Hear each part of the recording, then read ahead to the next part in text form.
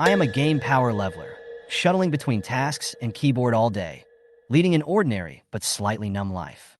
One day, after an all-night training session, he accidentally stepped on an electrical socket due to fatigue and was instantly electrocuted, causing his scalp to numb.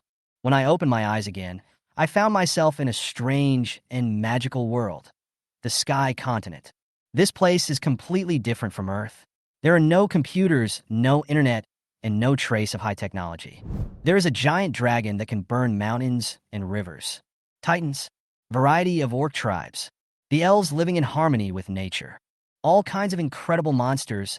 There are also mysterious magic and extremely powerful fighting spirit. This is simply a fantasy world beyond imagination. However, the rulers of this continent are not humans. Here, humans are nothing more than a vassal race with a low status, no civilization, no culture, no freedom, and even the most basic dignity is difficult to preserve. Just when I was confused about the future, I unexpectedly awakened an extraordinary ability, the exclusive skill of the Chosen One. I can pick up the attributes dropped by other creatures to continuously enhance myself. Bang, bang, bang, Monterey, wake up quickly, the beast tide is coming. The shabby wooden door was knocked loudly, and the anxious voice of the village elder Old Pete came from outside the door. Hurry to the underground shelter. I will go and notify the others. When I heard the word beast tide, I was instantly startled. I jumped out of the bed and rushed out the door without even bothering to put on my clothes, heading straight for the center of the village. Damn it, I actually ran into a tide of beasts. This is such bad luck. I cursed in my heart while running, but I didn't dare to stop for a moment. Hurry, young and strong men. Follow me and go outside the village to resist the beast tide. The old, the weak, women and children should all go to the shelter. Move quickly. A 2-meter-tall man with a determined face stood on a large rock in the middle of the village, commanding the villagers loudly. He is Hades, the captain of the village guard, and a strong man respected by everyone. Under his command, the young and middle-aged people gathered quickly. The elderly, the weak, women and children rushed to the shelter. Although the scene was tense, it was orderly. Obviously, this was not the first time the villagers had experienced such a scene. That's right. The Warcraft village is located on the edge of the Warcraft mountains. Beast tides are not uncommon here. I sighed as I ran. The Monster Mountain Range runs through the entire continent, dividing the Sky Continent into two halves, east and west, and is known as the most dangerous place on the continent. Monsters living there and their crazy attacks often bring great disasters to nearby villages.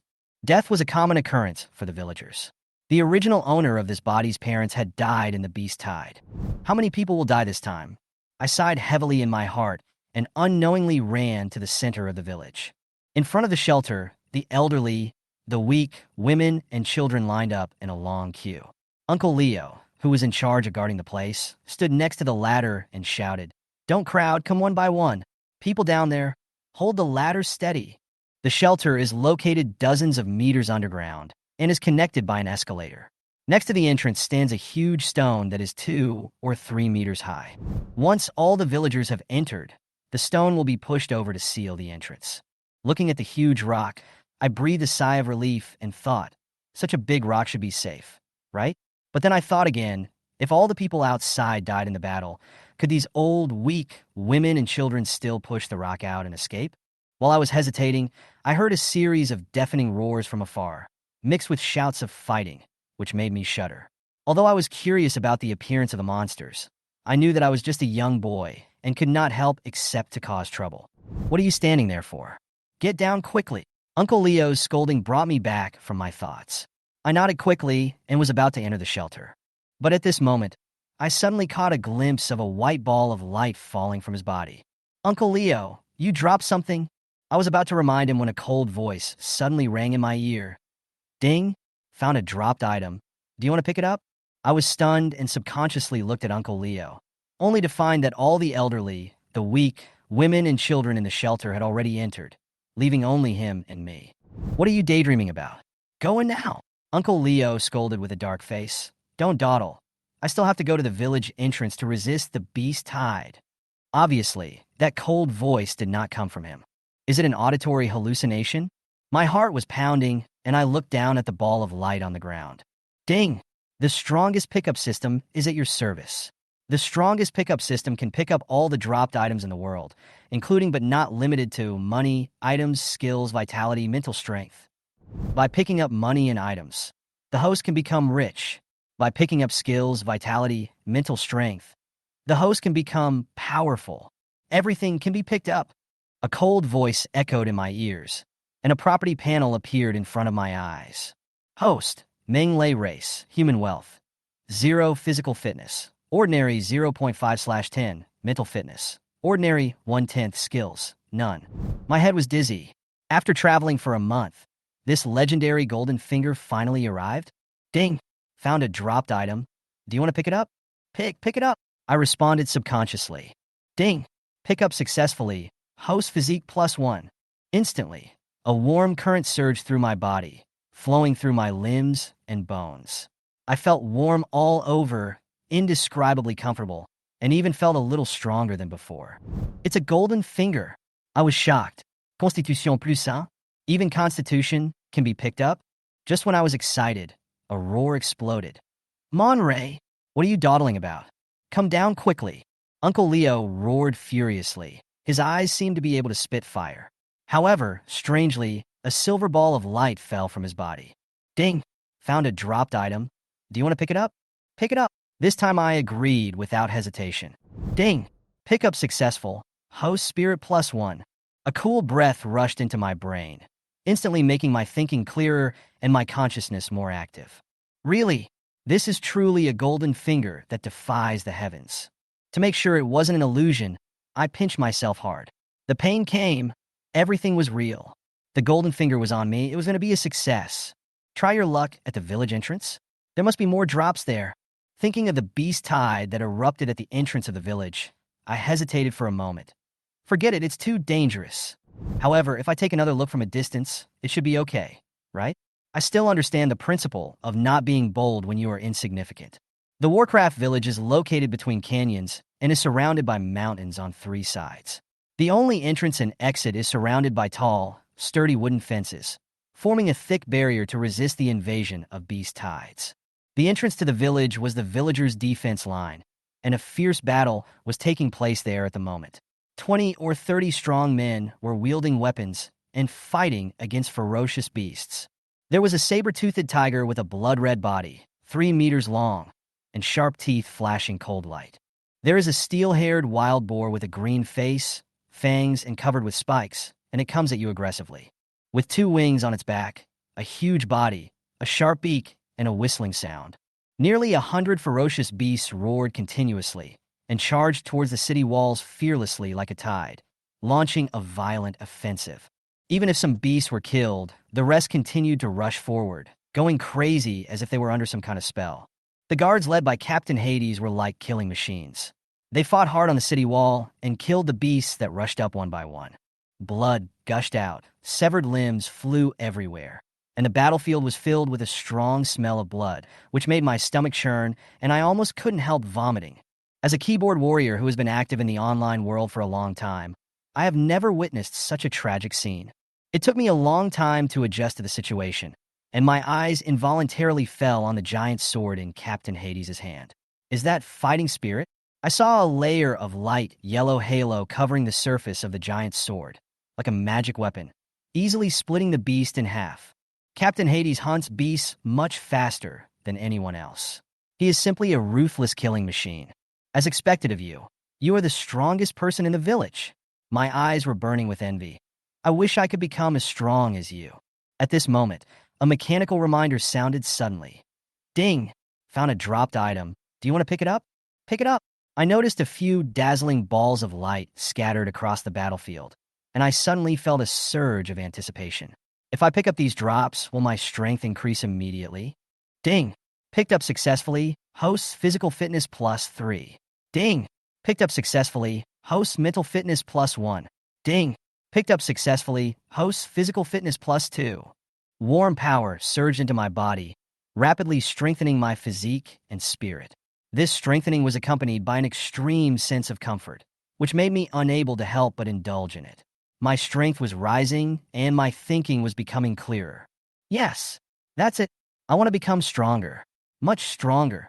Just as I was immersed in the pleasure of becoming stronger, a deafening roar interrupted my thoughts. What are you doing here? I looked up suddenly and saw Captain Hades' eyes wide open, like an angry lion. The powerful pressure was overwhelming and suffocating. Leo, what are you doing? I let you escape? Go back to the shelter immediately. As he spoke, he swung the giant sword in his hand, splitting a pig-shaped beast into two halves, and blood gushed out. I was just about to explain when suddenly, a loud and melodious roar of a beast broke the noise of the battlefield. From behind the beast's hide, a wolf-shaped beast with a fiery red body slowly walked out. Its body was as big as a yellow cow, and its power was amazing. The surrounding wild animals retreated one after another, making way for it. The wolf-like beast walked gracefully, with two flames burning in its eyes. It suddenly jumped up and blew out a basketball-sized fireball from its mouth. The blazing fireball carried a suffocating heat, and even though I was far away, I could still feel the burning on my cheeks. Wolf? A wolf that can breathe fire? Is it the legendary monster? Damn it, it's actually the fire wolf. This is troublesome. Captain Hades remained calm and cut the incoming fireball in half with one sword and shouted, "I'll leave the other beasts to you, but this fire wolf is mine." After saying that, he rushed forward with his sword in hand. Magic beasts are different from ordinary beasts. Their physical fitness is far superior to that of ordinary beasts. They can also use magic and have amazing destructive power. If magic beasts appear in the beast tide, the danger level will inevitably increase significantly.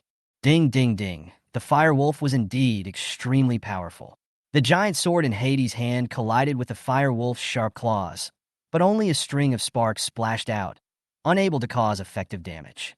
At the same time, the fire wolf would occasionally spit out huge fireballs to launch sneak attacks during the fight, with its offensive being fierce. Hades swung his sword to smash the fireball, but with each slash, the khaki halo on his giant sword would weaken a little. According to this trend, the halo would soon dissipate completely, and the situation would be precarious. "Captain, come on, kill this fire wolf." The members of the guard team fought hard against the beasts while cheering for their captain loudly, without realizing the danger of the battle. After all, they thought that the fire wolf was only the lowest level 1 monster, and Hades was a level 2 warrior, so such a duel should be easy to win. Damn it! Hades gritted his teeth and cursed, his face livid. This is not an ordinary fire wolf, but a level 2 magical beast, the Fire Wolf King. Although they look the same, the difference in combat power is as great as heaven and earth. The speed, strength, and agility of the Fire Wolf King completely crush ordinary fire wolves. Magical beasts of the same level are often stronger than humans. Hades is only a second-level warrior, and the fighting skills he practices are also mediocre. He can't compete with the Fire Wolf King at all. With cold sweat sliding down his forehead, Hades realized that this battle would result in life or death. Wow, so awesome! I was stunned. Both the Fire Wolf King and Captain Hades seemed to have surpassed the limits of human beings. They could easily jump 5 or 6 meters high, split the ground with a sword, and the power of their fireballs was comparable to that of bombs. Are they still human? At this moment, a cold reminder sounded in my ears. Ding! Found a dropped item. Do you want to pick it up? I focused my eyes and saw a red ball of light falling from the Fire Wolf King. Can Warcraft drop things? I was stunned for a moment, my heart filled with curiosity. What kind of treasure is it? Pick it up. The system prompt sounded immediately. Ding! Fusion successful. Obtained the first level magic, Fireball. I was overjoyed to hear this result. Humans are one of the weakest races in the Sky Continent. To survive, they can only rely on fighting spirit and magic. However, most people will never be able to come into contact with these two in their entire lives, let alone practice them. I am one of them. But now, this system has allowed me to pick up magic. This is tantamount to opening the door to becoming a strong person. With excitement, I tried to cast the fireball. I raised my right hand, but nothing happened.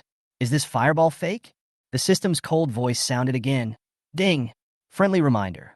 Casting magic requires the consumption of magic power and mental power, neither of which can be missing. It was then that I noticed that the magic column in the attribute panel was empty. There was no magic in my body at all. No wonder I can't cast the fireball spell. I laughed bitterly, feeling a little relieved. At least it proves that this magic is real. But where does the magic power come from? Ding! Found a dropped item. Do you want to pick it up? Another red ball of light fell from the Fire Wolf King. Pick it up. Ding. Fusion successful. Host's magic power +1. A warm energy surged into my body, lifting my spirits. This is magic. I tried again and raised my right hand. This time, a ball of sparks appeared out of thin air in the palm of my hand and instantly expanded to the size of a grapefruit. Although the fireball was swaying, the high temperature it emitted made me very excited. This is the power of magic. However, the fireball didn't last long before it turned into smoke and dissipated. I immediately felt weak, as if I had been drained of energy. Fuck, my magic power is gone. I was a little helpless about the exhaustion of my magic power. The fireball just now used up all my reserves. This kind of consumption really caught me off guard. I need more magic. My eyes were fixed on the fire wolf. I was still a layman in magic, and I didn't know how to actively obtain magic power, so I could only rely on picking it up. And the only creature on the field that could drop a ball of magic power was the fire wolf. Unfortunately, in the next few minutes, I didn't see any magic light balls, but some light balls with other attributes fell. Although my extravagant hopes were dashed, my constitution attribute continued to rise and soon broke through 10. At this time, the system's cold reminder sounded. Ding! Congratulations to the host. You have been promoted to a trainee warrior. Please keep up the good work and strive for greater breakthroughs. Trainee soldier? I was a little confused. Isn't this improvement speed too outrageous? A warrior with the word apprentice may not sound very strong, but in fact he is far better than ordinary people. The Warcraft village is located on the edge of the Warcraft mountains. The villagers make a living by hunting and collecting herbs, and they are all strong. However, among the nearly 100 people in the village, only a few could become trainee soldiers, and most of them were just strong. And I, in just a few minutes, transformed from a weak chicken to a trainee soldier. This speed can definitely scare others to death. The trainee fighter is very strong. I have personally witnessed them tearing tigers and leopards apart with their bare hands and beating wild boars with their fists. They are much stronger than the boxing champions and soldiers on Earth. And now, I am the same as them. If you don't believe me, try it. Looking at my thin arms and legs, I picked up a rake and quietly approached a wild boar. This wild boar was huge, 2 meters long, with a green face and fangs, and bristles like steel needles. Its fangs gleamed coldly, and if it hit an ordinary person, it would definitely be smashed to pieces on the spot. Take this rake from me, I yelled and swung the rake at him. What are you doing? Get back. Job, a member of the guard, was horrified and rushed over with his sword raised. He knew that the wild boar was extremely powerful and had great destructive power, so even he had to deal with it with all his strength. The young man in front of him was simply courting death by rushing forward. But the next moment, Job was stunned with shock. Crack! The spiked rake hit the wild boar's head accurately, like a hammer smashing a watermelon. The skull cracked instantly. Blood gushed out. The wild boar wailed, rushed out a few steps by inertia, and fell to the ground with a bang, and there was no movement anymore. This is dead? Job's mouth was wide open. His mind was completely confused. Monray actually killed the bristle boar? How is that possible? I killed the wild boar? I was stunned. Then I became excited. The trainee soldier is really powerful. Ding! Kill a bristle boar and get 10 gold coins. The system prompt sounded. 10 gold coins? Ding! Friendly reminder. The host will gain corresponding wealth value after killing the target. The wealth value can be used to improve attributes, exchange skills, or consumption. After understanding the rules, I didn't rush to use the gold coins, but turned around and continued hunting other beasts. Ding! Dropped items detected. Do you want to pick them up? Pick it up. Ding! Fusion successful. Host physique +3. This pleasure of becoming stronger intoxicated me. As expected, my trip to the village was not in vain. Then I set my sights on a green-scaled python. This creature was 10 meters long, covered with slippery green snake scales, and it was spitting out a cold snake tongue. It rushed towards me in an S-shaped step, which was creepy. Die to me! I swung the rake and hit it accurately, directly cutting off the python's head. Ding! Kill 1 green-scaled python and get 20 gold coins. Scarlet blood meandered and gathered like a stream, and the air at the entrance of the village was enveloped in a strong smell of blood. On the city wall, 20 or 30 strong men desperately resisted the waves of wild beasts. Although they had killed dozens of them, the beasts seemed to be endless and kept coming, and the tide of beasts still showed no sign of receding. The members of the escort gradually became exhausted, their combat effectiveness dropped significantly, and the situation became increasingly unfavorable. This won't work. We won't be able to hold on for long. Captain, find a way to kill that fire wolf. As long as it doesn't die, the beast tide will not retreat. The shouts of his companions reached Hades, who was fighting with the Fire Wolf King, and made him extremely anxious. He knew very well that the Fire Wolf King was the source of this beast tide. But the problem was that he couldn't defeat the Fire Wolf King at all. In this battle, he was completely at a disadvantage. It was impossible to kill the Fire Wolf King. In stark contrast to Hades' plight is me on the other side. The system's prompts sounded one after another. Ding, kill a green-scaled python and get 20 gold coins. Ding, found a drop that can be picked up. Do you want to pick it up? Ding, kill a wind wolf and get 18 gold coins. In just 10 minutes, I killed 5 beasts in succession, harvested hundreds of gold coins, and picked up 4 light balls.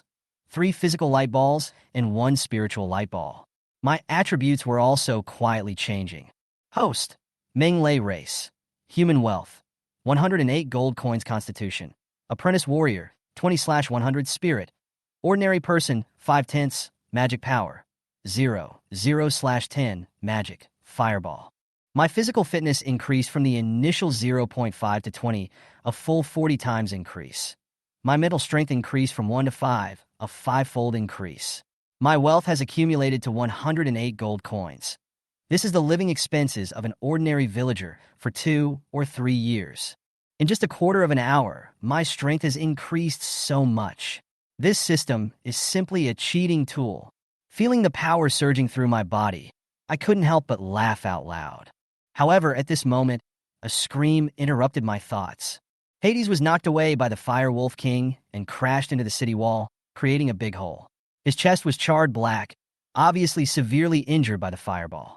Captain, are you okay, Captain? The guards shouted one after another, their faces full of horror. You know, Hades is a level 2 warrior, but he was actually injured by a level 1 monster. Roar! The Fire Wolf King growled and walked gracefully towards Hades. The elements in its mouth gathered, and it was obviously preparing for a fatal blow. Protect the captain! The guards roared and rushed towards the Fire Wolf King, but were stopped by Hades. Don't come over. Guard the city wall. This is an order. After saying that, he gritted his teeth, stood up, pointed his giant sword at the Fire Wolf King, and roared, Beast, come at me if you dare. The Fire Wolf King sneered and spit out a fireball. Just as the fireball was about to hit Hades, I fired my fireball from the side and collided head-on with the Fire Wolf King's fireball. The 2 balls of flame exploded, and the flames shot up into the sky. What's going on? Hades, the guards, and the Fire Wolf King were all stunned. Captain Hades, kill it now! I shouted. Hades turned around and saw the flames burning on my fingertips. He was so shocked that he couldn't speak. Monray, you can actually do magic? Kill the firewolf first, and then defend the village.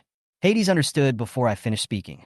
He nodded and said, Okay, you are responsible for holding it back, and I will attack head-on and kill this beast. Then he roared and rushed towards the Firewolf King. This time, the Firewolf King was hit by my fireball, and his movements were restricted.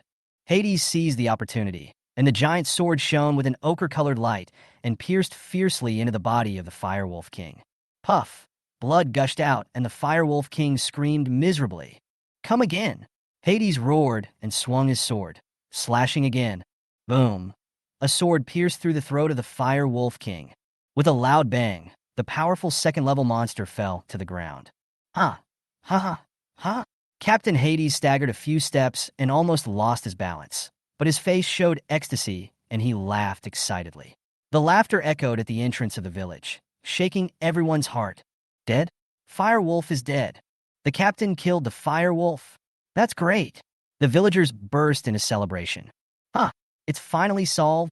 I breathed a sigh of relief and finally felt relieved. However, when I glanced at the personal attribute panel, I couldn't laugh anymore. 108 gold coins. All gone. In exchange, I only got 5 fireballs. What a waste of money. I smacked my lips a few times, then said self-deprecatingly, But at least I killed the Fire Wolf. The Fire Wolf King directly changed the situation of the battle. The eyes of those originally crazy and violent beasts gradually regained clarity, lost their will to fight, and began to retreat. Is how a beast tide works. Once the leader falls, the rest of the beasts will scatter and no longer fight. In just a few minutes, the raging beast tide retreated like a tide, leaving only corpses, debris, and blood on the ground. Retreat? The beast tide has retreated. Finally retreated. A boiling cheer erupted from the wall. Some people brandished their swords and roared, while others collapsed on the ground and gasped for breath. Although they were exhausted, the joy of victory was already beyond words. Captain, are you okay? Several members of the guard team jumped off the city wall and helped Captain Hades up, their eyes full of concern and admiration.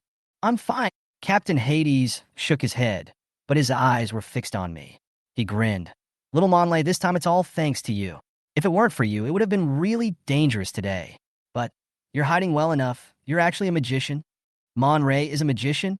As soon as these words came out, all the guard members looked at me in unison, with shock, confusion, and disbelief in their eyes. Compared to Do Chi, which has lower requirements, magic training is very demanding in terms of talent.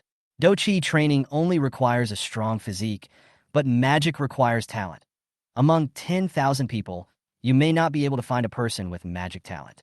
Magicians have always been the nobles of the continent. They are rare, powerful, mysterious, and often the protagonists of countless legends. For a moment, there was a hint of respect in everyone's eyes when they looked at me. A long way from being a real magician. That's already amazing. The beast tide finally ended, and the village returned to peace. The elderly, the weak, women and children came out of the shelter and began to clean up the ruins, treat the wounded, and deal with the beast carcasses. Everything was proceeding in an orderly manner. The Warcraft village, which relies on the mountains for its livelihood, the beast tide is a disaster, but also an opportunity. After each beast tide, a large number of Warcraft corpses are left behind. Fresh meat can be made into food, for it can be made into clothes and armor, and the excess can be used to exchange for daily necessities. This time, no one in the village was injured or killed, and it was a great harvest. Every household received a lot of fresh meat, and the villagers were filled with satisfied smiles. I also carried a big wild boar back to the simple hut. This wild boar would be my staple food for the next few days. Treat yourself well today. Chop wood, make a fire, and grill meat. Half an hour later, the golden roast meat was dripping with oil and exuding an enticing aroma. I swallowed my saliva with a sparkle in my eyes. For many years, I have been barely surviving on the food distributed by the village, often going hungry one day and eating full the next. Today, I can finally have a good meal. The barbecue was cooked through, and I couldn't wait to grab a roasted brown pig's trotter and devour it. Wow, it smells so good. Even though there was no seasoning and only some coarse salt sprinkled on it, I still felt very satisfied and my mouth was full of oil. Eating alone? Captain Hades came over at some point, holding a wine jug in his hand, drinking and laughing. Captain Hades? Why are you here? I quickly put down the pig's trotter in my hand, wiped my mouth, and felt a little embarrassed. Haha, I just wandered around and ended up here. He casually threw the wine bottle to me and grabbed a piece of barbecue and started eating. It tastes good. It smells really good. Wine. I sniffed the aroma of wine wafting from the pot, and my throat couldn't help but move. In a place like the Warcraft village where resources are scarce, wine is a rare luxury. Gulp, gulp. After taking a sip, I suddenly started coughing. It's so spicy. The wine was spicy and astringent, turbid, and even worse than ergotu. I felt disgusted, but I still took a few sips. After traveling through time for a month, I drank cold water with bacon jerky every day, which made me sick. Now that I finally have wine, I cannot drink it, right? Take it easy. Don't drink it all. Captain Hades scolded with a smile. I bought this from a passing caravan for 1 gold coin. It's just this one pot. Once you finish it, it'll be gone. Got it, I replied. After 3 rounds of wine, the meat has 5 flavors. After half of the wild boar was eaten by us, Hades and I leaned against the door frame and chatted casually. Monray, you have a talent for magic. This is a chance to change your destiny. You must seize it. Hades' eyes became deep. I have served in the army before and have seen a lot of the world. I am considered the most knowledgeable person in our village. Yeah, I nodded silently.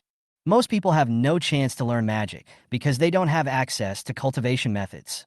Moreover, even if they have cultivation methods, they can't become magicians without magical talent. He looked at me earnestly and said, "But you, without anyone knowing, quietly became a magician. What does this mean? It means that you may have an amazing talent for magic." Hades' tone was full of emotion. Incredible, unbelievable, amazing. These are not enough to describe your talent. Do you know? Countless people dream of having such a talent. I lowered my head, but my heart began to beat. Do I really have a talent for magic? Minglei, remember, you must seize this opportunity. Hades burped a little tipsy. You know, our village belongs to the Fire Dragon Kingdom, and the Fire Dragon Kingdom is a kingdom under the Dragon God Empire. I nodded silently. In the Sky Continent, there are thousands of races. 4 intelligent races dominate this continent: dragons, titans, elves, and orcs.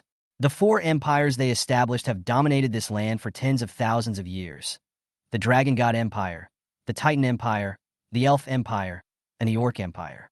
Hades sighed. The Dragon God Empire is located in the eastern part of the continent, bordering the endless deep sea to the east and the Magic Beast Mountains to the west. It has 15 kingdoms and 48 principalities under its jurisdiction. It is a multi-ethnic empire ruled by giant dragons.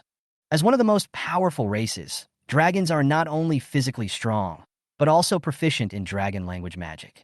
However, their bloodline is too strong, resulting in an extremely low birth rate. His voice was a bit vicissitudes. In order to better rule, the Dragon God Empire implements a 4-class system. 4-class system? I was shocked. Hades nodded. The 4 classes represent completely different social statuses, which also mean different legal treatments and obligations. The top class is the pure-blooded dragon race, who are born nobles and are named marquises at birth. They have large territories and countless privileges. What about the second class? I asked. The second is the subdragon race. Hades explained, dragons are inherently lustful. In order to make up for the low birth rate, the pure-blooded dragon race often does some ridiculous things, so the subdragon race with dragon blood was born. He smiled bitterly. The subdragons have inherited some of the talents of the dragons. Some are physically strong, and some are good at magic. They are numerous and are the backbone of the empire. What about the third level? They are our human nobles.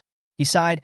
Although we humans account for 90% of the population of the Dragon God Empire, the vast majority of us are weak and of low status and can only be 4th-class people from generation to generation. But occasionally, some human strongmen with outstanding talents rise up and become nobles. Hades' eyes showed admiration. For example, Flying Snow Sword Saint Galen Bonaparte.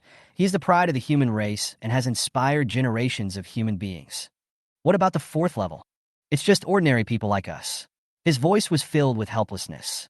Ordinary people have a low status.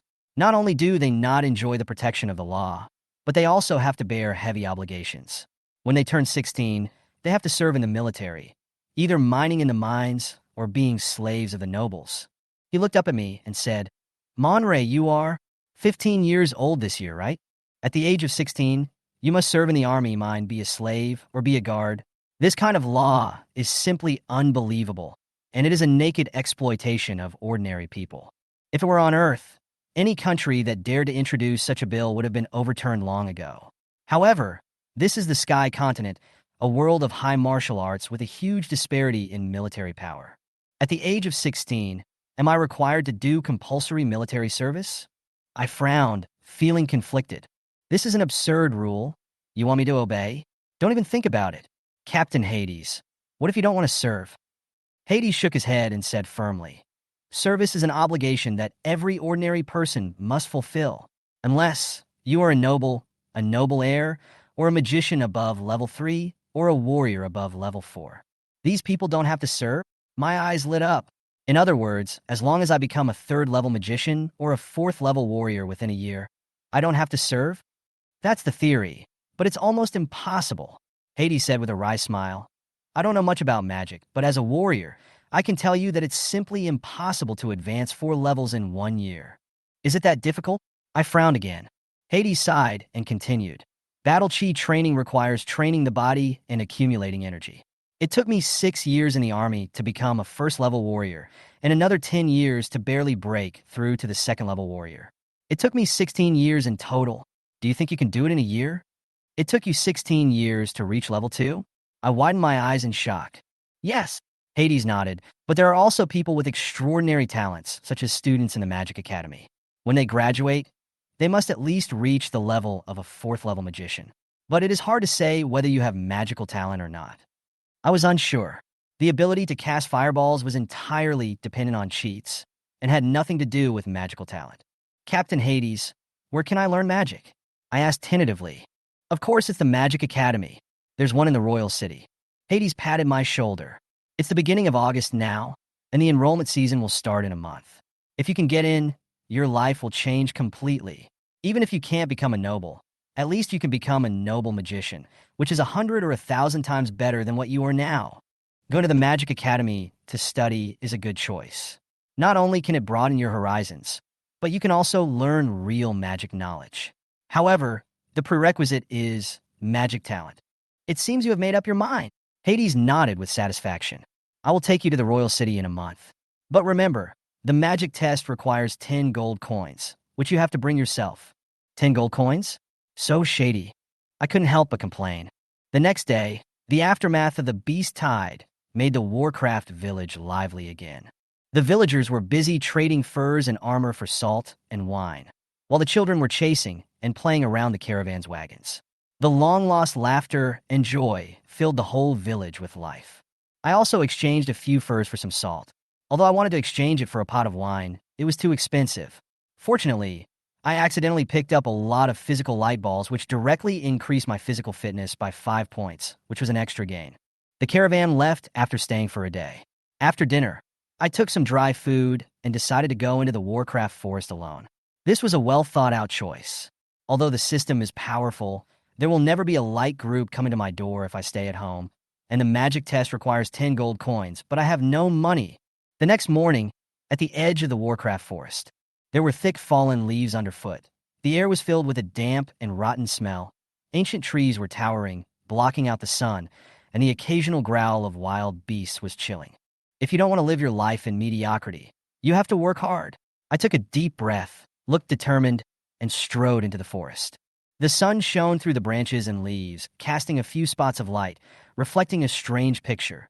Ants as big as walnuts stood in a row. Spiky caterpillars crawled slowly on the tree trunks, and earthworms as thick as arms rolled among the dead leaves, their scarlet bodies making one's scalp tingle. This world is so magical. Puff! There was a crisp sound under my feet. I raised my foot and saw that I had accidentally stepped on a palm-sized white maggot. Ding! Kill 1 white-line maggot and get 2 copper coins. I was stunned for a moment, and then my eyes lit up. Can this make money? The forest is filled with towering ancient trees and dense bushes, and there is an eerie and mysterious atmosphere in the air. In a forest full of dangers, you need to be extra careful with every step you take. Not to mention the powerful monsters lurking in the depths. Even the wild beasts active on the periphery are deadly enough. A tiny poisonous spider or an inconspicuous little snake could kill me. As the saying goes, it is better to be safe than sorry. Rustle, rustle. The grass in front of me suddenly shook. I was startled. After pushing the grass aside, I found 2 animals that looked like wild boars. They're the size of ordinary wild boars, but their bodies are emerald green. Their tails are raised high like scorpions, and the tips of their tails flash with a strange green light, which is obviously highly poisonous. Huh, it's a green-skinned pig with a scorpion tail. What good luck! My eyes lit up, and I licked my lips. This kind of animal tastes delicious and is favored by the nobles. One can be sold for 3 to 5 gold coins. 2 together can just cover the cost of the magic test. I carefully raised the borrowed dagger and approached quietly. At this time, 2 green-skinned pigs with scorpion tails were doing shameful things, completely unaware of the danger that was approaching. A moment later, they died gloriously. Ding! Kill 2 scorpion-tailed green pigs and get 8 gold coins. The system's prompt sounded. I spread out my palm, and there were 8 golden coins in my palm. I sighed that my golden finger was really convenient. Not only could I withdraw money directly, but also could store wealth, saving the trouble of carrying prey. But I felt a little regretful. No light ball dropped. Compared to gold coins, he hoped to obtain attribute light balls, which could directly improve his strength. Going deeper into the forest, puff puff. After I walked a few kilometers, I suddenly heard a creepy sound. I pushed aside the bush and immediately broke out in a cold sweat. I saw a giant python as thick as a bucket and 30 meters long, coiled in front of me, holding a black tiger the size of a yellow cow in its mouth and swallowing it. The giant python was dark green all over, and its mouth was opened almost 180 degrees. The scene was extremely horrifying. If this giant python appeared on Earth, it would definitely cause a stir. I hesitated for a moment, considering whether to try to hunt it. But the fierce aura of the giant python made him give up in the end. Life is more important. Just as he was about to leave, the system prompt sounded. Ding! Found a dropped item. Do you want to collect it? 3 balls of light appeared behind the giant python. 2 white balls of light, 1 silver ball of light, and 1 green ball of light. I was so excited that I took the risk to approach and successfully picked it up. Ding! Fusion successful. Host physique +5. Ding! Fusion successful. Host spirit +2. Ding! Fusion successful. The host obtains the first level magic. Thorn Vine. A warm current flowed into my body, strengthening my flesh. I realized that this giant python was not an ordinary beast, but a demon beast. Just as I was about to leave, the giant python noticed me and stared at me coldly. I ran, but was still trapped by the poisonous vines released by the python. I jumped with all my might and finally escaped by luck. Leaning against a tree, I gasped for breath, lamenting that the danger of the Warcraft forest was far beyond my expectations and that I had to be more careful. Suddenly, there was a sound of fighting in the distance. Roar, roar, roar. Kill this beast. The fierce shouting and killing attracted my attention. I followed the sound and found 4 humans besieging a giant blood-red spider. This spider is 4 meters tall, and its 8 steel-like legs are dancing wildly, which is terrifying. 3 men were fighting the spiders with weapons in hand, while the only woman was chanting spells in the back, apparently preparing magic. Ding! Found a dropped item. Do you want to pick it up? The blood jade demon spider is 4 meters tall and blood red all over, as if it were made of blood jade. It is covered with steel needle-like spikes, and its 6 huge eyes reveal a bloodthirsty and violent aura that is chilling. This is the 2nd-level magic beast, the blood jade demon spider. In the outskirts of the forest where magic beasts are rare, its strength can be said to be rampant. However, today it encountered trouble. The 4 humans who were besieging it showed no sign of weakness. 3 men joined forces to surround the blood jade demon spider and launched a fierce attack. The woman on the periphery held a magic wand and summoned lightning. The lightning gathered above the spider's head, ready to strike with thunder at any time. Roar! The blood jade demon spider sensed the threat of the lightning above its head and roared to the sky. Its 8 long legs like springs suddenly jumped up and pounced on the woman who cast the spell. It was determined to stop the deadly lightning. Protect Allison! The burly man holding the giant axe roared and swung the axe to chop off one of the spider's legs. Sparks flew everywhere, but the spider's legs were not damaged at all, which shows how hard they are. However, the blood jade demon spider's movements paused for a moment, giving the thunder and lightning enough time. Dance of the Thunder Snake! Allison shouted, and suddenly pointed her magic wand down. A thick and dazzling electric snake broke through the air and fell. Crack! Accompanied by a loud bang. Lightning hit the demon spider hard. Its bloody body twitched instantly, as if it had taken drugs, and it jumped out in a strange dance. Good opportunity! The 3 men seized the opportunity, and each launched their strongest attack. Crack! Boom! Puff! Accompanied by 3 loud noises, the blood jade demon spider's vitals were severely damaged. After letting out a shrill scream, it fell to the ground with a bang, and there was no sound anymore. I witnessed all of this from the dark and was deeply shocked. The terrifying blood jade spider, the thunder and lightning, and the powerful offensive of the 3 men all stimulated my nerves and made me deeply feel the power of this world and my own insignificance. I wish I were that strong. As I sighed, the system's cold voice suddenly rang in my ears. Ding! Dropped objects detected. Do you want to pick them up? Pick it up! With a series of prompt sounds, the familiar warmth and coolness flowed into my body again, and my body and spirit were further strengthened. And the last meditation method made me very excited. There are 2 main steps in the training of a magician: absorbing the magic elements between heaven and earth and refining them into magic power, and improving mental strength and both of these steps need to be achieved through meditation. With the meditation method, I can finally actively obtain magic power and take my destiny into my own hands.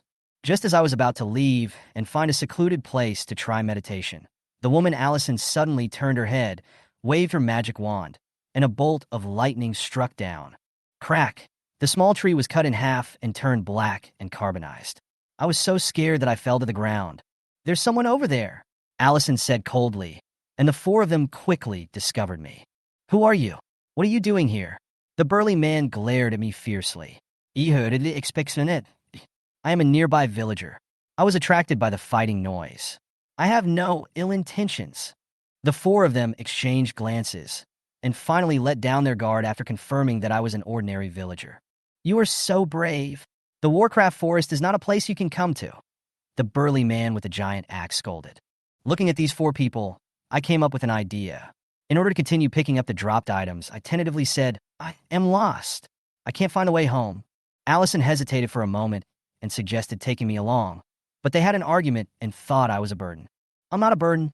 I'm very strong," I said firmly, trying to buy more opportunities for myself. Boom, boom, boom. A white waterfall several meters wide cascades down from the cliff, crashing into the clear pool below, splashing countless crystal water droplets like flying pearls. Surrounded by dense trees and green shades, this place seems like a fairyland on Earth, with picturesque scenery. On the sand beside the pond, a 10-meter-long crocodile was lying lazily, enjoying the sun. Its eyes were slightly closed, its breathing was even, and its posture was leisurely and contented, showing its ease. Crack! Suddenly, a lightning as thick as an arm tore through the sky and instantly struck the crocodile. The huge body twitched suddenly, and the movements were as violent as if it had taken ecstasy. "Do it!" Three strong men suddenly rushed out from the bushes and pounced on the twitching crocodile. "Milo, block its path. Don't let it get into the pool, or we'll be in trouble." "Yale, Bobby, pin it down from both sides. Hold it. Clear." The female magician Allison quickly chanted a complicated magic spell, and the light of the magic circle appeared in the air. From a training group I met earlier. The difference is that now they have one more lost person me. Hey, the fight has started again. I squatted in the bushes, my eyes gleaming with excitement, watching Allison and his team fighting fiercely with this behemoth. This was my third battle since joining the team. The first time was when they fought against 8 iron fire ants. Iron fire ants were first-level fire-attributed monsters with great strength and bodies as hard as iron. The 8 of them could even kill ordinary second-level monsters when they joined forces, so one could imagine the threat they posed. The second target was the swamp poison frog. This second-level water-attributed monster was good at water magic, poisonous attacks, and sonic attacks. Its methods were endless, and it was very difficult to deal with. The third time was the infamous chrysanthemum sky pig. Although it was a second-level Earth-attributed monster, its unique Earth-attributed poison gas could make even ordinary beasts faint, which was extremely disgusting. And this time, we are facing the pond salamander. The pond salamander, this giant beast, is said to have a trace of water dragon blood. It has a strong body and is good at water magic. It is especially at ease near ponds and is extremely powerful. As a spectator of the battle, I gained a lot. In addition to feasting my eyes on 3 fierce battles that were like special effects blockbusters, my strength has also improved. Host, Meng Lei race, human wealth, 239 gold coins constitution. Apprentice warrior, 75 out of 100 spirit. Ordinary man, 9 out of 10 magic. Ordinary man, 7 out of 10 magic. Fireball, thorn vine, water blister. In several battles, my physique, spirit, and magic power have increased significantly, and I even learned a new magic blistering. Although it is only a first-level magic, it is of great value. As for the wealth of 239 gold coins, it was obtained by my little cleverness. When killing the fire ants, I landed a fatal blow when they were dying. The system actually recognized me as the killer and rewarded me with 100 gold coins for each ant. This was an unexpected surprise. At this moment, I am staring at the battle situation, full of expectations. I wonder what I can gain this time. With my previous experience, I am looking forward to this fight. According to the descriptions of the 4 Allisons, the giant beast in front of them is not an ordinary crocodile, but a pool salamander. This beast has a trace of water dragon blood. Not only is it physically strong, it can also control water magic. It is a powerful second-level monster. Especially when it is close to a pool of water, its combat power will be even stronger. It is not easy to kill it. Just as I was about to fight, the system's prompt sounded suddenly. Ding! Dropped objects detected. Do you want to pick them up? Hey, there's always something to gain after every fierce battle. What did it drop this time? Pick it up. Pick it up quickly. Ding! Fusion successful. Host physique +8. It's my physical fitness again. I smacked my lips and checked the attribute column. I found that my physical fitness had risen to 83, just one step away from breaking through the 100 mark. What does it mean to break through 100? A level 1 warrior. Although it is only one level higher than a trainee warrior, the difference in strength is huge. I can't wait to enter the ranks of a level 1 warrior. Meanwhile, the battle on the other side had already reached a fever pitch. The water pond salamander looked clumsy, but in fact it was agile. Its sturdy limbs moved quickly, and with its flexible and powerful tail, it suppressed Milo and the other two without any chance of fighting back. God of War! The scales of this beast are too hard. My axe ain't chop them open. Milo roared, his eyes full of anxiety. I can't do anything about it. Yale shook his head and suggested. We can only aim at its vital points. Allison, use magic to paralyze it. I'll attack its eyes. Bobby ordered decisively. Got it. Allison chanted the spell quickly, and a shining electric dragon broke through the air and slashed fiercely at the pool of salamanders. Of the electric dragon is beyond imagination. The pool salamander was charred black, with bright red flesh exposed. At the same time, its body twitched violently, and its movements became stiff in an instant. The opportunity has come. Taking advantage of the moment when the pond salamander was paralyzed, Bobby's body was as fast as lightning, and he quickly rushed to the head of the pond salamander. The dagger in his hand flashed a cold light and pierced its right eye. Go to hell, you beast! Bobby's eyes were cold and full of confidence. However, just as the dagger was about to hit, a wall of water suddenly appeared in front of the pool newt. The dagger pierced into the water wall, and it was like sinking into cotton, and its speed suddenly slowed down. The water pool newt seized the opportunity, suddenly turned its head, and avoided the fatal blow. Bobby's dagger grazed the corner of its eye and stabbed into its neck, only splashing a few sparks but causing no substantial damage at all. It failed. Bobby's face changed, and he retreated quickly, not daring to take any more risks. Milo and Yale were extremely anxious. If they missed this opportunity, it would be even more difficult to kill the waterfall newt. Allison's magic needed time to prepare, and the waterfall newt could go crazy at any time. Just when everyone was regretting the missed opportunity, the pond salamander suddenly let out a shrill scream, and its huge body began to twist wildly. What's going on? Allison and the other three looked closely and found that there was a person crawling on the back of the pool salamander. The person was waving a dagger and stabbing frantically at its charred and exposed flesh. It's Monray! Milo, Bobby, and the others widened their eyes. I held the dagger in both hands and stabbed the spine of the newt in the pool. Blood gushed out, but I ignored it. Go to hell! I roared almost crazily. Although my movements seemed frantic, each of my cuts went straight to the spine of the water pool newt. Why the spine in my previous life? I watched an outdoor show where a man named Bear Grylls cut the spine of an alligator and easily killed it. Today, I want to try to see if this trick works on a pool salamander. Chapter 12, Kill the Stingray, Level 1 Warrior. This guy is crazy. Does he think the water pond salamander is a fire ant? The iron fire ant was only a level 1 monster, and we killed it until it was almost dead, so it was lucky enough to take advantage of the opportunity. But the water pond salamander is different. This beast is still fine. Seeing Monlay riding on the pond salamander and stabbing wildly, Allison and the other three were briefly stunned. Then they all frowned. The water pond salamander is a level 2 magical beast, and it is intact. In this situation, Menglay, a little kid who hasn't even grown all his hair yet, wants to kill the pond salamander? What a joke! The facts are just as they expected. Although Meng Lei used all his strength, he still failed to cut the spine of the pond salamander. Not only were the scales of this beast as hard as iron, but its bones were also as tough as diamond. How could it be cut so easily? Instead, the severe pain in the back stimulated the nerves of the pool salamander. This second-level magical beast with a trace of water dragon blood went crazy. It roared continuously and shook its body wildly, like a wild horse that had broken free from its reins, trying to throw off Meng Lei, who was attached to its back. Meng Lei could feel this force. He knew that if he continued like this, he would definitely be blown away. He could not hold on any longer. Let's fight! Meng Lei gritted his teeth and shouted in his mind. System, convert all the gold coins into physical fitness. Strength. I need more strength. Ding. Exchange successful. Host physique plus 23. Ding. Congratulations to the host for being promoted to a first-level warrior. Please keep up the good work and strive for another breakthrough. An unprecedented, powerful warm current surged into his limbs and bones, rapidly strengthening every part of his body. Meng Lei felt his strength begin to surge, and his whole body was filled with explosive power. Finally, I became a first-level warrior. Meng Lei's eyes were burning with a sharp cold light. He stabbed out with the dagger in his hand fiercely, chopping the spine of the pool salamander again. Crack! A crisp sound of bones breaking was heard, like a pleasant fairy sound echoing in Meng Lei's ears.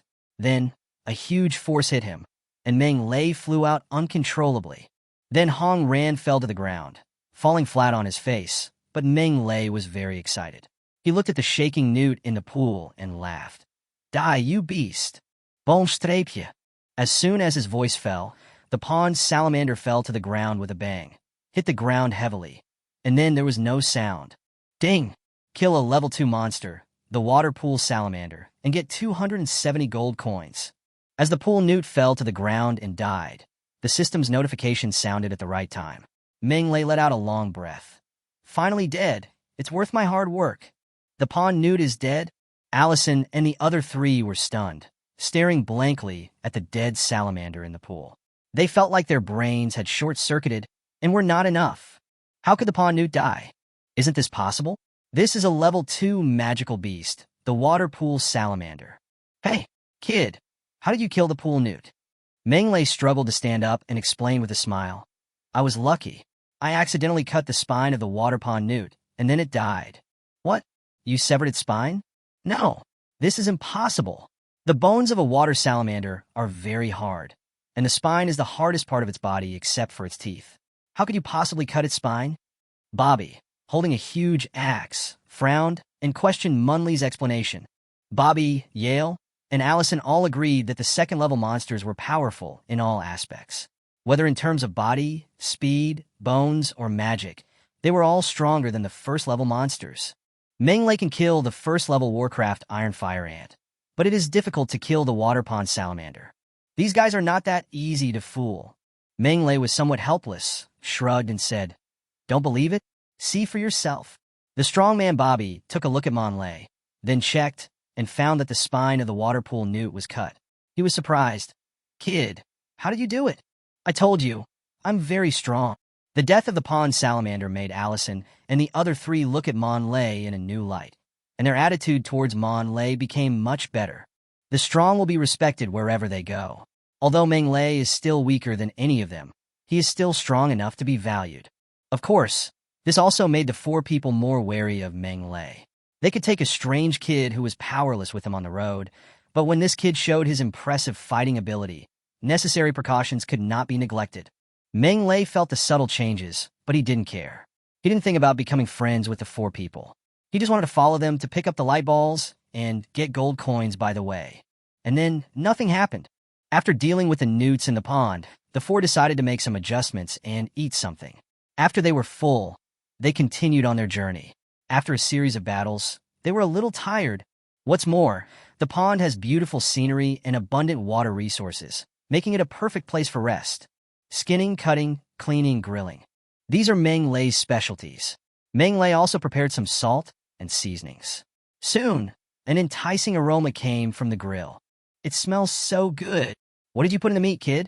Why does your barbecue smell so good? Allison and the other 3 also grilled meat, but none of the meat smelled as good as Meng Lei's. This made the 4 of them very confused, and they all came over to ask for the secret of grilling meat.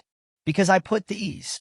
Meng Lei took out the salt and seasonings and said with a smile, This is what I prepared before leaving the village. You can try it too. Apply it on the meat during barbecue. It will taste absolutely great. The 4 of them were skeptical and took it to try it, but they did not completely trust Meng Lei. What if this thing was poison? However, after seeing Meng Lei eating the meat coated with seasoning, the four of them were completely relieved and happily began to coat the barbecue with seasoning. These four guys are too cautious. Meng Lei shook his head and was too lazy to complain. It tastes good, as expected of a level 2 monster. After a delicious barbecue, the group of 5 set off again.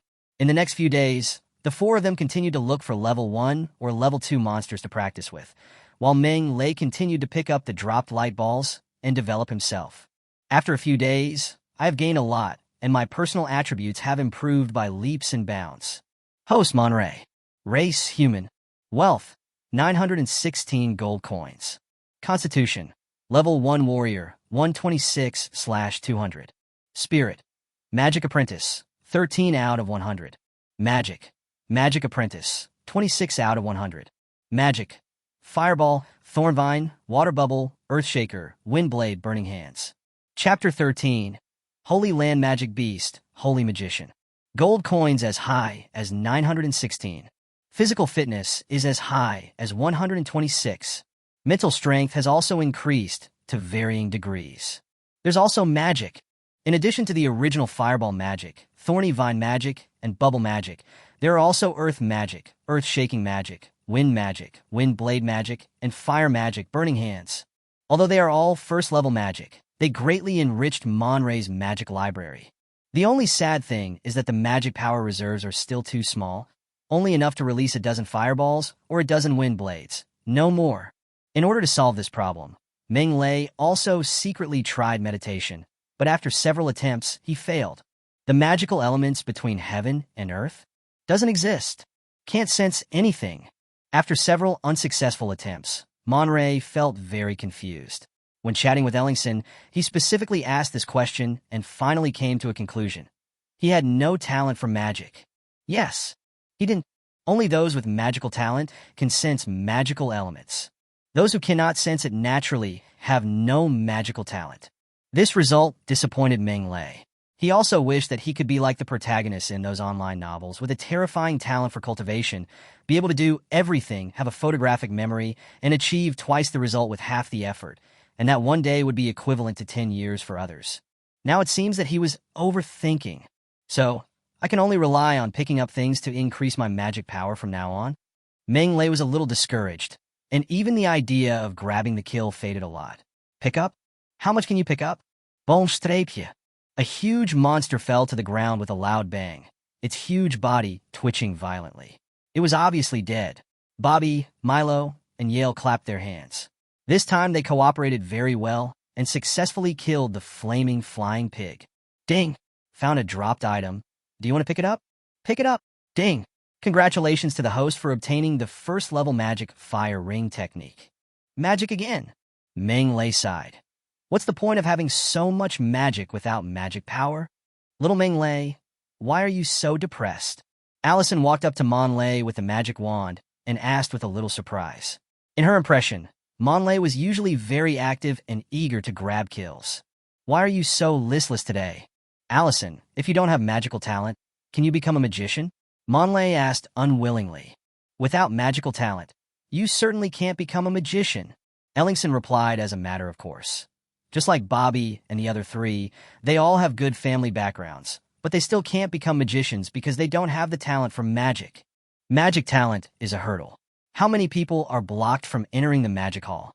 Bobby, the muscular man with a giant axe, raised his eyebrows. Why? Little Meng Lei, you also want to become a magician? Bobby, what you're talking about is nonsense. Who doesn't want to be a magician? Milo teased with a smile. Yale nodded slightly, agreeing deeply. There are so many people in the Sky Continent, and everyone wants to be a magician. It's a pity that they don't have the talent for magic, so it's just a fantasy. Meng Lei smiled bitterly and said nothing more. Let's go. Keep moving forward. Little Meng Lei, the next Warcraft doghead will be left to you. Remember to collect it. Brother Meng Lei, take it easy. You are strong and born to practice fighting spirit. Be a warrior like me. Magic is not suitable for you. Ha, that's it. The group set off again while chatting and laughing. After a few days of getting along, the four of them gradually became less wary of Meng Lei, and their relationship became much more harmonious. They became familiar with each other and could make some jokes. Under the guidance of Bobby and the other three, Meng Lei's mood gradually improved. After they advanced for a few kilometers, a shocking roar suddenly came from the sky. Roar! The horrifying sound waves spread out, like an atomic bomb explosion, making everyone's ears buzz and expressions of pain appear on their faces. What's going on? Have any high-level monsters escaped to the outskirts of the forest? Everyone was shocked and terrified. Such a terrifying roar was most likely from a high-level magical beast. With their current strength, they would definitely die if they encountered a high-level magical beast. Look up at the sky! Bobby suddenly shouted. When the others heard this, they looked up and were shocked all over, as if they had seen a ghost. In the distant sky, there was a terrifying beast over 100 meters long suspended. It had the body of a dragon, wings of an eagle, and a head of a lion. It has long pointed ears, horn-like claws, a body that is shining with golden light, covered with scales, a ferocious appearance, and a terrifying body. The key point is that this giant beast does not flap its wings, but it can still float in the air and fly in the sky, which is very different from other flying monsters. Its identity is obvious. Could this be the legendary sacred beast, the golden flame dragon griffin? Allison's teeth were chattering and her body was shaking as she uttered these words. Bobby, Milo, and Yale were all trembling, their eyes full of fear. Dragon body, eagle wings, lion head, flying in the sky. Bobby swallowed his saliva wildly.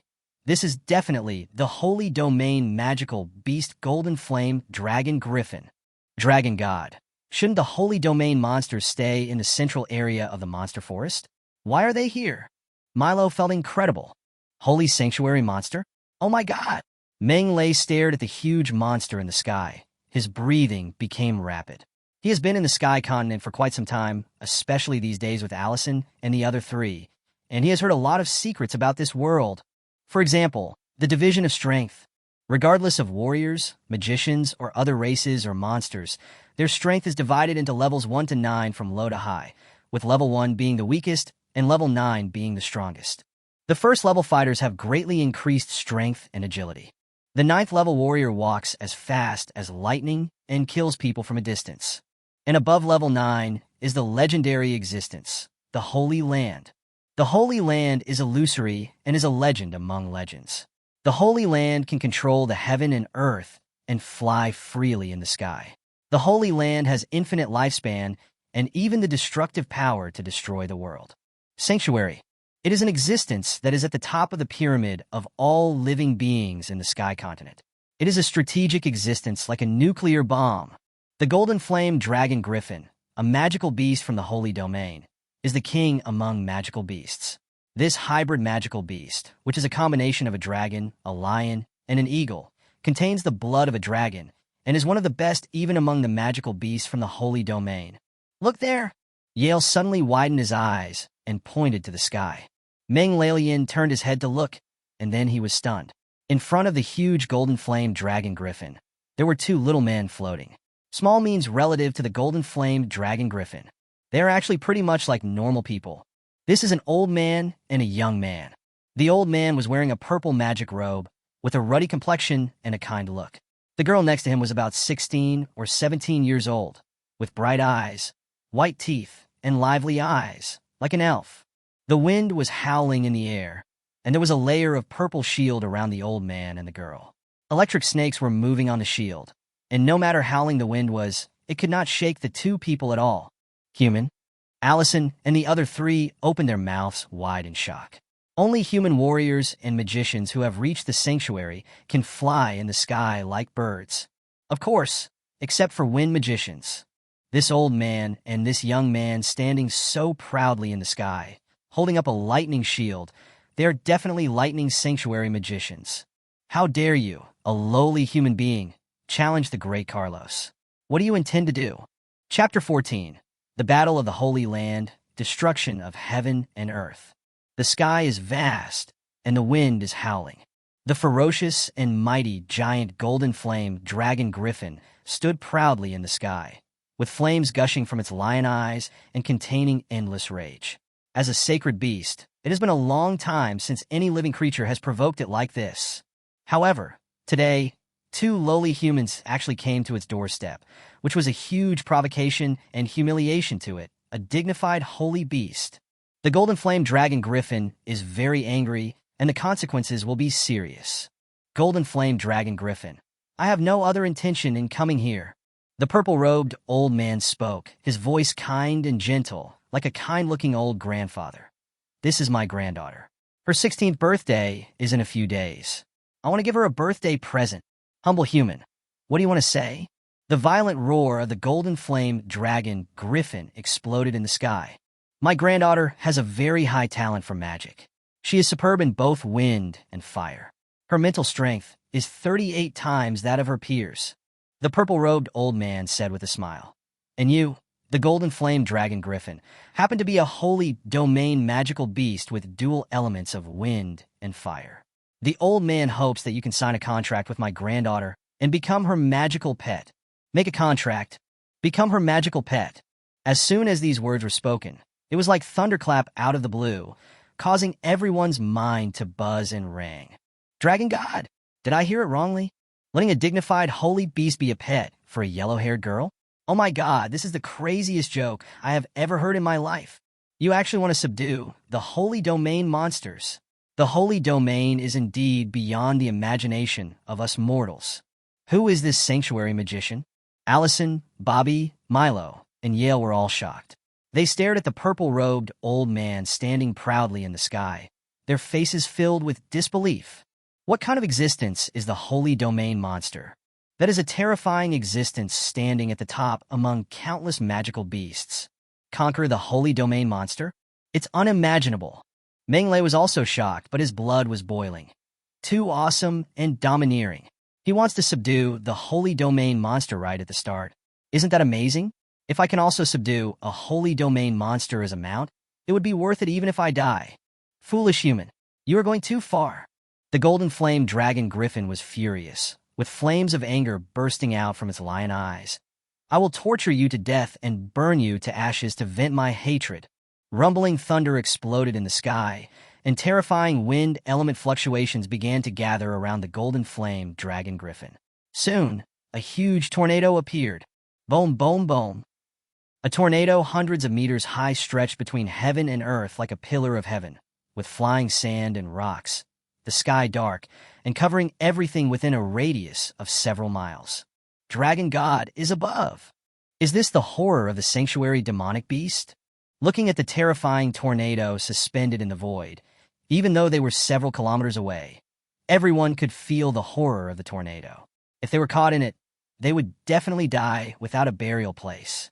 Everyone, should we stay away from each other? When gods fight, mortals suffer. We can't watch a fight of this level. Let's stay away. Just in case. Everyone looked at each other and saw fear in each other's eyes. Then, they all followed their hearts. Wah! Go to hell, you lowly human. The golden flame dragon griffin flapped its wings, and a tornado crashed into the old man and the young boy in the sky. The girl's pretty face changed slightly, and she exclaimed, Grandpa, no need to panic. The old man in purple robe laughed and disappeared from the spot with his granddaughter in a flash. The fierce tornado hit nothingness and failed to hurt the grandparents and granddaughter at all. When they appeared again, they were already behind the golden flame dragon griffin, and at the same time, an extremely thick silver lightning also appeared. Crack! Lightning streaked across the sky and struck the golden flame dragon griffin fiercely. Cunning human! The golden flame dragon griffin roared and opened his mouth to spit out a long dragon of fire. Boom! The fire dragon and the silver lightning collided with each other, like an atomic bomb explosion. Amid the earth-shaking explosion, a huge mushroom cloud rose into the sky. The earth roared, and the trees broke. The electric current is raging, and sparks are flying. Oh my God! When Menglei and his 5 companions who were running saw the scene behind them, they were terrified to the extreme and ran as fast as they could, wishing they had been born with 2 more legs. Bon streepje. Unfortunately, it was too late. A terrifying shock wave erupted instantly, spreading in all directions with the collision point as the center. In just a few breaths, it was close. It's over. A huge force hit Menglei, and he felt as if his head was hit hard. Then everything went black in front of his eyes, and he knew nothing. I don't know how much time has passed. Meng Lei woke up slowly. My head hurts. Meng Lei touched his head, and it was sticky. Bleeding? Meng Lei looked at his red hands, wanting to cry, but unable to. Only then did he realize that there was no part of his body that was intact. He felt dizzy, his back ached, and his waist was sore. But fortunately you survived? Thinking back to the horrific scene before he fainted, Meng Lei felt a lingering fear. That scene was just like the end of the world. I didn't expect the battle between the sanctuaries to be so terrible. As the saying goes, a newborn calf is not afraid of a tiger. He actually didn't want to run away just now. He wanted to see the so-called holy land of this world up close. Looking back now, it's ridiculous. Experience? With my current strength, I am not even qualified to watch the battle up close. Meng Lei smiled bitterly and shook his head. It's a blessing to be alive. Alas, I underestimated this world after all. Then, Meng Lei struggled to stand up. The battle seems to be over. The golden flame dragon griffin is gone. The old man and the young are also missing. But from the devastated forest around them, it can be seen that the previous battle must have been extremely brutal, and it is no exaggeration to say that it was a world-destroying battle. Fortunately, they were far enough away, and luckily, they did not die. Allison, wake up! Bobby, wake up! Milo, Yale, where am I? I'm not dead. Under Monray's patting, Allison and the other three woke up one after another. Like Monray, they had suffered some minor injuries, but their conditions were still good. They would be fully recovered after a short rest. A battle at the sanctuary level is definitely not something we can witness. It's horrible. Everyone was relieved to have escaped death.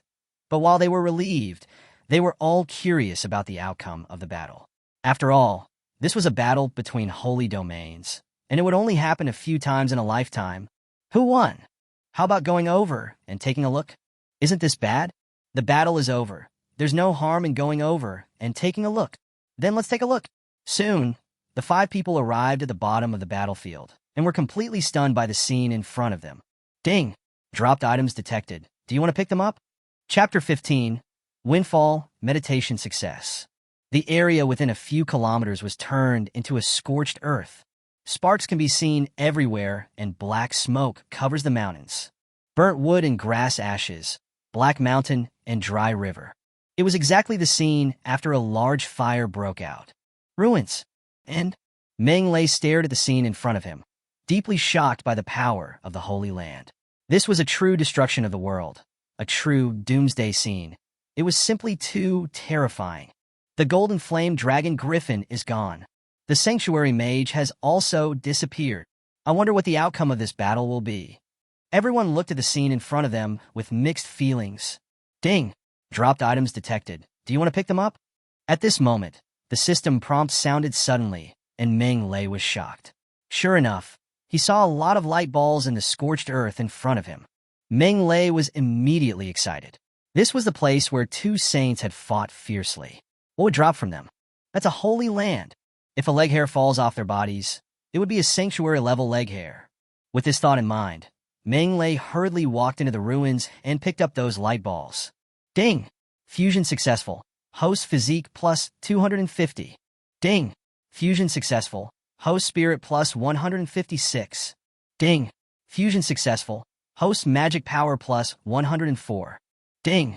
Fusion successful. Congratulations to the host for obtaining the lightning magic talent. Ding! Fusion successful. Congratulations to the host for obtaining the 8th level magic like Spring Breeze. A series of prompt sounds kept ringing in his mind. Meng Lei was stunned. He stood there in a daze, unwilling to come back to his senses for a long time. Is this so much? Windfall. Meng Lei felt like he was hit by a pie falling from the sky. Otherwise, how could he get so many good things at once? Constitution plus 250. Spirit plus 156. Magic power plus 104. The 3 data skyrocketed, causing earth-shaking changes in all his data. Constitution. Level 2 Warrior, 376/500. Spirit. First level Magician, 169 of 200. Magic power. Level 1 Magician, 130 out of 200. Physical fitness is comparable to that of a level 2 fighter. Both his spirit and magic power are comparable to that of a first-class magician. The improvement is quite significant. The progress is nothing short of exaggeration. But what excited Meng Lei the most was that he actually picked up a talent for thunder magic. Accident? Big surprise. Can I even pick up magic talents? This system is so buggy. Meng Lei grinned so silly that his nose was full of snot bubbles. He knew clearly in his heart that the talent for thunder magic should have been dropped from the purple-robed old man. Since the purple-robed old man was able to achieve the Holy Realm, his magic talent must be good. I picked up the magic talent of the Holy Mage. My magic talent should also be... Try. Meng Lei couldn't wait to find a place to try it out. It happened that Allison and the other three also planned to make some adjustments and heal their injuries. Everyone left the battlefield and found a secluded place. Night. After Allison fell asleep, Monray began to meditate. Close your eyes. Empty your mind. The spirit is ethereal. Feel it carefully. Before, he couldn't sense any magical elements. But today, as soon as he entered the meditation state, Meng Lei felt something different. He saw several tiny silver spots. These silver spots of light floated around the body, like fireflies, emitting starlight. At first, there were only a few scattered ones like stars in winter. Slowly, more and more. In the end, they were so densely packed that they couldn't be counted. I sensed it. I sensed the magical element. Meng Lei was overjoyed and wanted to laugh out loud 3 times to vent his excitement. He sensed the magical elements, which meant that even without the system now, he could still practice magic and become a powerful magician. These silver spots should be lightning magic elements. What I have to do now is to capture the magic elements into my body. Meng Lei suppressed his inner excitement and continued to meditate. Meditation is divided into 2 steps. First, sense the magical elements. Second, refine the magic elements. This is extremely difficult for people without magical talent. After all, without magical talent, one cannot sense magical elements. If one cannot even sense magical elements, how can one talk about refining them? Meng Lei was in this state before, but now it's different. He can sense it. Meng Lei began to try to catch the silver light spots. Miraculously, he easily caught the first silver light spot, and then the second, third, and fourth. It's not that difficult to refine magic elements. After eating hundreds of silver spots of light in a row, Meng Lei smacked his lips in satisfaction and felt quite happy. He attributed all this to his magical talent. In Allison's words, magical talents can be strong or weak. Normally, the difference is not noticeable, but in the process of sensing and refining magic elements, the strength of talent is fully reflected. People with strong talents can sense magical elements more clearly and refine them more easily. It takes less time to refine the same amount of magic power, so the efficiency is naturally higher. Practice will get twice the result with half the effort, faster, and with higher achievements. For those with poor talents, it is quite the opposite. A sleepless night.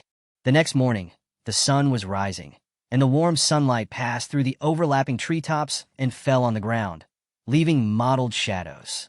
Meng Lei stood up and stretched, feeling refreshed and in high spirits, without any sign of fatigue at all. This is the benefit of meditation. Meditation can replace sleep. It can not only refine magic power, but also enhance mental strength. Many magicians rarely sleep since they learned to meditate. I wonder how effective this night's meditation is? Meng Lei took a breath of fresh air, then opened the personal attribute panel and checked the various attributes. Host Monray. Race human.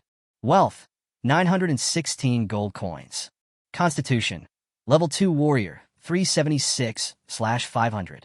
Spirit first level magician 173 of 200. Magic power level 1 magician 140 out of 200. Magic fireball, thorvine, water bubble, earthshaker, wind blade, burning hands, fire ring, spring breeze. Mental power increased by 3, magic power increased by 10. This speed is not slow at all. Meng Lei was very surprised. Although the increase of 3 points and 10 points was indeed very slow compared to yesterday's windfall, don't forget that windfall is just windfall after all. It is impossible to have it every day. Stable daily income is king.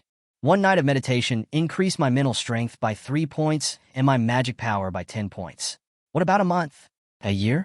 Moreover, Meng Lei felt that as his strength increased, the effect of meditation would definitely get better and better. The improvement in his mental strength and magic power would definitely be more than this, and his future was bright. But then again, it feels really good to have a windfall. The gains from yesterday's short period of time are worth all the hard work I've put in these days. No wonder people often say that a horse cannot grow fat without night grass, and a man cannot become rich without unexpected wealth. It seems that I need to go to more lively places in the future.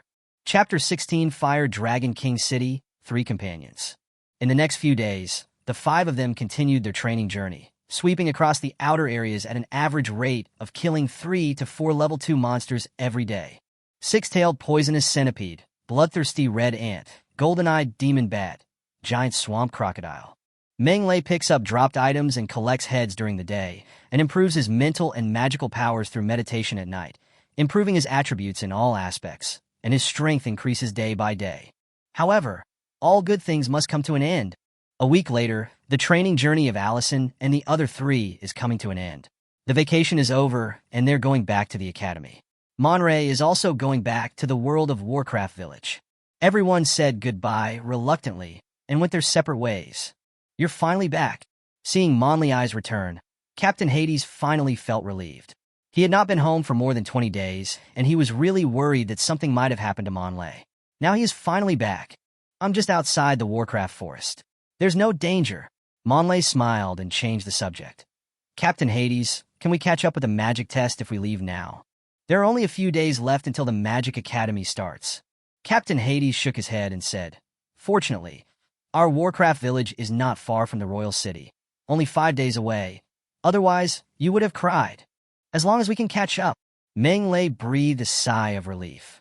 The Fire Dragon Kingdom, as the kingdom closest to the Warcraft mountains of the Dragon God Empire, has always existed as the western barrier of the Dragon God Empire. In order to better resist the attacks and harassment of Warcraft, the Fire Dragon Kingdom's royal city was built on the edge of the Warcraft mountains. Therefore, the Warcraft village is not far from the royal city. Monray, you should have a good rest tonight. We will set off early tomorrow morning. Okay, Captain Hades, have a good night. The next day, Monray got up early, packed up carefully, and went to Captain Hades' house. To his surprise, Jonah, Joseph, Andrew, and their parents were there too. Joanna, why are you here? Meng Lei looked at the 3 of them and asked with some confusion. The 3 little guys were his friends, the kind who grew up playing in the mud and wearing open crotch pants together. We're going to follow Uncle Hades to the royal city to take the magic test. Joanna, who was wearing a coarse linen dress, showed a pair of cute little fangs and answered with a smile. She was the only girl among the 3. Although her clothes were shabby, they could not hide her beautiful face. If she changed into a gorgeous, aristocratic dress, she would be no less beautiful than those rich ladies. Is that so? Meng Lei nodded. Brother Monra, I heard from Uncle Hades that you went into the mountains alone. Did you encounter any danger? Joanna asked nervously. I'm just operating on the edge. How can there be any danger? Meng Lei smiled and shook his head, changing the subject. I thought I was going to the royal city alone. Now that you are with me, I won't be lonely on the road. Yes. Let's go to the royal city together, so we can take care of each other. Xiao Na clapped her hands, her face flushed with excitement. Come to think of it, I've never been to the royal city in my life. I wonder what the royal city is like. I heard that the city is very high and there are many dragon people with dragon heads, and the tall buildings and neat Champs-Élysées. Joseph and Andrew's eyes lit up, and their little faces were full of longing. You'll see it soon. Meng Lei smiled. For villagers in remote areas like them, their activities were limited to nearby villages and the Monster Mountain range. It might be difficult for them to go to the royal city in their lifetime. Jonah, Joseph, and Andrew were able to go to the royal city this time because of the magic test. If it was not related to the fate of the children's lives, how could their parents spend such a huge price to send them to the royal city? 10 gold coins. It's enough to cover the expenses of a family of 3 for 2 or 3 years. Moreover, this is a gamble with a failure rate of 99.99%. 10 gold coins can easily vanish into thin air, and all your money will be lost. Therefore, the parents of Jonah and the other 2 must have made a great decision. After all, there are many children in the Warcraft village, but only these 3 families have the courage to send their children to take the magic test. Jonah, listen to your Uncle Hades on the way. Andrew, remember to be obedient, don't be naughty, and cause trouble. Joseph, the royal city is not like a village. The village gate opened, and an old ox cart slowly drove out of the village under the envious gazes of Jonah's parents, villagers, and friends. There are a lot of children in the world of Warcraft village. Not many families have the guts to send their children to take magic tests. The old ox cart creaked and was bumpy, not comfortable to sit in. However, the three little guys, Jonah, Joseph, and Andrew, seemed very excited, chattering all the way, like three happy little sparrows. However, their excitement only lasted for 2 days before it disappeared. The three little guys gradually became exhausted from the long journey, like eggplants wilted by frost. Captain Hades had anticipated the situation, but there was nothing he could do. School was about to start, and he had to grit his teeth and persevere until he reached the royal city. No one could give up halfway at this time. After 5 days of boring trek, we finally arrived at the royal city, Fire Dragon City. Fire Dragon City, the capital of the Fire Dragon Kingdom, is also the largest and most prosperous city in the western part of the Dragon God Empire. Fire Dragon City is located in the plains and is divided into 2 cities, east and west. The Fire Dragon Kingdom's palace and the residences of dignitaries are located in East City. West City is mainly an academy town. Most of the magic academies and warrior academies are located in West City, so West City is comparable to the university towns on Earth. At noon that day, Meng Lei and others entered the Fire Dragon City. Wow! The prosperity of Fire Dragon City is far beyond that of Warcraft Village.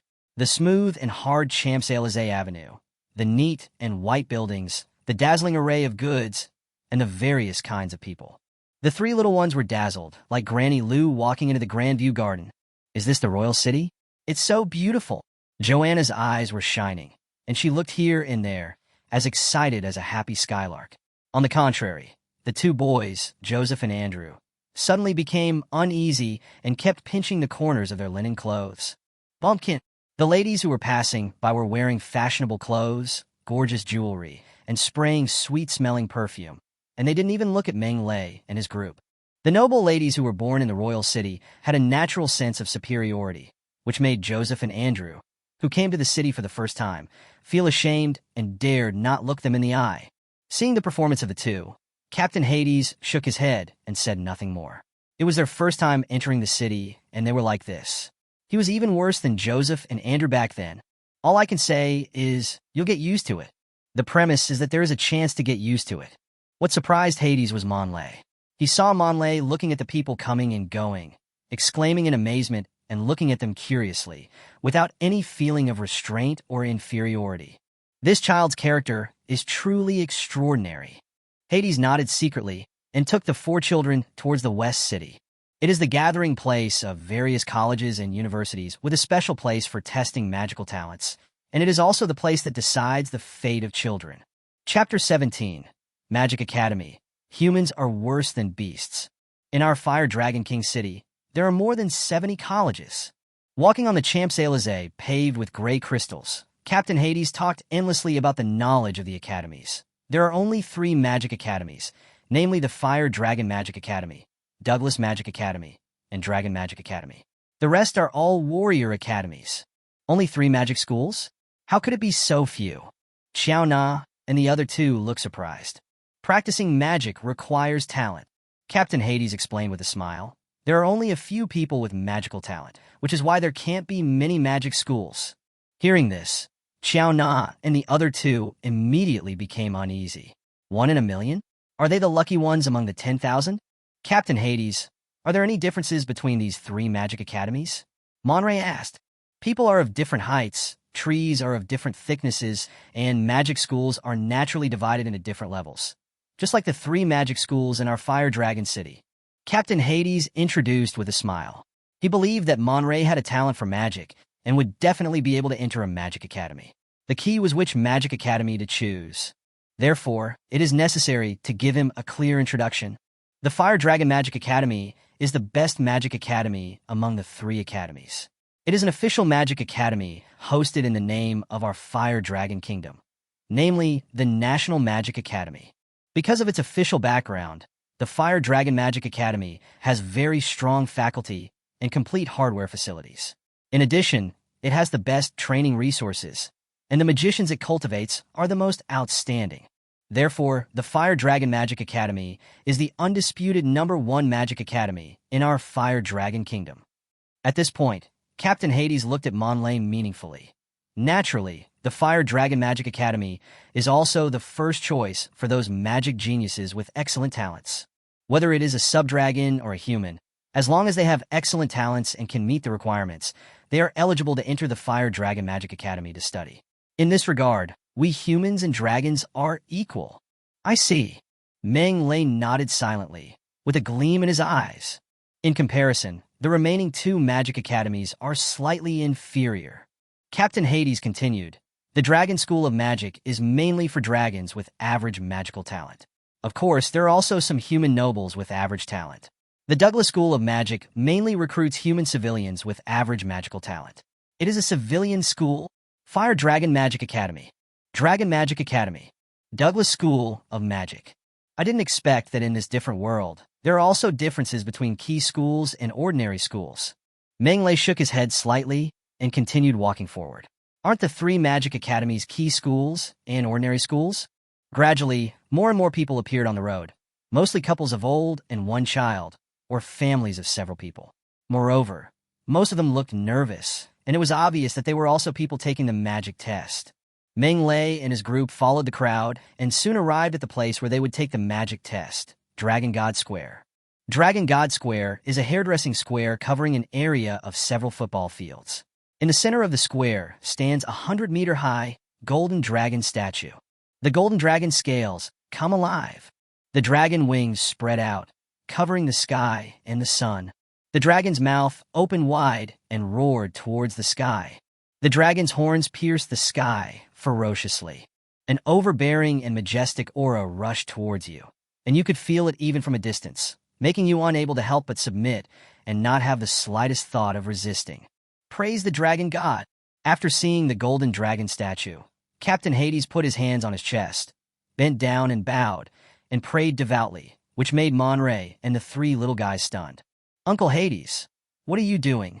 The lively Joanna asked the question in her heart. Captain Hades was startled and even covered her mouth. He looked around and saw that no one noticed. Then he breathed a sigh of relief and said in a low voice, "This is the great dragon god statue. You must salute it when you see it. Quick, the 4 of you quickly salute the dragon god." Dragon statue? Bow when you see him? Only then did Meng Lei realize that not only Captain Hades, but all the other passersby around him also saluted reverently after seeing the dragon god statue, without exception. Dragon god? Meng Lei frowned. The dragon god is the founding emperor of our dragon god empire, and his only belief. Captain Hades explained in a low voice. All citizens of the empire must believe in the great dragon god. Anyone who does not believe is a heretic. If you don't want to be put on the burning rack, salute quickly. I'll go. Meng Lei was startled and hurriedly pretended to bow. When you are under someone's roof, you have to bow your head. He is still very new, so he had better follow other people's rules. Praise the dragon god. Jonah, Joseph, and Andrew also bowed respectfully. Very good. Captain Hades breathed a sigh of relief, then pointed to the front and said, "That's where the magic test is conducted. Let's go over there quickly." Good. The Dragon God Square was crowded with people, including many well-dressed nobles and, of course, commoners wearing coarse linen clothes. But the one who attracted Meng Lei's attention the most was Yalong. Dragons are divided into dragon beasts and dragon men. Dragon beasts are descendants of giant dragons and monsters. They look almost the same as monsters in the wild. There are dragon wolves that look like giant wolves, dragon rhinos that look like rhinos, and earth dragons that look like crocodiles. All kinds of shapes and sizes. If such a monster were placed in the Warcraft forest, it would definitely be hunted. But here, the dragon beasts were dressed in gold and silver, and dressed in gorgeous clothes, appearing openly. Not only does no one dare to hunt them, but they have to give way to them for fear of angering the other party. Because everyone knows that these ferocious-looking dragon beasts all have important backgrounds.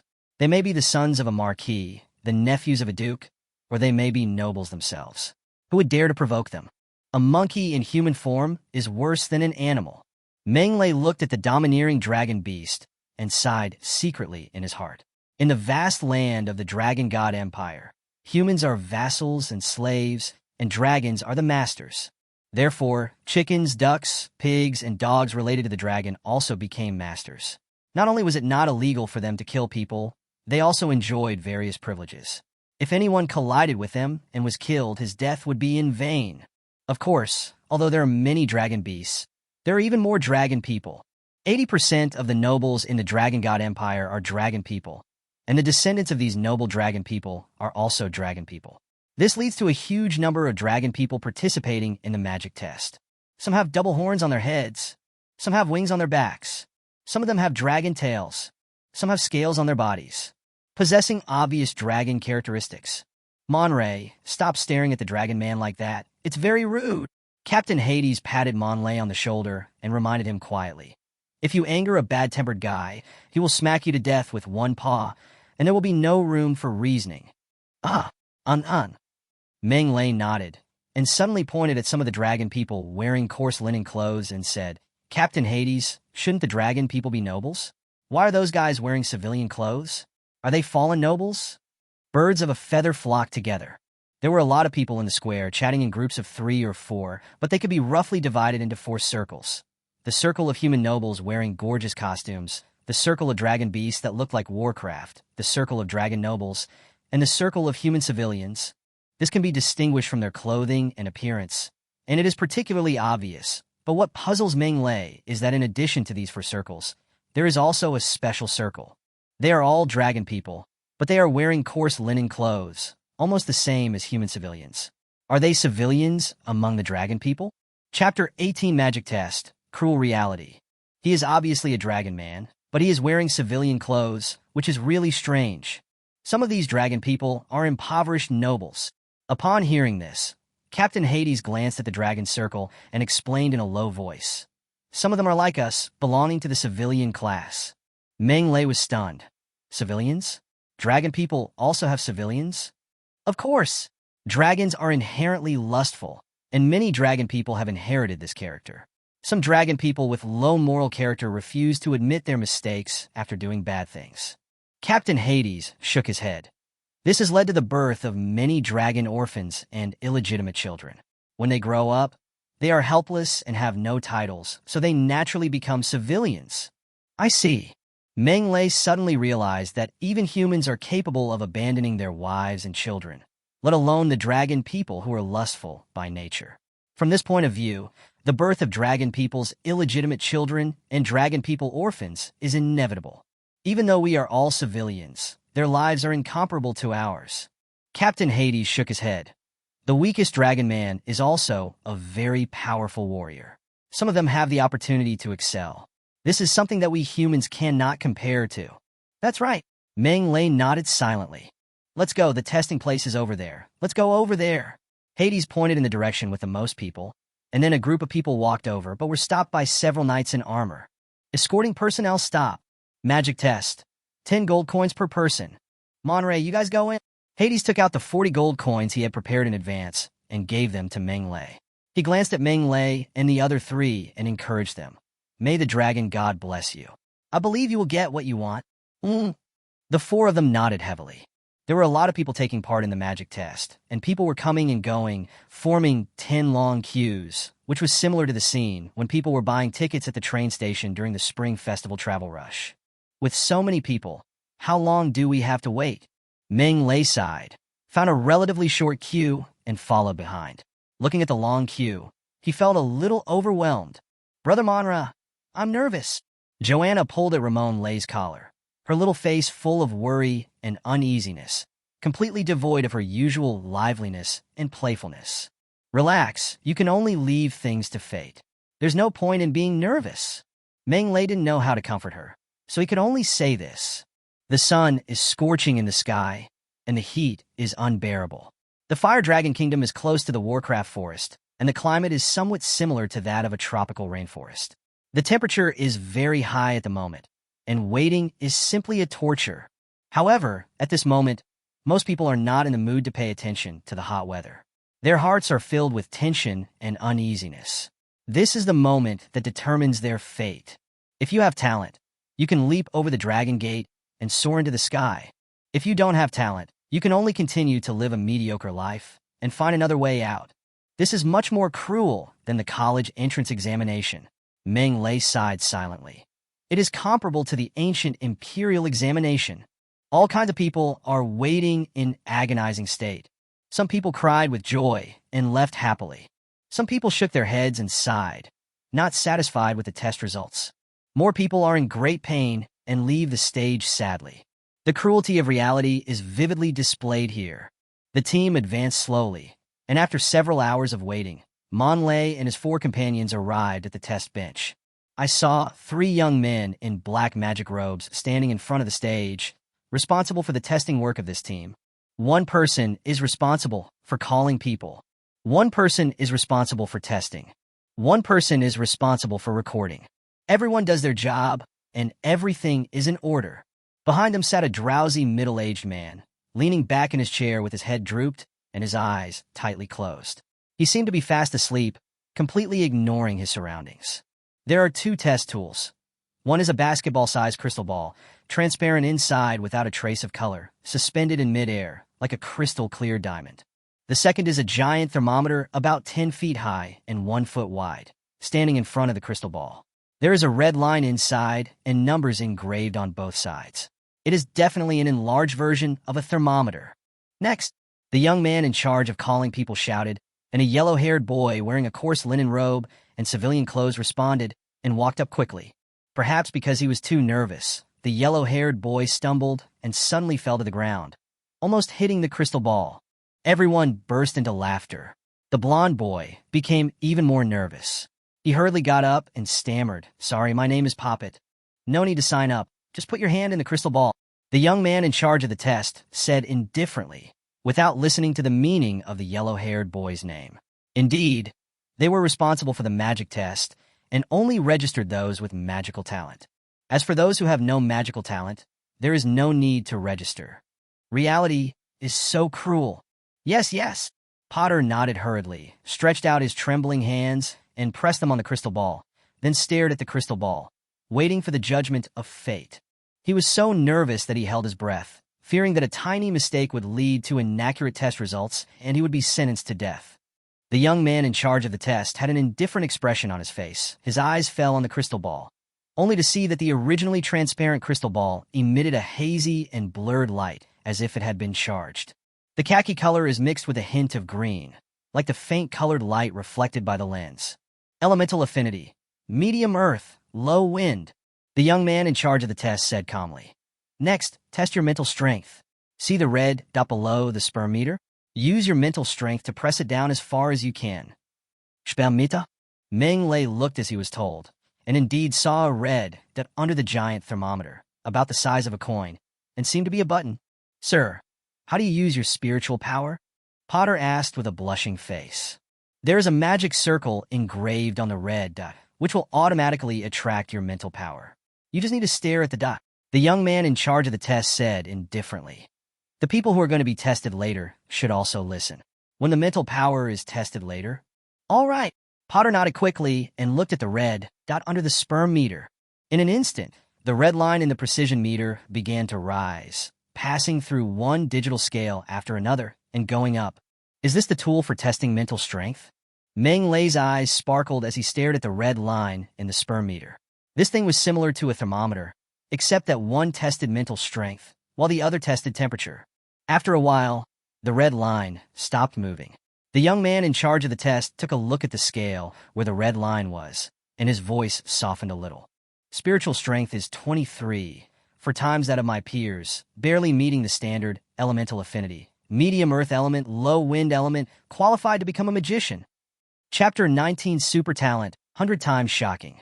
Mental strength is 23, 4 times that of peers, barely meeting the standard. Elemental affinity, medium earth, low wind. Possessing magical talent. You are qualified to become a magician. Yeah, Porter seemed to have heard the most beautiful language in the world. He shouted excitedly, but his tears flowed like a spring, wetting his clothes. He cried with joy. Dragon God is above. How can a peasant become a magician? Is this fair? Really? Everyone was talking about it, envious and jealous. Monray also looked at Potter and sighed. Although Potter was wearing tattered clothes now, he possessed the magical talent that countless people dreamed of. It can be predicted that as long as he graduates from the Magic Academy, he will become a noble magician. By then, he will have strength and status, and beauties and money will come to him. His fate changed completely at this moment. Next, it's finally my turn. Meng Lei took a deep breath and walked forward slowly. Another mud-legged fellow. What an eyesore. This guy definitely has no talent for magic. The chances of these peasants having magical talent are much lower than that of us nobles. There's barely 1 in 100,000. The bumpkin just now was lucky. Now this guy is definitely in trouble. I bet a bag of sausages that he has no magical talent. I bet 2 packs. A group of young nobles were talking in low voices, with much disdain in their words. In the Dragon God Empire, the class division was too serious. Jonah, Joseph, and Andrew looked at Monray with hope in their eyes, although they didn't hold much hope in their hearts. Brother Monlay, come on. It should be detectable, right? Meng Lei took a deep breath and placed his hands on the crystal ball. At this moment, he actually became nervous. Although he had picked up the thunder magic talent of the sanctuary magician and succeeded in meditation, Meng Lei was still a little nervous. After all, his magical talent is acquired. What if this thing can't be detected? Buzz! Meng Lei is destined to worry about nothing. The moment his hands touched the crystal ball, a dazzling silver light suddenly burst out from the crystal ball, making the crystal ball as dazzling as the sun. Tiny and dazzling silver arcs were running and escaping inside the crystal ball, as if they were trying to break through the crystal ball and break out of the shell. Swish! Behind the 3 testers, the middle-aged man who was sleeping on the chair suddenly opened his eyes, stood up, stared at the crystal ball with excitement. Elemental affinity. Lightning super. The middle-aged man's eyes were burning as he slowly uttered these words. Wow! As soon as these words were spoken, there was an uproar all around. The noble young men who had originally disdained to mock were like roosters that were grabbed by the neck, and were instantly speechless. Super? Dragon God? Did I hear it wrong? How is this possible? Super elemental affinity. Isn't this too exaggerated? The 3 young men in charge of the test were also dumbfounded. Generally speaking, the elemental affinity of most people with magical talent is low. This is the minimum passing line, and also the minimum standard for being able to sense magical elements. Above the low level is the medium level. When people with medium elemental affinity meditate, they can sense magical elements 10 times more clearly than those with low elemental affinity. Above medium is superior, 100 times clearer. This means that it takes others 100 hours to refine a certain amount of magic power, while someone with superior elemental affinity only needs 1 hour, a full 100 times difference in efficiency. Is the gap big? What a difference! Therefore, under the premise that the mental strength is similar, no matter how hard people with inferior elemental affinity practice, they can only become low-level magicians throughout their lives. What is low level? Just level 1, 2, and 3. Those who possess superior elemental affinity can easily become low-level magicians. With a little effort, they can become mid-level magicians. If they work harder, it is not difficult to become high-level magicians. This is the difference between inferior and superior. As for the super ones, they are extremely rare. Even for dragon people who have inherited the dragon clan's magical talent and are born with super elemental affinity is rare. After all, this is 1,000 times the sensing clarity. Quick, test your mental strength. The middle-aged man directly pushed aside the young man in charge of the test and took the test himself. His voice was trembling. He had super affinity for elements. Even if a person with this kind of talent did not meditate, the magic elements would scramble to drill into his body. He was simply the illegitimate son of the god of magic. Meng Lei walked up to the astrometer, looking more relaxed than ever before. His mental attribute was as high as 215, comparable to a second-level magician. What was there to worry about? This guy is so lucky. The noble boys looked at Meng Lei and were almost jealous. With such a strong magical talent, his mental strength must be very poor. After all, it is impossible for him to take all the good things.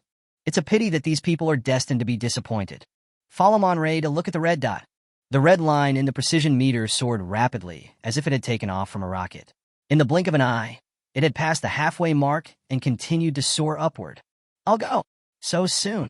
Everyone who saw this scene was so shocked that their eyes almost popped out. When others tested their mental strength, the red line grew slowly, rising one level at a time, but you, Tion genius. This is true genius. The middle-aged man was so excited that he was incoherent, and his body was shaking with excitement. His group had finally discovered a genius. Schwa. Soon, in front of everyone's shocked gazes, the red line rushed to the very top of the precision meter and stopped only after it filled all the scales. But everyone can see that full value is not the peak of Meng Lei's mental power. If the scale of the precision meter is larger, it means that the red line of Meng Lei's mental power must be higher. Full value. The mental strength is 100 times that of people of the same age. The middle-aged man announced the result with a trembling voice. Elemental affinity. Lightning superb. Mental strength. 100 times that of people of the same age. Comprehensive evaluation. Magical talent superb. Wow! The whole audience was boiling with excitement. 100,100 times? Superior? Is this still a human being? It's just a pervert. His affinity for elements is superb, but his mental strength is also so exaggerated? Is there any justice in the world? A peasant who came out of nowhere actually possesses such an outrageous talent? Is the god of magic blind? This guy isn't any worse than Ordos, right? Almost. Hiss. Ordos is a second-generation dragon man with the bloodline of a golden dragon. Everyone looked at Meng Lei with eyes full of envy, jealousy, and hatred, especially some dragon nobles, whose eyes were flickering with surprise and shock. Sir, I'm Fred from the admissions office of Douglas School of Magic. At this moment, an old man in a magic robe squeezed through the crowd and walked in. I sincerely invite you to join our Douglas School of Magic. As long as you join. Chapter 23 Old Men, Enrollment Mistake. At the beginning of every school year, all colleges and universities are extremely busy. Not to mention anything else. The magic test before school starts alone lasts a whole week. Nobles, commoners, dragon people, dragon beasts, and young people of other intelligent races from all over the Fire Dragon Kingdom gathered in the royal city to attend this event that would change their own destiny. No one who is interested in practicing magic wants to miss it. People come and go in an endless stream. In the Dragon God Square, in addition to the teenagers taking the test, their family members and testers, there is also a special group of people. They are the teachers in charge of admissions at various colleges.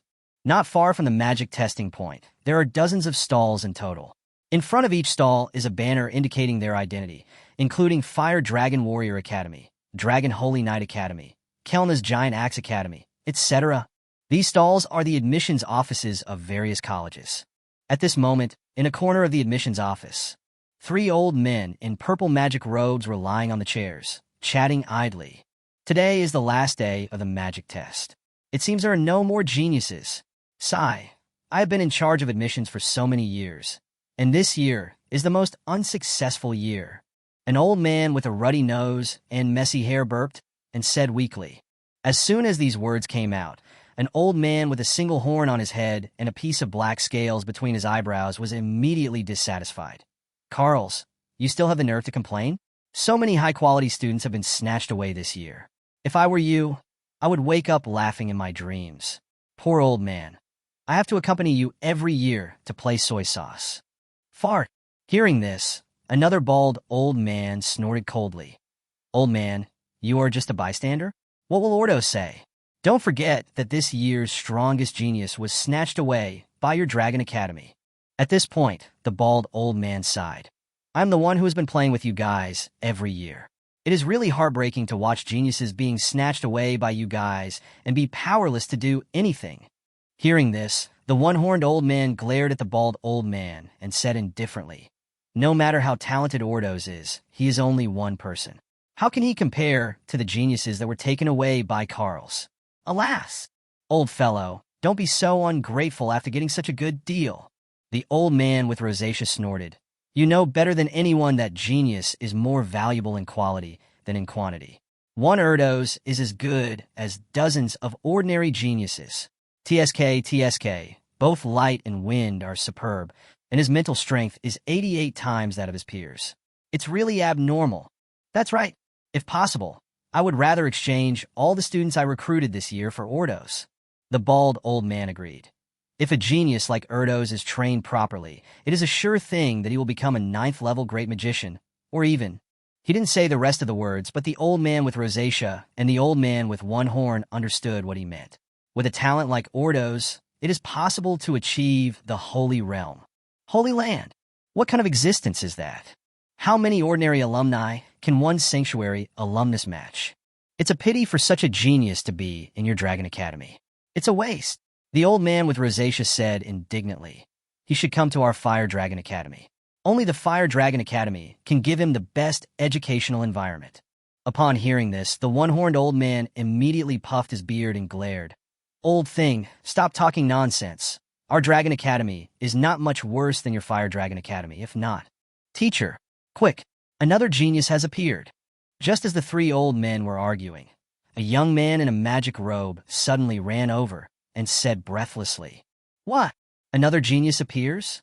The three old men glared, stood up from their chairs, and stared at the young man in the magic robe. What level of genius is he? What is his talent? Elemental affinity, superb for lightning, mental strength, 100 times that of people of the same age. The young man in the magic robe said, overall evaluation, heaven. However, before he could finish his words, three old men rushed past him, knocking the young man to the ground with his buttocks. What kind of person is this? He won't even let me finish my words. The young man in the magic robe got up from the ground, touching his butt and complaining, but he could fully understand the three teachers' behavior. After all, this super genius was really perverted. Elemental affinity, lightning super, spiritual power, 100 times that of people of the same age. Oh my God! With such talent, he is not inferior to Ordos. Mean it. He belongs to our Fire Dragon School of Magic. No, he is from our Douglas School of Magic. You're just dreaming. A genius with such talent must be one of our dragons. He will definitely join our Dragon Magic Academy. So, what if he's a dragon man? I'm determined to get him. Old man, get out of the way. Get out of my way. At this moment, Meng Lei was enjoying people's envy, jealousy, and hatred, but he didn't care about it. After all, it was expected. Brother Manhwa, you are awesome. Jonah, Joseph, and Andrew also came over and looked at Meng Lei with envy, their eyes full of stars.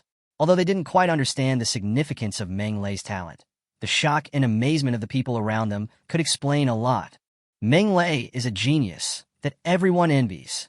Get out of the way. Get out of the way. Where is the genius? At this moment, three impetuous old men squeezed into the crowd, looking around with anxious faces. Finally, their eyes all fell on a dragon boy next to the sperm meter. This young dragon man is dressed in a brocade robe and has black wings on his back. He is handsome, powerful, and majestic. His appearance alone is amazing. Are you the genius? The old man with rosacea grabbed the dragon boy's shoulder and said impatiently, "Hello, I am the teacher in charge of this year's admissions for the Fire Dragon Kingdom's first magic school, the Fire Dragon Magic School. My name is Carls. I sincerely invite you to join our Fire Dragon Magic Academy. As long as you join, all fees including tuition, living expenses, water, and materials fees will be waived, and you will also receive a scholarship of 1,000 to 2,000 gold coins per year." The old man with rosacea kept talking about the various benefits, but was interrupted by the bald old man. He pushed the old man with rosacea away and said repeatedly, "Hello, genius. I am the admissions teacher of Douglas School of Magic. I sincerely invite you to join Douglas School of Magic. As long as you join, tuition and scholarships will be discussed. Stop talking nonsense here.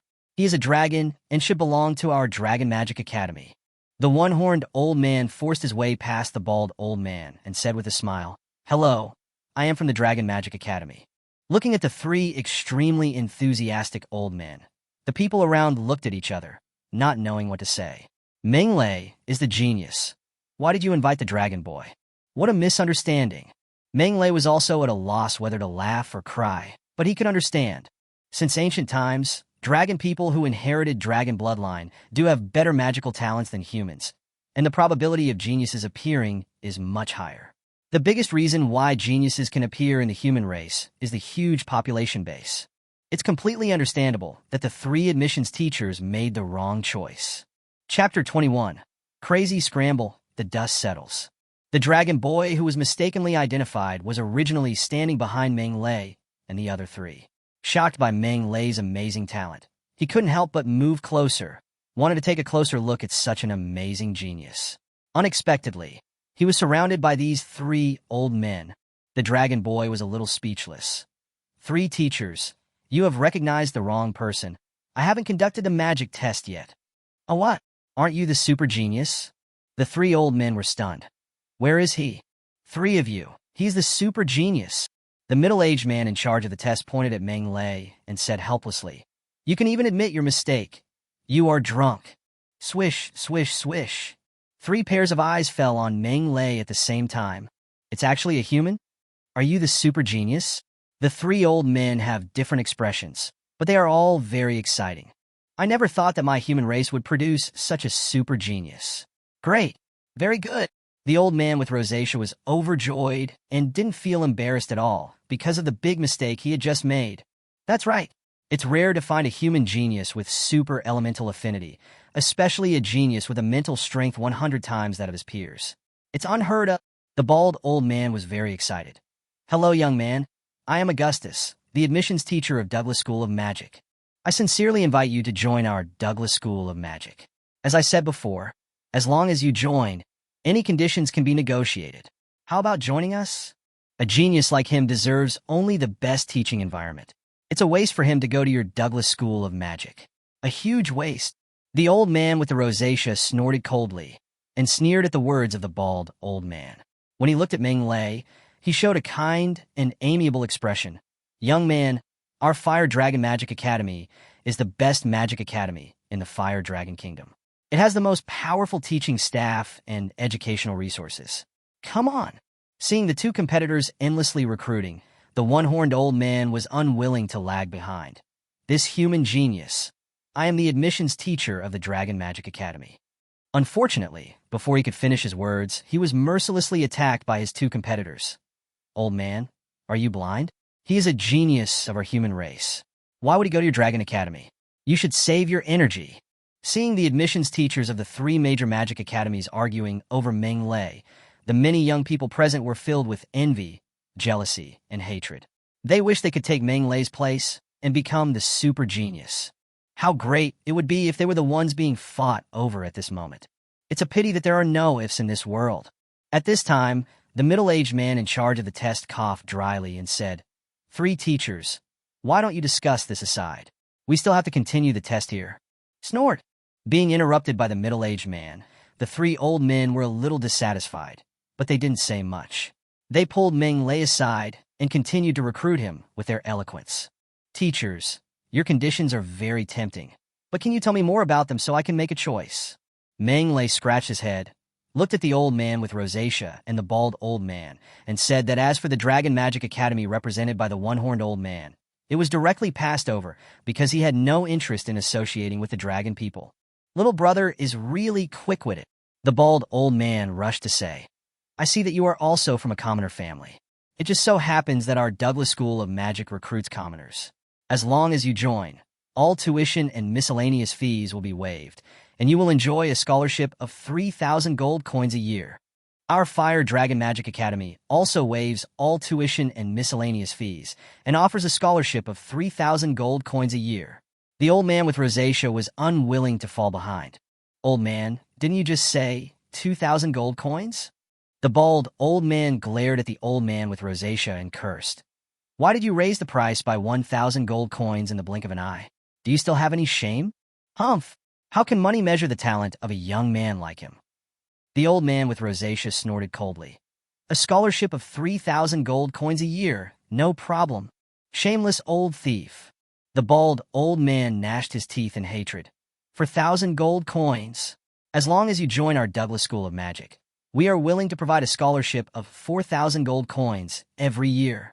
Our Fire Dragon Magic Academy is also willing to provide a scholarship of 4,000 gold coins. The man with red nose chuckled. A look of confidence emerged on his face.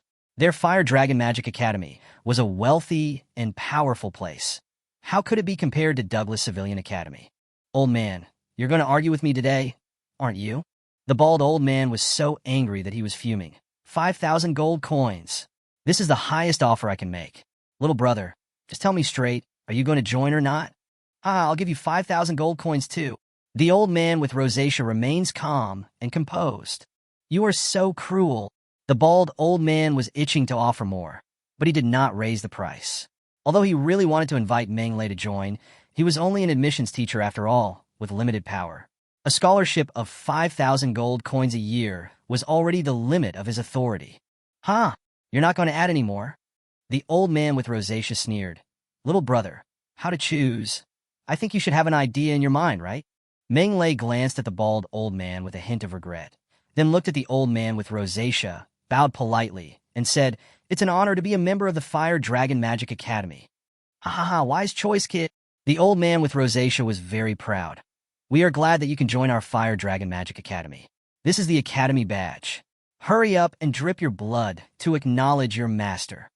This is a small badge, somewhat similar to the school badge of Meng Lei's previous life, but it is a product of alchemy. There is a mighty and ferocious fire dragon totem engraved on the front, and a magic circle on the back, which contains some kind of strange magical energy. Meng Lei took the badge and squeezed a drop of blood on it.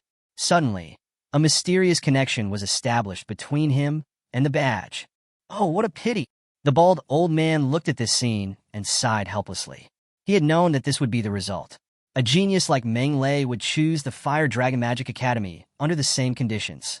He could only watch the geniuses miss out on opportunities to attend their Douglas Academy of Magic time and time again. The college badge is both your identity certificate and your admission letter. Only by wearing the college badge can you pass the college guards and enter and leave the college freely. The old man with rosacea patiently introduced. Of course, the Academy badge is also engraved with a magic circle that gathers spirits. It absorbs magical elements all the time and can improve your meditation efficiency. I see. Meng Lei nodded to show that he understood. Today is the last day of the magic test. The old man with rosacea finally reminded. Generally, there will be a 2-day break after the magic test, and then the school will start. So, you should come to the academy to register the day after tomorrow. When you register, you will take an internal test. After you pass the test, you will officially become a member of the academy. I see. Meng Lei nodded. Very good. The old man with rosacea nodded with satisfaction. By the way, I still don't know your name? Monray. Chapter 22. Poor in literature and rich in martial arts. High tuition fees. Elemental affinity. Superb thunder. Mental strength. 100 times that of peers. Such talent is truly amazing and the best of the whole audience. Having successfully recruited such a genius, the old man with rosacea left with great satisfaction, while the eyes of countless nobles, commoners, and dragon people in the audience were still on Meng Lei, with eyes full of envy. No, this mud-legged fellow's fate has completely changed. When he graduates from the academy, he will be at least a 6th-level magician. I'm so jealous and envious. The magic test is still going on. Following Monray, Joseph and Andrew carried out the test with trepidation and hope. They also hope that they can test out amazing magical talents like Monroe and shock the whole audience. It's a pity that reality is cruel. Joseph. Elemental affinity. Fire is inferior. Mental strength. 1 times that of people of the same age. Overall evaluation. Mediocre talent. No potential to become a magician. Andrew. Elemental affinity. Inferior to wind. Mental strength. 1 times that of people of the same age. Overall evaluation. Mediocre talent. No potential to become a magician. This result made Joseph and Andrew extremely depressed. They couldn't accept why Monlay, who grew up with them, had such amazing talent, while they didn't even have the slightest talent in magic. Why? Why is this? Looking at his sad and crying friends, Meng Lei didn't know how to comfort them. He could only pat them on the shoulders to show his comfort. Although Meng Lei also hopes that the 3 friends all have magical talents, the reality is so cruel and will never change because of your will. Elemental affinity. Medium for wood, low for wind. Just then, the young man in charge of the test announced Jonah's test results. Meng Lei turned his head and saw Joanna holding a crystal ball in both hands. The crystal ball was emitting a green light, like an emerald agate, with occasional gray light flashing in it. Jonah actually has a talent for magic. Monray was a little surprised. Joseph and Andrew, who were crying sadly, also looked at Jonah, biting their lips. Their mood improved instantly, but was soon replaced by greater loss. Chaona also detected magical talent, but they... Next item. Test your mental strength. The young man in charge of the test said kindly that because of Meng Lei, he was very nice to Jonah. After all, Jonah and Meng Lei came together. Spiritual power, 8 times that of people of the same age. Overall evaluation, has the potential to become a magician. The young man announced the final result with a smile, and then smiled at Xiao Na and said, "Classmate, congratulations. You have the potential to become a magician." "I also have a magical talent," Joanna murmured, and suddenly cheered loudly. "I can be a magician? I can be a magician." If someone had shouted here before, the young man in charge of the test would have scolded them long ago. But at this moment, instead of scolding, he smiled and had a very good attitude. Not only that, the middle-aged man and the other 2 young men also had smiles on their faces and their attitudes were extremely nice. "Joanna, congratulations." Meng Lei smiled and walked forward to congratulate. "Joanna, congratulations." Joseph and Andrew forced a smile and congratulated him. "Yeah, thank you." Joanna's eyes were filled with tears with excitement, and she nodded her head rapidly. Joseph and Andrew had failed repeatedly, and she had thought that she had no talent for magic, but she did not expect such a sudden turn of events. How could she not be happy? How could she not be excited? Another lucky guy. I'm so jealous. The onlookers pointed and talked. Some of them were envious. With or without magical talent, life would be completely different. Ordinary talent is enough to make many of them envious. "Let's go to the enrollment point first and choose a magic school for you, Jonah," Meng Lei said. "Then go out and find Captain Hades." "Good." Jonah had average talent and was a commoner, so she eventually joined the Douglas School of Magic and became the 2nd child in the history of the Warcraft village to be admitted to the Magic Academy. After receiving the news, Captain Hades cheered excitedly. It turned out that 2 of the 4 children he brought had magical talents. This was too lucky and too exciting, especially since Monlay, whom he favors, possesses super talent. How could he not be surprised? "Monray, well done. You are the pride of the village." Hades patted Meng Lei's shoulder and spoke incoherently with excitement. "And Xiaona, you are great too. I can't wait to return to the village and tell the village chief and everyone in the village the good news." Meng Lei shook his head helplessly, glanced at Joseph and Andrew, who were becoming increasingly frustrated, and asked, "Captain Hades, what should we do with Joseph and Andrew? Are they going to follow us for nothing?" "Nothing we can do. If we can't detect magical talent, we can only return to the village." Captain Hades' face darkened, and he sighed. He didn't say much else, but the ending was already determined. He had to return to the village, be a civilian, and live out his life in the small mountain village. This is fate. No one can resist it. Joseph and Andrew were shocked, and tears fell from their eyes uncontrollably.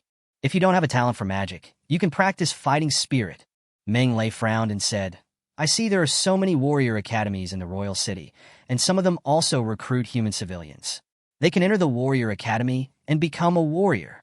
Hearing this, Joseph and Andrew were shocked, and a glimmer of hope appeared in their eyes. "Yeah, if I can't enter the magic court, entering the warrior academy wouldn't be bad either." Xiao Na also spoke up. "It just so happens that the 4 of us are staying in the royal city, so we can take care of each other, right?" "It's easier said than done." Captain Hades smiled bitterly. "Do you know how high the tuition for admission to the warrior academy is?" "I didn't notice that. Even the worst third-rate colleges charge dozens of gold coins for admission each year, not to mention the cost of books, accommodation, food, clothing, materials, and training." Captain Hades shook his head. "All in all, it would cost at least hundreds of gold coins every year. How can an average family afford it?" Upon hearing this, Joseph and Andrew's faces froze. It was difficult for their family to collect 10 gold coins from a year's surplus, let alone hundreds of gold coins. The 10 gold coins for the magic test were also scraped together by their parents. How could they afford hundreds of gold coins for them to study as warrior trainees? Poor in literature, but rich in martial arts, that's no joke. Captain Hades sighed. The training of magicians and warriors is a waste of money, enough to drain any petty bourgeois family. How can common people like us afford it? At this point, he glanced at Jonah, a trace of worry flashing in his eyes. Having a talent for magic is naturally a good thing, but entering a magic academy to study is just the beginning of spending money. Unlike Monroe, Joanna does not have all her tuition and miscellaneous fees covered and also receives a high scholarship. How will she cover her expenses in the next few years? Meng Lei was silent. Joanna clenched her teeth and turned pale with fear. Let's go. You must be tired after waiting in line for a whole day. Let's find a place to eat something first, and then go back to the hotel to rest. Hades waved his hand and said, after you and Jonah enter the Magic Academy in a few days, I will take Joseph and Andrew back to the village. The cost of living in the royal city is too high. Return to the village? Monray fell into deep thought. Chapter 23. Long history, the 9th in the continent. Is Monray rich? Not very rich. Up to now, his total assets amount to only 2,306 gold coins, and he has not yet received a scholarship of 5,000 gold coins per year. This wealth certainly cannot be compared with those of the nobles and wealthy businessmen, but it is far better than that of the common people who are struggling to make ends meet. That's not the point. The point is, it's pretty easy for him to make money, because he can pick it up anytime, anywhere. Since arriving in the royal city, Meng Lei has been picking up dropped items along the way, including gold coins, attribute light balls, magic, and even 3 sets of fighting skills. Moreover, the more people there are, the more items will drop. As the capital of the Fire Dragon Kingdom, the thing the royal city has the most is people. Especially during this period when all the major colleges are opening for the new semester, a large number of people are pouring into the royal city. Where there are people, something will naturally fall. This is naturally a great benefit to Meng Lei. Look, less than a day after arriving in the royal city, Meng Lei has already made a fortune, and all attributes have undergone earth-shaking changes. Host Monray. Race human. Wealth 2,306 gold coins. Constitution level 3 warrior 502/1000. Spirit level 2 magician 213 out of 500. Magic power level 1 magician 199 out of 200. Others several. The gold coins more than doubled. The physical body is comparable to that of a 3rd level warrior. His mental power has reached the level of a 2nd level magician. Only 1 point of magic power is enough to be comparable to a level 2 magician. There are several more kinds of magic. As for fighting skills, I picked up 3 of them by accident. TSK. The royal city is indeed a place where the rich and powerful gather. They picked up so much in less than a day. What will happen in the future? We really came to the right place, Wangcheng. Meng Lei is very satisfied with today's harvest, and he believes that the harvest will only increase in the future. So, can you take out some gold coins to sponsor the 2 friends to go to school? Meng Lei mused secretly that as long as Joseph and Andrew worked hard and could become trainee soldiers within the first year, it would be easy to make money then. Then, they will be able to support themselves and complete their studies successfully. When they graduate successfully, they will at least be level 4 fighters. The wealth that a level 4 warrior can create is much more than just 200 gold coins. No worries, they can't pay them back. That is to say, as long as I lend out 200 gold coins, I can change the lives of 2 friends. It's quite a good deal. However, after hearing Monroe's thoughts, Hades, Jonah, Joseph, and Andrew were shocked all over, thinking they had heard it wrong. Monray, you are not kidding us, are you? Hades stared at Monlay and said, I know you have a scholarship of 5,000 gold coins every year, but practicing magic costs much more money than practicing as a warrior. The scholarship of 5,000 gold coins may not be enough for you to buy magic potions and magic materials. Captain Hades, I won't say anything more. I know what's going on. Meng Lei waved his hand and looked at Joseph and Andrew. I am also very poor. I can only support you for 1 year. After 1 year, you will have to rely on yourselves. If you can become trainee soldiers within a year, everything will be fine. Monrej. Joseph and Andrew were so moved that they burst into tears. They couldn't hold back after experiencing so much ups and downs. Why are you crying? Remember Meng Lei's words, practice hard after entering the academy, and strive to become a trainee soldier within a year. With Monroe's help, Joseph and Andrew successfully enrolled in the Warrior Academy. Although it was an ordinary warrior academy of mid-level, Joseph and Andrew were deeply moved and set on the spot that they would study hard in the future, so as to repay Monlay in the future. For the next 2 days, the group of 5 people traveled around the royal city and admired the scenery of the royal city. While picking up a large number of dropped items, Meng Lei was also dazzled by the prosperity and luxury of the royal city. He thought that because this world had not developed technology, it was very backward and primitive, but he was wrong. The Dragon God Empire has a civilization history of tens of thousands of years. Although the mainstream is the inheritance of personal martial arts, the development and innovation of fighting spirit and magic, a large number of derivative products have also been developed over a long period of time. The most common one is the magic device.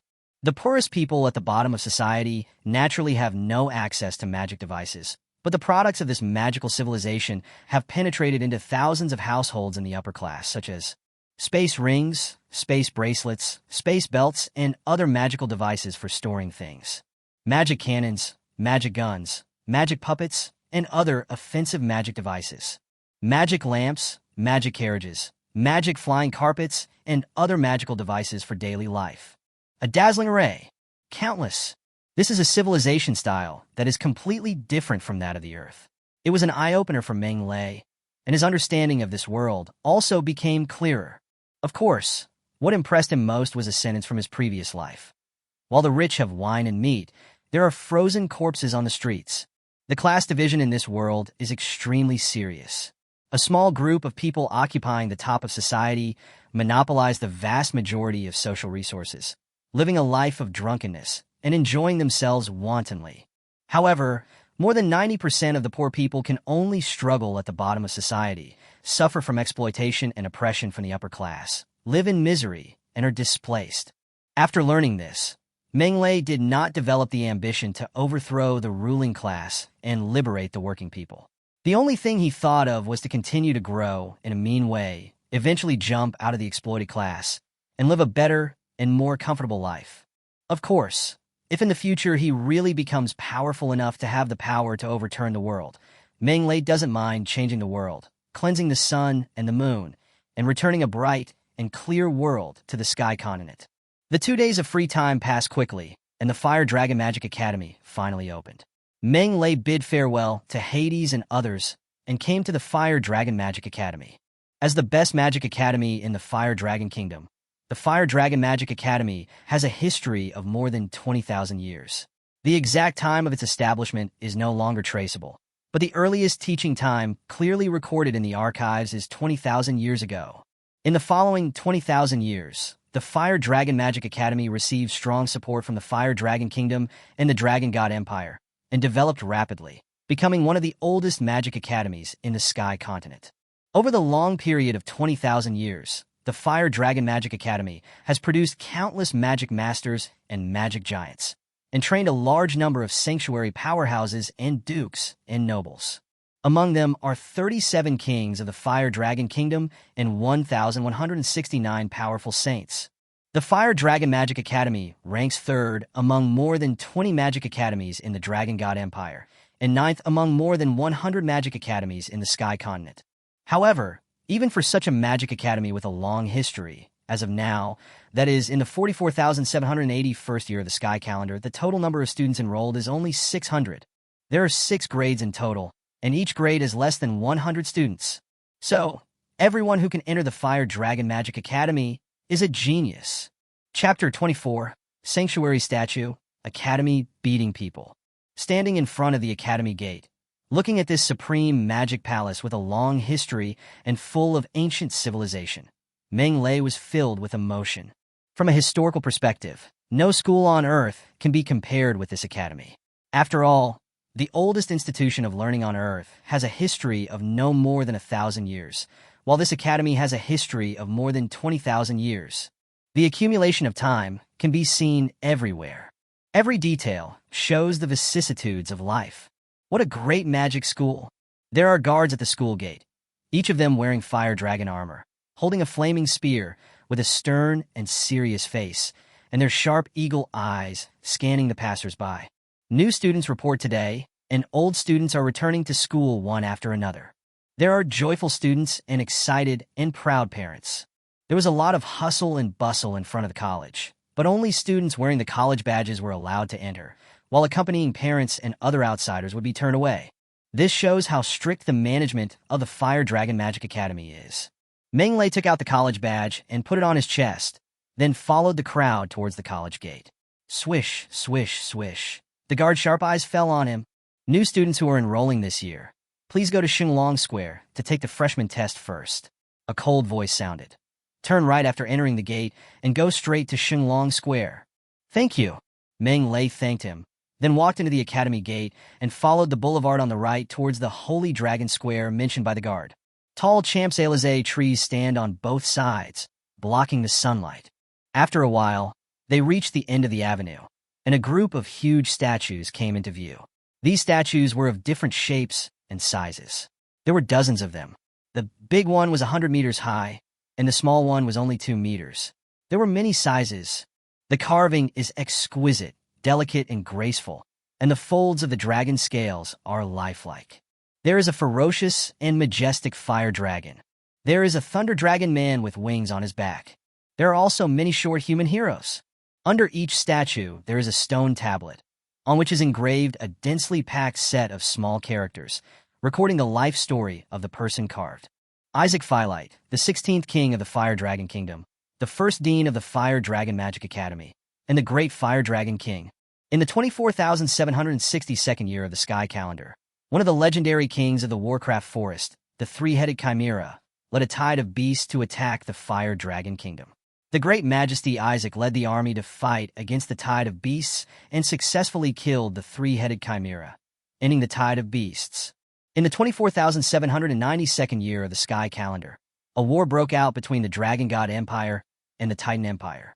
His Majesty Isaac led the Fire Dragon Kingdom army across the Warcraft Mountains, launched a surprise attack on the northern fortress of the Titan Empire, and killed King Donghu, one of the 12 Pillar Kings of the Titan Empire, thus gaining the upper hand for the victory of the Dragon God Empire. In the year 2485 of the Sky Dome Calendar, the Great Majesty Isaac stepped down. Amos Crocker, the second dean of the Fire Dragon School of Magic, a powerful sanctuary dragon man, a sanctuary mage who is good at dual element water and fire magic. The first dragon man who learned to use dragon language magic, good at studying magic, and has developed a total of 189 types of water and fire magic, making outstanding contributions to the research of dual element water and fire magic. Adolf Holman, looking at the statues one by one and reading the life stories of their owners, Meng Lei felt quite shocked. Those who were qualified to stand here were all-powerful saints, and they were not just ordinary saints.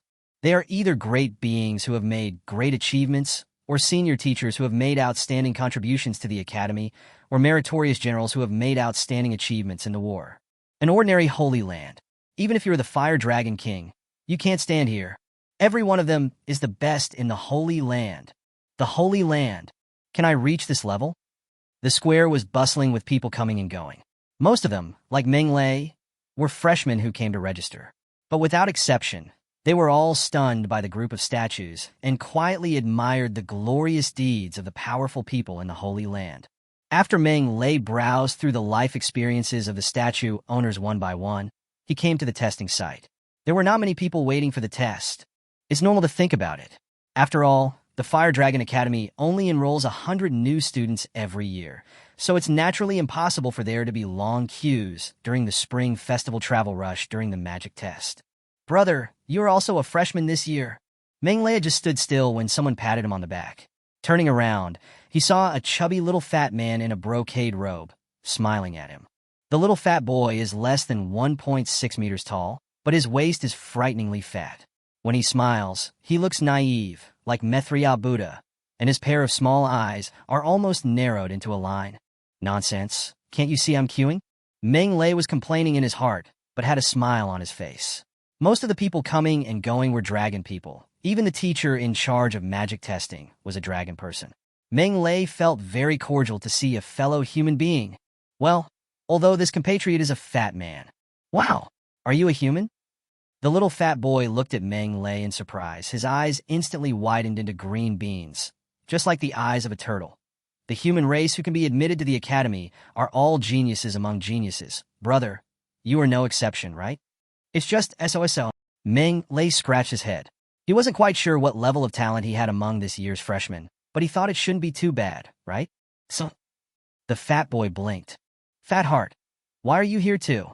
At this moment, a sharp sound like a broken gong sounded behind him. Meng Lei turned around and saw a dragon man with a single horn on his head, a long tail, and green skin walking towards him. He looked at the little fat man with a green face with a half-smile. This green-skinned dragon man is tall and straight, with bulging muscles, and exudes a strong aura from head to toe. He is much more powerful and handsome than the little fat man. The fat on the little fat man's face trembled, and he snorted coldly. Why can I hear your broken gong like chicken crowing wherever I go? Aren't you annoying? You dragon scum? You want to be beaten, right? The green-skinned dragon glared and clenched his fists, ready to hit someone. The fat boy was so scared that he shrank his head and hid behind Meng Lei before shouting, Lance, don't you see where you are? Do you still want to act wild here?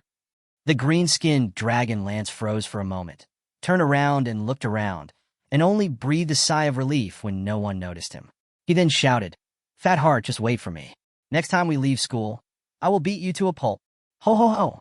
Come and hit me right now if you dare, you piece of trash. When the fat man saw that Lance didn't dare to make a move, he immediately became arrogant. Let's wait and see.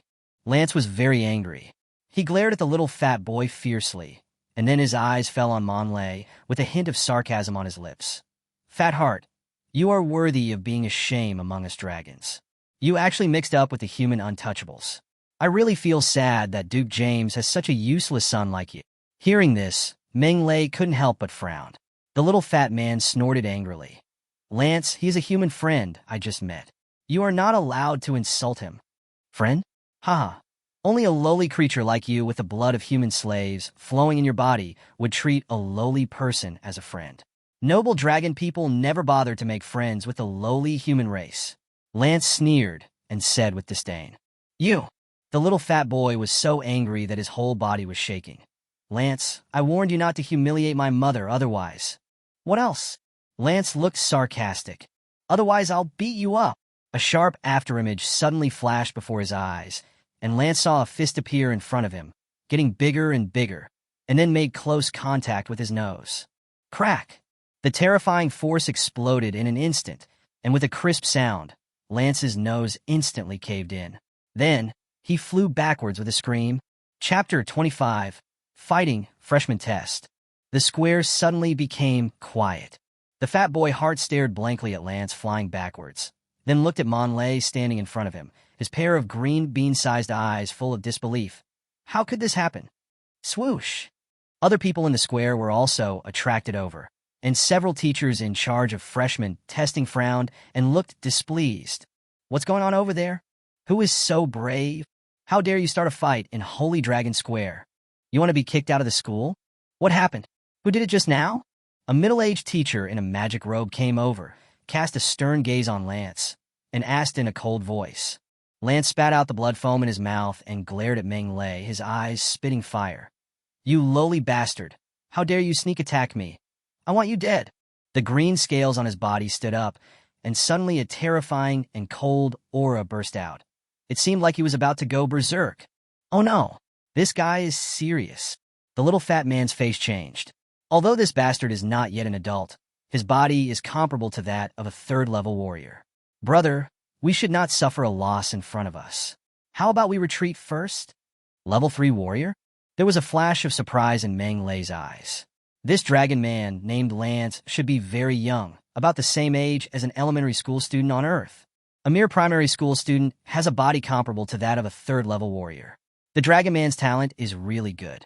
Compared with him, Captain Hades, a human who has practiced hard for 20 or 30 years but is only a second-level warrior, would have hit a wall. No wonder Captain Hades said that even if the dragon people are in such a bad state, their future life will be much better than that of humans. Seeing it today, it is indeed true. Go to hell, bastard! Lance stepped on the ground, and it immediately cracked. With the rebound force of the ground, he suddenly turned into a shadow and pounced towards Meng Lei. Presumptuous!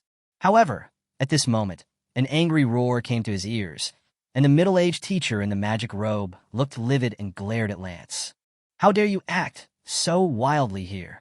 The middle-aged teacher grabbed casually, and streams of green air appeared out of thin air, turning into 2 large green snakes that entangled Lance's feet. Lance was suddenly blocked and fell to the ground with a thud, falling flat on his face. Puff!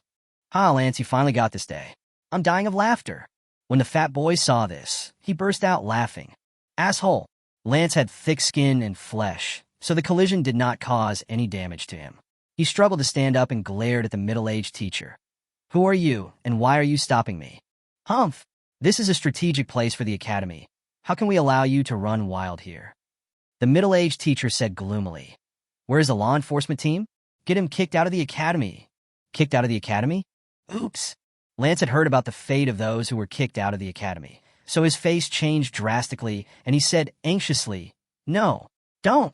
I'm a freshman who just registered and I have the academy badge. You can't kick me out. A freshman? Humph. The middle-aged teacher glanced at the college badge on his chest, and his expression softened slightly. Well, since you are a freshman, I will forgive you this time. If you dare to make trouble again, no matter if you are a prince or a noble, you will be expelled. Yes, yes. Lance's forehead was covered with sweat, and he nodded hurriedly. And you? The middle-aged teacher turned around and glared at Meng Lei. Haven't you heard of the school rules? Any student who dares to fight in private will be expelled from the school once discovered. You just came to the school, and you're fighting with your classmates. Do you want to be expelled? Don't dare. Meng Lei bowed his head and followed his heart. Humph, just don't think about it. Remember, this won't happen again. The middle-aged teacher snorted heavily, looking a bit angry at the lack of competition. How many people have tried their best to get into the academy, but failed, and you are the one who starts a fight as soon as you get here? Teacher, I was wrong. Humph. The middle-aged teacher snorted coldly, returned to the test site, and shouted, Next! Meng Lei turned his head and saw that there was no one in front of him. It was his turn to take the test. Test him. The middle-aged teacher glared at Meng Lei and instructed the teacher in charge of the test next to him. Okay, director. The test teacher responded and started testing Meng Lei. At this time, the little fat boy Hard also came over and watched with great interest. He was very curious about Monray. Being able to knock Lance away with one punch shows that Monray's body is also very strong. However, it is difficult for ordinary humans to have such a body, so why did Meng Lei? The fat man guessed that Meng Lei had probably practiced fighting spirit and was a warrior. But Meng Lei was admitted to the Fire Dragon Magic Academy. This is a bit weird. This bastard's magic talent must be terrible. Lance also followed behind, thinking indignantly. But he was destined to be disappointed. Extra fine? Elemental affinity. Lightning superb. The teacher in charge of the test exclaimed. Extra fine? It's actually super. The middle-aged teacher and other teachers in charge of the test came over one after another, staring at the dazzling crystal ball. Each one of them was quite surprised. Oh my God! Super weight! The little fat man took a breath and said, So perverted? Lightning super? Are you? The middle-aged teacher seemed to have thought of something, and he grabbed the admission list on the table and started reading it. The first line of the list read, Meng Lei, 15 years old, super thunder element, 100 times stronger than his peers, human race. Are you Monroe? The middle-aged teacher looked up and looked at Meng Lei in surprise. It's me. Meng Lei nodded. Good boy, it's you. The middle-aged teacher was incredulous. Quick, test your mental strength. Meng Lei measured his mental power as he was told, and it was exactly the same as his peers' 100 times mental power. Seeing this result, the middle-aged man breathed a sigh of relief and was finally sure. However, when he thought about what had just happened, he felt a little scared. What if Meng Lei was really kicked out of the academy? That would be a lot of fun. Meng Lei is the chief genius recruited this year. With such great talent, why do you start fighting as soon as you enter the academy? The middle-aged teacher asked unhappily. What do you mean? Aren't you afraid of being kicked out of the academy? The middle-aged teacher pointed at Meng Lei's nose and cursed. If you are really expelled from school, I want to see what you will do. Your child will cry. Well, not really. At worst, I can go to Douglas School of Magic. Meng Lei chuckled and muttered softly. Forehead. The middle-aged teacher's tone was choked, and he was speechless. Yes, if I am not welcome here, I will go somewhere else. With a talent like Meng Lei, if he can't go to the Fire Dragon Magic Academy, he can go to other magic academies, and there will be no worries about no one wanting him. Is that why you're fighting? The middle-aged teacher was choked and said unhappily, Behave yourself in the future. The academy is not a place where you can mess around. Do you understand? No. Chapter 26 Luxurious Apartment, Cold Roommate. Freshman Test. Admission Registration. Assigned Dormitory. After going through all the procedures, it was already afternoon. Meng Lei finally got the dormitory number, and then walked towards the freshman apartment under the guidance of a volunteer senior. Brother, so you are the famous human genius. Wow. It's really better to see it in person than to hear about it. Brother is indeed very heroic. I didn't expect that I'd be so lucky. The first person I approached after entering the academy was you, brother. TSASK. It's fate, it's all fate. Brother, aren't you a human? Why is your body so strong? Are you, like me, also a dragon blood? That's not right. You don't have any dragon characteristics at all. The fat boy's mouth was like a flood that had burst its dam. He followed Ming Lei and talked incessantly, with saliva flying everywhere. I am a human. Ming Lei occasionally replied with a sentence, and most of his attention was focused on the scenery of the academy and picking up dropped items. After all, it was a 1,000-year-old academy, and it was indeed extraordinary. The buildings are simple and majestic, and the trees are ancient and vicissitudes. Murals, statues, lighting, students. Everything here is completely different from universities on Earth. There is an alternative cultural flavor everywhere, and every bit of magical civilization is revealed. It's a different experience. Of course, because this is a magic academy, there are quite a few dropped items. Walking down an apartment avenue, Ming Lei picked up 7 or 8 magic light balls, 2 or 3 magic light balls. The harvest is quite considerable. TSK, you are a human, but you look more like a dragon man than a dragon man like me. The little fat man complained. I have pure golden dragon blood in my body, but it is suppressed by the human blood. The dragon blood is not obvious, and the human blood is obvious. Alas, what a tragedy. Puff! The volunteer senior schoolgirl looked at the fat body of the little fat boy and burst out laughing. Ming Lei couldn't help but smile. Most dragon people have slender bodies and strong muscles. It is indeed rare to see someone as fat as a pig, like the little fat boy. In fact, I am also very distressed. The little fat man smiled bitterly and said, Do you think I want to be so fat? To be laughed at by that bastard Lance every day. I can't help it. I have the kind of physique that will gain weight even if I drink water. You may be fat, but you have a great talent for magic. The pretty senior student laughed and said, You are top-notch in the 3 elements of water, earth, and thunder. Your mental strength is 92 times that of people your age. There are not many people in the whole academy who are stronger than you. Indeed, your magical talent is indeed good. Ming Lei was also amazed, not to mention the superior elemental affinities of water, earth, and thunder. The 92 times mental strength alone was extremely rare. In the words of the Dean of Studies, among the 98 new students admitted this year, only Ming Lei has stronger mental strength than the fat boy, which shows the fat boy's talent. I'm far inferior to you, brother. The little fat man scratched his head and laughed. By the way, brother, which dormitory do you live in? 430. Ming Lei said lightly. Oh my God, it's 430. The fat boy's face suddenly turned bitter. I'm in 431. Why can't I share a dormitory with you, brother? No, I want to ask the hospital to change my dormitory for me. Idiot. Junior, it's not me who's bragging. The beautiful senior brought Ming Lei to a group of apartments, pointed at the hundreds of elegant and well-arranged 2-story apartments and said proudly, As the best magic school in the Fire Dragon Kingdom, our school's hardware facilities are beyond doubt.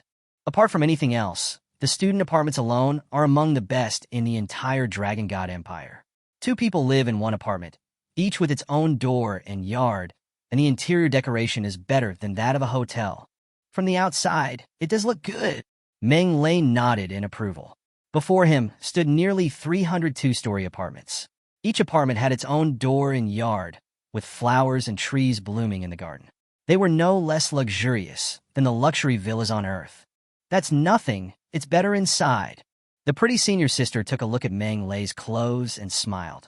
After you move in, don't be too happy. Hee. Ming Lei rolled his eyes. Is it that serious? Of course it's true. Many people have excellent talents, but they quickly degenerate after entering the academy and fail to realize their talents. Such examples can be found everywhere. While the two were talking, they arrived at apartment 430. Junior, this is your apartment. Thank you, Senior. Do you have any more questions? Senior, where can I buy daily necessities such as toothbrushes and towels? No need to buy them. The academy has already prepared these things for you. You can just use them directly. Of course, if you want to buy something, turn left when you go out. There's a small shop over there. You can buy daily necessities and other things. After sending away the pretty senior schoolmate, Ming Lei walked into apartment 430. The classical loft design, soft animal hair carpet, elegant chandelier murals, and golden walls all spoke of the luxury and comfort of this apartment. No wonder the beautiful senior sister said that many civilian geniuses would quickly degenerate after entering the academy. Meng Lei exclaimed in amazement. Such a comfortable environment, anyone would indulge in it. It is not uncommon to indulge in enjoyment and waste talents. Many college students in previous lives did this. There are too many examples of top students who worked hard in high school but became poor students in college. This is the same in every world. Pa. At this moment, a short, petite dragon boy came down from upstairs. He was wearing ordinary aristocratic clothing, had ordinary dragon horns, and had a nondescript look. He was the kind that you would not be able to find if thrown into a crowd. "You're here!" Seeing Meng Lei, the dragon boy greeted him indifferently, then packed up his things and ignored Meng Lei. Seeing that the other person was lukewarm, Meng Lei didn't want to curry favor with the other person, so he responded casually and started checking around the living room. Just as the beautiful senior sister said, the college had already prepared all the daily necessities for them. Toothbrush, towel, soap, slippers. Everything you need. The college is really considerate, but which floor should I live on? Meng Lei glanced upstairs, then looked at his roommate and asked calmly, "Where do you live? Upstairs or downstairs?" "Upstairs." Next, there was a long silence. The two of them tidied up their rooms, and no one said a word. Although the situation was different from what they had expected, Meng Lei was happy to have some free time. He was busy until the evening, and when the room was almost cleaned up, Meng Lei was about to go out to find something to eat. At this time, the fat boy Hart came to his door. "Haha, brother, I'm visiting your dormitory." As soon as the little fat man entered the room, he gave Meng Lei a big hug, then pointed to a human boy next to him and introduced him. "Brother, let me introduce you. This is my roommate. His name is Daniel KGB, and he is also a human genius." "Daniel, this is my brother, Meng Lei, our school's top genius this year." "Hello, Monray, it's Daniel. Nice to meet you." Chapter 27, 10 Magical Systems, Frost Kingdom. "Hello, my name is Daniel KGB. Daniel is a gentle and handsome young man with delicate looks and exquisite features. He is a handsome, pretty boy." When Daniel saw Meng Lei, he took the initiative to extend his hand to say hello, with a sincere and warm smile on his face, which made people feel very friendly and developed a good impression of him for no reason. "Hello, my name is Monroe." Meng Lei also smiled and stretched out his hand.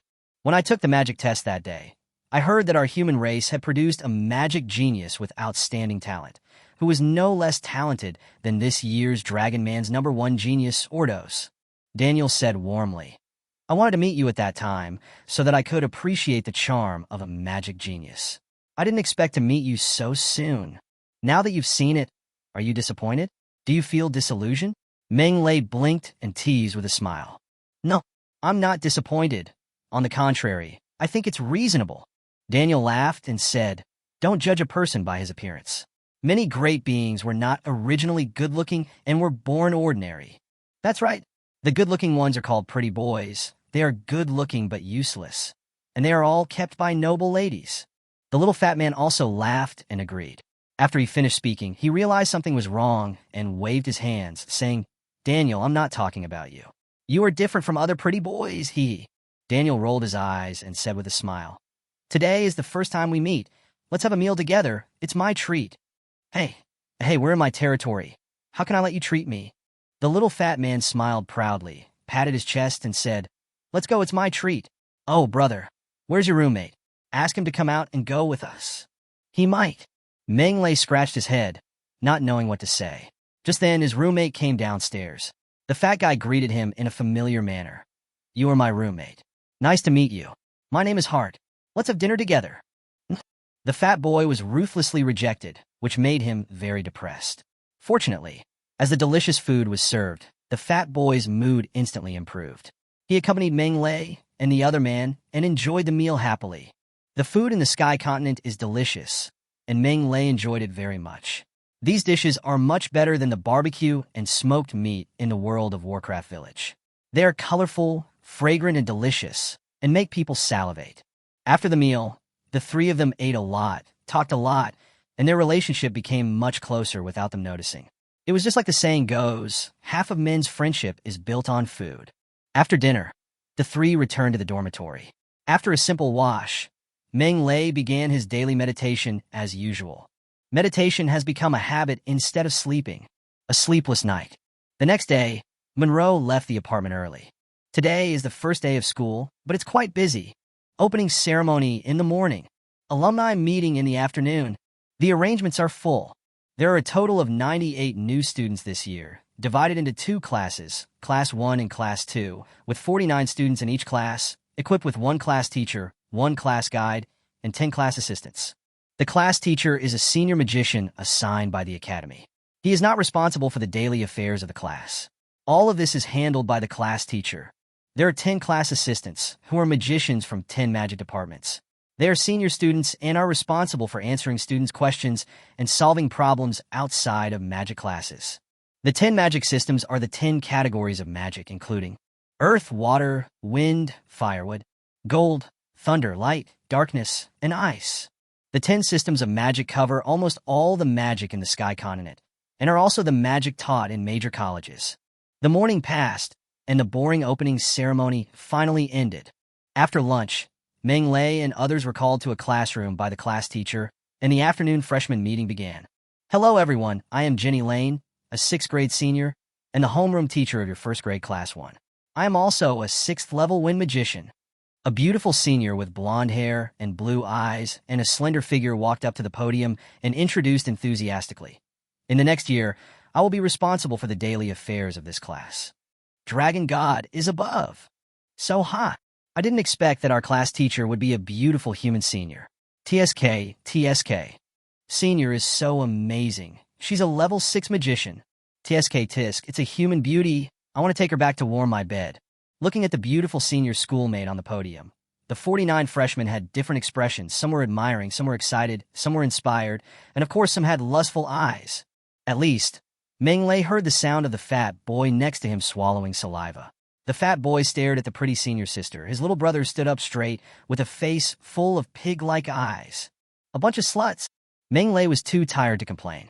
There were 49 freshmen in the class. Nearly 30 of them were dragon people, and half of them were male dragon people. It was not known whether these guys inherited the dragon's talents, but it seemed that they had inherited the dragon's licentious virtues perfectly. They were all drooling and looking at Senior Jenny like perverts. I really didn't know what to say. However, senior sister Jenny seemed to be accustomed to the performance of the Dragon Juniors and didn't care at all. She continued to speak enthusiastically. Now, everyone introduce yourselves and get to know each other. Students in the first row go first. The Pig brothers came to their senses, sat up straight, puffed out their chests, and started introducing themselves. Hello everyone, my name is Larry Libby from Hualan Province. Hi, nice to meet you all. My name is Monty Dunbar, and I'm from the province of Aud. Hey guys, my name is Donna Elam, and I'm from the Frost Kingdom. Huh? There are also people from the Frost Kingdom? There was a cry of surprise in the classroom. The Frost Kingdom was located at the northern border of the empire. It was covered with ice and snow all year round. It was an ice kingdom. The Fire Dragon Kingdom is located in the west of the empire and is a long distance away from the Frost Kingdom. Even a flying monster would have to fly for more than half a year. People from the Frost Kingdom come here to study? Everyone's eyes fell on the student who introduced himself. She was wearing a white long dress, a small red horn on her head, fair skin, and exquisite curves. She was actually a beautiful dragon girl with fair skin. As if noticing everyone's gaze, the dragon girl Donna Elam smiled sweetly and explained, Our Frost Kingdom is located in the northern border, and the ice magic element is rich in the territory, but I have a talent for fire magic, so that's how it is. Everyone suddenly realized that a magician has very demanding requirements for the training environment. If a person with a talent for fire magic is in a place with a strong ice magic element, his meditation will inevitably be twice as difficult, but with half the results. It is completely understandable that Donna chose to leave the Frost Kingdom. My name is Jimmy Huggins. Nice to meet you all. Hello everyone, my name is Meng Lei. Who? Monray. He is Monray. Who is the top genius the Academy is recruiting this year? Who has the best talent among all the freshmen? Swish, swish, swish. Everyone's eyes fell on Meng Lei almost at the same time. Chapter 28 Earth Talent, Midterm Exam. Pairs of surprised eyes fell on Meng Lei. Curiosity, envy, jealousy. Their expressions varied, but most of them were undoubtedly unhappy. How could a lowly human being possess such a great talent for magic? What kind of luck did he have? That's right. None of U.S. descendants of the Dragon God have such talent. How could a lowly human like him have such talent? Humph. So what if you have good talent? Magic training doesn't just rely on talent. Acquired efforts are more important. A sour smell filled the classroom, and the pH value of the air was almost close to 1. It turns out this guy is so talented. An ordinary-looking dragon boy had a twinkling eye. He was Meng Lei's roommate, the cold dragon boy. Classmate, it's your turn. At this moment, senior sister Jenny's voice rang in his ears, and the dragon boy stood up and said indifferently, "Hello, everyone. My name is Abe, and I'm from the Imperial Capital." The Imperial Capital? This guy is from the Imperial Capital? Oh my god. He's got quite a background. Abe's words successfully attracted everyone's attention from Meng Lei. Meng Lei also looked at his roommate and was quite surprised. Although the Fire Dragon Magic Academy is the third-ranked magic academy in the Dragon God Empire, the vast majority of its students are from the Fire Dragon Kingdom. There are very few people from other kingdoms, especially those from the Imperial Capital, almost none. Student Abe, why did you come to our Fire Dragon School of Magic instead of attending Imperial Capital School? Someone asked what everyone was thinking. It's a pity that what he got in return was Abe's cold look. This guy is really cold. Meng Lei curled his lips and got to know his roommate a little better. He was not only cold to him, but also to others. He was completely like an ice lump that no stranger should approach. TSK, what are you showing off for? After the self-introduction session, Senior Jenny began to introduce relevant information and things to pay attention to.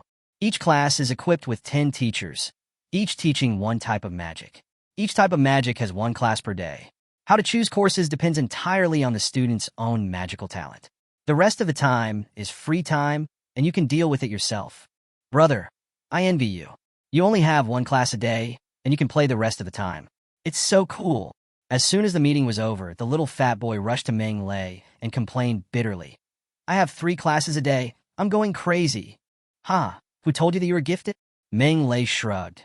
Just now, didn't your class teacher suggest that you major in 1 subject and minor in 2 subjects? You can make a choice. Yes, fellow practitioners of the 3 systems are not energetic enough, so it's better to have something to focus on. Daniel nodded slightly and said in agreement. I would like to, but the old man said that if I dare to give up any of my branches, he will break my legs. This is a death order. How dare I disobey it? The little fat boy had a sad face and seemed to be unable to cry. That's nothing we can do. Meng Lei smiled helplessly and asked, what do we do next? Daniel looked at his pocket watch and said with a smile, it's still early now. The cafeteria hasn't opened yet. Why don't you go for a walk? You just arrived at the college. I guess you haven't visited the college yet, right? No, neither do I. Then let's go.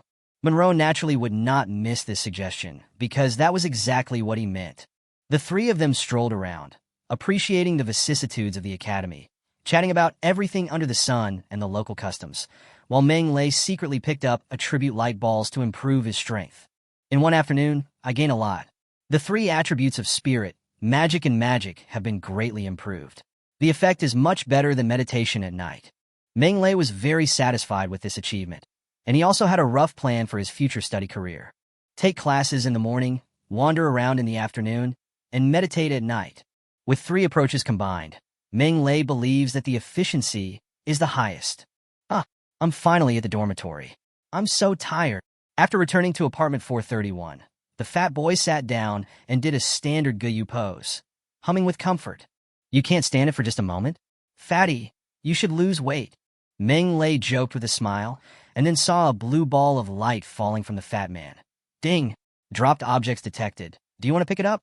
Did it fall from the fat guy? Meng Lei was a little surprised, but still picked it up. Ding! Fusion successful. Congratulations to the host for obtaining the Earth Magic Talent. What rice? Meng Lei was stunned. Earth Magic Talent? I picked up the fat guy's Earth Magic Talent? Oh my god! Meng Lei didn't know what to say. Magic Talent light balls were very rare. From the time he obtained the system until now, he had only picked up 1 Magic Talent light ball. This is the second one. This is a rare thing. However, it is a good thing to be able to pick it up. It is always good to have many skills. Who would complain about having too many talents? Besides, the fat guy's affinity for earth elements is top-notch, second only to superclass. And he has an excellent talent. Fatty, you're complaining about how many classes you have. I'll accompany you to your earth magic class tomorrow. What? The next morning, Meng Lei came to the classroom. There are not many students with talent in thunder magic in the class. Including Ming Lei, there are only 7 people. The huge classroom seems empty and quite deserted. Ming Lei took out the book and flipped through it carefully. Not long after, the lightning magic teacher walked into the classroom. Hello everyone, I am your lightning magic teacher, Horatio. In the next year, I will teach you the lightning magic course. Teacher Horatio got straight to the point and started talking non-stop.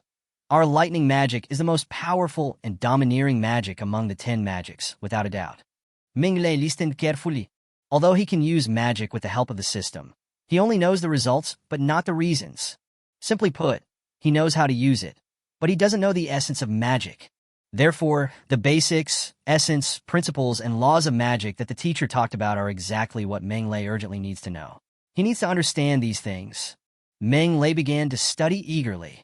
During the learning process, Ming Lei discovered the benefits of having a strong mental power.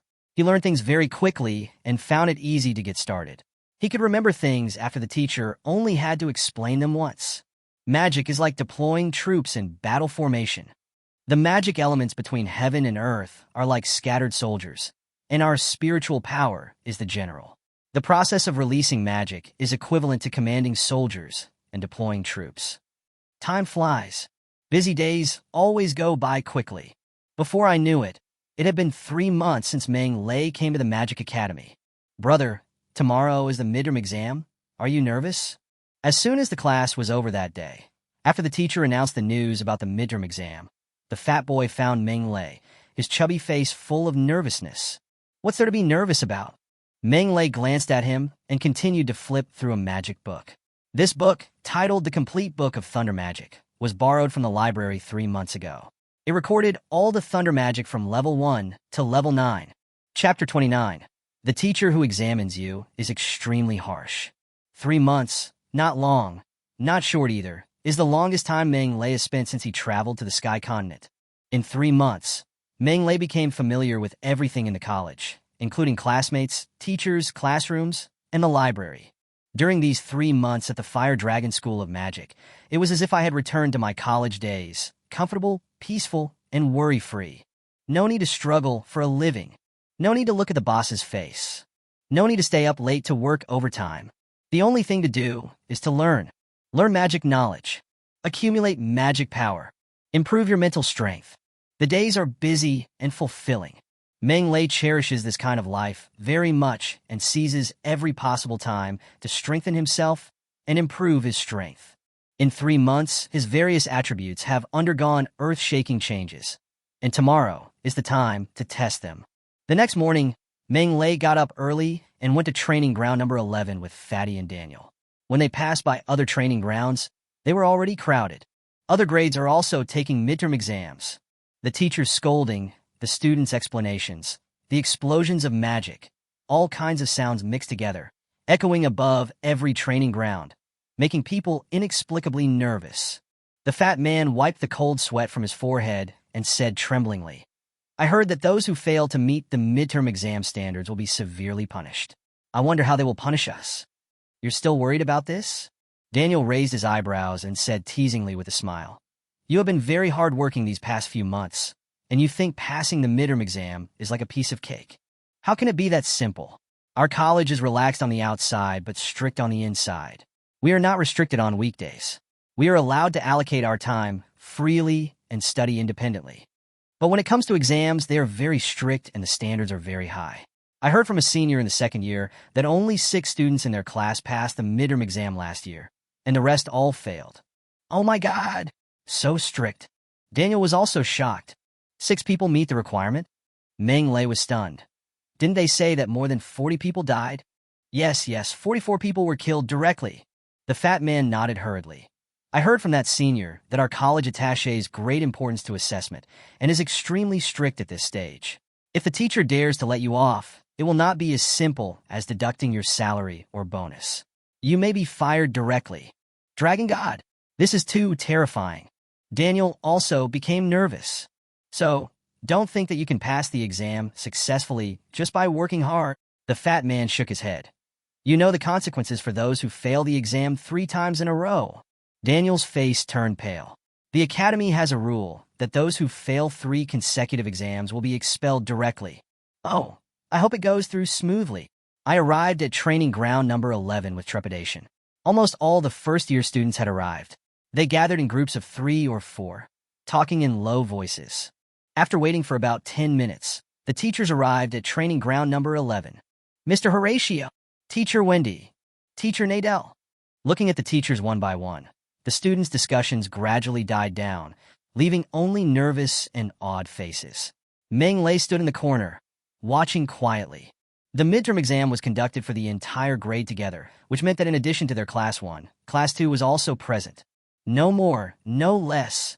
Exactly 98 new students. As for the assessment teachers, they are responsible for teaching the 10 branches of magic. There are 10 teachers in Class 1 and 10 in Class 2, a total of 20. In addition, there are class teachers for 2 classes. Dragon God, even our homeroom teacher is here. Oh my God, we've been in school for 3 months, and this is the first time I've seen our homeroom teacher. The fat man came close to Meng Lei and muttered in a low voice. It was obvious that he became even more nervous after seeing the head teacher. I heard that our head teacher is a school leader. I didn't expect that he would also attend the midterm exam. It's really unexpected. Daniel also stared at the head teacher. It seems that the college really takes the midterm exam seriously. Meng Lei nodded slightly. When he was in college in his previous life, both the midterm and final exams were so easy. How could there be such a scene? Is everyone here? 22 teachers took their seats one by one. Buddy Tyrone, the head teacher of Class 2, spoke first. He was a typical dragon man, with a single horn on his head, wings on his back, a burly figure, and extremely strong. When he sat there, he gave people a lot of pressure invisibly. In comparison, the head teacher of Class 1 was much more ordinary. He was a skinny old human with a haggard face and trembling body, as if he could be blown down by a gust of wind. Teacher Buddy, all the students in Class 2 are here. The head teacher of Class 2 walked forward and said with a little respect, "What about Class 1? Class 1's head teacher, Dirk Now, looked at his class teacher, Senior Jenny. "Everyone is here, Mr. D." Senior Jenny replied respectfully. "Now that everyone is here, let's get started. Group 1 goes first." Senior Jenny responded, took out the prepared list, and said loudly, "The first-year midterm exam has officially begun. The exam content is divided into 3 items." All students pricked up their ears and listened carefully. The first item, test your mental strength. Second item, test the magic reserve. Third item, magic release. Those whose names are called come first. First up, Larry Libby. Hearing this name, 2 class teachers and 20 teachers looked at the list in their hands at the same time. And the first name was Larry Libby. "Student Larry, let's test your mental strength first. I don't need to explain the method, right?" "I know, senpai." Larry Libby is a dragon boy. Although he is only 14 years old, he is very sturdy, 1.8 meters tall, and has a pair of red dragon horns on his forehead, which show his identity. He is a dragon man with the blood of a fire dragon. It is worth mentioning that the fire dragon is the royal family of the fire dragon kingdom. Larry Libby walked to the tall sperm meter, and his eyes fell on the red button. Swish, swish, swish. The red line in the sperm meter rose rapidly and finally stopped at a scale. Spiritual strength, 50 times that of my peers, 50 points. Senior Jenny looked at the spermometer and read out Larry Libby's results. Upon hearing this score, Class 1 head teacher Dirk Now frowned and said in a slightly hoarse voice, "When I first entered school, my mental strength was 48 times that of my peers, which is 48 points. Why has it only improved by 2 points in the past 3 months?" At this point, his eyes fell on Larry Libby and he said calmly, "Student Larry, can you explain what you have done in the past 3 months?" "Teacher, Larry Libby's face flushed, and he was speechless for a long time. What did he do? Of course he did something else. He had a lot of fun in the past few months of school. Spiritual strength will increase with age even if you don't practice it. 3 months is enough to increase your spiritual strength by 2 points. Class teacher Dirk Now said coldly, "This shows that you have basically not practiced for the past 3 months and have completely indulged yourself. Larry, this attitude is not acceptable. Teacher you don't need to take the remaining 2 tests. You failed. Go back and practice hard." Next, Chapter 30. All failed, slapped in the face. Training ground number 11 was dead silent. Listening to the cold scolding of the head teacher and looking at the dejected Larry Billy, All the students felt as if a huge stone was pressing on their hearts. Heavy. It turns out that the midterm exam not only examines the 3 attributes, but also examines the progress made in the 3 months since enrollment. This is so sad. Even if you have a foundation, even if you have considerable ability before entering school, as long as you have not made any progress in these 3 months, you will still be considered unqualified. That's really harsh. Meng Lei was secretly shocked. Next, Monty Dunbar. The mental strength is 67 times that of people of the same age. During the entrance test, your mental strength was 62, and now it's 67, which only increased by 5 points. It's obvious that you've been completely slacking off in the past 3 months. You fail. Next, Albert Arkwright. Unqualified. Gabriel Brot. Unqualified. Anurin Boswell. Unqualified. My own mother is here, and she is totally unqualified. The fat man was so scared that his face turned pale. 17 people all died in the mental strength. My God, what should I do? It's too strict. It's really too strict. Daniel's face turned pale. Boris's mental strength has increased by 12 points, but he still fails. How much more does it need to be improved to pass? Have no idea. Meng Lei shook his head. This examination system was really too annoying. With such strict standards, I'm afraid few people will meet the standards. The fat man's face turned pale. If I don't meet the requirements, I will be abandoned by the old man. Testing continues. But as Fatty said, under such a strict assessment mechanism, only a few people could meet the standards. In the following period, 37 people were tested in succession, and without exception, all failed. This result silenced the students and made the head teacher Dirk now look increasingly unhappy. Finally, he got mad. What do you eat? Dirk now was furious. 3 months. 3 whole months. What on earth have you been doing? There are so many people, but not one of them is qualified. Tell me loudly. What have you done since you entered school? The training ground was eerily quiet. All the students in class 1 lowered their heads, not daring to look their head teacher in the eye, allowing him to bombard and scold them angrily. The other teachers just watched quietly, as if they were used to it. After scolding for nearly 10 minutes, perhaps because he was tired, Dirk now let out a breath of foul air, pointed at the students and roared. I won't say any more nonsense. I will just leave you with a piece of advice. The practice of magic depends entirely on self-awareness. With your current attitude, even if you have superior talent and even better learning resources, you will never achieve great success. After saying that, he returned to his seat, not bothering to say another word. For a moment, the surroundings became completely silent.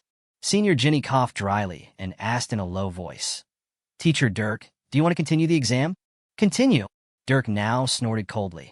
I want to see how bad your class can be. Yes. Senior Jenny responded. Next, Monray. Monray? Why does this name sound familiar? The teachers looked at the list in their hands and suddenly realized what was going on. Buddy Tyrone, the head teacher of Class 2, smiled and teased. Meng Lei is the most talented of the freshmen this year. I wonder how he is progressing. Humph. I hope he doesn't slack off. Jirk Nove snorted coldly. I heard that this child has a strong personality. He attends classes in the morning and takes a stroll in the afternoon. He combines work and rest and is very thoughtful. Buddy Tyrone said meaningfully, An afternoon stroll? Dirk now's face darkened and looked a little unhappy. I heard about that too. A teacher from Class 2 smiled and said, There's a rumor on campus that this year's top genius is a freak. He doesn't attend classes, meditate, or go to the library every afternoon. He just likes to wander around campus. He can be seen in the student apartments, cafeterias, and training grounds. He does this every day for 3 months without fail. Yeah, I've heard that too. He's pretty serious in class, but only in the afternoon. What a pity to lose such a great talent. The teachers spoke one after another, expressing some regret and sorrow. A person with extraordinary talent like Meng Lei had a much higher cultivation efficiency than ordinary people. As long as he could calm down and practice hard, his future achievements would be unimaginable. However, Monray's daily combination of work and rest is simply a waste of his talent. How can one not sigh with regret? This bastard. Dirk Now's face was so gloomy that water could drip out of it. The teachers' voices were loud, and the students heard them with different thoughts. Some sneered, waiting to see Meng Lei's joke. Some people were angry at his lack of ambition and blamed Monray for wasting his talent. Some people also watched coldly, waiting for Meng Lei's good show. Wandering around? Wasting your talent.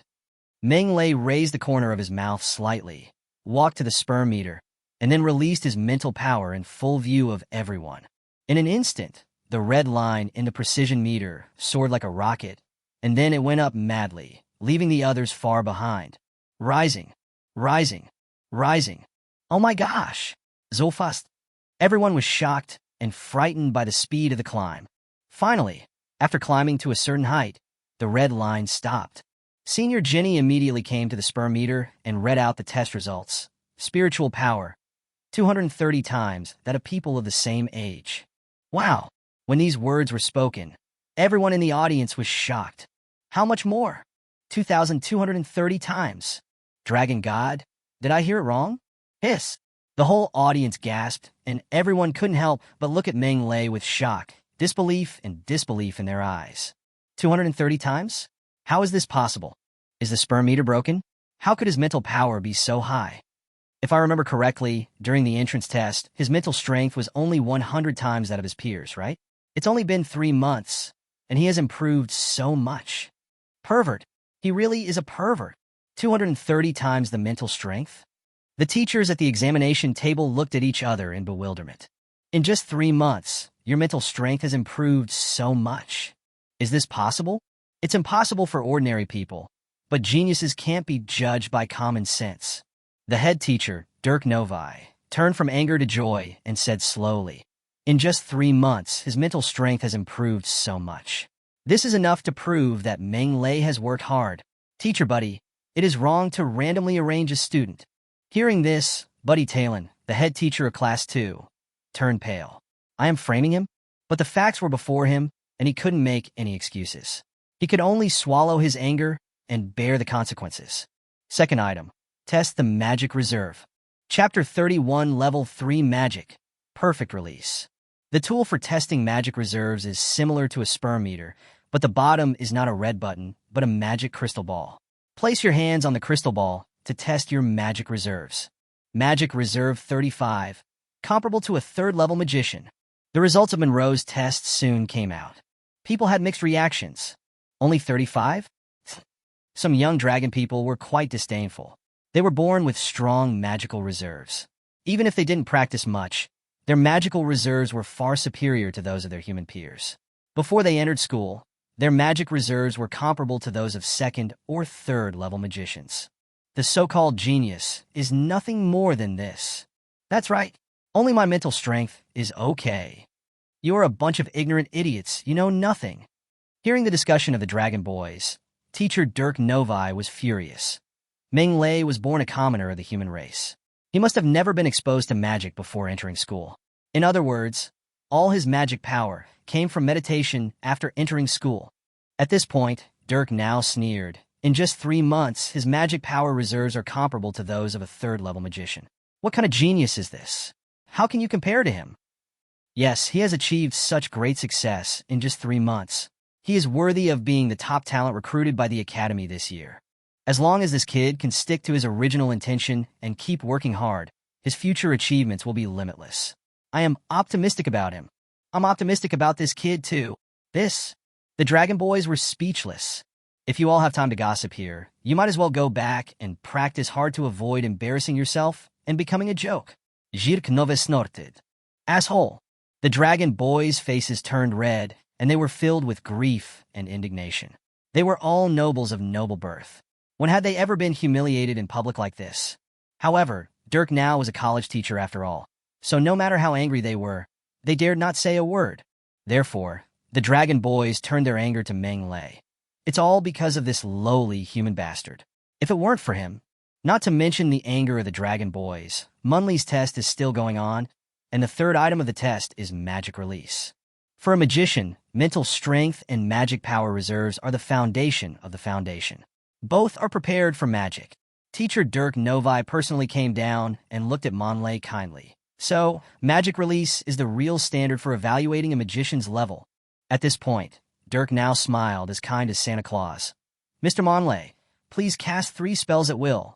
Yes, teacher. Meng Lei nodded, walked to the middle of the training ground, and chanted a magic spell. Crackle. The surrounding lightning magic elements quickly gathered together, and with crackling sounds, A ball of lightning composed of countless tiny electric currents quietly took shape and floated in Meng Lei's palm, spinning like a basketball, dazzling and eye-catching. Lightning magique, thunderball technique. Teacher Horatio's eyes lit up and he praised, "Awesome thunderball technique." The entire casting process took less than 3 seconds, and the thunder element was completely confined in the thunderball without any leakage. This shows an extremely high level of control. I give full marks to this thunderball technique. The lightning magic teacher of Class 2 also clapped his hands and exclaimed in admiration. Moreover, Meng Lei only consumed a minimal amount of magic power to induce the lightning element to create this lightning ball. His control over magic power is indeed very strong. Upon hearing this, the other teachers nodded in admiration. Although thunderball magic was only the lowest level of magic, the simpler things were, the more they could explain a problem. Casting speed. How much magic power is consumed? Precise control of magic power. All this can illustrate the true level of a magician. Magic is an art. Teacher Dirk Novi smiled. A great magician is like an art master. Only exquisite artistic techniques can show the charm of this art. Meng Lei's spellcasting process is smooth and has a bit of artistic flavor. Director Deke is right. All the teachers nodded. Isn't it just a first-level magic? What's so great about it? I could cast first-level magic when I was 7 years old. The dragon boys sneered and were very disdainful in their hearts. The more the teacher praised Meng Lei, the more unhappy they were. With a wave of his hand, he withdrew the thunderball technique and began to chant the second magic spell. A few seconds later, a spear shining with brilliant silver light appeared in Meng Lei's hand. The spear was made of lightning, and it burst out with a domineering aura that could destroy everything. Lightning magic. Thunder spear. Not bad, not bad. Fast casting speed. No magic power leaked. It consumes very little mana. This thunder spear is also perfect. You can cast level 2 magic so well. Full marks. Amidst the praises, Meng Lei put away the thunder spear and began to chant the third spell. His mental power swept out like a tide, and the lightning elements within a 10-meter radius were attracted and gathered towards Meng Lei. This scale. Dirk Noel's eyes lit up. Is this going to release a third-level magic? This is a third-level magic, Thunder Barrier. Teacher Horatio said slowly, with astonishment in his eyes. This child is very low-key in class and has no sense of existence. I never thought that he has mastered third-level magic. If he can cast a third-level magic, then he is definitely a third-level magician. After only 3 months of enrollment, he has already transformed from a layman into a third-level magician. Such talent is simply unheard of. Genius! The teachers were filled with emotion and could not hide their amazement in their words. What does it take to be a qualified third-level magician? Mental strength reaches level 3. Magic reserve reaches level 3. Can release third-level magic. All 3 are indispensable. He has enough mental and magical reserves, but he cannot release third-level magic, and he is not a third-level magician. Just like many dragon people, they are born with strong magical reserves, but they are not even magicians. Although a third-level magician is also considered a low-level magician, it is almost impossible to become a third-level magician in just 3 months. We must improve our mental strength. We need to increase our magic power reserves again. Also need to study magic. Which one doesn't take a lot of time? 3 months? Enough for what? Many people never reach this level in their entire life. TSK. What's so awesome about that? Seeing the teachers praising Meng Lei so much, many dragon boys felt jealous. But this did not prevent Meng Lei from continuing to cast magic. Under Meng Lei's summons, a large number of thunder elements connected together and gradually formed a silver shield around Meng Lei that covered an area of 3 meters. The shield went from being illusory to being solid, and finally became completely stable. The entire process was smooth and flowing, like mercury flowing on the ground, unimpeded. It took 19 seconds. The casting time can be said to be very short. No extra magic power leaked out. It consumes very little mana. The release of this lightning barrier was very smooth. It can be called perfect. Chapter 32 Challenge. First PK. 3 magics. Level 1 magic. Thunderball. Level 2 magic. Thunder Spear. Level 3 magic. Thunder Barrier. Dirk Novi stood in the number 11 training ground, looking at Mon Lei with approval. These 3 spells not only show your outstanding mental strength, but also your subtle control of magic power. The release is quite perfect. I give you full marks. Thank you, teacher. Meng Lei bowed slightly.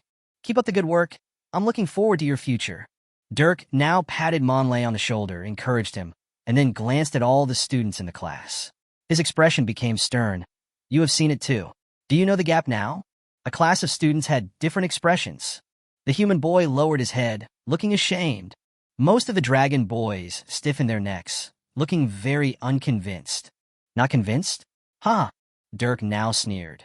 In the beginning, magic training values talent, but your future achievements are entirely determined by your acquired efforts. Mr. Monray, I have better talent than you, and work harder than you. In just 3 months, he has broken through and become a 3rd-level magician. How can you still be dissatisfied? There is nothing wrong with being arrogant, but blind arrogance is stupid. Teacher, I don't accept it. A young dragon man stood up and looked straight at Dirk now, with no fear in his eyes. I'll go. Talk back to the teacher. Did Ardman have a brain cramp? Seeing the dragon boy's actions, the whole audience was in an uproar. The students looked at Ardman's back and were shocked. They talked back to their class teacher. Is this guy mentally retarded? The teachers all frowned and looked at Ardman with unfriendly eyes.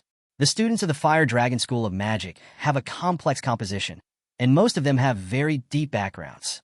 It's not easy to manage such a group of students. Therefore, the kingdom and even the academy have given teachers absolute authority. Any student who dares to offend a teacher will end up in a miserable situation. Ardman contradicted the teacher on the spot, which was already offensive.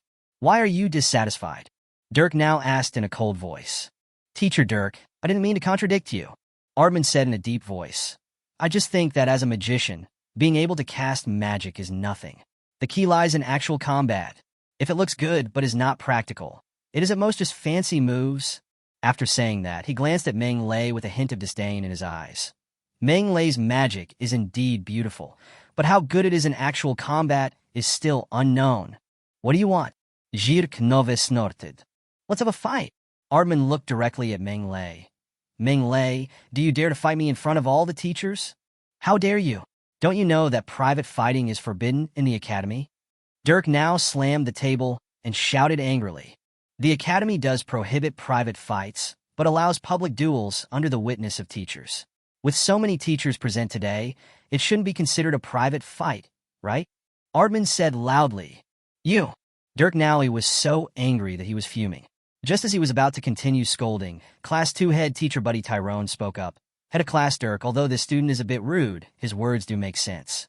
After all, a magician's actual combat ability is the key. At this point, he looked at Meng Lei and said with a smile, I believe that if Meng Lei does not show his actual combat ability, even if he becomes the first in this exam, the classmates will not be convinced, right? Right. We don't accept it, whether it's a mule or a horse. Pull it out for a walk. Just being able to cast magic is nothing. Being strong in actual combat is the real strength. Magic is for fighting, not fancy tricks. All the dragon boys responded, looking at Meng Lei with provocation in their eyes. They had been unhappy with Meng Lei for a long time, and now they all wanted to teach Meng Lei a lesson and let all the teachers see that it doesn't matter if he has good talent. He will still be beaten to a pulp by us. Teacher buddy, there is no such project in the midterm exam. Dirk now's face darkened and looked unhappy. The purpose of the exam is to test the students' progress and learning outcomes at this stage. As long as this goal is achieved, the process is not that important. Buddy Tyrone laughed and looked at Monlay. Mr. Monlay, are you willing to accept his challenge and show us your combat ability? Swish, swish, swish. For a moment, everyone's eyes fell on Meng Lei, and Ardman even provoked him. Don't worry, I only use magic, not my body, so that people won't say that I'm bullying you. Do you dare? Why not? Meng Lei smiled faintly. But since we are going to fight, shouldn't there be some gamble? Ha ha ha, I just like your boldness. Seeing that Monlay agreed to fight, Ardman was overjoyed. He flipped his wrist, took out a purple magic crystal card, and laughed. Here are 10,000 gold coins, which is the prize for this battle. What do you think? That's too much. I don't have that much money. Meng Lei shook his head. I only have a scholarship of 5,000 gold coins. That's enough. Ardman waved his hand and didn't take Monlay's 5,000 gold coins seriously at all. His purpose was not to win money, but to teach Manlei a lesson and make him lose face.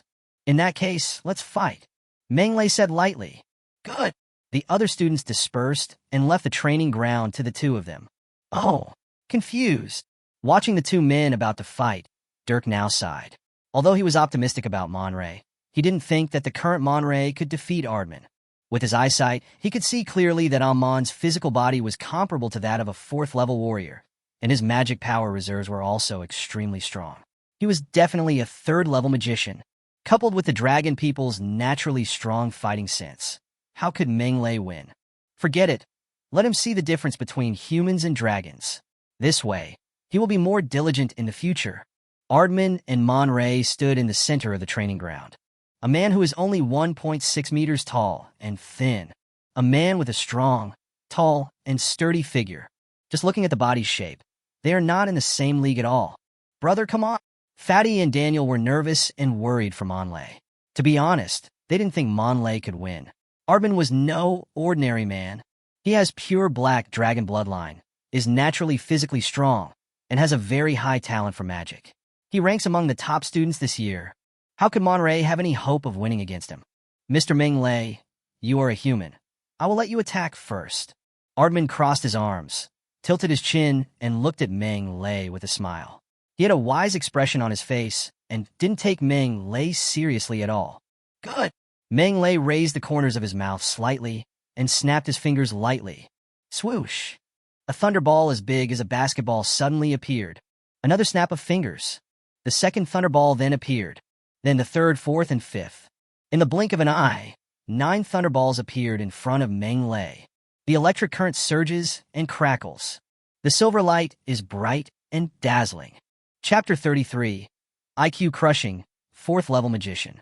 9 basketball-sized thunderballs were suspended around him, emitting dazzling silver light, making Manlei look like the thunder god of the sky. Instant.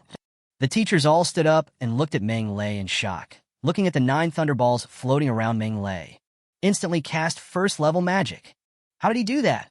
He's only a 3rd-level magician. All the teachers had looks of disbelief in their eyes. High-level magicians can cast low-level magic instantly. This is because with their powerful mental strength, they can instantly arrange and combine magic elements, thereby releasing low-level magic. To put it simply, it means using the superior to suppress the inferior and using the big to bully the small.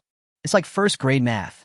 For 1st-grade students, subtraction, addition, multiplication, and division within 2-digit numbers are difficult and need to be calculated slowly. But for higher-grade students, it is too easy. Release of magic is naturally much more difficult than addition, subtraction, multiplication, and division. But the principle is similar. High-level magicians can instantly release low-level magic of a certain level, and even sanctuary magicians can complete high-level magic in an instant. But Manlei is only a 3rd-level magician. Can you cast 1st-level magic instantly? Generally speaking, a magician can instantly cast magic for levels lower. Dirk Noel's eyes were deep.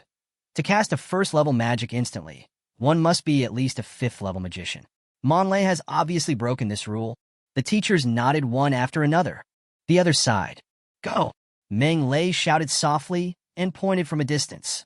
Swish, swish, swish. 3 bombs cut through the air and instantly shot towards Ardman. You think you can hurt me with just a level 1 magic? Ardman sneered. No need to hide. Bon strapje. 3 thunderballs hit Ardman and exploded. Crackle. Countless electric currents raged through Ardman's body. Ardman snorted coldly. Great genius. Is this all you have? Manlei smiled and tapped his fingers repeatedly. 1 lightning ball after another bombarded like cannonballs, completely submerging Ardman. I told you level 1 magic can't hurt me. Ardman stood there, letting the electricity wreak havoc on his body, with a playful expression on his face. You'd better release advanced magic? Otherwise, you have no chance of defeating me. Manlei smiled, with a strange light flashing in his eyes. Since you were so looking forward to it, how can I let you down? As soon as he finished speaking, he quickly chanted a magic spell, and the electric current flowing around Ardman was summoned, quickly gathered, and combined together. Ardman felt something strange in his body, and his face changed. The electric current flowing around him quickly combined into chains, which bound and imprisoned him like ropes. Open! Ardman roared and struggled hard, but he didn't expect that not only did he fail to break free from the lightning chains, but the stimulation from the lightning chains paralyzed his limbs and made him feel weak. Third-level magic. Thunder Chain. Lightning magic teacher Horatio slammed the table and stood up suddenly. You can release the Thunder Chain like this? Genius. What a genius. First, use a bunch of thunderballs to bombard Adaman, making him careless, and then use the thunder elements on Adaman to form a more advanced Thunder Chain to trap Adaman. Dirk now took a breath and said, What a clever plan. I thought this kid's thunderball technique was meaningless at first, but I didn't expect it to be so useful. Exactly 18 thunderballs, which is exactly the thunder element needed to release the Thunder Chain once. The lightning magic teacher of Class 2 was amazed. This little guy had it all planned out from the beginning. The entire battle was within his calculations. Could it be that good magic talent also increases intelligence? The other teachers didn't know what to say. In just a simple duel, Menglei showed them what it meant to have an IQ crush. This is so infuriating. It's bad enough that he has a talent for magic, but he's also so smart. How can other people survive? Good talent and high IQ. This child's future is limitless. In terms of intelligence, the dragon people are indeed inferior to the human race. The battle has now ended. Trapped by the third-level magic Thunder Chain, Ardman cannot break free for a while. Menglei took advantage of this time to chant quickly, and the surrounding lightning elements were attracted and quickly formed into a spear. It was the third-level lightning magic, Thunder Javelin. Asshole, open it for me. Ardman struggled to break free, but there was nothing he could do. Finally, the Thunder Javelin took shape and hit his throat. You lose, Menglei said lightly. Ardman's face flushed red, but he couldn't utter a word. He did have a body comparable to that of a fourth-level warrior, but a Thunder Javelin would either kill him or cripple him. He did lose this battle. Menglei waved his hand to remove the Thunder Javelin, and the Thunder Shackles wrapped around Ardman, and stretched out his right hand forward. The meaning was self-evident. I'll admit defeat. Ardman's face turned pale as he threw the magic crystal card to Menglei. But don't be complacent. I underestimated you this time. I will definitely defeat you next time. Ha! As long as you have a lot of money, I'm always here to accompany you.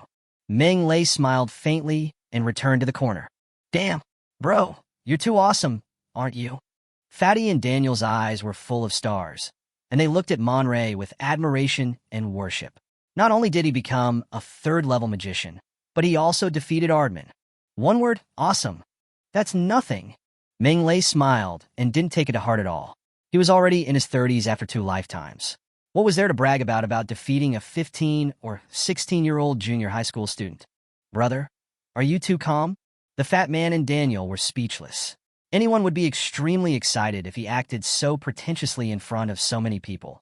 But Menglei was unusually calm. Am I calm? Menglei rolled his eyes. Calm down. They both nodded at the same time. Okay, actually, I'm not calm inside, and I even want to laugh. Menglei said helplessly. So you're just pretending to be calm? That's what I said. Menglei really wanted to laugh, but he was not pretending to be cool. Instead, he won 10,000 gold coins, which, if converted into attribute points, would be enough for him to upgrade himself. You know, after these 3 months of miserable development, both of his attributes have reached the critical point. With just a little exchange, he can enter a new level. Host Monray. Race, human. Wealth, 25,187 gold coins. Constitution, level 3 warrior, 619/1000. Spirit, level 3 magician, 966/1000. Magic power, level 3 magician, 927/1000. Magic some. Fighting skills, weaponry stone-breaking palm, earth-shattering slash. The spirit of 966. The magic of 927. With only 35 plus 74 is equal to 109 attribute points. He can enter the ranks of 4th-level magicians, and 109 attribute points only require 1,090 gold coins. System. Exchange for 35 points of spirit and 74 points of magic. Chapter 34 Gold Medal Fighter. Robbery to make money. Ding! Exchange completed. Congratulations to the host for becoming a level 4 magician. Magical power appeared out of thin air and filled his body, making Menglei feel very comfortable. His mind became clearer and brighter than ever before, and he felt full of energy and vigor. Cool. Brother, why is your face suddenly so rosy? The fat man noticed Meng Lei's change and couldn't help but look surprised. Hey, I thought of something happy. Meng Lei chuckled and checked his personal attributes. Wealth, 24,097 gold coins. Constitution, level 3 warrior, 619/1000. Spirit, level 4 magician, 1001/2000. Magic power, level 4 magician, 1001/2000. My mental strength and magic power reserves have reached the level of a 4th level magician. I only need to learn 4th level magic, and I will be a true 4th level magician. It's been less than 5 months since I came to this world, and I've already broken through to the 4th level magician realm. My cultivation speed should be unprecedented, right? Meng Lei was a little complacent and full of expectations for the future. But my physical fitness is a little behind the times. Constitution? It has always been Meng Lei's strong point and the easiest attribute to pick up. However, in the past 3 months, Meng Lei has been staying inside the academy and rarely picked up physical light balls. Physical fitness, I've fallen behind like this. It seems that I should go to places like Warrior Academy, Coliseum, and Fighting Arena more often when I have time to improve my physical fitness as soon as possible. Meng Lei secretly calculated that the physical body of human magicians has always been a weakness and is easily targeted. In comparison, the dragon magicians who inherited the dragon bloodline are much stronger. Therefore, at the same level, dragon magicians have the advantage, and Meng Lei does not want to lose to those dragon magicians of the same level. Therefore, you need to improve your physical fitness as soon as possible. Oh my gosh, it's my turn. Just when Meng Lei was silently calculating, the fat man suddenly howled, breaking Meng Lei's meditation. It turned out that it was the fat man's turn to take the test. Go ahead, fatty, you can do it. Meng Lei patted his shoulder and said with a smile, if you can pass the exam successfully, I will treat you tonight. Let's go out for a meal outside the school. The fat man nodded heavily and strode towards the teachers. Come on, fatty. Daniel clenched his fist and cheered for the fat man. The fat man's test results soon came out. Mental strength increased by 28 points, passed successfully. The magic reserve is comparable to that of a 3rd level magician, and I passed it successfully. In the first round of magic release, the fat man released 3 magics: water magic, water mirror, wind magic, wind guardian, and earth magic, stone magic, and it also passed smoothly. I passed. The fat man rushed to Meng Lei and almost jumped up with excitement. He was too excited. Up to now, he and Meng Lei were the only ones who won. How could he not be excited? You are really amazing, kid. Meng Lei was also surprised. 3 practitioners. You have all reached the level of a 3rd level magician? You are too good at pretending, aren't you? Meng Lei's eyes were somewhat unfriendly. He felt that he had been deceived by the fat man. Hey, how can I compare with you? The fat man scratched his head and said, I started learning magic when I was 5 years old, and I have been formally studying magic for nearly 2 years. I can't compare with you, brother. Meng Lei was speechless. It was true that comparison made people angry. The children in their Warcraft village had to spend all their family savings to participate in a magic test, but the fat boy started magic enlightenment at the age of 5. The midterm exams are still going on. Over the next hour, the remaining students completed the test one after another, but the results were not optimistic, including Meng Lei and the fat man. Only 7 people met the standards. The 7 people include Monray, Fatty, Daniel, Monray's roommate Abe, Donna Elam from the Frost Kingdom, a human civilian, and a dragon civilian. The other 42 people were wiped out. This result made the class teacher, Dirk, now furious. He scolded the whole class severely, and even Jenny, the class teacher, was not spared. After the exam, Monroe, Fatty, and Daniel left the school together and went to the best restaurant near the school to celebrate. The 3 of them found a private room. Meng Lei threw the menu to Fatty and Daniel and said with a smile, order whatever you want to eat. It's my treat today. Hey, since we know you made a lot of money today, we won't be polite to you. First, let's have some fried golden lizard meat. Another boiled blood mantis. The pickled devil whale liver is good too. And this stir-fried iced toad. The spicy kingfisher is my favorite. Listening to Fatty and Daniel ordering dishes one after another, Meng Lei's mouth twitched. Damn, one dish costs hundreds of gold coins. Are you trying to take advantage of the rich? However, you have to pretend to be cool once you have said it, even if you have to shed tears. Brother Colin, The brothers congratulate you on your 20th consecutive victory in the fighting arena and your successful promotion to the silver medal fighter. Nothing, it's all luck, ha. Speaking of which, Brother Colin, you are now a silver medal fighter, so your appearance fee should be very high, right? It's just as so. Only 10,000 gold coins per game. 10,000 gold coins per game? Oh my god! Brother Colin, you are so awesome. So if you fight a few dozen more battles, the wealth you have accumulated will be enough to buy a territory and become a lord yourself. Ha, luck.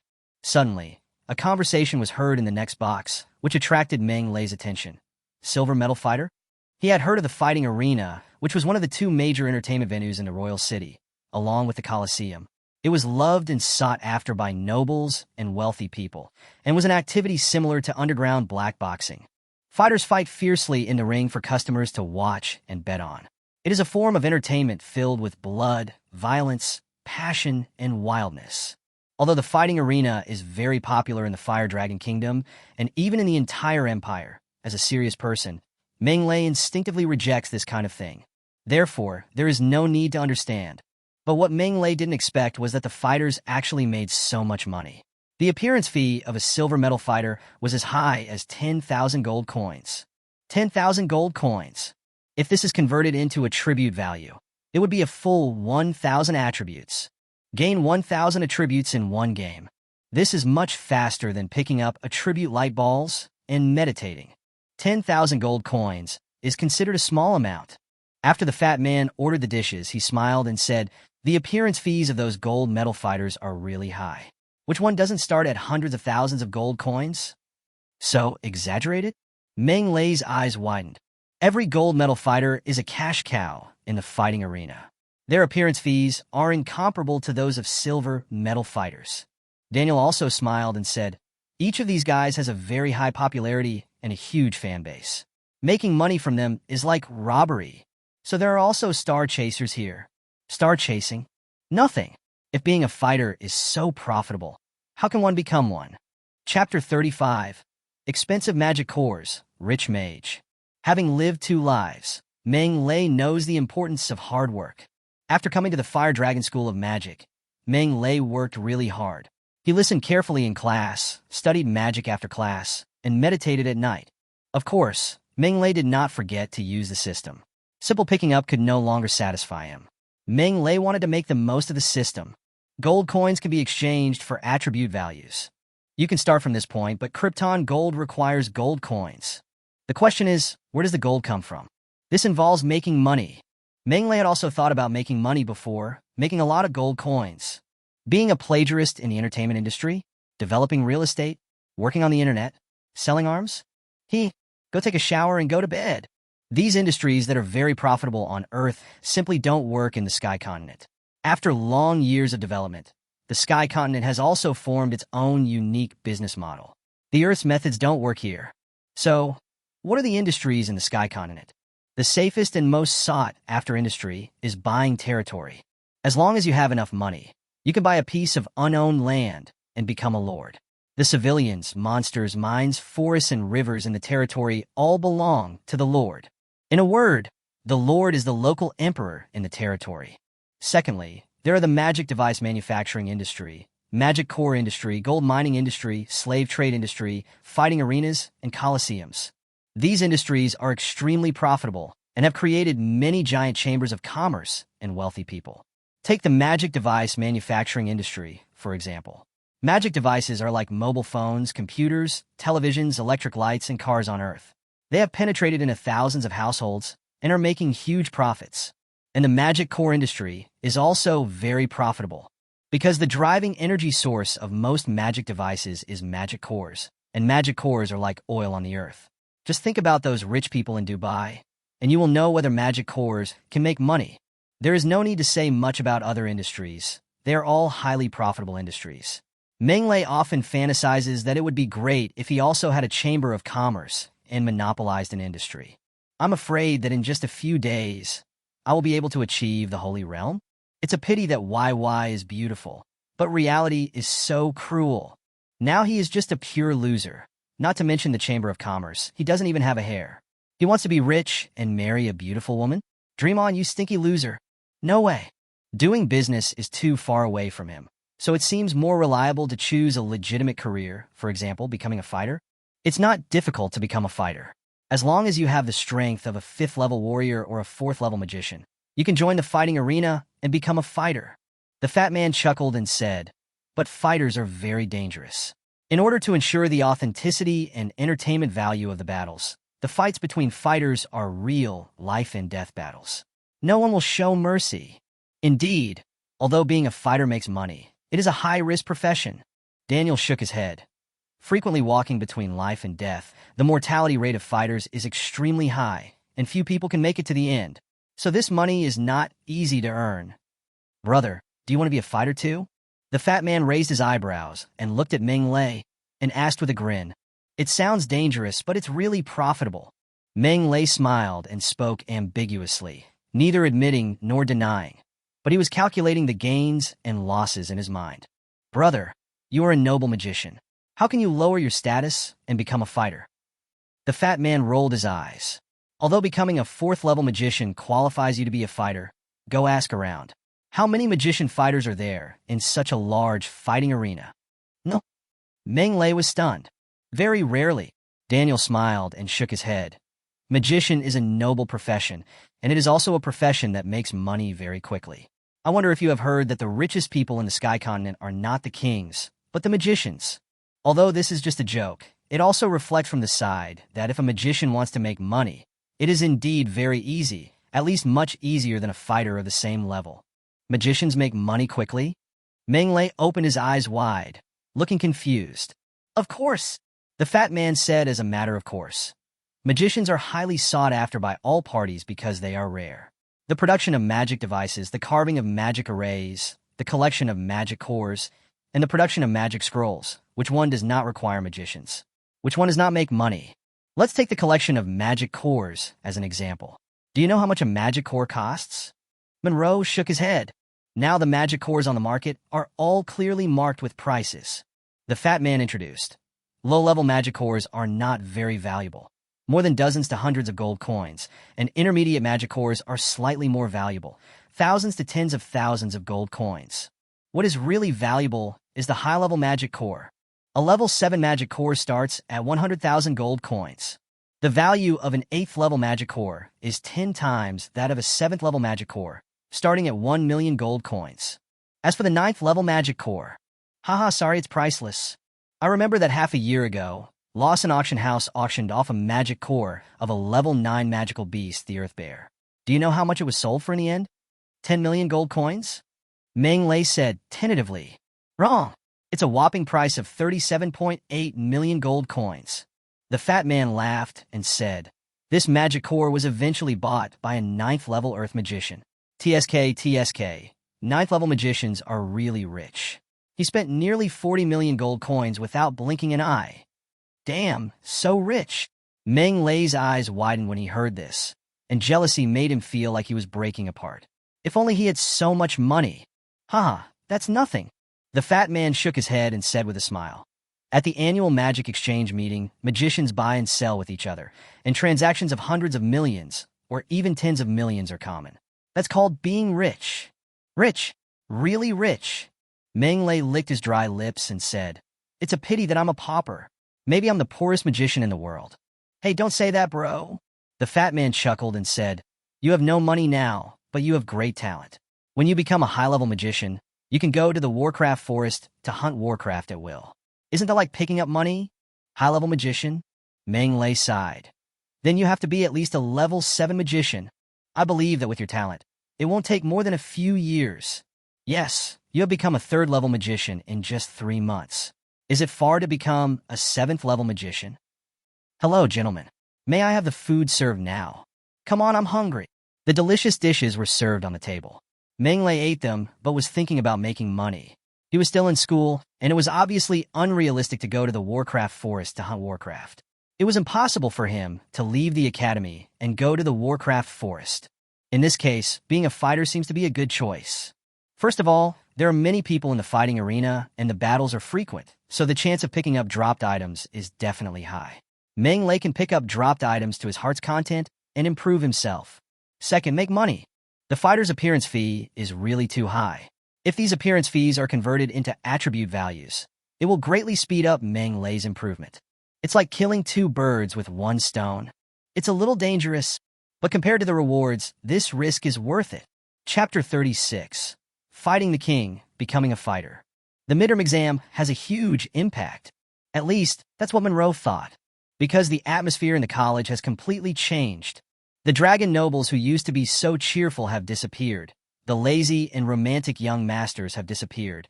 And the lovers who were secretly hiding in the corners are nowhere to be seen. There are fewer people hanging around on campus.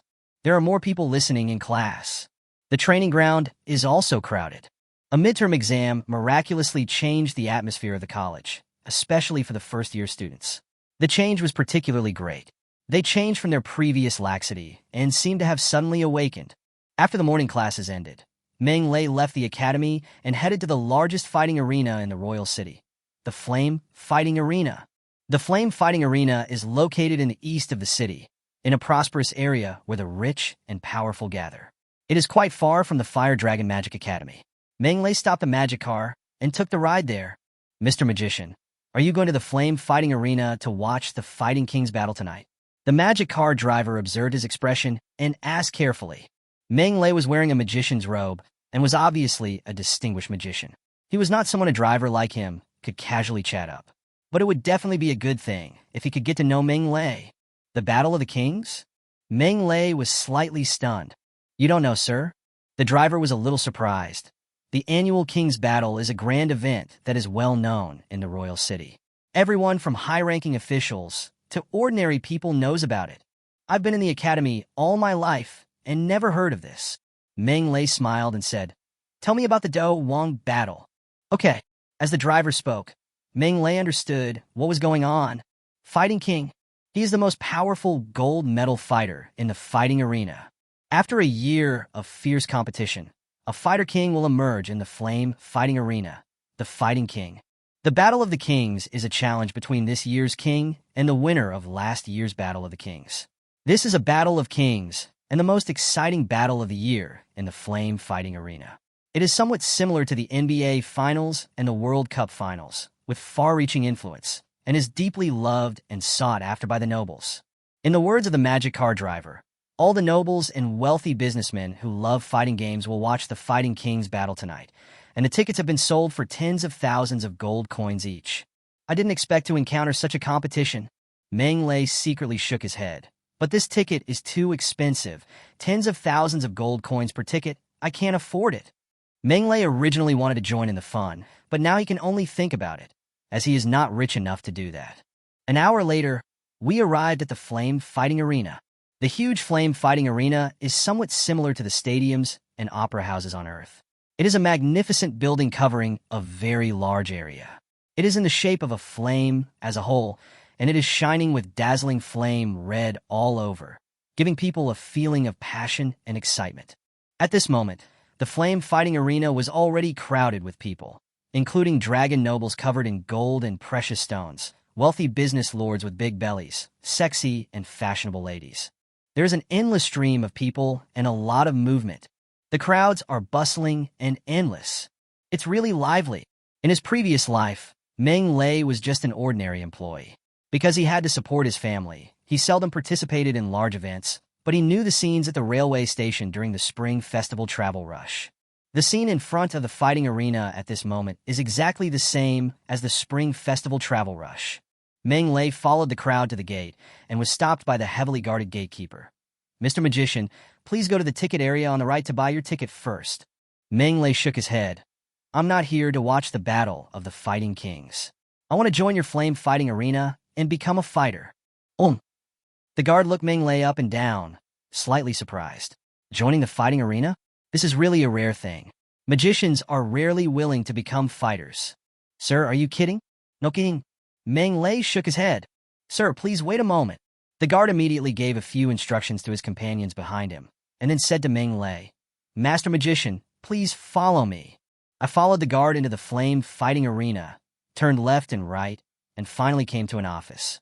The guard knocked on the door and walked in, then came out again after a while. Master Magician, Master Uno invites you in. Good. When Menglei walked into the office, he saw an old man in a brocade robe sitting calmly on a chair, looking at Menglei with a scrutinizing look. "Little guy, is it you who want to be a fighter?" Uno looked Menglei up and down, frowning slightly. Menglei was too young. He looked like a kid who hadn't even grown all his hair. How could he be a 4th-level magician at such a young age? "Are you kidding?" "Yes." Menglei nodded slightly. "The Flame Fighting Arena welcomes any strong person to join," Uno said indifferently, "but you should know our rules. Only level 5 warriors or level 4 magicians are eligible to join. You are so young. I am afraid." He didn't say what came next, but the meaning was self-evident. He was obviously doubting Munlei's strength. Uno even wondered if this little guy in front of him had come up with such an idea on impulse because he had no money to watch the Fighting Kings battle tonight. After all, the fighters in the fighting arena can watch the Fighting King battle from the inside. Menglei smiled, said no more nonsense, and chanted a magic spell softly. The surrounding lightning elements quickly began to gather and formed 2 rotating spears. Each spear is 3 meters long and 1 foot thick, rotating at high speed, like 2 high-speed electric drills wrapped with electric current, emitting terrifying power that makes people's heart palpitate. Level 4 magic, spiral lightning drill. Uno stood up from his chair and stared at the 2 lightning drills in front of him, his eyes full of astonishment. Is he really a 4th-level magician? I am so blind. He was a man who had seen the world, and he quickly calmed down with a happy look on his face. Since you can release 4th-level magic, you must be a 4th-level magician without a doubt, and you are fully qualified to become a fighter in our Flame Fighting Arena. That's fine. Menglei breathed a sigh of relief and asked, "Do I need to go through any procedures?" "Of course formalities are necessary." Uno smiled and said, "I'll tell you the specific requirements of the procedure first, and then you can think about it. If there is no problem, we can sign the contract." Menglei nodded. "I don't know what to call you." "Monray." "My dear friend Menglei, since this is your first time joining our Flame Fighting Arena, you can only start from the lowest level, a 1-star bronze fighter. This is a mandatory rule, and no one can change it." "No problem. Bronze fighters need to fight at least 10 battles every month. The appearance fee for a 1-star bronze fighter is 1,000 gold coins per match. Win 3 games in a row, and you will be promoted to a 2-star bronze fighter. The appearance fee for a 2-star bronze fighter is 2,000 gold coins per match. Win 6 games in a row, and you will be promoted to a 3-star bronze fighter. The appearance fee for a 3-star bronze fighter is 3,000 gold coins per game. This is a request and appearance fee. Besides, there are other treatment issues. For example, once you become a fighter of our Flame Fighting Arena, you will be protected by our Flame Fighting Arena. As long as it does not violate the Empire Constitution and Kingdom laws, our fighting arena has the right to guarantee the safety of the fighters' lives and wealth. Another example. After becoming a 4-star bronze fighter, Chapter 37, Royal Clan Skills, Fire Dragon Treasure Book. After a conversation, Menglei felt that the welfare benefits of the Flame Fighting Arena were really good. The appearance fee was relatively high, and the protection mechanism was also very sound. The only downside, it's very dangerous. Once you step onto the ring, it's a real fight of life and death. Swords and guns are blind, and no one can guarantee that there will be no accidents, which also leads to an extremely high death rate among fighters. So, this bowl of rice is not delicious. Friend Menglei, if you think these requirements are okay, then sign this contract. Uno had someone prepare a contract and handed it to Menglei. Menglei read it carefully, and after confirming that there were no problems, he decisively signed his name. Now that the decision has been made, Menglei will not hesitate. The contract takes effect. Watching Menglei sign the contract, Uno stretched out his right hand and said, "Brother Menglei, welcome to the Flame Fighting Arena. From now on, you are a member of our fighting arena." Uno was very happy. The Flame Fighting Arena had more than 10,000 fighters of various types, but the number of magician fighters did not exceed 2 hands. Magician fighters are so rare. In order to recruit magician fighters, the Flame Fighting Arena not only lowered its standards, but also promised huge profits. Unfortunately, magician is a noble profession that makes money quickly. Who would be willing to lower their status and become a fighter who lives in danger every day? Magician fighters have always been a scarce resource. Therefore, after recruiting the magician Menglei, Uno was naturally very happy. Brother Ming Lei, this is your identity badge. With this badge, you can enter and exit the flame fighting arena freely, and you can also watch any fight held by our flame fighting arena for free. Of course, this also includes tonight's Do Wong battle. Is there any benefit? Haha, fighters are insiders of the fighting arena, so they still have the right to watch the fights. That's even better. Meng Lei nodded slightly. Lord Uno, I wonder if I can get familiar with the fighting arena? Sure. Uno smiled slightly, called a waiter, and said with a smile, Brother Monlei, this is Mary, the waitress of our fighting arena. Let her show you around. Thank you very much, Master Uno. Meng Lei smiled, thanked him, and left the office. After the two walked away, Uno waved, and someone came in. Check his identity. I want to know everything about him. Yes, sir. Mary has a pair of furry cat ears that move constantly, and she is extremely well-behaved and cute. She also has a furry tail, which is very beautiful. This is the unique symbol of cats. Under her leadership, Meng Lei strolled around the flame fighting arena. The huge fighting arena was clearly divided into different levels, and the most numerous, largest, and most luxurious facility was the fighting arena. The flame fighting arena has 31 fighting arenas of various types, including 20 bronze fighting arenas, 10 silver fighting arenas, and 1 gold fighting arena. The area of each fighting arena is amazing, and it can accommodate 100,000 people to watch the fight at the same time. It is divided into the ring and the viewing platform. The viewing platform is divided into VIP boxes and fighter viewing platforms. Mary was very talkative and enthusiastic. She introduced patiently. After a brief tour, Meng Lei had a general understanding of the internal situation of the flame fighting arena. Finally, Meng Lei came to the golden fighting arena where the Battle of the Kings would be held tonight. The Flame Life and Death Arena.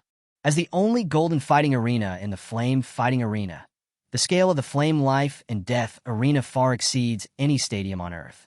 Its overall shape is a pillar, very similar to the Roman Colosseum on Earth. There is a ring at the bottom, surrounding audience seats. At this moment, the audience seats of the Flame Life and Death Arena were already packed with people. Nobles, wealthy businessmen, and ladies from the royal city were talking and discussing tonight's Battle of the Kings. The waiters of the fighting arena walked among the tables, serving wine and water, and bringing out desserts and dried fruits. The huge golden fighting arena was bustling with people. Although the Fighting King battle has not started yet, the hot scene in the stadium has already set off the upcoming Fighting King battle to the fullest. Monray appears in the fighter viewing area.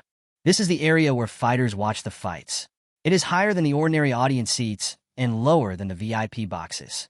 It is located in the middle of the viewing seats and belongs to the internal viewing area. Huh? There's a new person? The fighter viewing area was already full of fighters. They were a little surprised to see Meng Lei suddenly arrive, especially because Meng Lei was so young. Meng Lei nodded casually, then found a seat and sat down. He didn't know any of the fighters here, and there was no need to know them. No one can tell whether we will meet them in the fighting arena. If we do, we will be mortal enemies. There is absolutely no need to make friends with the enemy. Identity directly determines that there can be no true friendship between fighters. Monroe guessed right. There is really no friendship between fighters. Although the fighters are very familiar with each other and know each other's strength, level, special skills, fighting habits, and all other information, they have no friendship with each other. Understanding each other is just to know ourselves and the enemy, so as to win better. Look, some fighters have flashing eyes and are staring at Meng Lei carefully, trying to see through all of Meng Lei's secrets. Most of them are 1-star and 2-star bronze fighters. Meng Lei is a newcomer, and we may meet him in future battles. So, we need to study it carefully.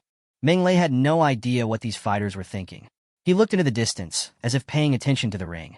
In fact, he was counting his gains today, since leaving college. Let's take a bus to the Flame Fighting Arena. Then sit here and watch the fight. Monray has never been idle. After leaving the academy, the system prompt sound has not stopped, which means that Meng Lei has been picking up items all the time. Especially when he arrived at the Flame Fighting Arena, the frequency of picking up items is even higher. Among all the light balls picked up, physical light balls are the most, followed by gold coin light balls, and mana light balls and magic light balls are relatively few.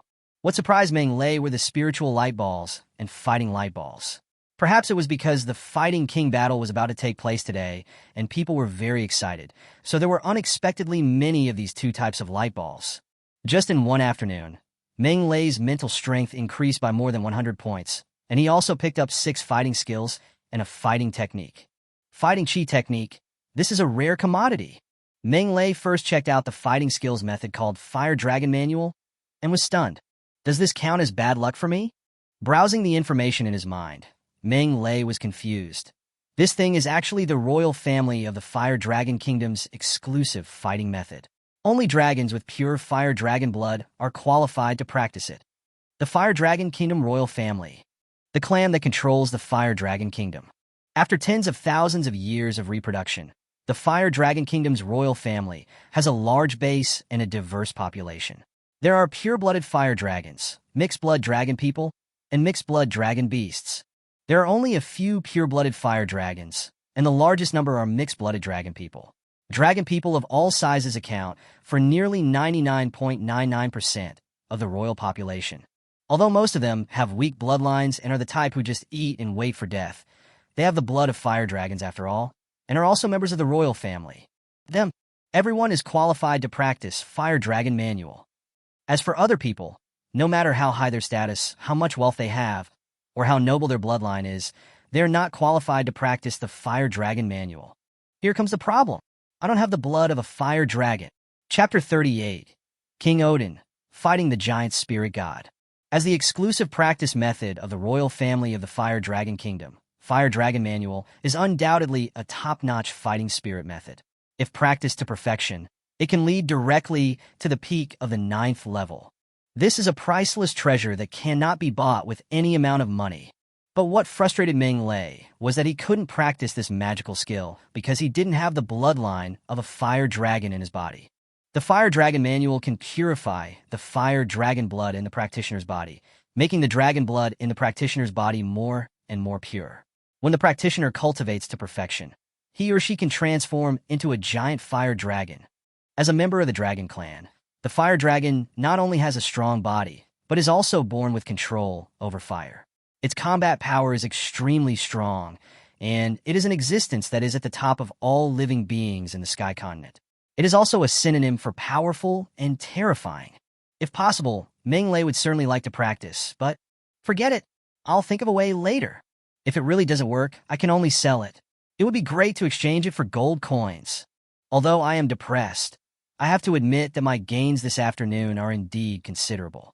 My physical fitness has improved by more than 200 points, my gold coins have increased by more than 1,000 points, and my mental strength has increased by more than 100 points. There are also 6 fighting skills and a Fire Dragon Manual. With this calculation, Meng Lei's depression was swept away, and he secretly thanked God that today's decision was so wise.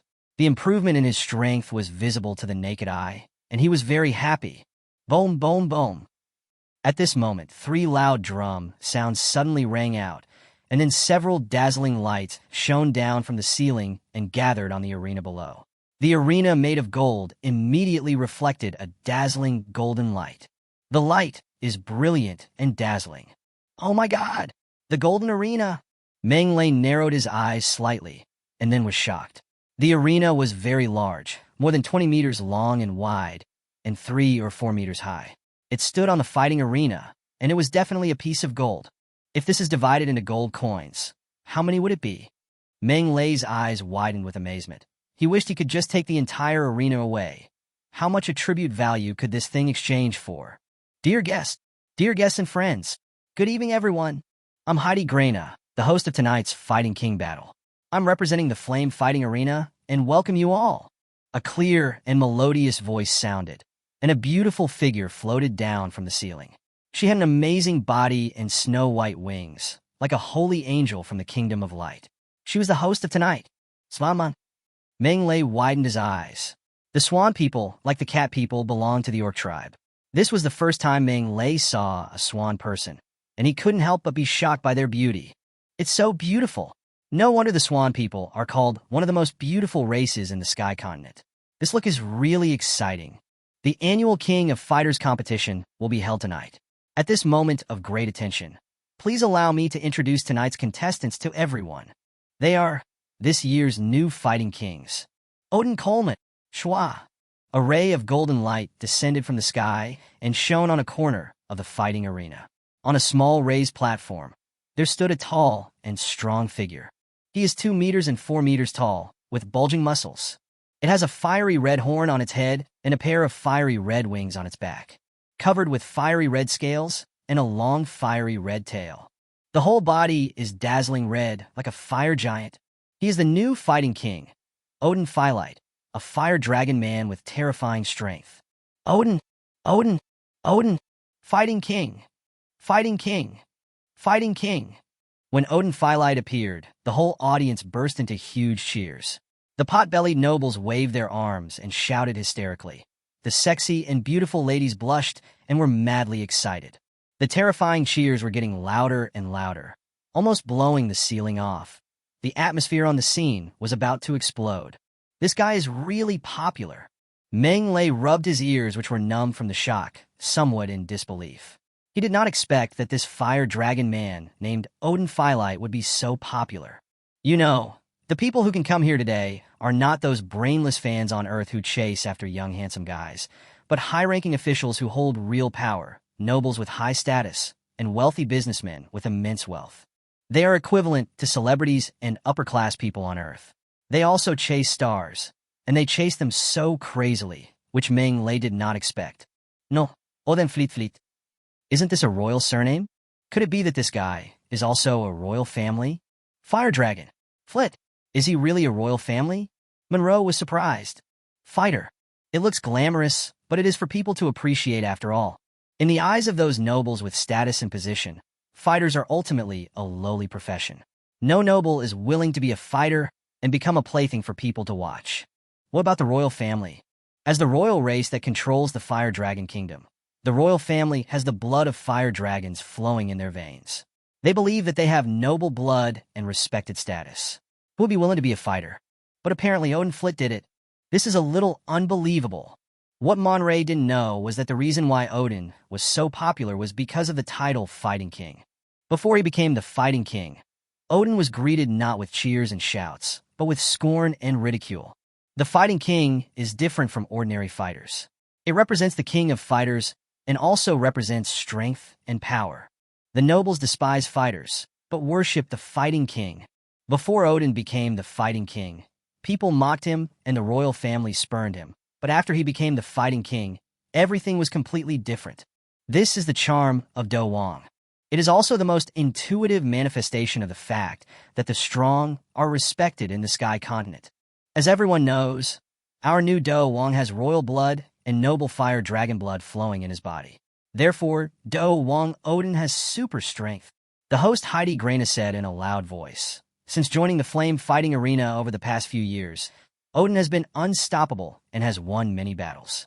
In the end, he successfully stood out and ascended to the throne of the Fighting King. This is Odin's victory. It's also a victory for the royal bloodline. Let us wish Odin the best and hope that he will continue to remain undefeated in the next Battle of Kings, create another miracle, and build another legend. Odin, Odin, Odin. I'm sure everyone is already familiar with the other contestant tonight. He has won the Do Wong title 3 times in a row and has won 3 consecutive Do Wong battles. He also achieved brilliant results in the Do Wong battle held by the Empire this year. He is our giant god, Nicholas Austin. Chapter 39. The battle is decided, Fire Dragon Bloodline. He is over 4 meters tall, and his entire body is bronze. His body is full of muscles and bulges like rocks. His eyes are bright, and he is holding a mace, wearing golden armor and a horn hat. He's the 3-time fighting champion, the giant Nicholas Austin. Guests should know that our giant spirit god has the bloodline of ancient giants, is extremely powerful, and was once the 3-time Do Wong winner. He even defeated a strong enemy in the Do Wong battle held by the Empire this year and won the 3rd place. The host's voice was full of enthusiasm, resounding over the fighting arena. Today, can Nicholas defeat his enemies and continue his legend as the Fighting King? Let us wait and see. Giant Spirit God, Giant Spirit God, Giant Spirit God. Even more enthusiastic cheers exploded, like rumbling thunder, sweeping across the flaming stage of life and death, causing pain in people's eardrums tinnitus, and dizziness. As a three-time fighting champion, the giant god Nicholas has extremely high popularity. Even the new fighting champion Odin, who has royal blood, still cannot compare to him. Now, let's hand the ring over to the two fighting kings. The host flashed his snow-white wings and slowly left the ring. Odin and Nicholas on the small platform moved at the same time. Odin flapped his wings and turned into a stream of fiery red light. In an instant, he was on the ring. His speed was as fast as lightning, causing bursts of screams. Roar! Nicholas roared and stepped on the platform. With a dull bang, the platform shattered. Nicholas' tall body leaped high and landed on the ring. Odin must win. The giant spirit god will win. At this moment, the shouting and cheering in the fighting arena reached a peak. People screamed excitedly, like crazy. Crazy. This is really crazy. It seems that there are crazy fans in every world. Eh? That is... Meng Lei saw one ball of light after another falling from these crazy fans. And judging from the color, most of these balls of light were spiritual balls of light. Is it possible that when people are excited, they lose their spiritual light balls? Meng Lei was secretly surprised, but he was not idle. He turned around and left the fighter viewing area, followed the safety passage, and quietly came to the audience seats. Fighters are insiders of the fighting arena.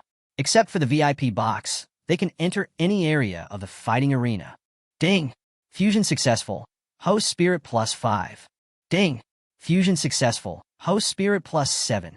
Walking in the audience seats, Meng Lei kept collecting the falling light balls. It's so wonderful. I really made the right decision to come to the fighting arena. Shwa! Just as Meng Lei was collecting the ball of light, the cheers from the audience suddenly stopped, as if the pause button had been pressed. Meng Lei looked up and saw that the Battle of the Kings had begun. The magic shield rose up, and the two fighting kings faced each other from a distance, sparks flying. Nicholas, I will put an end to your glorious path. Odin flapped his wings and hovered in the air. His voice was as cold as a knife, and his eyes were gleaming with coldness. You arrogant little guy, I hope your fists are half as hard as your mouth. Nicholas sneered, his brows full of disdain. Odin roared, swooped down and punched out. Well done. Boom! Like a comet hitting the earth, Odin and Nicholas collided heavily with each other. Amid the thunderous sound of the collision, the two of them fought back and forth, colliding violently. Every punch hits the flesh. No mercy. Odin! Odin! Odin! The giant spirit god! The giant spirit god! The giant spirit god! The audience of the scene went crazy and cheered hard. One side is a royal dragon man with the bloodline of a fire dragon. One side is a subgiant with the blood of ancient giants. It's like Mars hitting the Earth, a powerful collision. Meng Lei stopped collecting the light balls and stared at the ring with burning eyes full of envy. As fighting kings, Odin and Nicholas are definitely 9th level fighters. Level 9. It is a special realm, because it is only one step away from the sanctuary. Sanctuary. High above. Transcend life and death. Control the world. It is a great existence that truly stands above all living beings. In addition, level 9 also represents extremely powerful strength. Looking at the entire Fire Dragon Kingdom, there are endless 6th and 7th level warriors. Even if those dragon people with relatively pure bloodlines do not practice much, they can be comparable to 6th and 7th level warriors when they grow up. There are relatively few level 8 warriors, and that cannot be achieved through bloodline alone. One also needs hard work and practice. As for level 9, there are even fewer. Among 10,000 dragon men, not even one can reach level 9. Therefore, all 9th level fighters have a prestigious status, and there are even fewer who are willing to become fighters for everyone to admire and watch. This may be another reason why Odin and Nicholas are so popular. Boom, boom, boom. The fierce battle on the ring has reached a fever pitch. The fire dragon Odin has transformed into a stream of flame, increasing his speed and strength to the extreme, leaving afterimages everywhere on the ring. The speed of the giant god Nicholas is obviously not as fast as Odin, but he is like a mountain, and he remains motionless despite Odin's bombardment. Everyone can see it now as the battle continues. Odin, fast and powerful attack. Nicholas's defense and strength are superior. One is fast, the other is strong. One that can hit the opponent, but cannot deliver a fatal blow. One is more powerful, but is always half a beat slower. Is this going to keep going on like this? Meng Lei was secretly shocked, and the audience was also dissatisfied with the fighting situation on the ring. They shouted even more desperately, hoping that the player they supported could defeat his opponent and win. Boy, are you only capable of running around like a mouse? Nicholas swung his mace and smashed it into the air again and again. If you have the guts, come and fight me head on. You can't defeat me by running away. Snort! Odin was angry, but helpless. After all, he was too young and failed to develop his body to its fullest potential. He was weaker than Nicholas in strength. If I could master the Fire Dragon manual, I could kill him with just one slap. What a pity! Odin felt regretful and a little distracted. However, in a duel between two masters, how could there be any moment of distraction? At this moment, the experienced Nicholas seized the opportunity and swung down the mace. Odin managed to dodge it in a hurry, but at this moment, Nicholas' heavy punch came down. This time, Odin was not so lucky. Boomstrapje. The iron fist hit Odin hard. Odin screamed and flew backwards with blood gushing out of his mouth. Defeat. Nicholas took advantage of the situation and attacked like a violent storm. Amidst the hair-raising crashing sounds, Odin fell like a dead leaf in the wind. Wow! The whole audience fell silent instantly. The audience stared at this scene in a daze, and some of them were unable to come back to their senses. The battle was evenly matched just a moment ago. The next moment, a huge change suddenly occurred. Odin lost? Boomstrapje. After a brief silence, Nicholas supporters burst into huge cheers, while Odin supporters cursed and could not accept this result. The results are out. The Fire Dragon lost. Monlay shook his head and sighed, then stood up and walked towards the ring. After taking so many punches, Odin must have even shit on him, right? Meng Lei didn't know whether Odin was beaten to a pulp or not. He only saw that at the moment Odin was knocked away by a punch, a ball of blood-red light fell from his body. Odin is a level 9 warrior, so the light ball he dropped should be pretty good, right? Well, collect it quickly. Ding! Fusion successful. Congratulations to the host for obtaining the bloodline of the Fire Dragon. What? Chapter 40, Transformation of the Flesh, first transformation into a dragon. Obtain the blood of the Fire Dragon? Meng Lei was completely confused. When he picked up the Fire Dragon manual before, he thought it was useless. After all, he couldn't practice it. What was the use of it no matter how awesome it was? Okay, I was feeling depressed just now, and then I picked up the blood of the Fire Dragon? Isn't this too much? But even if I found it, I don't want to merge. Can you force me to do it? Thinking of this, Meng Lei was about to communicate with the system, but unexpectedly a handful of red flame appeared in his body, and then split into 10,000, turning into countless small fire dragons, which instantly rushed into his limbs and bones, and merged into every inch of flesh and blood. Boomstrapje. It was as if a gasoline barrel was ignited. Meng Lei only felt a piercing pain in his body, which attacked his nerves wildly. Meng Lei groaned and almost let out a scream. What's going on? Meng Lei was shocked by this sudden scene. He endured the severe pain in his body and ran to the nearest bathroom. And the moment he entered the bathroom, a red flame instantly emerged from his body, burning his body and his clothes, and he directly turned into a fireman.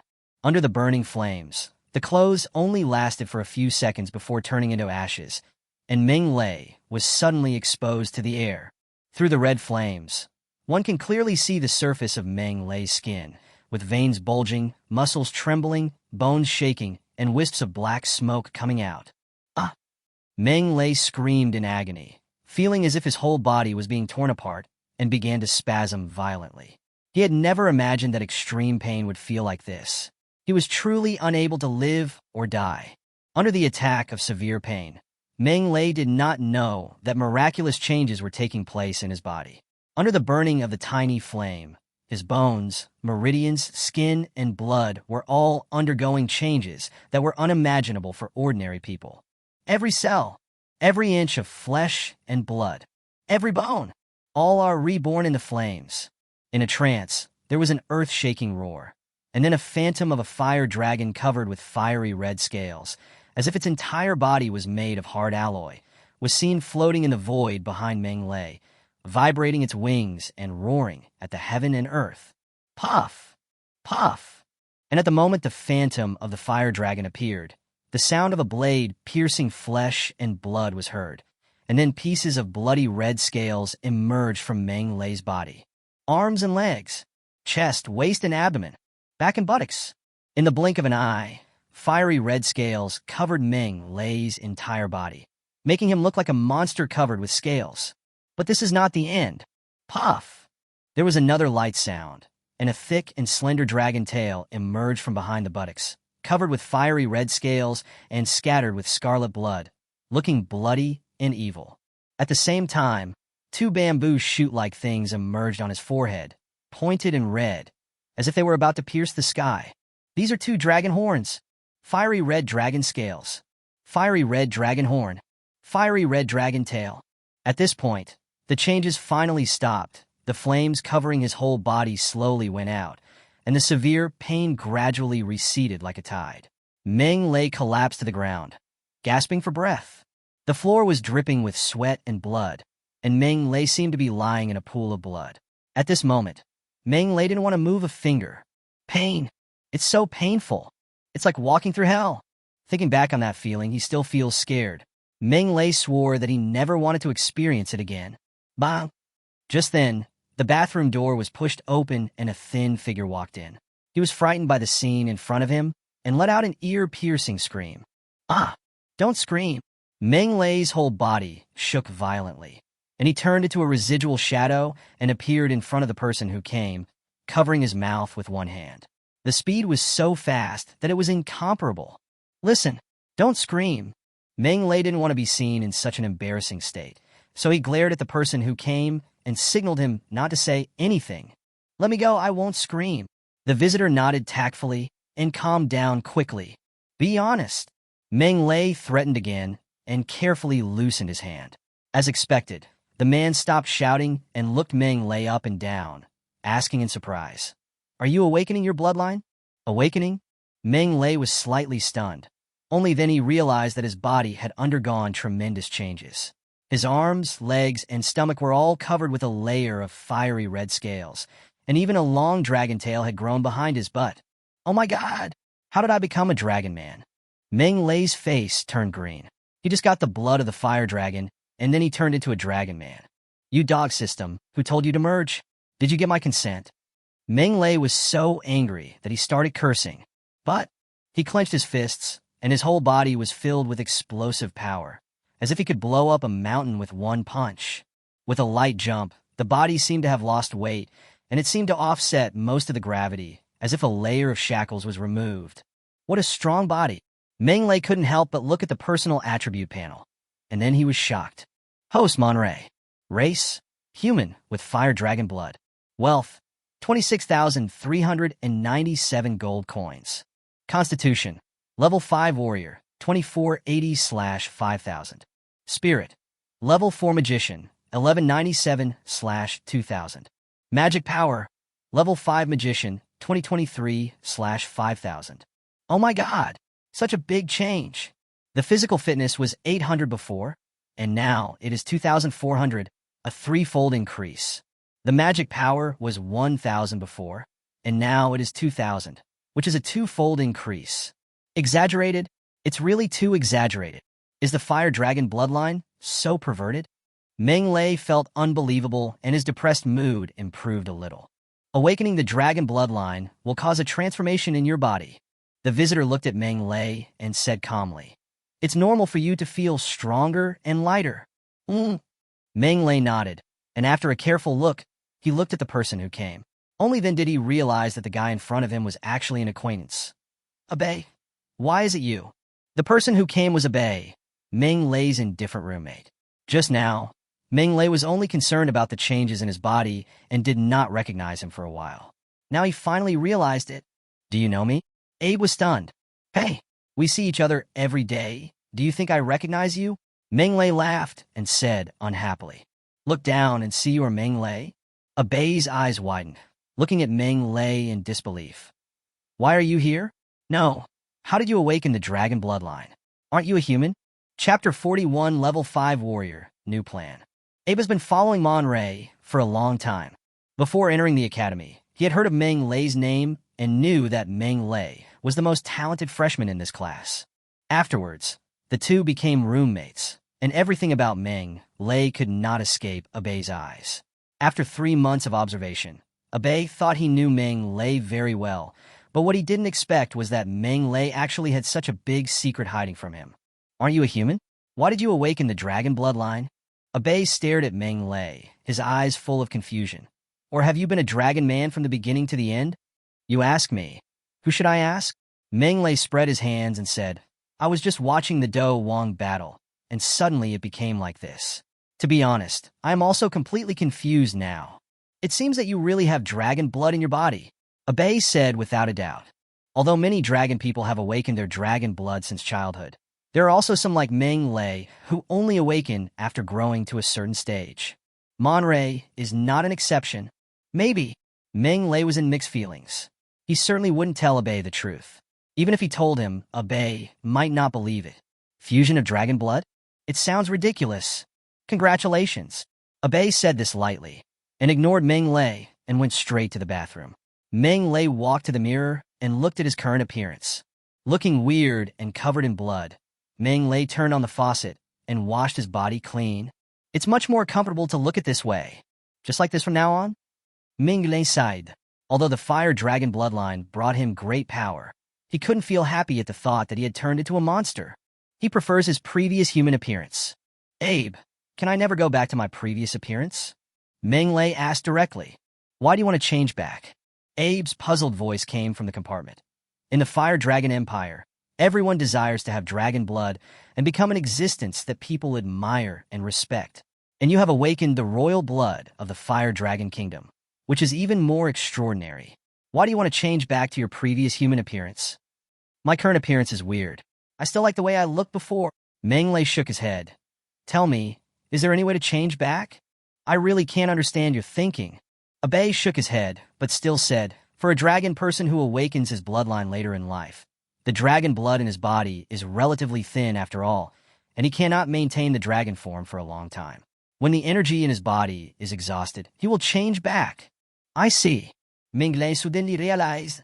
As expected, after only 5 minutes, Meng Lei felt a sense of emptiness in his body. The dragon scales on his body disappeared quickly like the tide and disappeared completely in the blink of an eye. The dragon's tail and dragon bones also disappeared. Meng Lei became smooth and clean, without a single piece of clothing. It's back.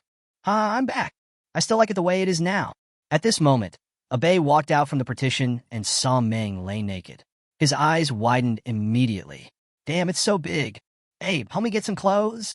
When he got dressed and walked out of the bathroom, Meng Lei returned to the Flame Life and Death stage, where the award ceremony for the Fighting King battle was taking place. The Battle of Kings is over. The competition ended with the successful defense of the title by the 3-time fighting champion, Giant Spirit Nicholas. As the winner, he accepted the cheers and admiration of the people and was the talk of the town. As a loser, Odin Firelight quietly left the Flame Life and Death stage. For at least the next year, he would have to live with the title of a loser. No matter in which world, people will only remember the winners, while the losers are destined to be forgotten and despised. Reality is always so cruel. The winner is the king, and the loser is the bandit. Meng Lei did not leave in a hurry, but continued to pick up the fallen attribute light balls. This time, he accidentally fused with the blood of the fire dragon, and his physical fitness and magic power reserves both reached level 5. Mental strength fell to the last place, and is still at the 4th level. It's just right. While there are many people in the fighting arena, and most of them are in an excited state, I can pick up more spiritual light balls to make up for the difference in mental strength. When I returned to the college, it was already 12 o'clock in the morning. After washing up, Meng Lei did not meditate as usual, but studied the Fire Dragon Manual. He planned to try this top fighting technique. There is a saying that goes, life is like that. If you can't resist it, just accept it. Now that you have the blood of the Fire Dragon, it would be a shame not to practice the Fire Dragon Manual. After more than an hour, feeling that he had studied enough, Meng Lei tried to practice the technique. A mysterious energy in his body was attracted and began to crawl slowly in his meridians, just like a snail. The speed is very slow. Meng Lei was slightly excited. According to the Fire Dragon Manual, that mysterious energy is the Fire Dragon's fighting chi. When the Fire Dragon's fighting chi starts to circulate, It means that one has entered the realm of the Fire Dragon Manual. This is a great thing. As long as I can practice the Fire Dragon Manual, I have the confidence to practice this fighting technique to perfection. Well, let's set a small goal first, such as becoming a level 9 warrior. That night, Meng Lei was practicing the Fire Dragon Codex. After a whole night of practice, the speed of the Fire Dragon Chi became much faster, several times faster than the initial speed. And the Fire Dragon Manual is worthy of being the exclusive practice method of the Fire Dragon royal family. After practicing for one night, the physical attributes increased by more than 40 points. This is a bit exaggerated. It's past 40 in the evening.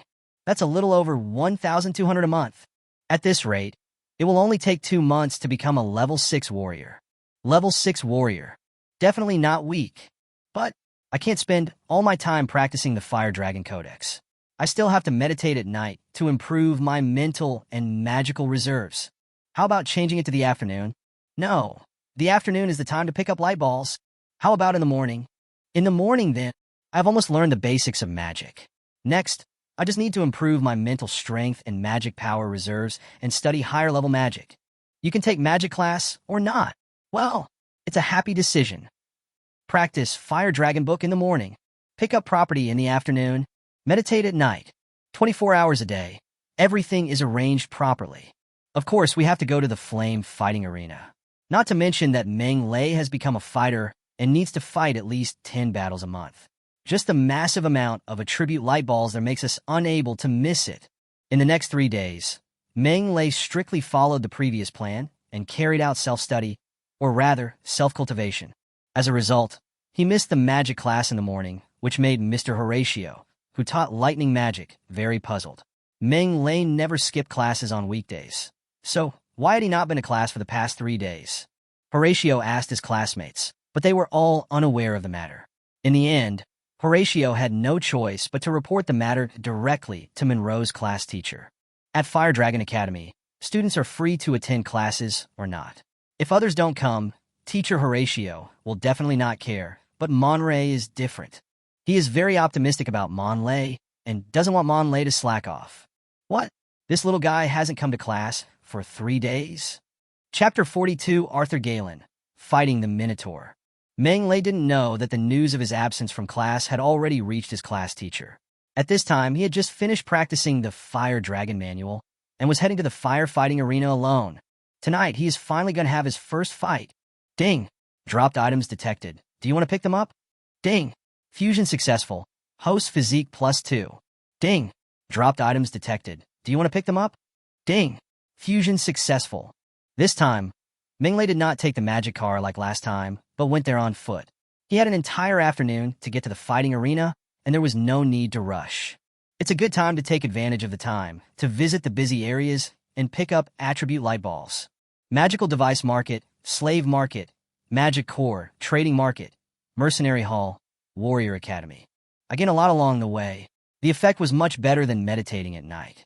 Both my physical and mental attributes increased by more than 100 points. Only my magic power reserve was slightly lower. Walking around the academy can increase your magic reserves. And if you want to improve your physical fitness, you still have to go outside more often. In the evening, the number 20 bronze fighting arena was already packed with people. As the lowest specification bronze fighting arena, arena number 20 cannot be compared with the Flame Life and Death Arena in terms of scale or decoration. Even the tickets are much cheaper. Therefore, most of the spectators who came to the bronze fighting arena to watch the fights were petty bourgeoisie, such as small nobles, small businessmen, rich farmers, etc. It was precisely because of this that the number of spectators was the largest. The huge fighting arena number 20 was packed with people. The audience was eating melon seeds, drinking beer, chatting, and having a great time. After a hard day's work, they got the best relief and release here. Boom, boom, boom. 3 drum beats suddenly sounded, and the whole audience fell silent. Dozens of lights suddenly shone down, illuminating the stage below. A host in a formal suit stood on the stage and yelled at the top of his voice. Dear audience friends, good evening.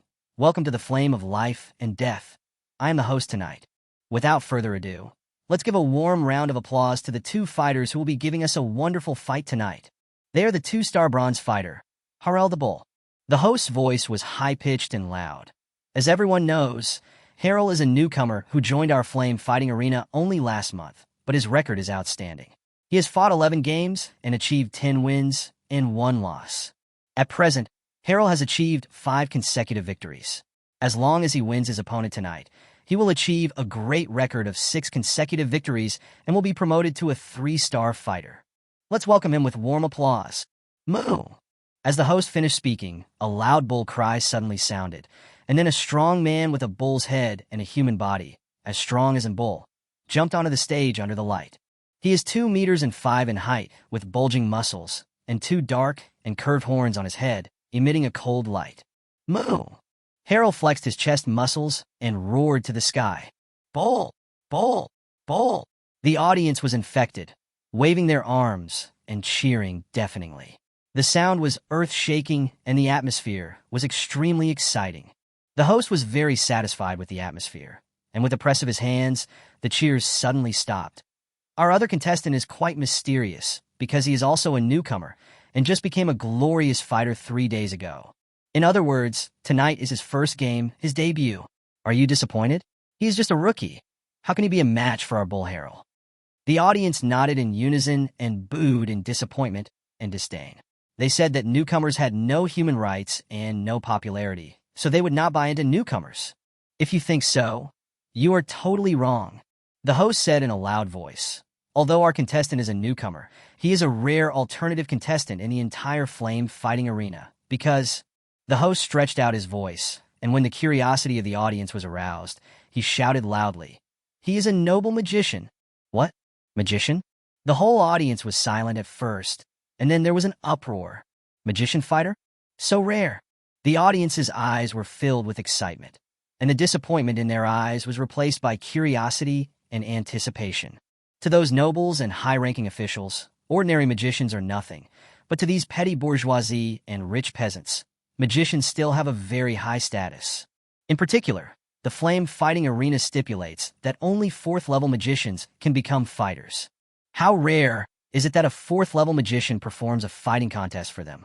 Besides, magician fighters are extremely rare, and having the opportunity to watch a magician fighter fight is worth the price of the ticket. Next, let us welcome the distinguished magician, Lord Arthur Galen, with warm applause. Crackle! In the dark corner, a dazzling flash of lightning suddenly exploded. Amid the crisp bang, a young man bathed in lightning strode onto the stage. He was wearing a golden mask, so his face couldn't be seen clearly, but the lightning wrapped around his body made him look extremely mysterious and majestic, completely in line with the identity of a magician. Magician! Magician! Magician! Seeing Arthur Galen's pretentious appearance, the entire audience was immediately excited and cheered as if they had been injected with chicken blood. First, let me announce the rules of the fight. Our fight is a real bloody battle. The fight is over only when one side surrenders, admits defeat, falls unconscious, or dies. You too. Did you hear clearly? Clear. Very good. Now I declare that the fight officially begins. Schwa. The whole place suddenly fell silent. Countless eyes stared at the ring without blinking, full of anticipation. At the same time, in a VIP box in the number 20 fighting arena, Uno, the person in charge of the fighting arena, stood in front of the French window, looking at Arthur Galen below with an inexplicable look in his eyes. The freshman leader of the Fire Dragon Magic Academy actually went to the flame fighting arena to be a fighter. What on earth does this little guy want to do? Uno felt a bit overwhelmed. A small magic genius was nothing, but the magic was the Fire Dragon Magic Academy behind the genius. It would be hard to explain if Meng Lei died here. Let's test his strength first. If it doesn't work, we have to find a way to get him out. Magician. Humph, you'd better surrender. 2 long white mists spurted out of Harrell's nostrils, and his eyes as big as copper bells glared at Monlay fiercely. Be careful not to let your little arms and legs be smashed to pieces by my punch. You can try it. Meng Lei smiled faintly with disdain on his face. Humph, take my punch. The barbarian bull roared and stomped the ring with his feet, making a dull sound, as if a heavy tank was rumbling over and punching Meng Lei in the face. Chapter 43 Thunderstorm, First Victory. The Maniou came like a heavy tank, crushing Meng Lei in the face with a powerful punch. His momentum was so strong and terrifying. Bull! Bull! Seeing this, the audience who supported the bull shouted and cheered for him. Defeat this magician and let him know how powerful the Minotaur is. It can be seen that the identity of a magician makes many viewers have expectations for Manlay, but more viewers still support the bulls, which was earned by the bulls with 10 victories. After all, some viewers have placed bets on Manu, so naturally they hope that Manu can win. As expected of a Minotaur among orcs, he is indeed brave. Feeling the terrifying power of the wild bull, Meng Lei's face became solemn. The Tauren are a large tribe among the orcs. They are half human and half bull, with infinite strength and bravery. They are natural war machines. In terms of strength alone, the Tauren are even stronger than the king races such as the Lionmen and Tigermen among the orcs. The human race is obviously at a disadvantage against the Tauren. It's a pity that I won't fight you head-on. Meng Lei stood in place and chanted a magic spell. He planned to hide his fire dragon bloodline as a trump card. Want to cast magic? Dream on. The barbarian bull was very fast. He appeared in front of Meng Lei with a few big strides. His huge fist smashed down from the air, hitting Meng Lei's head with a fierce force. The Tauren is extremely powerful, and as a level 5 warrior, the barbarian bull possesses tremendous strength. If he is hit directly, Meng Lei will definitely be dead. Hey, D. Manu grinned grimly, as if he had seen the scene of Meng Lei's blood splattering within 5 steps and his body lying dead on the spot. This made him very excited. Ever since he was captured and became a slave by the Fire Dragon Kingdom, Manu had been tortured. So, he hate dragon people, hate humans, hate everyone in the Fire Dragon Kingdom. The bull wants revenge. After being sold to the flame fighting arena to become a fighter, Manu was ruthless and merciless in the fights. In his 10 victories, all 10 opponents died tragically. Therefore, Manu was given the title of Cold-Blooded Bull Demon, which means he is cold-blooded and ruthless, like a devil. Manu likes this title very much. He just wants revenge and wants to kill everyone he can. The human magician in front of him is no exception. Shua. However, at the moment when Manu's fist fell, Meng Lei, who was standing in place, suddenly disappeared silently, as if he had never appeared. What? Manu was slightly startled, and then he turned around to look around, but he didn't find any trace of Meng Lei. At this time, he heard the audience's reminder. Above your head! He is above your head! Head! Manu suddenly turned his head and saw a dazzling light. Crack! Amidst the extremely dazzling light, a thunder python descended from the sky, opened its bloody mouth wide, and swallowed the wild bull in one gulp. Crackle! The lightning is raging. The current is running. The whole body of Manu was enveloped in electric light. Moo! The barbarian bull was also tough. After being hit by the 3rd-level magic thunder python, it did not fall down. Instead, it roared to the sky and gathered its strength to resist the erosion of the electric current. It was obvious that his body was so strong that level 3 magic couldn't hurt him. I never thought I could defeat you with only level 3 magic, but it's enough to hold you back for a while. Meng Lei was surprisingly calm, with the lightning magic elements gathering in his palm, brewing an even more terrifying lightning magic, which was the 4th-level lightning magic, Thunderstorm. Human, this little bit of magic isn't even enough to tickle my old cow. The body of the barbarian bull was indeed horrible. He broke free from the paralysis of the thunder python after only 4 seconds. He roared and rushed towards Meng Lei, being extremely savage and violent. Meng Lei stood quietly where he was, allowing the bull to charge towards him. Go to hell, old cow. The bull raised his fist high and smashed it down. Just as his iron fist was about to hit Meng Lei suddenly opened his eyes and slowly uttered 4 words. Thunderstorm, Bonstreepje. The dazzling lightning suddenly struck down, instantly covering the barbarian bull and illuminating the dim arena. The barbarian bull's tall and strong body was completely submerged in the lightning. Moo!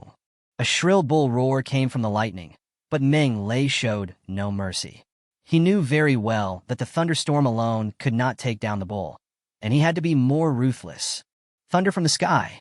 10 seconds later, another lightning magic struck down, submerging the wild bull that was still trapped in the thunderstorm. After releasing this magic, Meng Lei finally breathed a sigh of relief. The thunder from the sky is known as the strongest single target level for magic. It should be enough to make him lose his combat effectiveness. The whole place was silent. Nearly 100,000 spectators stared blankly at the bull wrapped in lightning, and were so shocked that they were speechless. They had watched fighting competitions for many years, but had never seen such a cool fight. Thunder Python, Thunderstorm, Thunder falls from the sky.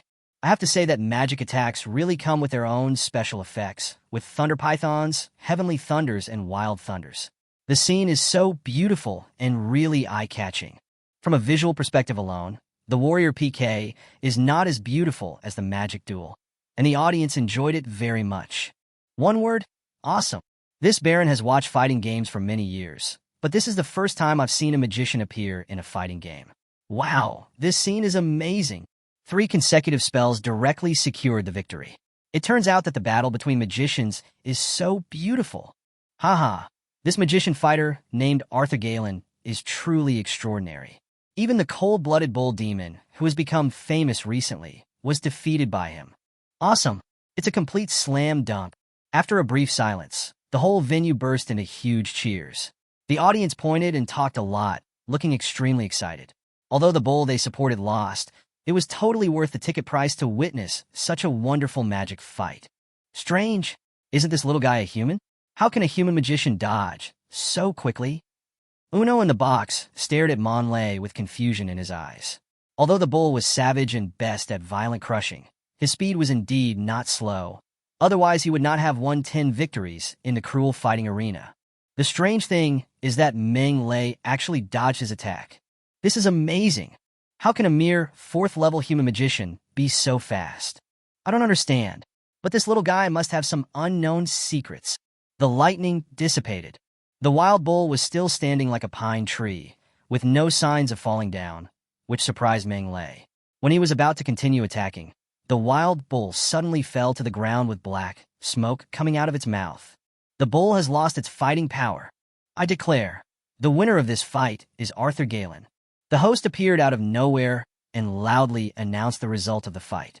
The whole audience cheered and shouted the name Arthur Galen. It is obvious that after this battle, Meng Lei gained a lot of popularity and many viewers knew him. Meng Lei didn't care much about it and continued to pick up things. Ding! Fusion successful. Host Spirit +3. Ding! Fusion successful. Host Wealth +21. Bye! Chapter 44. Level 5 Mage betting on Lance. In his first battle, he won a great victory and got off to a good start. Meng Lei was very happy. After receiving the appearance fee of 1,000 gold coins, Meng Lei was even happier. 1,000 gold coins equals 100 attribute values. Adding on to the various attribute values picked up today, the harvest was extremely rich, especially when he saw that the spiritual attribute was about to break through the 2,000 mark. Meng Lei simply spent some gold coins to help it break into the 5th level. Host Monray. Race, human, blood of fire dragon. Wealth, 22,614 gold coins. Constitution, level 5 warrior, 2729/5000.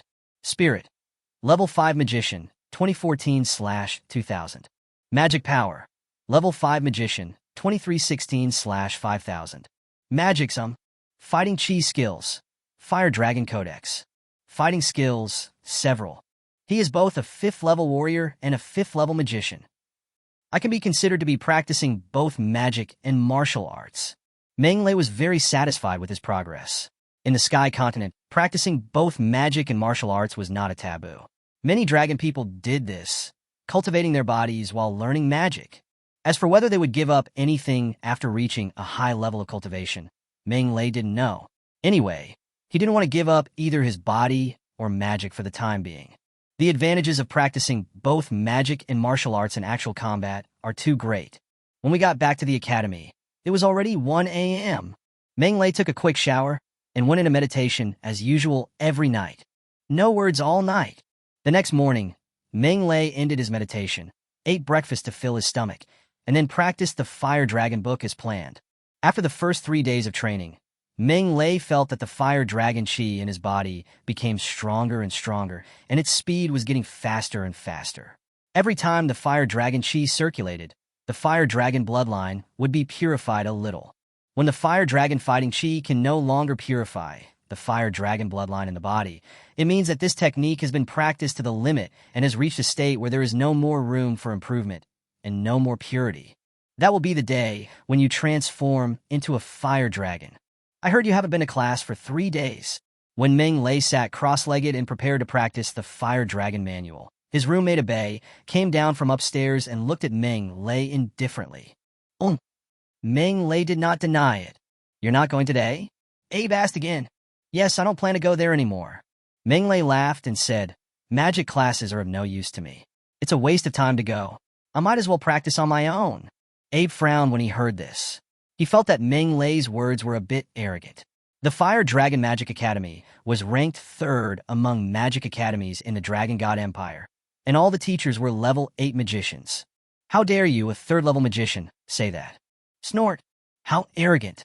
Although he was unhappy, Abe was indifferent by nature and didn't want to say anything more. After a light snort, he turned around and left the apartment. This guy always feels weird. Meng Lei shook his head, but unexpectedly at this moment, the magic communicator suddenly rang. There are many magical devices in this world, and the magic communicator is one of them. Its function is somewhat similar to that of mobile phones on Earth, but its appearance is completely different. The magic communicator is not as smart as a mobile phone. Its functions are not as complex, and it cannot install as many apps. It has only one function: communication. Meng Lei turned on the magic communicator, and a colorful light rose up and gathered into a face. It was actually the class teacher, Senior Jenny Lane. Senior, what do you want from me? Meng Lei was a little confused. Senior Jenny was about to graduate this year and was very busy. Normally, she would not look for them if she had nothing to do. Junior Meng Lei, have you not been to class for 3 days? Senior sister Jenny asked with a serious face and frowned. Yeah, what's wrong? Meng Lei was slightly stunned. There seemed to be something wrong with Senior Sister Jenny's tone. You're skipping class? Did you know that?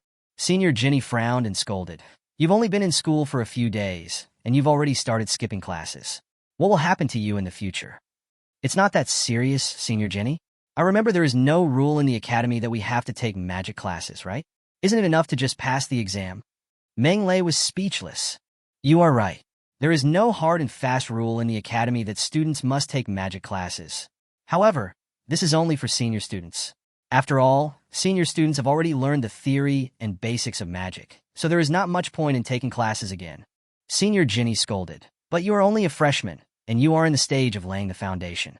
How can you deliberately skip classes? Do you know that Director Dirk has already heard about this? He is very angry and asked you to go to his office to talk to you.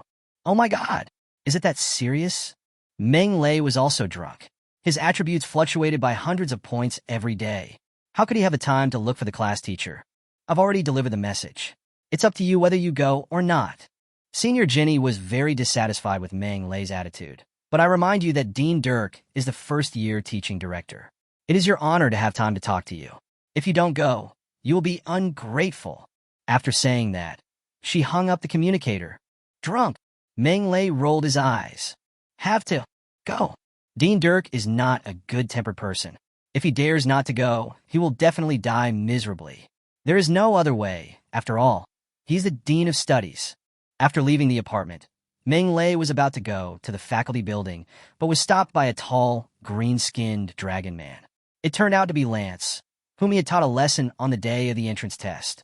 Hey, isn't this our first-grade genius Meng Lei? What? Where are you going? Lance glanced at Meng Lei and said sarcastically, Don't you think the last fight wasn't enough? Meng Lei glanced at Lance and said lightly, You bastard, why are you so arrogant? I was careless last time, and you took advantage of me. Do you think I'm afraid of you? Lance was furious. I'm telling you, I've broken through 2 levels in a row and advanced to become a level 5 warrior. If you're brave enough, come to the fighting stage with me, and I'll beat the shit out of you. Level 5 fighter? Meng Lei raised his eyebrows, feeling very surprised. If I remember correctly, 3 months ago, you were only a level 3 warrior, right? How come in just 3 months, you are comparable to a level 5 warrior? Humph! I am a rare genius that only appears once in a century. How can a mere human bastard like you be compared to me? Lance crossed his arms and said in a loud voice, Stop talking nonsense. Do you dare to get on the fighting stage? If not, then next time you see me, just avoid me. Don't act like an idiot. I don't dare. Meng Lei smiled. It's not impossible for me to go on the fighting stage with you, but I don't like to do things that have no benefits. You should understand what I mean, right? You want another jackpot? Fine. I'll cooperate with you. I'll cooperate with you completely. My goal is to expose you in public. Lance sneered repeatedly. I want everyone to know that the so-called human genius is just like this and can't compare with us noble dragon people at all. Very good. Meng Lei smiled. How many gold coins do you plan to take? 10,000. Lance raised his thumbs up. As long as you beat me, these 10,000 gold coins are yours. But if you lose, I don't want your money, as long as you say something loudly in front of everyone. Oh. Meng Lei raised his eyebrows. I'm a lowly piece of trash. I'll never be as good as Lance. Lance said smugly. I just want everyone to know that no matter how talented you are in magic, you are just a lowly piece of trash. I promise you. But 10,000 gold coins is too little. Meng Lei restrained his smile and said, 100,000 gold coins. As long as you are willing to pay 100,000 gold coins, I will go to the fighting stage with you. 100,000 gold coins? Why don't you just go and rob them? Lance was furious. 50,000. 50,000 gold coins at most. Humph. You want to embarrass me, but don't want to pay the price. How can it be so easy? Meng Lei sneered. But 50,000 gold coins will do. Chapter 45 Dragonbone Grass. Instantaneous Level 3 Magic. After receiving a positive answer from Monroe, Lance was extremely excited. He immediately took out the magic communicator and told all his friends about the matter. He also asked these friends to publicize it and spread the news. One person tells 10 people. 10 people tell 100 people. It quickly spread throughout Fire Dragon Academy. Fatheart was sitting in class as usual. In the past 3 months, he has been taking earth magic classes with Meng Lei. Although he doesn't understand why Meng Lei wants to take earth magic classes, it doesn't matter. With Meng Lei's company, he won't be lonely. However, since the midterm exam, Meng Lei stopped coming to class, which made the fat boy feel very bored and listless in class. Fatty, why are you still here? What? The fat guy was stunned and looked at the classmate who was talking. Lance from class 2 is going to compete with Meng Lei from our class. I'm afraid they have already gone to the fighting arena to apply for a PK. Isn't Meng Lei your buddy? Why don't you go and take a look? Lance and Monray? PK? The fat man was stunned for a moment, then shook his head repeatedly. This is impossible. How can that loser Lance be a match for my brother Meng? Isn't he just asking for trouble? Fatty, you are too out of touch with the news. Oh. The fat man was stunned. I heard that Lance recently took a Dragonbone Grass, and his physical body has broken through to level 5. With his strength as a level 5 warrior, shouldn't it be easy for him to deal with Meng Lei? Dragonbone Grass? Holy shit! The fat guy's face changed drastically. He didn't even attend a class and walked out. Dragonbone Grass. Did this guy with a broken voice really take Dragonbone Grass? Damn, he is so lucky. Others may not know about Dragonbone Grass, but Fatty knows it very well. This thing is an extremely rare plant. The reason why it is rare is that it grows on the bones of dead dragons and absorbs the life essence of the dead dragon to grow. Therefore, Dragonbone Grass has a special effect. It can purify the concentration of dragon blood in a dragon person's body, allowing the dragon person's body to be explosively strengthened in a short period of time, and it is most effective when taken by people below level 6. Therefore, for low-level dragon people, Dragonbone Grass is definitely a panacea for purifying blood and a treasure that all dragon people dream of. The fat man didn't expect that this loser Lance would actually get such a thing. He is really lucky. God is blind. I have to stop this fight. Monray can't win. It was really hard for the fat guy to hurry all the way. With a height of less than 1.6 meters and a weight of nearly 200 kilograms, running was simply torture for him. No way. You can only grit your teeth and persevere. After more than 10 minutes, we finally arrived at the fighting arena. I saw Monray and Lance standing on the fighting stage. The magic shield had risen, covering the entire fighting stage. The teacher guarding the fighting stage stood in the corner, acting as a judge. Outside the fighting arena, it was packed with students who had rushed there upon hearing the news. There were dragon nobles in luxurious attire, as well as human civilians in simple attire. There were senior students as well as first-year students. They pointed and talked a lot. It was so lively. Excuse me, please make way. Why are you pushing so hard? Can't you see there's someone here? After squeezing into the crowd with great effort, the fat man saw the two people on the fighting stage and shouted directly, "Brother, don't fight him. You're no match for him." Did you hear that? That loser is calling you. Lance also heard what the fat man said, and the corners of his mouth curled up slightly, with a smug look on his face. If you know what's best for you, admit defeat quickly, otherwise you will make a fool of yourself later. Meng Lei smiled leisurely, made an okay gesture to the fat man, signaling him to be patient, and then said, "Go ahead, I'm in a hurry and don't have time to talk nonsense with you." I just hate your cool look. Why are you so arrogant? You are just a lowly human bastard. What's so cool about you? Lance's face was grim. Today, I will make you lose face in front of so many people. I want everyone to know that lowly people are always lowly people, and you will never be able to compare with us dragon people. That's right. Kill this lowly human. Let him know how powerful we dragon people are. Lance, teach him a lesson and show him the power of a dragon man. We dragons are the strongest. The dragon nobles who were watching the match also echoed him. The judge standing in the corner frowned slightly, but chose to remain silent. He's used to it.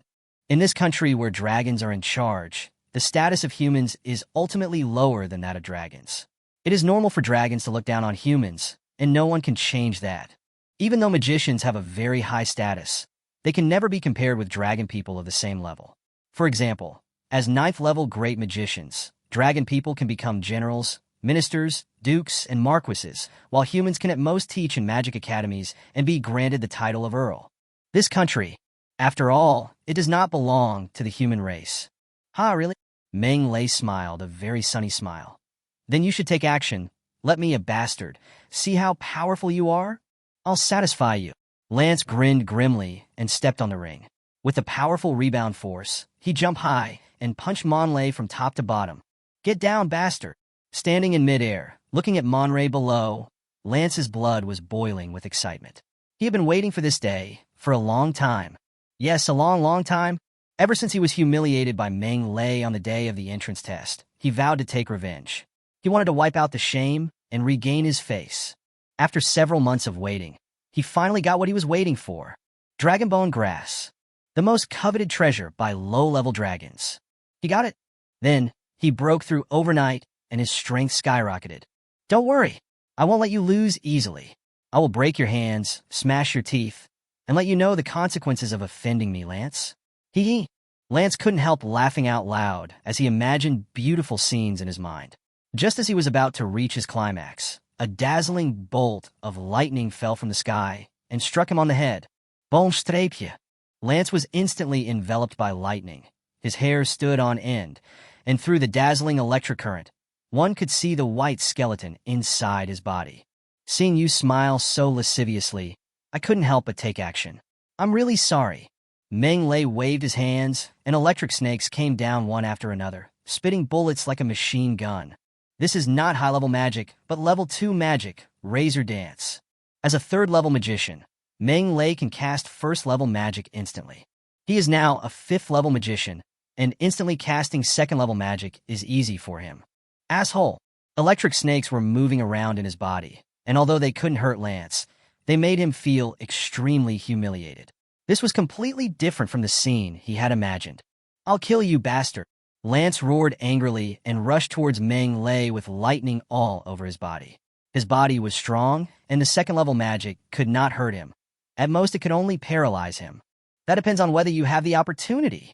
Meng Lei shook his head and chuckled, slowly uttering 4 words. Thunder Python. Crack.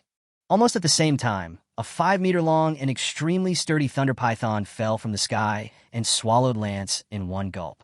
This is instant 3rd-level magic? Chapter 46. Humiliating Lance and scolding the senior. This is instant 3rd-level magic? Seeing the sudden appearance of the thunder python, the teacher, who was the judge, stood up suddenly.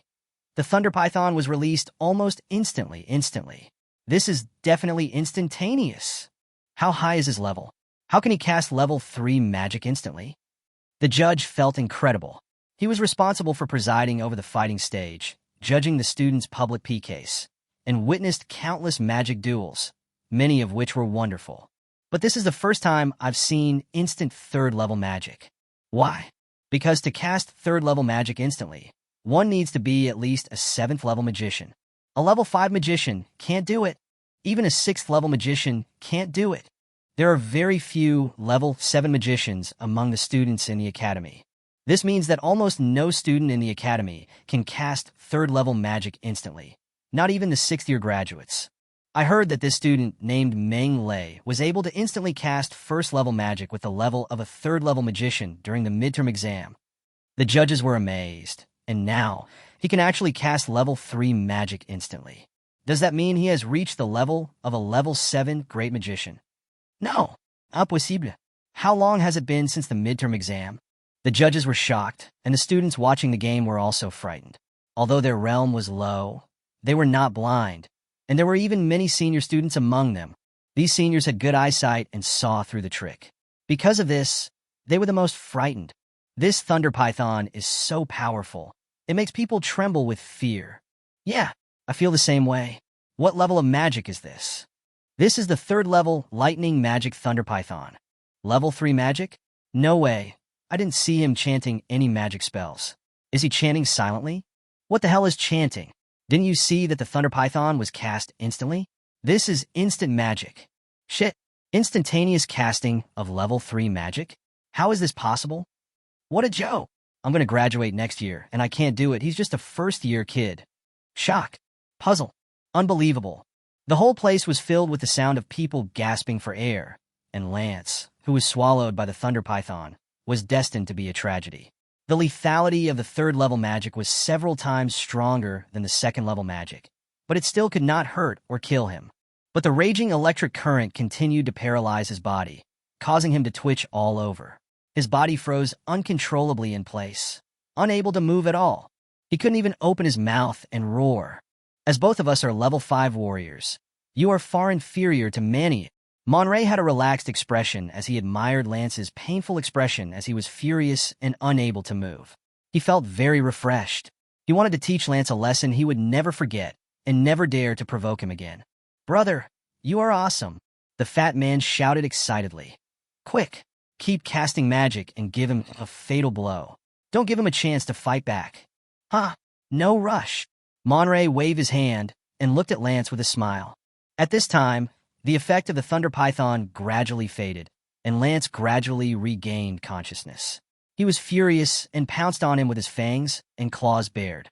However, what greeted him was another thunder python. Bon strapje. Lance froze in place again, shaking continuously. Brother, what do you want to do?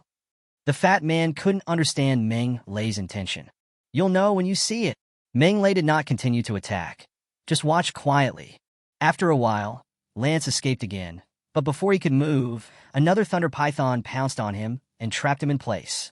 After seeing this, many people understood. What on earth does this guy want to do? Why does he keep attacking Lance with the thunder python?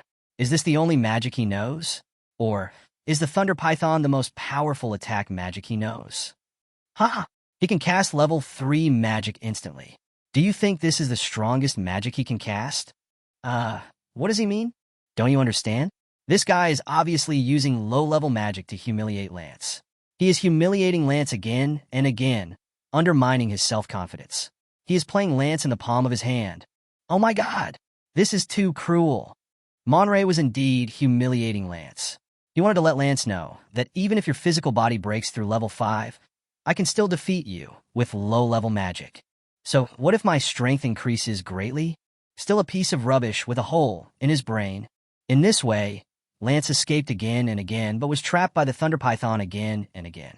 This made Lance feel humiliated, sad, and angry to the extreme, and he shed tears of humiliation. What's the point of using low-level magic to humiliate opponents weaker than you? Let Lance go immediately. A senior dragon man couldn't stand it anymore and shouted at Meng Lei. Ha, you want to stand up for him? Then come up. Meng Lei turned his head and looked at the dragon man, with a smile on his face. The dragon senior's voice choked, and his eyes dodged. Although he was a 5th-year senior and possessed the strength of a 5th-level magician, he had no confidence in defeating Meng Lei. Instant 3rd-level magic? Depend on? This is simply the nemesis of low-level magicians. Didn't you see that even Lance, who has a level 5 physical body, was subdued and had no power to resist? he goes up. It will only make you more completely trapped and more embarrassed. If you don't dare to come up here, just shut up and stop talking nonsense and making a fool of yourself. Meng Lei snorted coldly and didn't even look at the senior dragon man. Asshole. Senior Longren felt humiliated and left in disgrace. He just had to endure it now. If he really went on stage and was defeated, he would lose face. How will I survive in college in the future? This bastard is so arrogant. This is too much. Killing is not the right path. How can we tolerate humiliating our dragon people like this? Is there no one who will stand up and teach this bastard a lesson? The dragon nobles who were watching the battle were all excited and felt extremely aggrieved, but no one dared to stand up, not even the 6th grade dragon senior who was about to graduate. What happened to 6th grade? Facing Meng Lei, who can cast 3rd level magic instantly, they have to kneel down.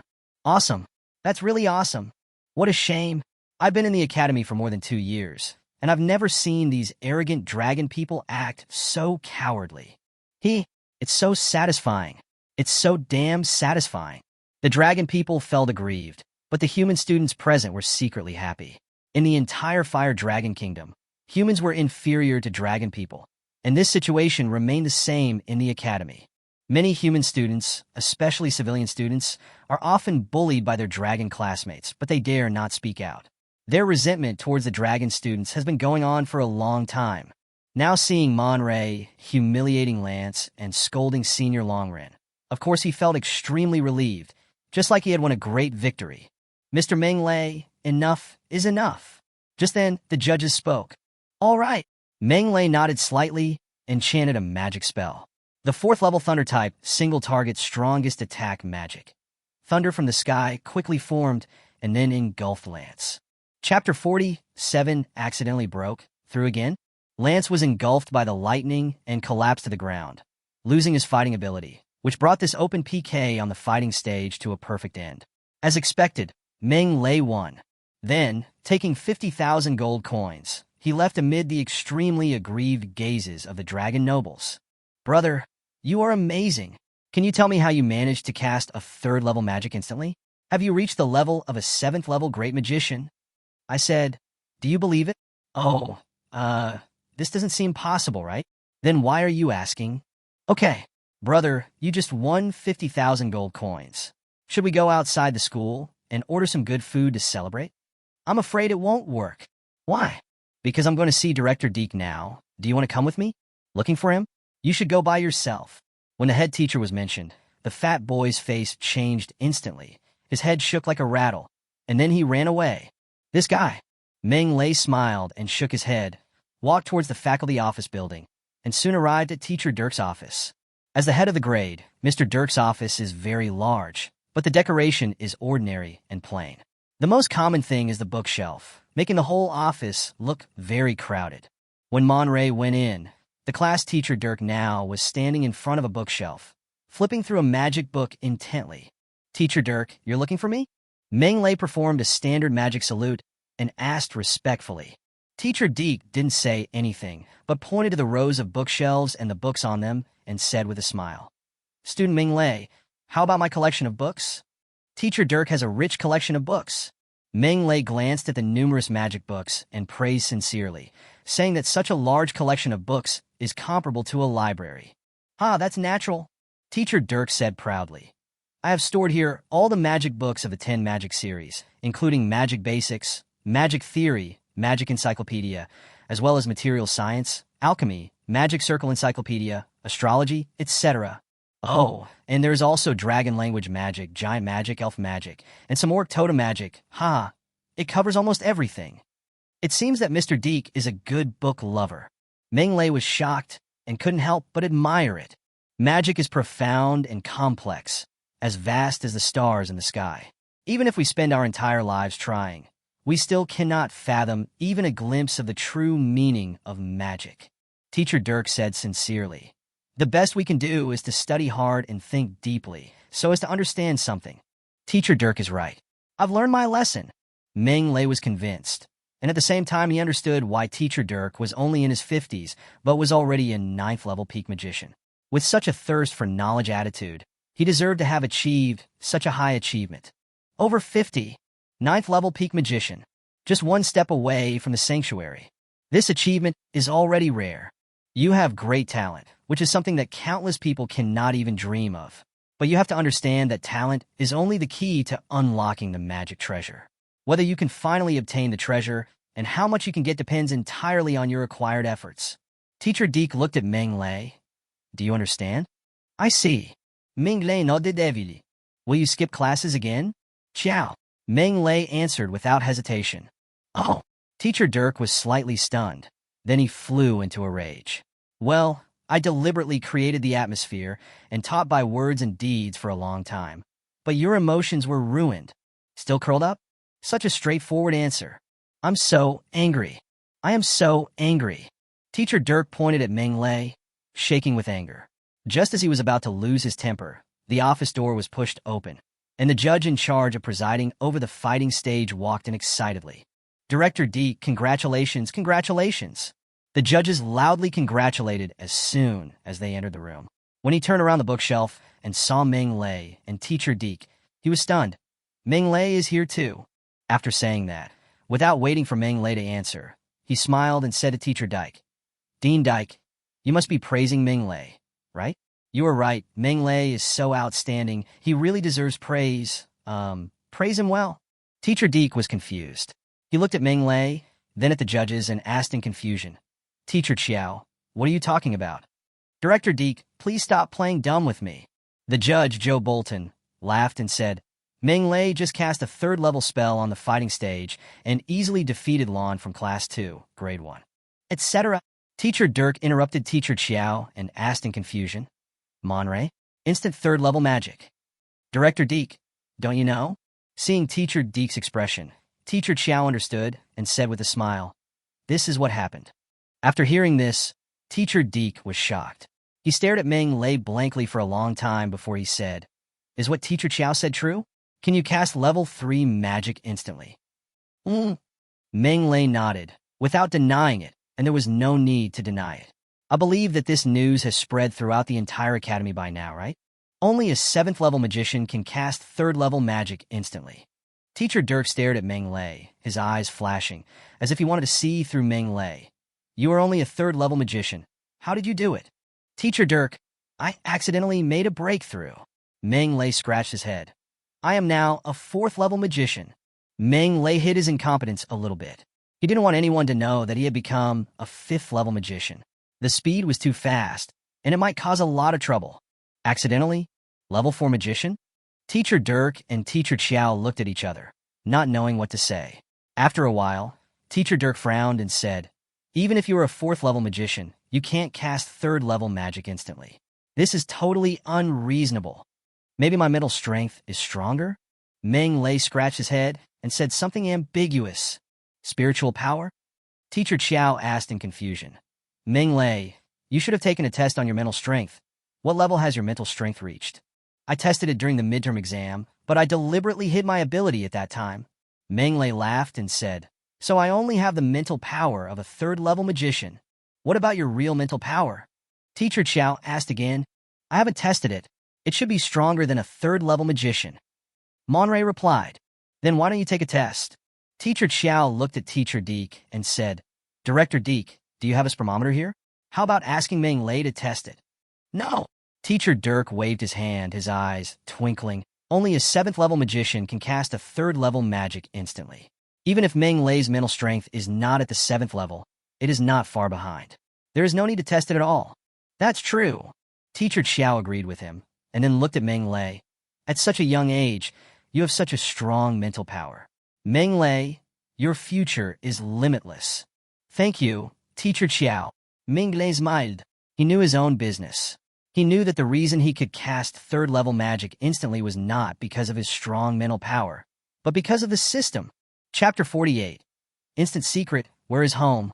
Theoretically, if the magic power reserve is sufficient, Meng Lei can instantly cast any magic that the system has picked up and integrated. Level 3 magic is okay. Level 4 magic is okay. Level 5, Level 6, Level 7, Level 8, or even Level 9 is also fine. The problem is, with his magic reserves comparable to that of a 5th-level magician, his body would be drained after only releasing a few 5th-level magics. As for releasing higher-level magic, Dream on? Even so, this is a big bug that gives Monlay an advantage when fighting against magicians of the same level, and this advantage will last forever. It's really perverted.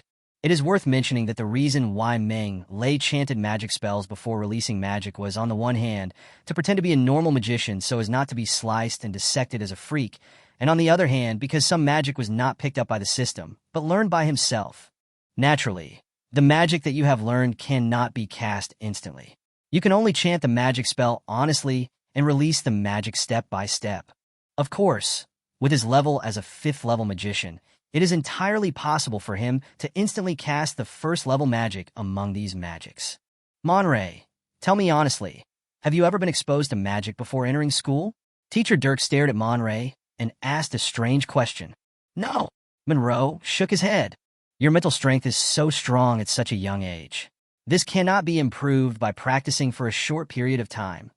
Teacher Deke exclaimed.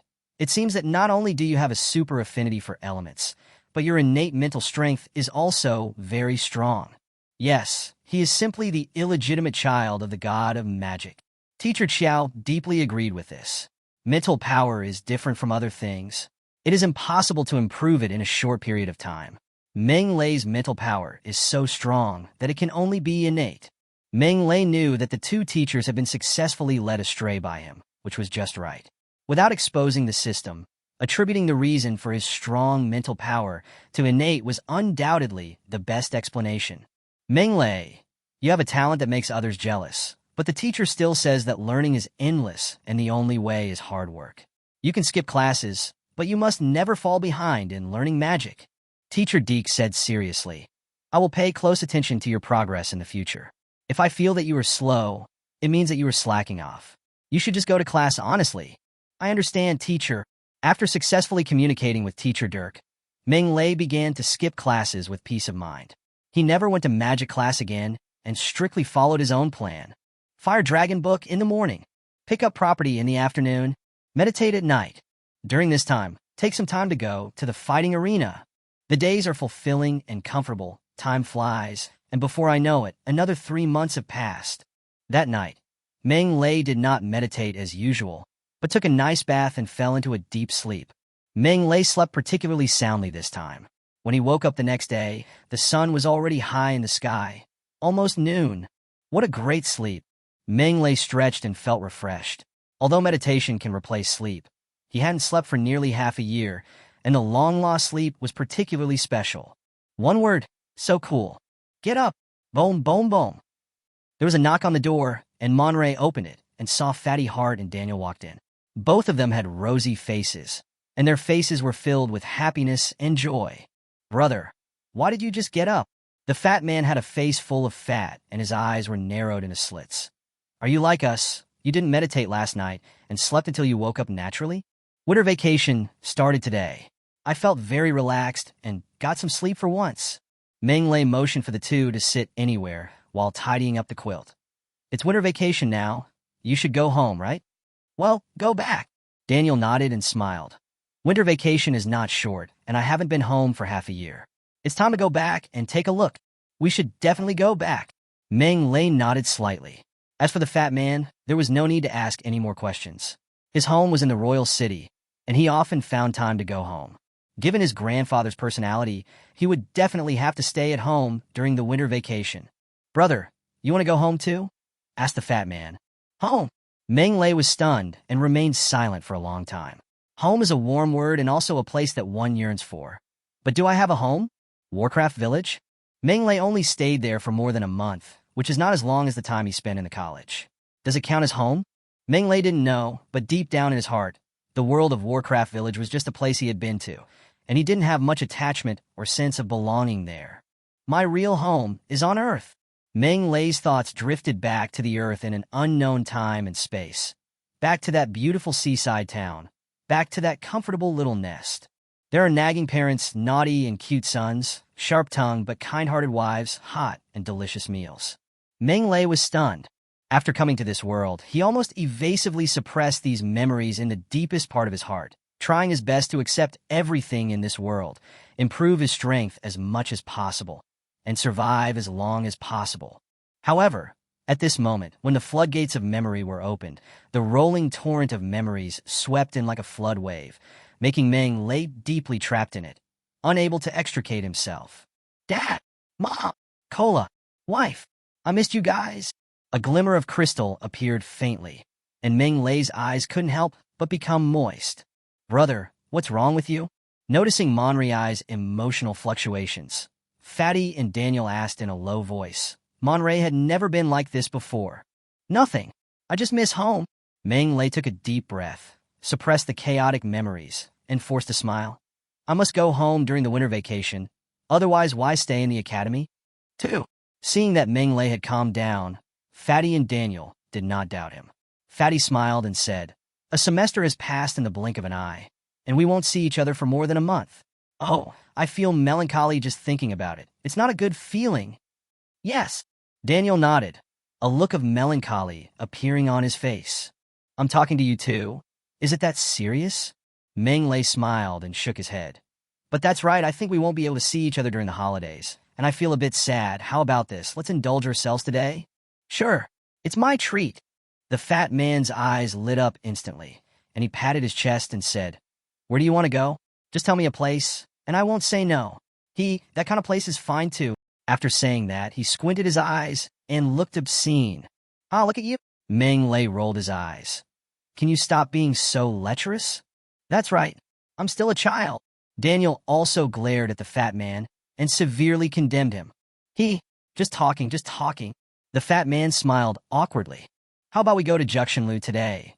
Meng Lei suggested. I heard that they serve high-quality monster meat dishes with a unique taste, which is well known throughout the entire royal city. Oh my god! Brother, you actually know Juxinlu? This is going to cost us a lot of money. Chapter 49, Space Ring Escape. On that day, Meng Lei, Fatty, and 2 other people ate and drank to their heart's content at Juxinlu, venting their hard work and efforts in the past 6 months, as well as their anticipation and yearning for the winter vacation. They ate meat with big mouthfuls, drank wine in big bowls, and had more fun than ever. However, when the 3 of them walked out of Jushin building, the fat man had a sad face and looked very painful. This meal cost him a lot of money, and all his remaining savings were gone. Fatty, don't worry about it. Meng Lei patted his shoulder and scolded him with a smile. It's just over 10,000 gold coins. I'll treat you next semester. Brother, you don't know. The fat man shook the fat off his face and wailed. My father only gives me 20,000 gold coins of pocket money every month, and most of this month's pocket money was gone right after it arrived. How am I going to spend this winter vacation? 20,000 gold coins? Pocket money? Meng Lei felt the deep malice from the children of the nobles. Damn it, I have to run around every day and fight in the fighting arena every now and then. My monthly income is just over 20,000 gold coins. You are so nice. That's a lot of pocket money for a month. It's really frustrating to compare yourself with others. Although the price is high, the food at Juxinlu is really delicious, especially the grilled sun and moon frog with garlic flavor, which is really unforgettable and makes people linger. Daniel licked his lips with an expression of endless aftertaste, which made the fat man grit his teeth and said angrily, Nonsense. The sun and moon frog is a level 7 monster. One costs 30,000 gold coins, and the barbecued sun and moon frog just now cost me more than 4,300 gold coins. Hey, the price is really outrageous. Daniel chuckled twice, knowing that the fat man had just suffered a heavy bleeding and was depressed, so he didn't say anything more. Although the fat man was a noble, he was still just a student after all. It was really outrageous that he spent more than 20,000 gold coins on a meal. Level 7 magical beast sun and moon frog, worth 30,000 gold coins? Meng Lei's heart was moved. This price is really not low. Converted, it is 3,000 attribute values. 3,000. Meng Lei's eyes lit up. The sun and moon frog is a level 7 magical beast, and the average level 7 magical beast starts at 100,000 gold coins. But there are differences due to differences in taste, size, and efficacy. The fat man said sullenly, the sun-moon frog is delicious and a rare delicacy, but because it is so small, the price of a whole sun-moon frog is not high, only about 30,000 gold coins. Other level 7 monsters are more expensive than this. Level 7 magical beast, starting at 100,000 gold coins? Meng Lei's eyes lit up. If I can hunt down a level 7 magical beast, wouldn't it be a huge profit? It's a lot of money, but it's too dangerous. The fat man shuddered when he heard this. Level 7 monsters are terrifying. We can't fight them at all, brother. You should give up this idea. I was just talking, but you took it seriously.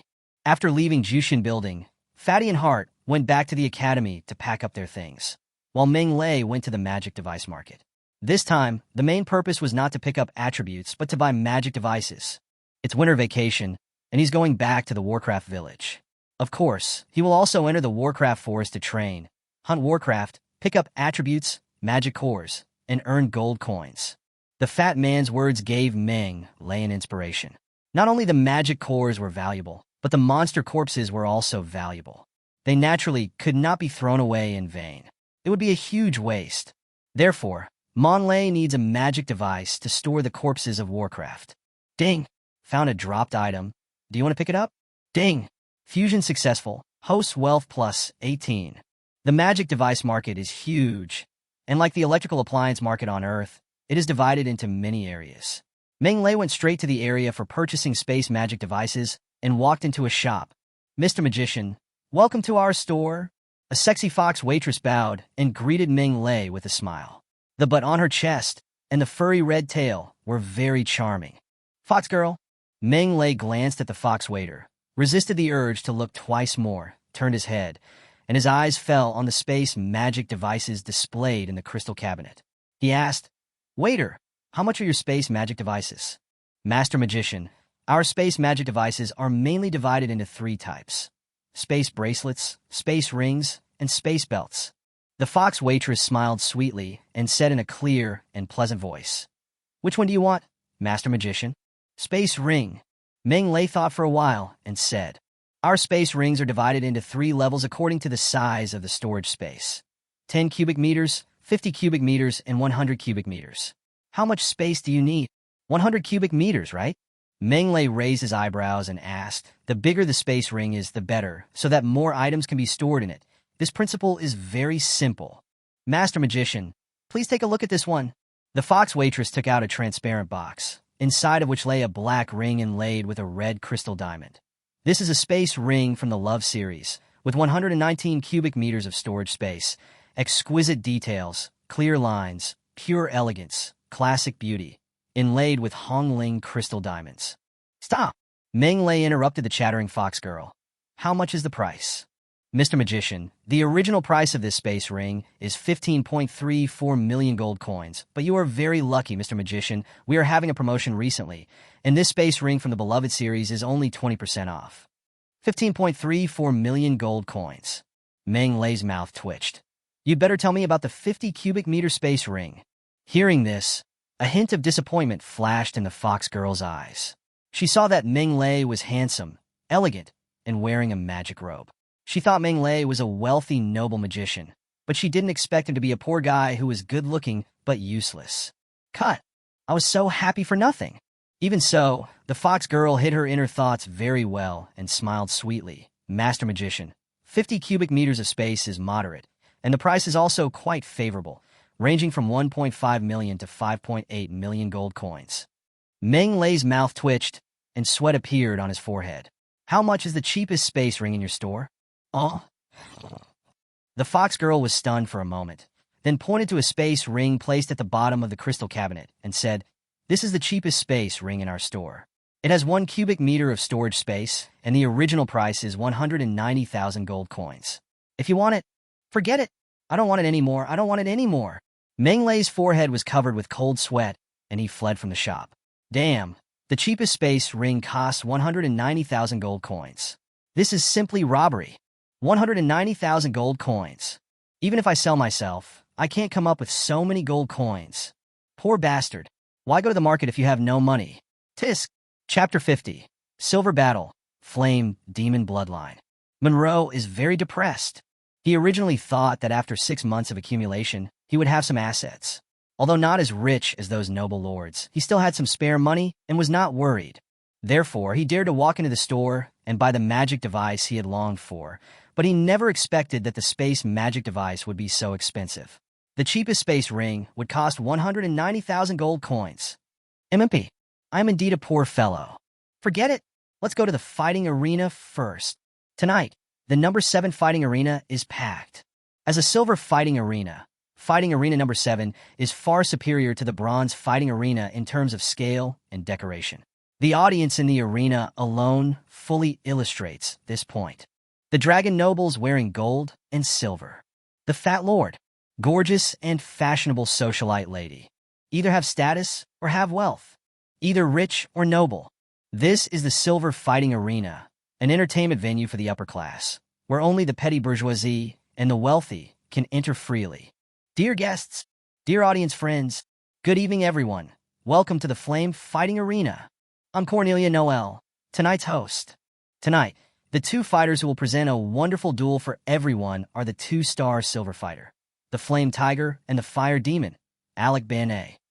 The lights suddenly came on, and the beautiful swan host appeared on the field.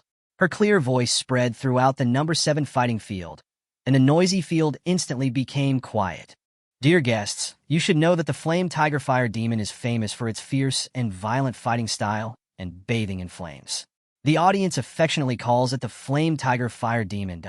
So far, Flame Tiger Fire Demon has fought a total of 192 matches, with an excellent record of 98 wins, 32 draws, and 62 losses, including 19 KOs. He is one of the most experienced silver fighters in our Flame Fighting Arena. Flame Tiger Fire Demon. Flame Tiger Fire Demon. Flame Tiger Fire Demon. As soon as the host finished speaking, there was a huge cheer from the audience. As the oldest silver fighter in the Flame Fighting Arena, the Flame Tiger Fire Demon has accumulated a lot of popularity. The fact that 1/3 of the audience was cheering for him was the best proof of this. However, when the beautiful swan host mentioned another fighter, the cheers and shouts became louder, one wave higher than the other, almost overturning the ceiling. Thor! Thor! Thor! Thor, I love you! The host was very satisfied with the atmosphere on the scene. After the sound waves calmed down a little, he continued, as everyone knows, Thor is a rare magician fighter in our Flame Fighting Arena. Since his debut, he has been called Thor by the audience for his cool fighting style and identity as a thunder magician. At present, Lei Shin has fought 30 games, with 23 wins, 3 draws, and 4 losses. Among them, 3 draws and 4 losses were lost when he was promoted to Silver Fighter. After successfully advancing to Silver Fighter, Lei Shin has never lost again and has achieved a crazy record of 11 consecutive wins. Tonight, can Thor continue his previous craziness, defeat his enemies, and increase his winning streak to 12 games? We are looking forward to it. Next, let's welcome the 2 silver fighters with warm applause. Flame Tiger Fire Demon, Thor, swish! When the 2 lights came down, 2 streams of light, one red and one silver, shot out from the exit and landed on the ring in an instant, at an extremely fast speed. The lights settled, revealing 2 figures. One of them is strong and muscular. His whole body is red. His eyes are sharp, especially his red hair fluttering in the wind, like a burning flame emitting extremely high temperature. He is the Flame Tiger Fire Demon, Alec Benet, a veteran silver fighter who has fought 192 games and has a winning rate of 51%. Look at the other person, wearing a golden mask, a magic robe, with elegant manners and a handsome figure. His size and aura alone cannot be compared with the Flame Tiger Fire Demon. But as soon as he stood on the stage, more than half of the audience cheered for him crazily, and the ladies even blushed, changing from the elegant ladies they were before to something extremely crazy. Thor, I love you. Thor, I want to give birth to a gorilla for you. It is obvious that Thor's audience is obviously more numerous and crazier than that of Flame Tiger Fire Demon, which makes Flame Tiger Fire Demon, a veteran silver fighter, look ugly, and he looks at Thor with extremely unfriendly eyes. Why is a newcomer, a junior, more popular than me? The Flame Tiger Fire Demon's voice was violent, and he roared angrily. Young man, I will kill you and let these audiences know how wrong their choice was. Ah, come on then. Meng Lei's voice was calm, and the corners of his mouth hidden under the mask curled up slightly, revealing a confident arc. He didn't take the Flame Tiger Fire Demon seriously. Kill! A layer of red flames suddenly rose from the body of the Flame Tiger Fire Demon, enveloping him entirely. It was as if he had turned into a man of fire, emitting an astonishingly high temperature. The next moment, the fireman moved, turning into a stream of flame and shooting towards Meng Lei, reaching a distance of 20 meters in the blink of an eye. Well done! Menglei rolled his eyes and pointed a finger. A flash of lightning shot out from his fingertips and instantly hit the flame tiger fire demon. It easily penetrated the flames outside and touched the flame tiger fire demon's skin, leaving a charred lump. Snort! The flame tiger fire demon groaned, and his body suffocated slightly. However, in such a brief moment, Menglei launched a crazy attack. Several lightning bolts as thick as arms fell from the sky and hit the flame tiger fire demon heavily. It was the 4th level magic, thunder from the sky. However, this is not the end. Menglei muttered something and chanted magic spells quickly. The lightning magic elements within a radius of 100 meters were summoned and quickly gathered together. They arranged and combined into 10 thunder pythons that were 30 meters long and as thick as buckets. The dazzling thunder python illuminated the fighting arena in the eyes of every audience member. This scene was extremely cool. The audience went completely crazy and roared hysterically. Their faces flushed, as if they were having an orgasm. Level 6 magic. Thunder snake dance. Fall! Menglei slapped the ground with his hands, and with sharp and high-pitched hisses, 10 thunder pythons swooped down one after another, then submerged the flame tiger and fire demon and covered the arena. It's over. Menglei turned around and no longer looked at the flame tiger fire demon that was engulfed by lightning. Instead, he waved at the cheering audience, making them even more crazy. Thor! I love you, Thor! Be my 18th gigolo! I will support you! Amid the frantic shouts, the raging electric current gradually dissipated, revealing the flame tiger fire demon who was hit by the lightning snake. At this moment, he was in a very miserable state. The burning flames had long been extinguished, his clothes were burned to ashes, and his whole body was charred. Well, it's a bit unbearable to gamble. Ding! Dropped items detected. Do you want to pick them up? Pick it up. Ding! Fusion successful. Congratulations to the host for obtaining the bloodline of the Flame Demon. Flame Demon Bloodline? Chapter 51-5 Great Eras. Flame Demon Transformation. Flame Demon Bloodline? What is this? Menglei was a little confused. During the 6 months of studying at Fire Dragon Academy, he spent almost all his time on improving his strength and rarely read other books or learned other knowledge. For example, he has no knowledge of World of Warcraft encyclopedia, classification of intelligent creatures on the continent, human geography of the continent, etc. Apart from lightning and earth magic, Menglei is a complete novice in everything else. Fire Demon? Is it also a creature from the Sky Continent? In doubt, Menglei immediately turned on the magic communicator and dialed the fat man's magic key, intending to ask him. The fat man had received enlightenment education and learned a lot of knowledge, so it would be right to ask him about this matter. Brother, what do you want from me? The fat man's round face appeared in the magic communicator. Fatty, do you know Balrog? What? Flame Demon. Flame of Flame Demon. Demon of Flame Demon. Flame Demon. Flame Demon. The fat man was stunned. Brother, why are you asking this all of a sudden? What's that noise over there? Why is it so noisy? Stop talking nonsense. Do you know anything about the fire demon? Menglei said unhappily. I'm in the fighting arena. How can I not make noise? Brother, I don't like what you said. Fatty, I know everything about astronomy and geography. I know about 500 years in the past and 1,000 years in the future. What don't I know? The fat man boasted and said smugly. Speaking of the flame demon, we have to mention the ancient times. Brother, you should know several eras that the Sky Continent has experienced, right? I've heard of it. Menglei nodded slightly. Like the Earth, the Sky Continent has also experienced several long and distant eras of life, namely the Elves era, the Titan era, the Orc era, the Dragon era, and now the 4 races dominate the era. Every era has its master, who dominates the world and rules the entire continent, and is a well-deserved ruler. Then do you know how the Elf era ended? The fat man asked again. It should have been ended by the ancient Titans, right? Menglei thought for a while, and replied that the end of the previous era is often caused by the promotion of the next era. For example, the end of the Titan era was due to the rise of the Orcs. The Orcs, with an astonishing fertility rate, overthrew the rule of the ancient Titans with their terrifying numbers, and eventually rose to become the masters of the Sky Continent. By the same token, the Orc era was overthrown by the dragons that came later. The dragons became the masters of the continent and established a glorious era. Times change, things develop. the cycle of life and the change of dynasties. There is nothing that is eternal and unchanging, and there is no empire that is always powerful. This is the eternal law of nature that no one can change. No, you are wrong. The fat man shook his head. The end of the elf era was not caused by the ancient titans, but by the Balrog. Flame demon. Meng Lei was stunned. Yeah, fire demon? The fat man nodded slightly. It is said that in the era of the elves, the sky continent was full of forests and lush vegetation. More than 90% of the entire continent was covered by dense forests. The sky continent was very beautiful at that time. Beautiful elves were walking in the woods, snow-white unicorns were frolicking along the lake, and enchanting tree fairies were dancing in the garden. However, one day, the fire demon came. No one knows where they come from, whether they are native creatures of the sky continent, from outer space, or from somewhere else. All we know is that they are bathed in flames, have burning eyes, and manes of blazing flames. This is a group of terrifying fire creatures.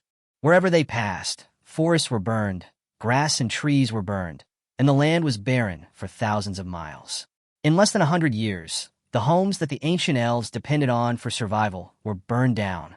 Afterwards, after a long period of confrontation, the ancient elves united with other races on the continent to stop the crazy fire demons and completely destroyed them. But they killed 1,000 enemies and lost 800 of their own. The ancient elves then fell, and the powerful titans took advantage of the situation to rise. So, the end of the elf era was caused by the Balrog. Meng Lei was confused. Is the fire demon so terrifying that he could put an end to the ancient elves when they were at their most prosperous? Horrible? Huh? The fat man smiled and said, the ancient elves were so powerful that the ancient titans could not hold their heads up. Even though they were so powerful, they were killed by the fire demon. Don't you think it's scary? That's true. Meng Lei agreed with this and asked, does the flame demon still exist on the sky continent? The fat man thought for a while and said, the real flame demon should no longer exist. I've never heard of it, but the descendants of the flame demon should exist. After all, the flame demon ravaged the sky continent for so many years. It is impossible that there was no trace left. After hanging up the magic communicator, Meng Lei fell into deep thought. What the fat guy said is very true. The fire demon has been wreaking havoc on the sky continent for so many years, and he has indeed left behind bloodline descendants, and the flame tiger fire demon is one of them. Otherwise, it is impossible to drop the flame demon bloodline. The question now is, what is the use of the fire demon bloodline? Just when Meng Lei was confused, he suddenly felt something strange in his body. A warm current came from nowhere and spread to his limbs. Not good. With the experience of fusing with the fire dragon's bloodline last time, Meng Lei certainly knew what was going to happen. He didn't dare to delay, and even ran to the bathroom. Puff! Puff! The moment he closed the bathroom door, a blood-red flame rose from his body and wrapped up Meng Lei completely. The red flame was mixed with a trace of black air, exactly the same as the flame on the flame tiger fire demon. At the same time, an almost tearing pain invaded his nerves, causing Meng Lei to groan and almost scream. Fortunately, he had had this experience once before, and his mental strength was strong, so Meng Lei could barely control himself from screaming. Even so, he was sweating profusely from the pain, and his face was distorted. It's so damn sour. Meng Lei smiled bitterly, and his skin became darker. His arms began to stretch, his nails extended forward, steel-like bristles sprouted from his back, and something like a cow's tail sprouted from behind his butt. The most exaggerated thing is that 4 sharp horns emerged on his head, 2 long and 2 short, like goat horns, and also like the devil's horns, very hideous. It's starting to change again. You were a fire dragon man before. What are you now? Flame demon. Although he was too weak to complain in his heart, Meng Lei could clearly feel that his body was being strengthened at a speed visible to the naked eye, and it was no worse than the last time he fused with the fire dragon bloodline. Strengthen it as much as possible. The process of integrating the fire demon's bloodline did not last long and was over after a quarter of an hour. Meng Lei came to the mirror and looked at his own changed appearance in silence. Dark skin, yellow pupils, steel-like mane, slender and powerful arms, a tail like a cow's tail, and flames covering the whole body. He doesn't look very handsome, even a little ugly. However, the strength seems to have increased significantly. Chapter 52, Rivaling Fire Dragon, 2 Bloodlines. Host Monterey. Race, human, blood of fire dragon, blood of fire demon. Wealth, 182,915 gold coins. Constitution, level 7 warrior, 14878/50,000.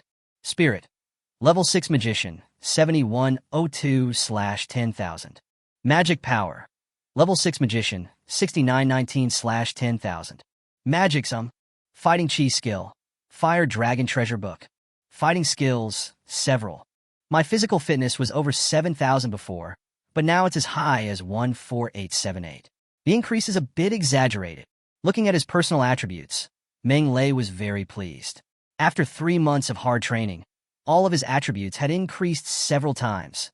Regardless of his physique, mental strength, or magic power reserves, he has reached the level of a 6th-level warrior magician. His strength is steadily improving, far beyond what he was able to achieve 3 months ago. Especially today, when I unexpectedly obtained the blood of the fire demon. My physical fitness improved by leaps and bounds and entered a whole new realm. Level 7 warrior. This is already a high-level warrior. Even in the royal city, he is considered a strong master. If he goes to a remote area, he will be able to dominate a region. As my physique improves, my magic ability has lagged behind a little, but it doesn't matter. As long as I am willing, I can make a breakthrough at any time. Meng Lei's eyes fell on the wealth column. He accumulated gold coins, but was reluctant to spend them, which led to his accumulation of a huge fortune of 182,915 gold coins. 182,915 gold coins equals 18,291 attribute values. 18,291 attribute points. If used immediately, it would be enough to push Meng Lei into the realm of a 7th-level magician. With both magic and martial arts at level 7, his strength would be absolutely terrifying. But Meng Lei is not in a hurry to exchange the money. He believes that good steel should be used on the blade. It is not too late to exchange it at the critical moment. It is better to save as much as possible. After a few minutes, the energy in his body gradually ran out, and a feeling of weakness came over him, and Meng Lei turned back into human form. Judging from the time it takes to transform, the Flame Demon bloodline is a powerful bloodline that is no less powerful than the Fire Dragon bloodline. Why is this? Because with Meng Lei's current physical strength, he can only last 8 minutes after transforming into a dragon, and after transforming into a fire demon, he can also only last 8 minutes. Same body, last just as long. What does it mean? This shows that the Flame Demon bloodline is as powerful as the Fire Dragon bloodline. 2 bloodlines. Blood of the Fire Dragon. Blood of the Flame Demon. Now I have the potential to become a strong person, right? Meng Lei was very satisfied with the unexpected gains tonight, but the leaky crotch and naked body made him particularly embarrassed. When he first transformed into a fire demon, just now, the flames he released burned all his clothes. It would be great if I had a space ring. I could prepare a few more sets of clothes and put them in the space ring, so I wouldn't be in the embarrassing situation of having nothing to wear. Meng Lei became more eager to obtain the space ring. That thing was really convenient, but unfortunately it was expensive and he couldn't afford it. Bang, bang, bang. There was a knock on the door. Someone was knocking on the bathroom door. Meng Lei rolled his eyes, walked behind the door, and then opened it. He saw a pot-bellied human noble walked in and stared at Meng Lei with a bad look. Boy, were you the one who locked the bathroom door? Are you looking for death? The human noble shouted angrily with an arrogant look. Hey, sorry. Meng Lei smiled apologetically and punched him. Bang. Damn, this dress is too big. After changing his clothes, Meng Lei left the bathroom cursing. The clothes were too wide, and it felt like wearing a skirt. It was very uncomfortable. No way. Be patient. A few minutes later, Meng Lei, wearing this loose clothes, knocked on the office of Uno, the manager of the fighting arena. Come, Illo, manager Uno.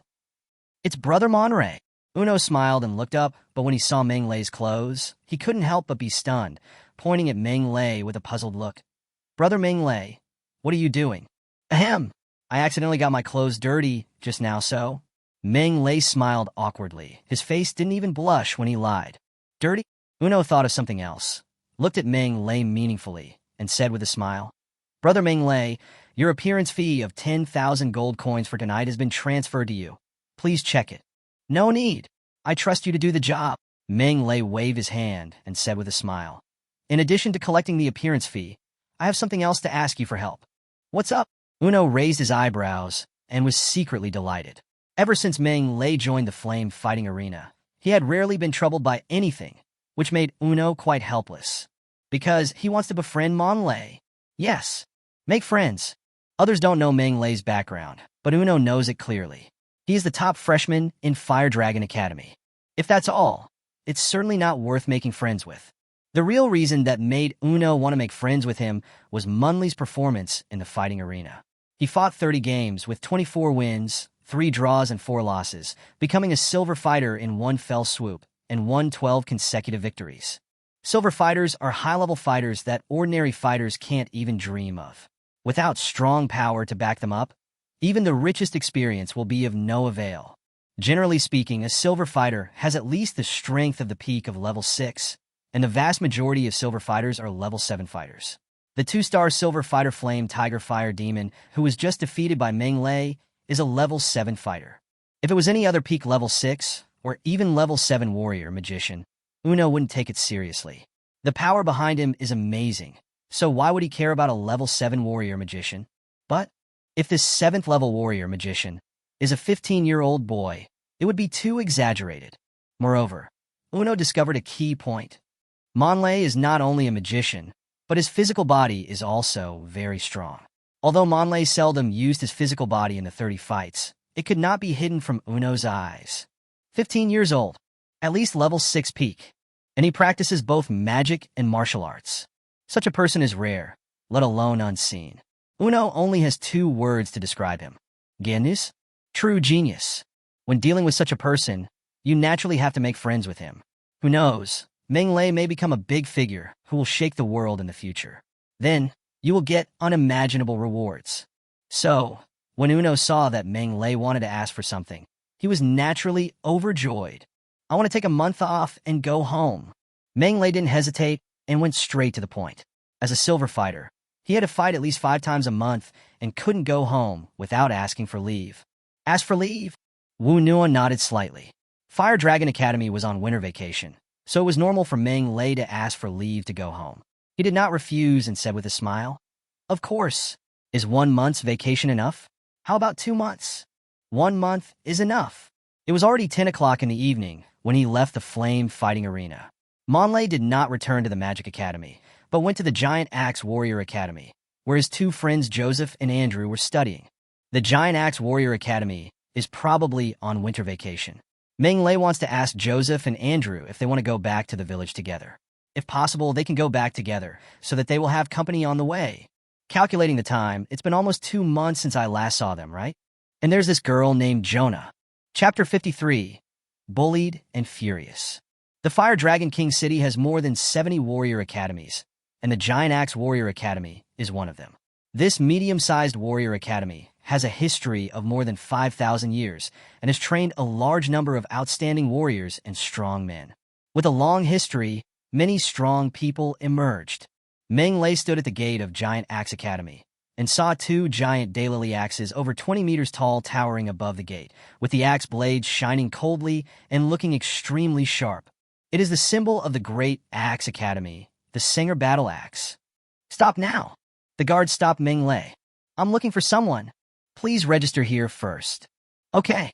The management of the Warrior Academy is not as strict as that of the Magic Academy. After a simple registration, Meng Lei successfully entered the Giant Axe Academy and then walked towards the freshman apartment. He had been here 2 months ago and knew where the freshman apartment was. Naturally, he was familiar with the place this time and arrived in front of the freshman apartment in no time. Unlike the Magic Academy, which is sparsely populated, the Warrior Academy recruits many students every year. As long as one can afford the expensive tuition and fees and meets the age requirements, the Academy generally accepts everyone. This results in the Warrior Academy's accommodation conditions being very average.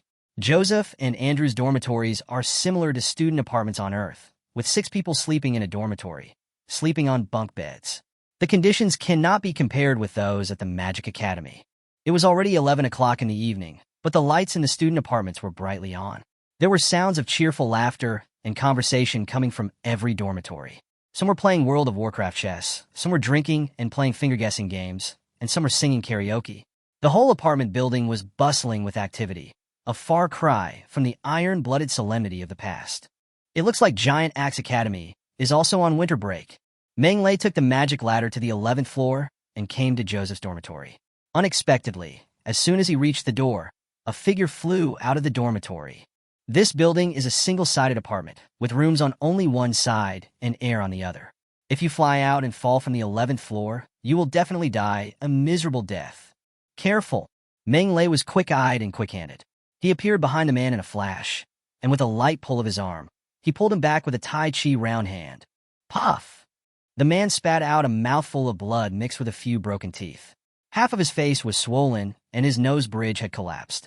He looked really miserable. Joseph. Meng Lei looked at this man, and his face instantly darkened. Brother Meng Lei? Joseph was shocked when he heard this, and even looked at Meng Lei, his eyes full of surprise. Brother Meng Lei, why are you here? After saying that, he covered half of his face with his teeth bared, gasping in pain. It seemed that he had been beaten quite hard just now. Joseph, what's going on? Meng Lei asked in a deep voice with a gloomy face. It's nothing, I just fell down by accident. Joseph's eyes were somewhat evasive, and he deliberately changed the subject. Brother Meng Lei, you are also on winter vacation, right? Are you here to go home with me? Speaking of going home, Joseph seemed very excited, with joy on his dark face. After all, he was only 14 years old, and his first time away from home lasted for half a year. He was especially bullied during the half year in college, and now he really wanted to go home. Tell me, who hit you? Meng Lei's voice was cold as he shouted again. If he had not arrived just now by chance, Joseph might have really fallen from here. It was the 11th floor. With Joseph's strength as a trainee soldier, wouldn't he be smashed to pieces? Thinking of this, Meng Lei became furious. He was the one who sent Joseph and Andrew to the college. If anything happened to them, he would not be at peace. Where's that lowly pariah? Hurry up and get me some footbath water. At this moment, an arrogant and sharp voice came from the dormitory. Joseph trembled when he heard it, his face full of anger and fear. Untouchables? Meng Lei narrowed his eyes, kicked open the half-open door, and walked in. Bang! The door hit the wall heavily with a loud bang, which scared everyone in the dormitory. They all looked over, and their eyes fell on Meng Lei. Brother Meng Lei, I just fell accidentally. No one hit me. Seeing Meng Lei kicking the door forcefully, Joseph was frightened and even pulled Meng Lei. Let's go find Andrew. He will be very happy to see you. No rush. Meng Lei waved his hand and glanced at the 5 people in the dormitory with sharp eyes. Whoever hit Joseph, stand up. Who are you? A 2.2-meter tall man with a black horn on his head and a body shaped like an ox walked up to Meng Lei, his strong chest muscles almost touching Meng Lei's face, and said condescendingly, I hit you. What's wrong? Brother Manhwa, let's go. Joseph pulled Meng Lei and whispered, He is Larry, who ranks 3rd in our class. He is also from a noble family. We can't afford to provoke him. Let's go. Meng Lei did not move. Joseph, judging from the situation today, he must have bullied you often, right? Aye. Joseph opened his mouth and tried his best to hide the grievance in his heart. But the more he tried to hide, the more he couldn't hold back the tears in his eyes, and they gushed out like a flood breaking through a dam. Bully? It's more than just bullying. Those who can enter the Warrior Academy are either rich or noble, or at least come from a well-off family with extra money. But what about him? He was just a commoner and came from a remote area. He didn't fit in with the people in the dormitory. Not to mention that he was excluded everywhere. The key point was that he was often bullied. There were 5 people in the dormitory, and 4 of them bullied him, ordering him around, bossing him around, washing his clothes and socks, knocking over the footbath water, tidying up the bed and table, and bringing him food. Treat him like a slave. That's fine. The key is to get beaten.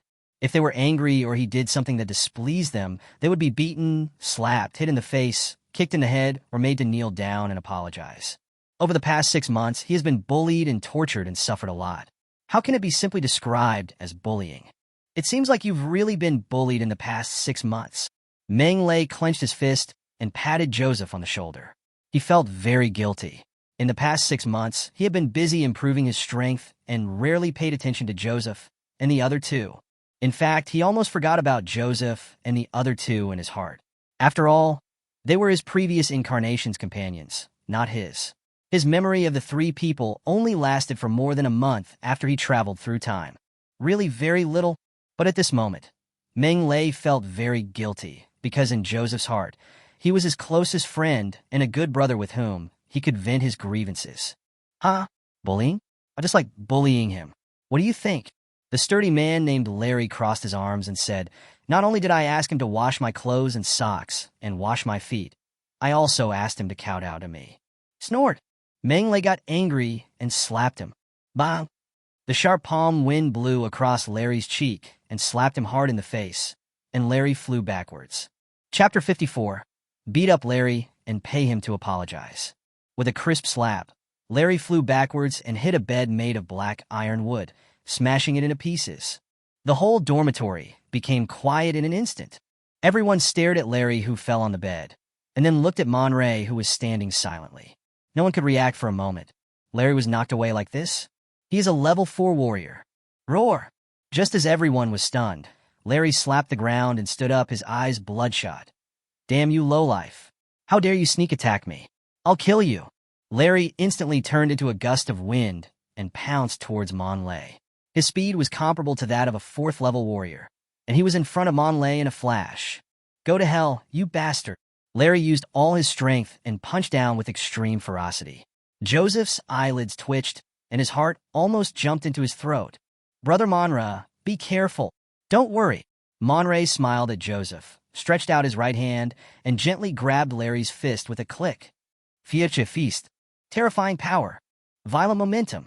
At this moment, everything disappeared like smoke and ashes. How is this possible? Larry's eyes were wide open as he felt the terrifying power coming from his fist. He was horrified that this skinny human pariah actually possessed such terrifying power. Dragon God is above. Am I dazzled? He actually caught Larry's attack. Incredible. Larry is a genuine level 4 warrior.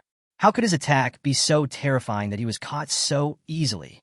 Everyone almost dropped their jaws in shock. They knew exactly how strong Larry was. He had pure black dragon blood and was already a level 3 warrior before he even entered school, and he even made a breakthrough in the final exam, successfully advancing to a level 4 warrior.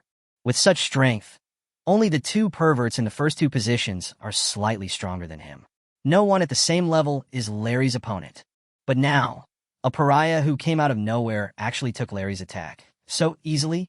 Shock. Puzzle. Unbelievable. How dare you show off your strength to others? Meng Lei shook his head slightly, grabbed with 5 fingers, and with a crisp crack sound his fist shattered. His face was distorted with pain, and cold sweat rolled down. Do you think you can bully others just because you have some strength? Meng Lei stretched out his left fist again and hit Larry in the stomach. Larry spat out a mouthful of blood and was bent like a shrimp in pain. Those who humiliate others will always be humiliated. When you bully others, have you ever thought that one day you will be bullied too? Monray looked indifferent and pushed his knee upwards. Larry's jaw broke, but he couldn't even scream. "Kneel down." Monray stretched out his right hand and pressed Larry's shoulder. A huge force suddenly burst out, and Larry bent his knees and fell to the ground with a bang. Woo-woo. Larry seemed to have suffered a great humiliation. His forehead veins bulged, his eyes were bloodshot, and he struggled frantically to stand up. However, Monray's right hand was like a magic needle that stabilized the sea. No matter how Larry struggled, he could not resist at all. Dragon God is above. Is this guy still human? Joseph's 4 roommates looked at Larry, who was kneeling on the ground and struggling, his body trembling slightly, his eyes full of fear. Larry had no power to resist. Totally being beaten. Isn't Brother Monray a magician? Why is his physical body so strong? Joseph was shocked and suspicious. His roommates didn't know Meng Lei's background, but he knew it very well. But precisely because he knew it very well, he was even more shocked and confused. It is said that magicians are generally weak, but how can Monray go? It's over. He won't let us go. 3 of the 4 roommates, like Larry, often bullied Joseph. When they saw Larry's miserable condition, they turned pale and were terrified to the extreme. However, what you fear often comes true. Meng Lei suddenly turned his head and cast an indifferent gaze on them. Who else has bullied Joseph? Stand up. Bon streepje. As soon as these words came out, the 3 roommates' bodies went limp and they almost fell to the ground in fear. It was over. It was time to settle the score with them. What to do? You have the guts to do it, but not the guts to admit it. Meng Lei's voice became colder. Joseph, point out to me who bullied you. Brother Monray, forget it. After all, Joseph was a kind, simple, and honest man. Although he hated his roommates who bullied him, he had no intention of revenge. Joseph, you can't do this. Meng Lei shook his head. We abide by our duties and do not bully others, but if someone bullies us, we cannot allow them to bully us. After saying that, Meng Lei looked at his 4 roommates again and said, I'll give you one last chance. Those who have bullied Joseph, stand up. Otherwise, don't blame me for being ruthless. Me. A handsome young man looked pale. His teeth chattered, and his legs shook like sieves. I bullied Joseph. Very good. Meng Lei nodded slightly. Plop. The pretty boy knelt down with a plop and slapped himself in the face. I deserve to die. I'm a bastard. I shouldn't have bullied Joseph. I'm willing to apologize. I'm willing to pay compensation. I just ask you to let me go. Compensation? Meng Lei's mind was moved. If we can just give some compensation to bully others and let it go, then why should we practice? 10,000 gold coins. No, 30,000 gold coins. I am willing to pay 30,000 gold coins, and I promise that I will never bully Joseph again. The pretty boy was crying and snotting. He was almost about to wet his pants. 30,000 gold coins? Are you sending away beggars? Meng Lei snorted coldly. 50,000 gold coins, forget it. Otherwise, 50,000? The pretty boy's voice choked, his eyes full of pain, but when he met Meng Lei's cold gaze, he couldn't help but tremble. Okay, I am willing to compensate 50,000 gold coins. Meng Lei nodded slightly and looked at the other 3. I am also willing to pay 50,000 gold coins. Me too. 2 of them also quickly expressed their opinions. Although the 50,000 gold coins did hurt them, they didn't want to be beaten like Larry, who didn't even recognize his mother. It's so miserable. Take the money. Meng Lei stretched out his hand calmly. Yes. The 3 of them did not dare to delay and took out the magic crystal cards. Who's fighting in the dormitory? At this moment, a cold roar sounded. Chapter 55, the law enforcement team arrives the strongest. Who's fighting in the dorm? A cold voice sounded, and several tall and muscular men with huge axes on their backs rushed into the dormitory aggressively. All standard armor, all Xinhua battle axes. All of them looked cold and icy. As soon as these people appeared, they exuded a powerful aura that made everyone breathless. Skull-S, isn't this your brother? Oh my god, why was he beaten like a pig's head? A sturdy man suddenly exclaimed, pointing at Larry, who was kneeling on the ground. The burly man called Skiles did not respond, but looked at Larry with a gloomy face. What's going on? The voice was cold, revealing a hint of anger. Woo-woo. Larry pointed at Monray and whimpered like a bullied young wife. Brother, he beat me and killed this bastard. I want him to die. How dare you hit my brother? Scales looked at Monlay with a sharp gaze like a knife, and his cold voice contained endless anger. The other strong men also looked at Monlay in surprise. It was well known that Scales was a brother-protecting maniac. Therefore, few people in the entire college dared to mess with Larry, but someone did it, and he was a young kid. Unexpected. Very good. It's the law enforcement team. And Senior Scales. We're saved. We don't have to spend money. On the other side, the 3 pretty boys who had taken out the magic crystal card and were about to give it to Meng Lei were so overjoyed that they even took the magic crystal card back. Senior Skiles, you have to make the decision for us. The pretty boy roommate cried out. This guy rushed into our dormitory and grabbed Larry and started beating him up. We don't know how Larry offended him. He went too far. He beat Larry and forced him to kneel down and apologize. Look how bad he beat Larry. Yes, Senior. The 3 roommates were in tears, describing Meng Lei as the unforgivable Huang Shuren who deserved to be put to death, while they were the little cabbages who had suffered all kinds of injustice and bullying, weak, helpless, and pitiful. In fact, they didn't need to complain. Scales had already seen his brother's miserable state and was so angry that his lungs exploded. I don't care who you are or what your status is. You dare to touch my brother. I will make you regret your behavior today. Meng Lei couldn't deny it and smiled. Your brother just said that, but you also saw how he looks now. Asshole.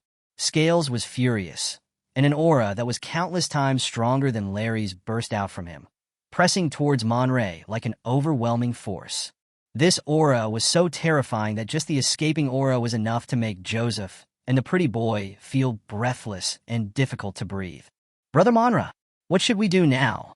Joseph's face was filled with horror, and his eyes were full of despair.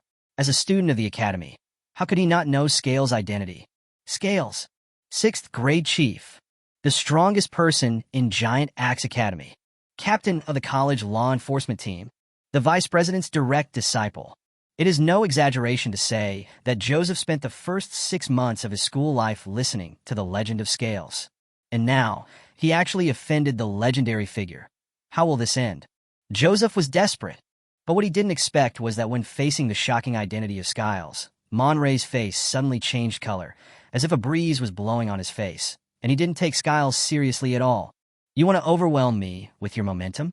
Manglay smiled and said, "You are not much better than your useless brother, so don't embarrass yourself in front of me." "Oh my god, those teeth are so big. Is this guy a freshman? He's too crazy. What a cool guy. How dare he talk to Scales like that? He's so cool. This little guy is in trouble. Court death." Scales was indeed enraged, and he swung his big slap directly at Monlay. His speed was as fast as lightning, and he was in front of Monlay so fast that even his shadow could not be seen. Monray stood there, seemingly unable to dodge, and seemed frightened. However, just as Scales' hand was about to fall on his face, Monray mysteriously disappeared. Gone. Scales was slightly stunned, but unexpectedly at this moment, a piercing pain suddenly came from his abdomen, and the pain made Scales almost vomit out the overnight meal. "You are just like your brother, a waste." Monlay appeared quietly, and with a light slap of his palm, Scales turned into a cannonball and flew backwards. The whole audience was silent. Several strong men from the law enforcement team, Joseph and his 4 roommates, and Larry, who was kneeling on the ground, all looked at this scene as if they had seen a ghost, and they completely forgot how to react. It was not until Scales fell heavily to the ground with a dull thud that everyone woke up. Larry shook his head frantically as if he had gone mad. "Impossible. This is impossible. How could a pariah like him defeat his brother?" "Depend on. Isn't that too exaggerated?" Scales was killed instantly. "Where did this monster come from? Why have I never seen it before?" The sturdy men carrying giant axes were scared out of their wits and looked at Monlay with eyes full of awe and fear. Scales was the strongest man in their Giant Axe Warrior Academy, a genuine 6th-level warrior. Where is Monroe? Looks like a first grader. At such a young age, he killed Scales in seconds? It's over. The strong men were shocked, but Joseph's 3 roommates were horrified. They regretted it so much that their intestines turned green. If time could go back, they swore that they would give the magic crystal card to Meng Lei as soon as possible, run away, and never provoke Meng Lei again. However, time cannot be reversed, and there is no medicine for regret in the world. They have offended Meng Lei just now, so they must bear the corresponding punishment. Facing everyone's horrified gazes, Meng Lei was calm and composed, as if he had done something insignificant. He turned to look at the 3 pretty boys and said, "Let's continue with our previous topic. What do you have to say now?" "We." The 3 pretty boys looked pale and trembling like sieves. "Don't be nervous. I'm a civilized person." Meng Lei waved his hand and said calmly, "As long as you can give me a satisfactory explanation, I won't do anything rash." "Are you a civilized person?" "I don't believe you at all. You old man are such a bad guy. Why didn't you say that when you fucking beat up Larry's brother?" "I am willing to pay 70,000 gold coins." Chapter 56, Magic Carpet, Encountering Thieves. 70,000 gold coins? Meng Lei snorted coldly. 100,000 gold coins. Not a single copper less. 10.1 million? The pretty boy almost collapsed to the ground, his lips trembling, his face turning green. "Big brother, I really can't take out 100,000 gold coins." "Bang!" Meng Lei kicked out, and the pretty boy flew up immediately. Meng Lei reached out and grabbed him back. "Listen, you have no room for bargaining," Meng Lei said indifferently. "Either take the money or pay with your life." "Take it. I'll take it." Feeling the murderous intent in Meng Lei's eyes, the pretty boy was completely frightened and nodded his head like a rattle. "Yes, I am willing to pay 100,000 gold coins." "Very good." Meng Lei nodded and looked at the other 2. "We are also willing to compensate 100,000 gold coins." The two men were already frightened by Meng Lei, and they nodded their heads quickly, fearing that if they were a little slow, they would be beaten up by Meng Lei. Transfer the money. Meng Lei threw over a magic crystal card. Brother, we can't come up with so many gold coins at once. The three men had bitter faces and tremblingly said that although they were all from noble families, they were just school children after all. How could they come up with so many gold coins? This is your business. It has nothing to do with me. Meng Lei waved his hands impatiently. I will stay in your dormitory tonight. I want to see 300,000 gold coins tomorrow morning. Not a penny less. Yes, yes. The three of them looked bitter. This brother. The members of the law enforcement team could not bear to watch any longer. A strong human man carrying a huge axe whispered, "You are not doing this right. Blackmail is prohibited in the academy." Blackmail? Meng Lei laughed loudly. His eyes fell on the strong man like a knife. You can eat whatever you want, but you can't say whatever you want. Which eye of yours saw me blackmailing you? The sturdy man's mouth twitched, and 1,000 horses were galloping through his heart. You just blackmailed the three pretty boys, and we were standing right in front of us. And now you're pretending to be a bully? Listen, this isn't extortion. This is compensation. Meng Lei pointed at Joseph and said calmly, in the past 6 months, they have been bullying my friend, beating and scolding him at every turn, forcing him to kneel down, wash clothes and pour water, and use him like a servant. Their evil deeds have caused irreparable psychological trauma to my friend. Is it too much to ask for compensation? The sturdy man was speechless. He was a 6th grade student and was born a commoner of the human race. How could he not know the darkness and oppression in the academy? The nobles bully the common people. The dragon people bully the human race. It couldn't be more common. It's just that many civilians, due to their weak strength and humble origins, silently endured all of this. And as a result, no similar compensation incident has ever occurred in the entire academy. But if it happens, it makes perfect sense. You can bully me. Of course I can ask for compensation. It all depends on who has the bigger fist. College? As long as no one is killed, the academy won't care at all. It is precisely because of this that the arrogance of the noble and powerful students has been encouraged, and they bully the weak without any scruples and spare no effort. I don't want to be bullied. I want to bully others. Then work hard to practice and be better than others. This is the management philosophy of the Giant Axe Warrior Academy, which is somewhat similar to the raising poisonous insects on Earth, but much more barbaric, indulgent, and cruel than the Fire Dragon Magic Academy. If there is nothing else, you can leave. Meng Lei waved his hand and ordered them to leave. The members of the law enforcement team looked at each other in bewilderment. Although they felt aggrieved, they could do nothing about it. Meng Lei was stronger than them, and staying here would be a waste of time, so they might as well go. Brother, be careful and don't kill anyone. The human sturdy man looked at Mon Lei deeply, whispered a warning, then turned and left with the law enforcement team, carrying the unconscious Scales away as they left. For a moment, only Meng Lei and a few others were left in the dormitory.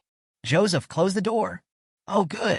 Joseph closed the door, and Mon Lei pulled over a chair and sat on it, saying calmly, You only have one night, so I don't need to tell you what to do, right? Clear. We understand. The three pretty boys nodded hurriedly and began to think of ways to raise money. 100,000 gold coins is not a small amount. It is enough to break their bones. Very good. In the blue sky, a magic carpet flew at high speed, and the scenery below passed by quickly like a shadow, forming a beautiful dynamic picture. Green wheat fields, lush forest, a winding river.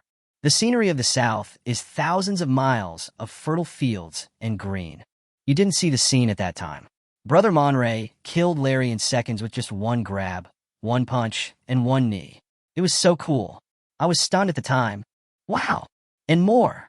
The melodious cheers spread across the sky, interweaving into a string of beautiful notes. The group of people were Monroe, Joseph, Andrew, and Jonah, who were leaving the royal city and heading back to the village, and they also had winter vacation. Brother Monra, you are so awesome. That's right. Even our senior Skiles is no match for him. Brother Meng Lei, aren't you a magician? Why is your body so strong?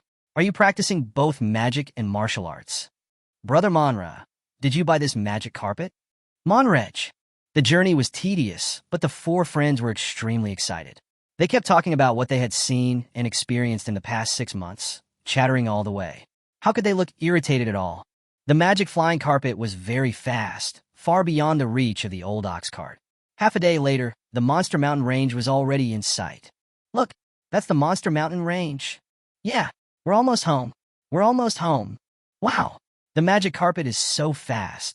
Looking at the lush, green Warcraft mountain range that seemed to be dormant on the earth like a giant dragon, Jonah and the other two were extremely excited. They squatted on the flying carpet with their faces flushed. We're finally reaching the Monster Mountain Range. Menglei was also very happy. The world of Warcraft Village was the first place he knew since he came to this world. It had a special meaning to him. It was natural that he felt particularly cordial when he returned to the old place this time. Call out. At this moment, a sharp sound of breaking through the air suddenly sounded, and then an arrow more than 3 meters long, shrouded in lightning, cut through the sky and shot towards the magic flying carpet at lightning speed. Careful. Meng Lei's ears moved, and his mental power instantly captured the flying arrow. He quickly grabbed the magic carpet and applied emergency brakes. The magic carpet suddenly stopped in midair. Puff! The lightning arrow pierced through the front edge of the magic flying carpet, brushed past the back of Andrew, who was sitting at the front, shot high into the sky, and then exploded with a loud bang, turning into a ball of fireworks. Scott! Andrew was so scared that he broke out in a cold sweat.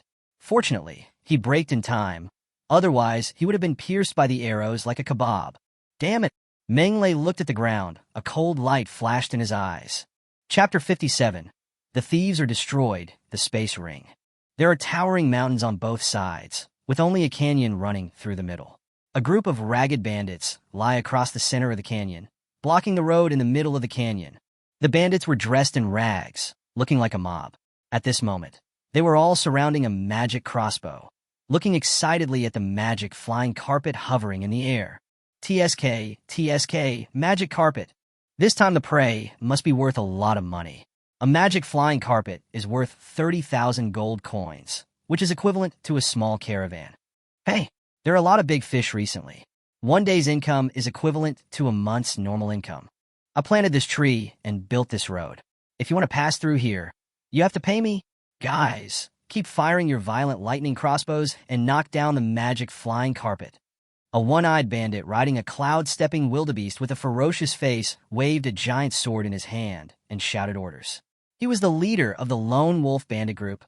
Lone Wolf. Yes, sir. The robbers cheered and pulled the magic crossbow. A dazzling lightning flashed, and another 2 or 3 meter long lightning spear shot out, aiming directly at the magic flying carpet. Magic flying carpet. The leader, Lone Wolf, licked his lips. A hint of ferocity flashed in his one eye. I hope today's prey won't disappoint me. Here we go again. What should we do, Brother Manhwa? Looking at the lightning spear rushing towards them, Joseph and the other two were terrified. If they were hit by this spear, even if they were lucky enough not to be stabbed to death, they would fall from such a high place and be smashed to pieces. You will die without a burial place. Robber! Menglei stood proudly on the magic carpet. With a wave of his hand, a lightning shield shining with bright light appeared quietly, covering the magic carpet. Bolstrapje! The lightning spear hit the lightning shield heavily, and only a muffled sound was heard. The lightning shield began to fluctuate violently and seemed to show signs of collapse. But the strange thing was that the lightning shield finally held firm. The energy of the lightning spear was gradually consumed and finally stopped. What? It was blocked. The leader, Lone Wolf, was shocked. The violent lightning crossbow is so powerful that it is enough to kill a level 5 warrior head-on, but now it can't penetrate the lightning shield. Could it be that the shield is a magic shield above level 5? Instant 5th level magic? Damn it! The prey is likely to be a 9th level Grand Mage. Lone Wolf's expression changed drastically. Retreat. Retreat quickly. After saying that, he whipped the cloud-stepping wildebeest he was riding, rushed to the violent thunder crossbow, put away this incredibly powerful thunder crossbow, and then rode away at full speed, fearing that he would be a step slower. Boss! What's wrong, boss? Seeing their leader suddenly running away, the robbers were confused. Why did the leader retreat for no reason? A bunch of good-for-nothings. Retreat immediately, the Lone Wolf roared. Ong ong. The robbers then began to retreat. However, it was too late. Buzz, buzz, buzz. The thunder elements within a radius of hundreds of meters quickly gathered together, and in an instant, 10 thunder pythons over 30 meters long were formed. Their lightning scales were shining, and their huge bodies were lifelike. They were suspended in the void, exuding a heart-pounding breath. Damn it! Feeling the terrifying power in the sky, Lone Wolf's eyelids twitched wildly, and his heart was filled with fear and despair. 6th level magic. This is definitely the power of 6th level magic. Instant 6th level magic. Oh my god, who did I offend? Ray snakes danced wildly. 10 thunder pythons roared and fell from the sky, crashed into the ground, and then exploded with a loud bang. A large amount of thunder elements rioted wildly, covering an area of hundreds of meters in radius. Amid the shrill screams, the robbers either turned into charcoal, disappeared into ashes, or evaporated into gas. Such a miserable death. It's horrible. Oh my god! When the lone wolf looked back and saw this scene, he was even more horrified. He pulled out his dagger and stabbed it hard in the butt of the cloud-stepping wildebeest. The cloud-stepping wildebeest screamed and ran away desperately, its speed increasing rapidly. Such a powerful person actually rides a magic carpet. Isn't this bullying? The lone wolf was angry and regretful. The magic carpet was a low-level flying tool that only low-level magicians could use. High-level magicians would not even think highly of it. That was why he dared to rob the magic carpet. But I never expected that things would be far beyond my expectations. I've hit a wall this time. The lone wolf regretted so much that he could only run for his life. Escape? Can you escape? Meng Lei smiled faintly and snapped his fingers lightly. The thunder elements gathered and quietly formed a spear of thunder. Go! Raymond shouted softly, and the 3-meter-long thunder spear pierced through the void and shot towards the lone wolf at lightning speed, then pierced through the lone wolf's back and stabbed out from the chest. The lone wolf screamed, was thrown out, and fell into the grass by the roadside. His life or death was unknown. Brother Manhwa, you are so awesome. Jonah, Joseph, and Andrew were stunned. They looked at Meng Lei's back with little stars in their eyes, twinkling and shining. If you practice hard, you can do it too. Meng Lei smiled and flew down on the magic carpet. When they arrived in front of the lone wolf, the evil leader of the bandit gang was already dying, breathing out more than breathing in, and it was obvious that he was not going to survive. However, when he saw the 4 people, Meng Lei, standing on the magic carpet, his eyes widened with disbelief. You are not. Before he could finish, Lone Wolf's head tilted and he was completely silent, but his eyes were wide open, and it was obvious that he died with his eyes open. He originally thought that he had met a super strong man, but he didn't expect that it was 4 little ghosts who destroyed his lone wolf bandit group and killed him as a lone wolf. He will die with his eyes wide open. Brother Manhwa, is this guy dead? Joanna and the other 2 hid behind Meng Lei, carefully poked their heads out. Their little faces turned pale. Well, dead. Meng Lei nodded, jumped off the magic carpet, and immediately looked at Lone Wolf's left hand. He saw a bronze ring on the ring finger of his left hand. He took off the ring, and his mental power spread out. Meng Lei burst into laughter. It seems that my guess was right. It is indeed a space ring. Space ring. The treasure that Monray has always dreamed of. But it is too expensive, and I can only sigh in despair. However, just now, when Meng Lei saw the violent thunder crossbow disappear under his nose, he guessed that this group of robbers should have space equipment, and it seems that his guess was correct. I have searched everywhere for help, but couldn't find it. Now it comes to me without any effort. This is a nearly 50 cubic meter space ring. This is a huge profit. There are so many things in there. In Meng Lei's spiritual vision, there were many things floating, piles of gold coins, piles of magic cores, and piles of gems. A dazzling array. Wide variety. It almost blinded Meng Lei's titanium dog eyes. This is really a big win. Meng Lei's eyes lit up. Just these gold coins. I'm afraid there must be hundreds of thousands, right? Not to mention the magic cores, gems, weapons, and other things.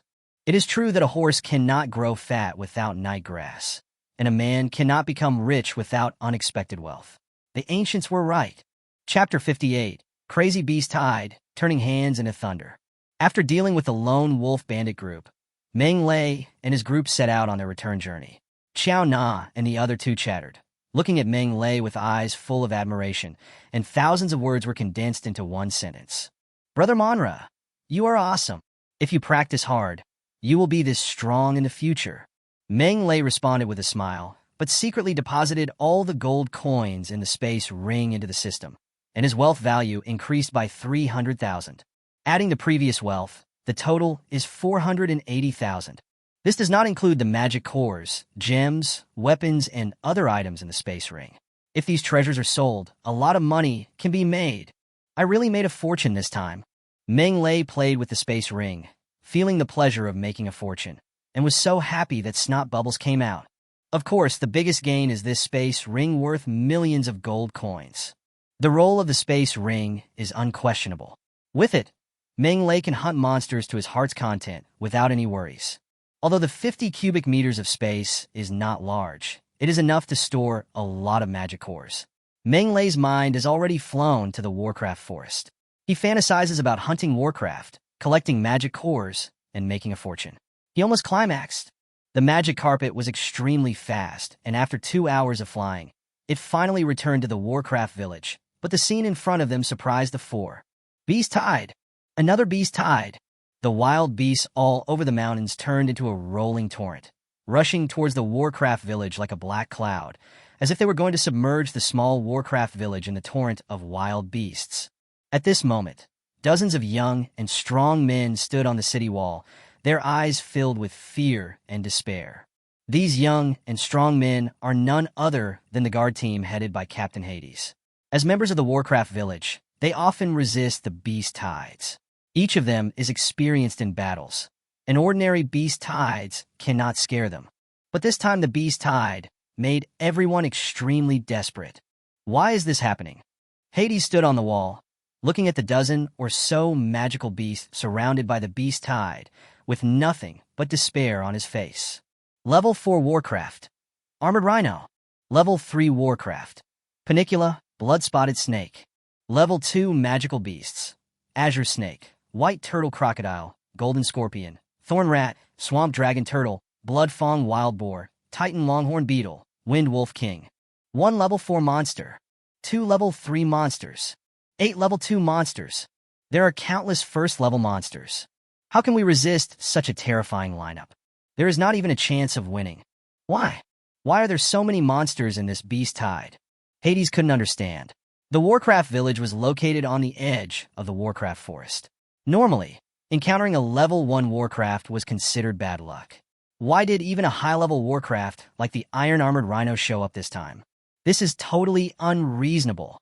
But no matter how outrageous it was, the Iron Rhino finally appeared, bringing a group of Warcraft minions and setting off an unprecedented beast tide. The Warcraft village was facing an unprecedented disaster. Captain, what should we do? The members of the escort team were trembling with fear, their voices were shaking, and everyone was terrified by the scale of the beast tide. If an enemy comes, we will stop him. If a flood comes, we will block it with earth. Captain Hades exhaled. Behind us are our homes and loved ones. We have no choice but to fight to the death. Home, my dear. Everyone was trembling all over. The fear in their eyes receded slightly and was replaced by determination and madness. The captain is right. We have no choice but to fight to the death. If you want to hurt our family, step over us first. Fight to the death. Fight to the death. Roar. At this time, an earth-shaking roar was heard, and the armored rhino in the center of the beast tide roared to the sky, sounding the horn for the beast tide to attack. Ah! Hiss! Woof! Moo! May! The wild beasts roared in response, and the rolling waves of sound gathered together, like thunder exploding across the sky. Roar! With another roar, the overwhelming torrent of wild beasts turned into a raging wave and rushed towards the Warcraft village. Dozens of Warcraft took the lead and brazenly cast magic. Stone Bullet, Water Arrow, Wind Blade, Wooden Spike, Lightning. The overwhelming first and second level magic turned into a dense rain of swords, crushing over in a swarm. Seeing this scene, everyone's face showed despair. The village wall was made of wood. How could it withstand a magical attack of this scale? Most of them are not even fighters, so how can we resist? How could this happen? Captain, what should we do? Dragon God is above. It's over. Hades was filled with despair and could only watch the magic getting closer and closer until it completely occupied his vision. He knew that everything was over. Faced with such a terrifying magical attack, the city walls will be razed to the ground and everyone will be killed. Buzz! However, just as the magic rain was about to fall, something strange happened. A transparent silver halo appeared quietly and instantly stretched across the city wall. Boom, boom, boom. The dense magic rain hit the silver halo all at once, bursting into bright and dazzling fireworks. This is... Everyone widened their eyes. Magic shield? Hades screamed. Hades was not wrong. This was indeed a magic shield. Amid the loud explosion, the silver halo perfectly blocked all attacks and remained intact. The magic element dissipates. The billowing smoke and dust disappeared. The city walls are intact. Everyone is safe. Blocked. The guards looked dazed. Who released the magic shield? Hades turned his head and looked around. Then he saw a blood-red magic carpet standing above his head, and a figure standing proudly on the magic carpet. Familiar, yet strange. That is... Hades cried out in surprise. Monray! Captain Hades, long time no see. The person standing proudly on the magic carpet was none other than Monlay. Hearing Captain Hades' exclamation, Monlay turned around and smiled. Captain Hades, let me get rid of the beast hide first, then we can talk. After saying that, Menglay raised his hands. Lightning flashed at his fingertips, and one lightning ball after another quietly took shape and shot towards the rolling torrent of beasts like a machine gun. Boom, boom, boom. A deafening explosion sounded, and the torrent of wild beasts in front of the city wall was instantly shrouded in smoke and dust. Amidst the endless screams, broken limbs flew, and flesh and blood splattered everywhere. Most of the wild beasts in the beast hide are just ordinary animals. How can they resist magical attacks? After a round of heavy bombardment, the wild animals were wailing everywhere. In just a few breaths, countless wild animals died on the spot. This horrifying scene frightened the other beasts. They were pissing and shitting and fled madly. How could they have the courage to attack the Warcraft village? Roar! This really pissed off the iron-armored rhino in the center of the beast hide. It roared repeatedly to calm the frightened beasts. Then it roared a few more times, and dozens of magical beasts surrounding it came out. The pangolins, blood-spotted snakes, azure snakes, and others rushed up with roars, with fierce momentum and red eyes, as if they wanted to tear Meng Lei on the magic flying carpet into pieces. Unfortunately, what greeted them was an overwhelming barrage of lightning spears. Puff! Puff! Amid the horrifying sound of flesh and bones being torn apart, pangolins and blood-spotted snakes were nailed to death by lightning spears one after another. By the time they reached under the magic flying carpet, they were all dead. Hades and the guards were completely stunned. Chapter 59, Contract Array, take it as a mount. Thunder and lightning are raging, and lightning is everywhere. Broken arms and limbs, bloody and mangled. Dozens of magical beasts were nailed to the ground. Such a horrifying scene completely shocked Hades and others. Dragon God is above. So many monsters died just like that. There are level 3 monsters like the Panicula and the blood-spotted snake in here. They just died like that? Hallucination. This must be an illusion. Everyone felt as if they were in a dream. After all, they were just ordinary people. Hunting ordinary beasts was fine for them. When had they ever seen such a scene? Roar, roar, roar. At this moment, the roar of the armored rhino brought everyone back to reality. They saw the armored rhino, which was as big as a bus, jumping like thunder, stomping on the ground, with heavy breath coming out of its nostrils. The earth is shaking. The trees are shaking. The armored rhino glared at Meng Lei with murderous intent in his eyes. The next moment, it launched an attack. Swish, swish, swish. In an instant, dozens of stones as big as bullheads flew into the air and suddenly shot towards Meng Lei like cannonballs. Level 2 magic. Meteor shower. A trifle. Meng Lei waved his hand, and lightning arrows appeared out of thin air, meeting the overwhelming rain of stones. Level 2 magic. Thunder arrow. Boom, boom, boom. When the lightning arrow and the stone met, there was a huge bang, and the stone was blown into pieces, turning into debris that fell like snowflakes. Roar! Seeing that the attack didn't work, the iron-armored rhino roared continuously. The sharp horn on its forehead flashed yellow light, and the earth elements within a radius of dozens of meters gathered together. It seemed that it was preparing for a big move. Ultimate move? It's time to end it.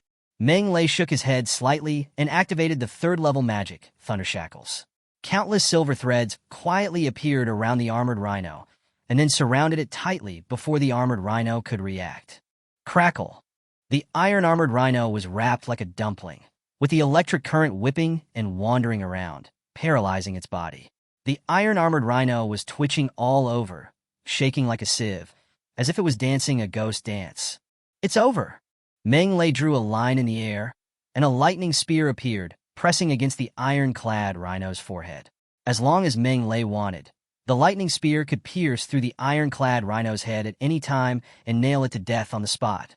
However, at this moment, Meng Lei hesitated. The iron-clad rhino is neither strong nor weak. After all, it is a fourth-level monster. It is nothing in the depths of the forest, but in the outer fringe areas, it is a very powerful overlord-level monster. If used properly, it is very likely to permanently solve the problem of the beast tide.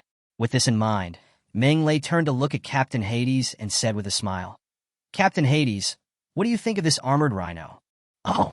Hades was slightly surprised, but still replied, "The Iron Rhino is a top-level defensive level 4 monster, and is also good at earth magic. If it is placed on the battlefield, its lethality is terrifying. In that case, how about letting it be your mount?" Meng Lei said again, "Mount." Hades was confused. "Yes, mount." Meng Lei smiled and said, "If the iron-armored rhino becomes your mount, it should be able to solve the beast tide problem very well. The village will never be harassed by the beast tide again. Is this okay for me?" Hudson suddenly became excited, his voice trembling a little. As a warrior, he certainly longed to have a powerful mount. It's a pity that this is too difficult. With his strength as a second-level warrior, it is not difficult to tame a trash mount, but this kind of mount is useless. How much use will it be even if it is tamed? The difficult part is to subdue a powerful mount. Take the ironclad rhino as an example. If you want it to recognize you as its master, or defeat it with absolute strength and make it willingly recognize you as its master. Or you can have the contract scroll and use the power of the contract to force the iron-armored rhino to recognize you as your master. Or find a magician to set up a contract magic circle. It's a pity that Hades can't do any of them. If he had this ability, he would have become rich long ago. Why would he be trapped in this small Warcraft village? Therefore, when it comes to mounts like the ironclad rhino, you can only fantasize about it. However, now, Meng Lei told him that he could make the iron-armored rhino recognize him as its master. How could Hades not be excited?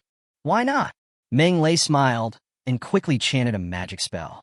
After a while, a magic circle shining with colorful light rose up from under the feet of the armored rhino, emitting waves of strange fluctuations. Seeing the magic circle, the armored rhino felt uneasy and began to struggle frantically. The thunder shackles showed signs of breaking. Seeing this, Meng Lei released several thunder shackles in succession. For a moment, the armored rhinoceros was wrapped like a dumpling, unable to move. Meng Lei fell to the ground and lightly scratched the armored rhinoceros with his finger, easily cutting a hole in the armored rhinoceros's iron-hard skin. Blood splatters and automatically falls into the magic circle. "Captain Hades, come here and take this beast." Well, Hades even ran over, too excited to control himself. "Drop a few drops of blood in it." Meng Lei pointed at the magic circle and laughed. Hades did not dare to delay. He took out a dagger, cut his finger, and let a few drops of blood come out. The magic circle suddenly shone brightly, covering the blood of the armored rhino and Hades. The blood of the man and the beast changed rapidly, and soon became a strange pocket-sized blood-colored magic circle. Then it split into two and quickly shot towards the iron rhino and Hades, sinking into their heads and disappearing. Wow! The contract magic circle on the ground also disappeared. "How's it going, Captain Hades?" Meng Lei looked at Hades with a hint of curiosity in his eyes. He had long wanted to tame a magical beast to use as a mount, so he specially studied the arrangement method of the contract magic circle. But it was her first time to actually set up a contract magic circle and subdue the monster Mengele, so it was naturally a novelty. I feel like I have a connection with it. Hades looked at the ironclad rhino, and the ironclad rhino also looked over. Eye to eye. The rage and ferocity in the iron rhino's eyes disappeared, replaced by awe and submission. And the look he gave Hades was completely different from before. "Come over," cried Hades. The ironclad rhino walked over obediently, without any intention of resisting. Hades reached out and touched the nose of the iron rhino. The iron rhino did not resist and was as obedient as a kitten. There was no trace of its previous behavior at all. Is this the power of the master-servant contract? It's really powerful. Monray was amazed at what he saw. The contract was successful, and it actually directly changed the will and thinking of the armored rhino, making it recognize Captain Hades as its master from the bottom of its heart. It's so scary. "Huh? I have a mount. I have a mount." Hades kept stroking the armored rhinoceros, his mouth grinning from ear to ear with excitement. Other members of the guard also ran over, excited and envious. "Captain, congratulations. TSK, TSK. A level 4 Warcraft ironclad rhino as a mount. How envious and jealous. So awesome. I'm so envious." Chapter 60. Fire Element Super, Blessings to the Village. Successfully taming the iron-armored rhino was just a novel experience for Mengele, but for Hades and the entire Warcraft village, it was a groundbreaking event. Captain Hades was extremely excited. The guards were also beaming with joy. Everyone knows that with the ironclad rhino in charge, the village that has been suffering from the beast tide invasion will completely solve this problem and will no longer suffer from the beast tide invasion. This is a huge deal. Thank you, Monroe. Hades held Monley's hand tightly, his gratitude overflowing with words. The other members of the escort team also looked at Monley, their eyes filled with shock and amazement. They will never forget what just happened.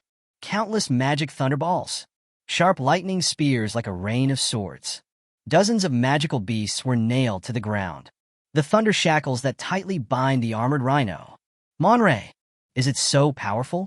How long has it been since then? And the changes have been so amazing. It would be awkward to say thank you. Mengele waved his hand, put Jonah and the other two off the magic carpet, and said with a smile, "I have been away from the village for more than half a year. I really miss the barbecue in the village and your beer, Captain. Do you still have it?" "Nothing else, just plenty of barbecue and beer." Hades laughed loudly and said, "Quick, notify the village chief and ask the villagers to come out and welcome our heroes.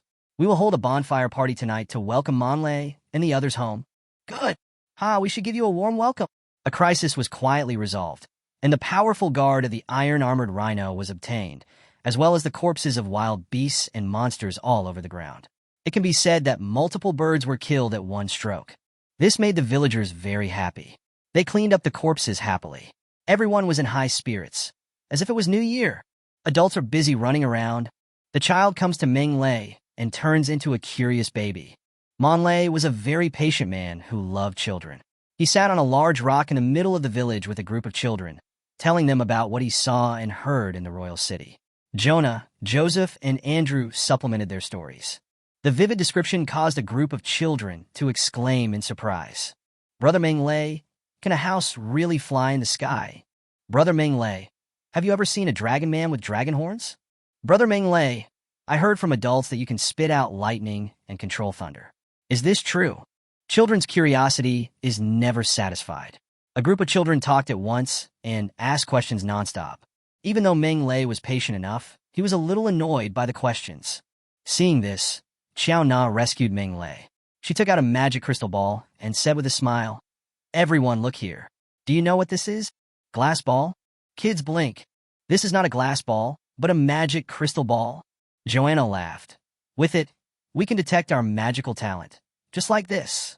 She placed her hand on the crystal, and the originally transparent magic crystal ball suddenly released a faint green light, like a green jade, dazzling. "Wow, it's green. It's turning green." The children opened their mouths wide, their eyes full of wonder. "Sister Xiaona, the glass ball turned green. What kind of magic talent is this?" "The magic crystal ball turned green, which means I have a talent for wood magic."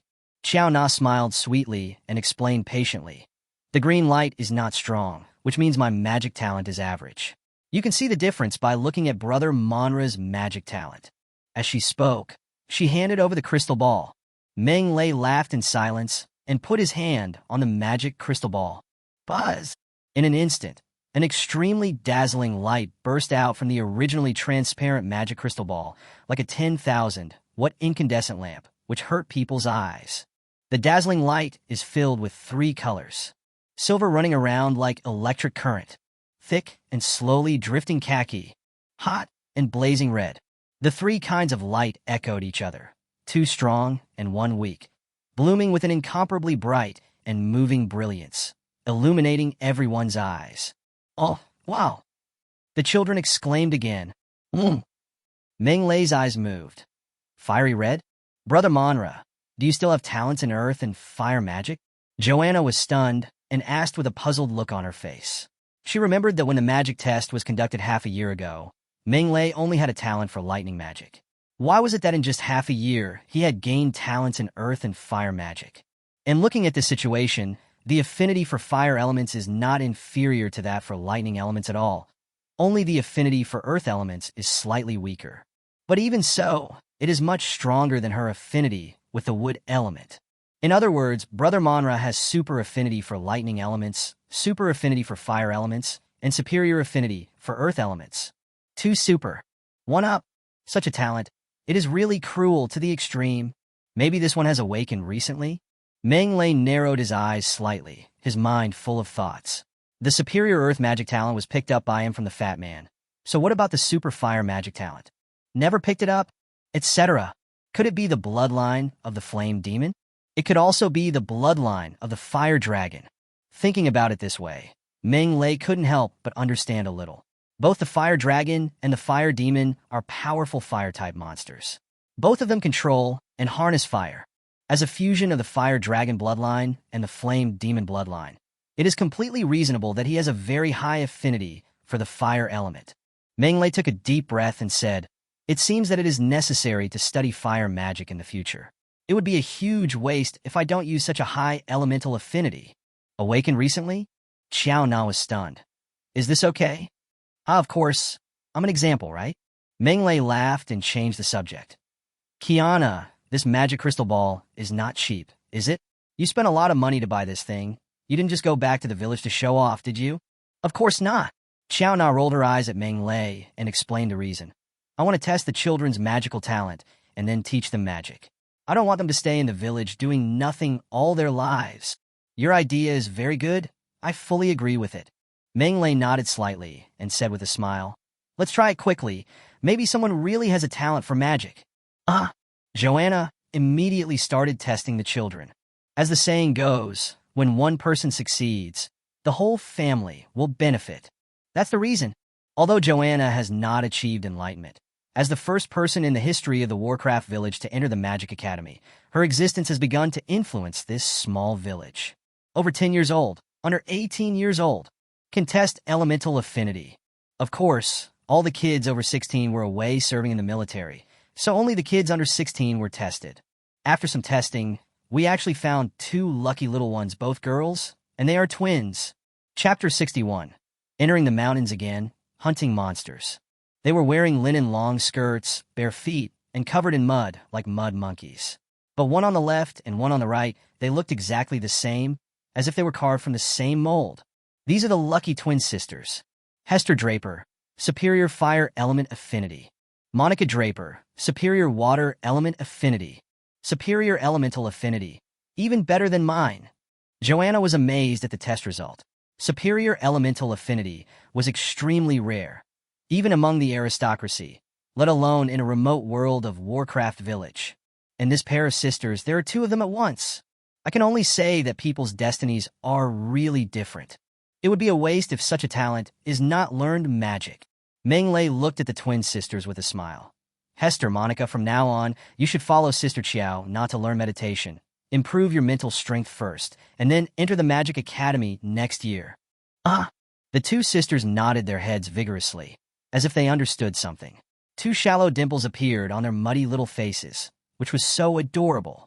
The other children looked at the twin sisters with envy. Although they were still young, they understood what it meant to have magical talent. Don't be discouraged if you don't have magical talent. You can learn fighting spirit from Joseph and Andrew. You will have the opportunity to become a strong person in the future. As night falls, beasts roar in the forest. Bonfires were lit on the flat ground in the center of the village. The aroma of the golden barbecued meat enveloped the village. The villagers sat on the ground, laughing and talking happily. Menglei, thank you for helping me subdue the iron-armored rhino. I toast to you. Menglei, thank you for paying for Joseph's schooling. This night is destined to be a lively night. The men play finger-guessing games and drink. The women sing and dance. The children laugh and talk, and everyone's face is filled with joy and happiness. The bonfire party lasted until late at night. Menglei did not have his daily meditation that night and had a good sleep. The next morning, we packed up and set off. The early morning fog shrouded the forest. I could only see the scene within 3 or 4 meters around me. The visibility was very low, and the plants in the forest were growing randomly. The ancient trees are towering, and the thorns are prickly. The vines are drooping, and the bushes are lush. It is difficult to travel in such a messy environment, and it is easy to be attacked. A poisonous snake, a scorpion, or a group of poisonous mosquitoes can kill you. The higher the level of the monster, the more valuable it is. I have to go as deep into the forest as I can. No need to waste time on the outskirts of the forest. The outskirts of the forest were filled with ordinary wild beasts, and Menglei had no interest in them at all. He rode the magic flying carpet directly into the depths of the forest. The Warcraft forest was boundless and huge. After flying for most of the day, Menglei finally landed in the forest and prepared to hunt the Warcraft. Earth movement technique. A regular vibration centered at the feet of Menglei spread out silently in all directions. It was the earth magic seismic spell. Seismic magic is a very simple magic that can be used by a first-level magician.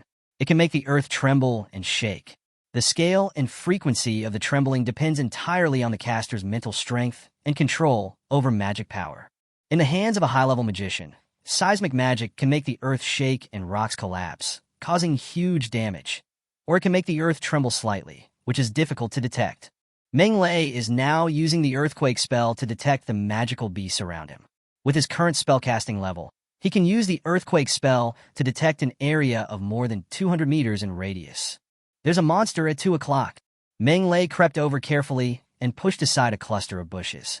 A lizard over 5 meters long, covered with sharp thorns and with a completely green body, came into view. Level 4 magical beast, Earth Spike Lizard. Menglei frowned slightly, showing some disdain.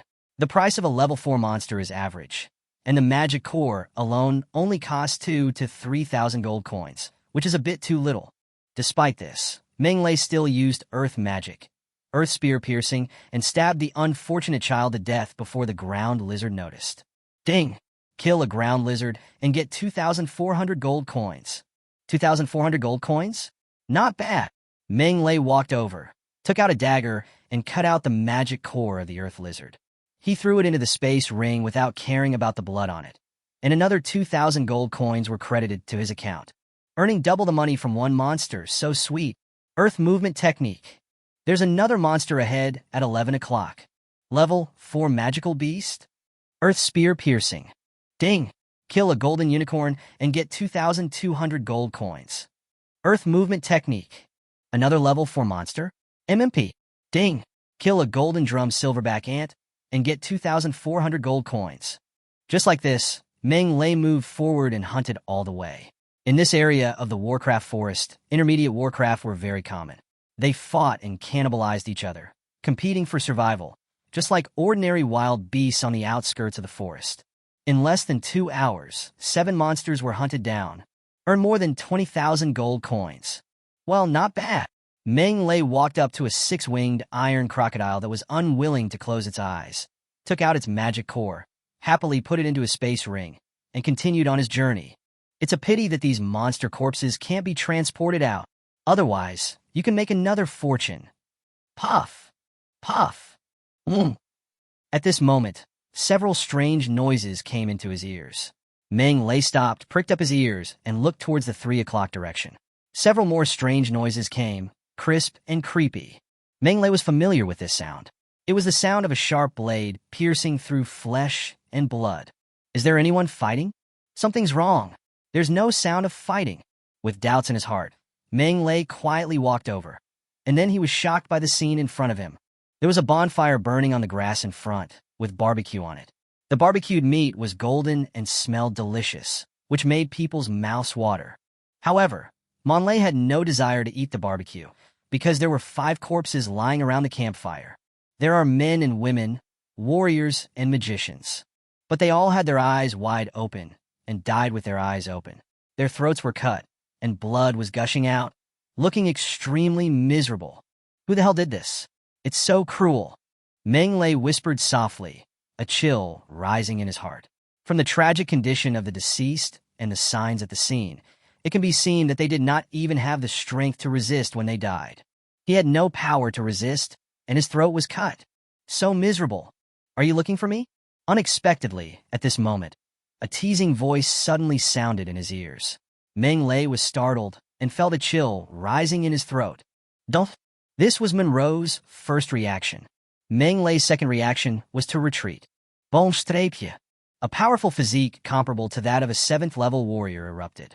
Meng Lei jumped 10 meters high, leaped back suddenly, and in an instant he was more than 10 meters away. Oh! This scene shocked the people who attacked Meng Lei. Chapter 62, Killing the Assassin, Level 7 Mage.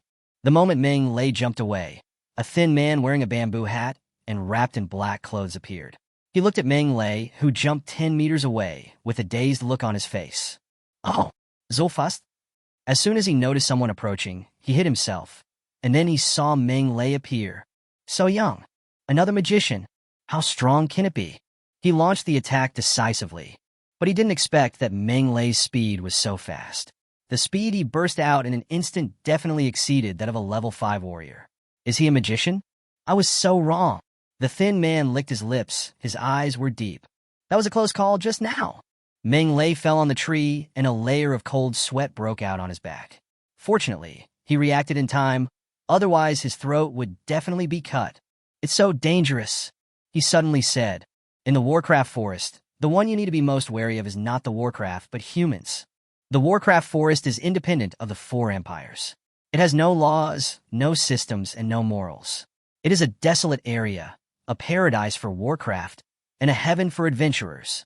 Most people come here for the magic cores. Some people honestly hunt monsters to obtain magic cores. Some people don't do this, but instead turn their butcher knives against their own kind. After all, killing people to obtain magic cores is obviously faster. This makes humans in the Warcraft forest more dangerous. Obviously, the thin man in front of him was one of these people. When he thought of this, Meng Lei's eyes were cold and murderous. How dare you set your sights on me? Damn it! The thin man glanced at Meng Lei and then disappeared on the spot. Meng Lei secretly became alert. He didn't think that the other party would escape like this. As expected, call out. A barely audible sound of breaking through the air was heard quietly, and a cold light suddenly flew out from the left side, shooting straight towards Meng Lei's temple. The temple is very fragile. Once hit, you will definitely die. Meng Lei stepped back to avoid the attack, and then he heard a loud noise. A thin man suddenly appeared from under his feet and stabbed Meng Lei's heart with a dagger in his hand. The dagger reflected a dark green light under the sunlight, and it was obviously poisoned. If you were hurt by it in the slightest, you would definitely die. Fainting to the east and attacking in the west. How cunning! Meng Lei was not at all flustered. His right hand suddenly turned into a dragon claw and grabbed the dagger that was stabbing towards his heart. Then, in front of the thin man's astonished gaze, he hit him hard with his knee. Puff! As if something was exploded, the thin man let out a shrill scream like a pig being slaughtered, and the whole person flew up. Die! Meng Lei snorted coldly and threw out a lightning spear, which instantly pierced the thin man's heart and nailed him to a big tree. You are a dragon. The thin man opened his mouth, wanting to say something, but in the end, nothing came out, and his head tilted. Died! Call! Meng Lei heaved a long sigh of relief, finally feeling relieved. This guy was an assassin, elusive and extremely cunning. If one was careless, even a level 6 warrior could die in his hands. Unfortunately, he met Monray. He who kills shall be killed. Meng Lei walked up to the skinny man, with no mercy in his eyes. This kind of person specializes in hiding in the dark to kill adventurers in the monster forest. I don't know how many people have died in his hands. He is definitely a scum among scums, and his death does not deserve a pity. But it must be admitted that such people are often very rich. Meng Lei's eyes lit up, and he turned over the dead man's clothes. I don't have it. Not even in my pocket. No space equipment. There are no magic crystal cards or gold coins either. Strange. How could there be none? Is he a poor fellow? It shouldn't be like this. After searching for a long time, Meng Lei didn't find even a single copper coin, which made him very angry. According to his guess, villains like these who made a living by attacking and killing adventurers should be wealthy. So how could they not have a penny? There's something strange. In a rage, Meng Lei simply started a fire and burned the thin man. I don't believe you don't have a single gold coin on you. The fire is blazing. Under the burning of fire magic, the thin man didn't last long before he was burned to ashes. His clothes, flesh, and bones all turned to ashes. This time, Meng Lei really discovered the clue. A belt made of special magical material lay quietly in the ashes, and on the belt were 4 rings. Why didn't you find it when you were looking for it just now? Is the belt sewn inside the clothes? Well, that's possible. Meng Lei secretly rejoiced and picked up the belt to check it. Seeing this, Meng Lei was completely excited. Ha, it's actually a space belt. Such a large space. It's rich. It's rich now. Look at the 4 rings again. I'll go. Monray fell into great ecstasy. The belt and 4 rings are actually space magic devices. The belt space is the largest, up to 150 cubic meters. The 4 space rings are slightly inferior, namely 100 cubic meters, 60 cubic meters, 50 cubic meters, and 10 cubic meters. In addition, the 5 space magic devices store a large number of valuable items such as magic cores, gold coins, gems, weapons, magic crystal cards, magic materials, magic devices, etc. Of course, there are also some daily necessities that are not expensive but necessary, such as clothes, barbecue, seasonings, tents, etc. The value of these 5 space magic devices alone exceeds 30 million gold coins. Not to mention there are so many gold coins, magic crystal cards, and gems. I really made a killing this time. Wow. Haha. I made a fortune. Calm. Calm. This is the monster forest. It's full of dangers. If happiness turns to sorrow, it will be a tragedy. Meng Lei forced himself to calm down and couldn't wait to find a relatively safe place to take stock of his gains. First, deposit all the gold coins into the system. Ding! Congratulations to the host. Wealth plus 570,000 gold coins. 570,000. Meng Lei's eyes lit up, and he even looked at his personal attribute panel. Host Monray. Race. Human. Blood of fire dragon. Blood of flame dragon. Wealth. 1,067,835 gold coins. 1. 10, 100,000, 10,000, 100,000. 1.06 million. 1.06 million gold coins. Meng Lei grinned so hard that his mouth was stretched to the back of his ears. In my previous life, I worked very hard and diligently to make money. After 4 years of hard work, I only had the down payment for a house. I didn't expect that I would become a millionaire just half a year after arriving in this alien world. My fate is not worse than those protagonists in novels, right? Millionaire. Meng Lei struggled for this for many years in his previous life, and finally realized it in this life, which also made him understand a big regret in his heart. But money is good if it is not used in practice. It is just a string of numbers. Come. Exchange the attribute value of 60,000 gold coins for me first. Then distribute it to spirit and magic power. I can finally be willful. Ding! Congratulations to the host for becoming a 7th level magician. Chapter 63. The road ahead is long. Meng Lei is swallowed. Host Monray. Race. Human. Blood of fire dragon. Blood of fire demon. Wealth. 1,007,835 gold coins. Constitution. Level 7 warrior. 15123/50,000. Spirit. Level 7 magician. 10128/50,000. Magic power. Level 7 magician. 10032/50,000. Magic sum. Fighting chi skill. Fire dragon treasure book. Fighting skills. Several. Magic power has liquefied. The number has decreased, but the destructive power has become more terrifying. My mental strength has also increased significantly. 7th level magician. I am now a high-level magician. Great magician. Looking at his own attributes, Meng Lei was extremely excited. Magic practice often requires diligent meditation, day and night accumulation, and years of research, which is much more difficult than fighting. If the period before level 7 is one of accumulation and sedimentation, the explosive power is limited and generally one is no match for a warrior. But when reaching the level of 7th level Great Magician, the situation will be completely different. Magicians at this stage can instantly cast 3rd level magic and release powerful high-level magic, which can cause much more destructive power than warriors of the same level. Because of this, a 7th level magician is much more valuable than a 7th level warrior. The kingdom will generally grant a 7th level magician a title, make him a noble, and grant him a territory. Level 7 fighters don't receive such treatment. The difference between the two can be seen from the treatment. I'm back in the royal city now. If I'm lucky, maybe I can become a baron. Ha ha ha. Meng Lei is very satisfied with today's harvest. 570,000 gold coins. Countless treasures. A space magic device worth 30 million. It can be said that he made a fortune and earned a lot of money. This trip to the world of Warcraft Forest is so worth it. However, if you want to continue to advance, the gold coins you need will be much more than just a little bit. For the physique item, to advance from level 7 to level 8, you need 34,877 attribute points, which is 340,000 gold coins. Mental power requires 390,000 gold coins. Magic power also requires 390,000 gold coins. The total of these three is 1.12 million. 1.12 million gold coins.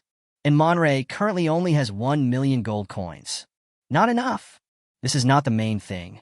Meng Lei knows that by selling the magic cores, gems, magic devices, and other items in his hands, he can easily make up the gap of 120,000 gold coins. The question is what to do next. It takes this many gold coins to advance from level 7 to level 8. Promoted from level 8 to level 9. Promoted to the Holy Land at level 9. How many gold coins do you get? 10 million? 50 million? Or more? Meng Lei didn't know, but one thing was certain. The more time passed in the later stages, the more would be needed, which might even be beyond Meng Lei's imagination. Not enough. Not enough at all. Meng Lei exhaled a breath, and the slight joy in his heart disappeared, feeling that he still had a long way to go. Make money. I need more money. Meng Lei walked deeper into the Warcraft forest without hesitation. A monster was spotted at 1 o'clock. Ding! Kill a nether spirit cat and get 3,200 gold coins. There's another monster at 4 o'clock. Ding! Kill a unicorn rhinoceros and get 8,300 gold coins. As we continue to go deeper, monsters are becoming rarer and stronger. Level 4 Warcraft. Level 5 Warcraft. Level 6 monster. Meng Lei went deeper and deeper and finally reached the area where the 6th level monsters lived. At this time, night fell quietly and the monster forest was gradually shrouded in darkness. It's getting dark. We need to find a safe place to spend the night. Most monsters hide in their nests to rest during the day and start looking for food and hunting at night, so the night in the monster forest is often more dangerous than the day. Therefore, night is a great opportunity to hunt monsters, but Meng Lei cannot do this. After running around all day, he is very tired and needs to rest to replenish his physical strength and energy. In the depths of the Warcraft forest, there is no room for complacency. But now that night has arrived, where can we rest? Monlay released the magic flying carpet, which flew over the forest, looking for a suitable place to set up camp. Standing high, he could see far, and what could he say? Monlay actually found an area. That canyon looks pretty good. A long and narrow crack appeared in the forest ahead, as if someone had cut a gap with a knife. It was a canyon sandwiched between two huge mountains. Go and take a look. Meng Lei activated the magic flying carpet and flew over quickly. After a while, he reached the top of the canyon. He saw a gurgling stream flowing out from the depths of the canyon. The plants and trees on both sides of the stream were growing exceptionally lush. If you don't look carefully, you really can't find it. Meng Lei flew along the stream all the way to the depths of the canyon. The canyon was crooked, sometimes narrow, sometimes wide, and extremely irregular. As he went deeper, the view gradually widened. When we reached the deepest part of the canyon, a huge pool of water came into view. White mist was floating above the water, making the entire pool look like a fairy cave. The mist is lingering, like a dream. Is this a hot spring? Hovering in the air, Meng Lei could feel a heat wave coming towards him, which made him overjoyed. Obviously, there is a hot pool below. If it's really a hot spring, that would be awesome. Meng Lei fell onto the water and stretched out his hand. A hot current that rolled over his muscles and burned his bones came from the water, soaking his skin. It was extremely comfortable. This water temperature is good. After a tiring day, coming across such a hot spring is a great blessing in life. I'm afraid Hui Xiaoliu couldn't help but feel excited when he saw it. Meng Lei let out a strange cry, tore off his magic robe, and dived into the spring. The hot spring water moistened his skin, and he felt so comfortable that he almost moaned. Nima, it's too hot, but it's tasty. If an ordinary person came in with water of this temperature, he would definitely be scalded into a red-skinned pig. But Meng Lei was different. His body was comparable to that of a 7th-level warrior. He also had the blood of a fire dragon and a fire demon. He was least afraid of being burned or scalded. Water at 70 or 80 degrees is no different from taking a hot spring bath. Ha ha ha, cool. Meng Lei threw out his arms, flapped his legs, and swam very fast in the pond. His speed was enough to make the fish ashamed, and the toads hang themselves. Plop, splash, water splashes everywhere. Boom, boom, boom. First up is the fastest freestyle. Then comes the energy-saving breaststroke. The second thing is the beautiful butterfly stroke. Forget it, I don't have it. After a round of fierce bombardment, Meng Lei lay on his back on the water, closed his eyes, feeling the water gently caressing his skin and the wonderful feeling of warmth sweeping over his body. It was so cool. In one word, delicious. Crash. At this moment, something strange happened. A huge sound of breaking water suddenly sounded, and a huge black shadow suddenly jumped out of the water, opened its huge black mouth, and bit Meng Lei. Meng Lei only felt a fishy stench coming from his nose, and before he could react, he was swallowed by the black shadow. Gudong! Gudong! Belch! The black shadow burped contentedly, shook his head, and then dived back into the water as if he had never appeared. Chapter 64. The world at the bottom of the pool, the dragon corpse in the Holy Land. His whole body was wrapped in slippery liquid, and terrifying pressure came from all directions. Coupled with the pungent stench, Meng Lei almost vomited out the overnight meal. It was swallowed. MMP. I was so careful all the way, but I was still careless in the end. Meng Lei felt a little ashamed.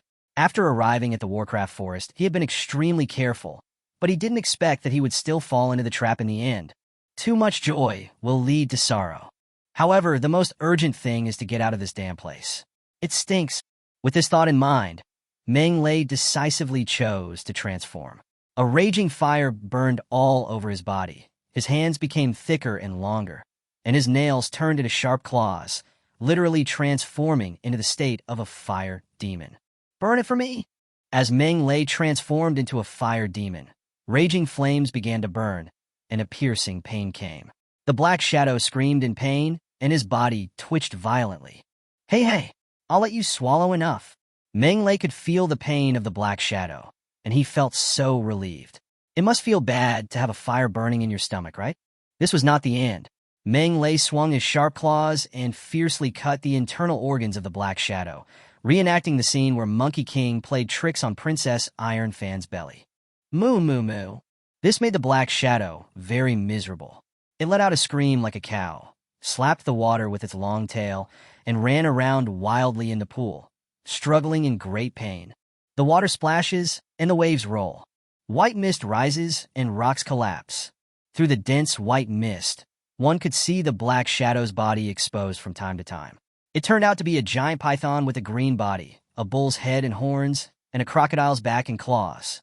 It is the 7th-level monster, the crocodile-backed bull python. As a powerful 7th-level magical beast, the crocodile-backed bull python is the overlord of 100 miles. This canyon and this pool are one of its lairs. Usually, few magical beasts dare to break in. The crocodile-backed bull python had been sleeping at the bottom of the pool for several days. Just as it was about to go out hunting, it discovered Meng Lei and swallowed Meng Lei in one gulp, saving the trouble of going out. Unexpectedly, this was the beginning of a nightmare. Flames, burning stomach. The sharp blade pierces the intestines. This kind of pain is no less than the 10 tortures of the Qing dynasty. Therefore, the crocodile-backed ox python is in a miserable state. Its screams lasted for a full half a minute before gradually subsiding, and it finally died after suffering extreme torture. Ding! Kill a crocodile-backed bull python and get 220,000 gold coins. 220,000 gold coins? Is this thing a level 7 monster? After cutting open the crocodile-backed bull python's body and crawling out, Meng Lei felt his entire body was sticky and emitting a fishy stench, which made him so nauseous that he almost vomited. Pa pa pa. It stinks. Meng Lei took out the soap, shower gel, and other things from the space ring and rubbed them vigorously. It took him half an hour before the fishy smell disappeared. What the hell is this? Meng Lei felt a little helpless, and then he remembered the monster he had killed. This creature was a level 7 magical beast, and its magic core was very valuable. Well, he had to fish it out. Thinking of this, Meng Lei turned his head and looked around, but he didn't see any trace of the crocodile-backed bull python. He thought it must have sunk to the bottom of the pool. Go to the bottom of the pond and take a look. He sank to the bottom of the water. It was pitch black below, and he couldn't see his hand in front of him. But this did not pose a problem for Meng Lei. He landed at the bottom of the pool and released the seismic spell. A slight wave spread out, and everything within a radius of 200 was clearly fed back. Meng Lei easily found the body of the crocodile-backed python, but he did not move. He stared at the bottom of the pool, and a strange look flashed in his eyes. Is the bottom of the pool empty? The magic of seismology lies in the fact that it can not only detect things standing on the ground, but also detect the underground conditions 1 or 2 meters below the ground. Earth shake. It's not just the ground that's shaking. Meng Lei made a magical discovery. 1 meter below the mud at the bottom of the pool, there was no geological structure, but rather an empty vacuum. Empty. How come it's empty? How strange. Meng Lei launched the earthquake magic again. This time it's not detection, but digging. The mud at the bottom of the pool slowly moved around, and soon a hole with a diameter of 2 meters and a depth of 1 meter appeared. According to Meng Lei's guess, if the bottom of the pool was really empty, then after he dug out this hole, the water in the pool would definitely flow back through the hole into the vacuum below. But he miscalculated. After the earth hole appeared, there was no sign of water flowing into the pool, as if the earth hole did not exist. Instead, a dazzling red beam of light shot out from the earth hole, stinging Meng Lei's eyes. After gradually getting used to the red light, Meng Lei couldn't wait to look towards the earth cave. He felt a scorching and hot wave coming towards him, making him feel as if he was in the crater of a volcano. Right? It's the crater. A red world suddenly appeared below. There are red rock walls all around and red magma underneath. Gudong. Gudong. The boiling magma was like boiling water, bubbling with black smoke and bubbles, constantly releasing amazing heat waves and a pungent smell of sulfur. Underground magma? That shouldn't be the case. Meng Lei was confused. How deep is the pool of water? It's impossible to lead to the ground. The only possibility is that this is the crater of an active volcano. Only this can explain why there is magma on such a shallow surface. I don't know why, but when I saw the underground magma and felt the amazing high temperature emanating from it, Meng Lei felt restless and itchy in his heart. I have the urge to jump into the boiling magma and take a magma bath. Could it be that the fire dragon blood in my body is causing trouble? Meng Lei guessed secretly and stuck his head into the cave to continue observing. He always felt that there was something strange about this crater. The water in the pool above did not flow down. What was the principle behind this? What is that? Meng Lei's whole body suddenly shook violently, and he stared at one direction, shocked and horrified, as if he had seen a ghost. Dragon? Fire dragon? That's a fire dragon? Meng Lei was a little incoherent. Following his gaze, he saw an island standing in the hot and wide lava lake, and on the island crawled a giant beast over 50 meters long. His body is covered with fiery red scales, like steel bones. 2 dragon horns shot up into the sky, as if to pierce the sky. The bat's wings spread out and occupied the entire island. The thick and long tail is covered with barbs and submerged in the magma. A fierce and violent aura emanated from it. Even at a distance of dozens of meters, Meng Lei could feel the fierce and domineering aura. But the outrageous thing was that this giant beast had no life at all and was just a dead body because there was a black spear stuck in its head, nailing it to death there. This is a fire dragon, and it's a sanctuary-level fire dragon. A sanctuary-level fire dragon. Why did it die here? Meng Lei found it unbelievable. The dragon clan was known as the Overlord of the Sky and was at the top of the biological pyramid of the Sky Continent, not to mention the sanctuary dragon. How could such a powerful creature be killed? Chapter 65. Digging for dragon crystals and picking up dragon shit. So, puzzle. Incredible. Meng Lei has mixed feelings.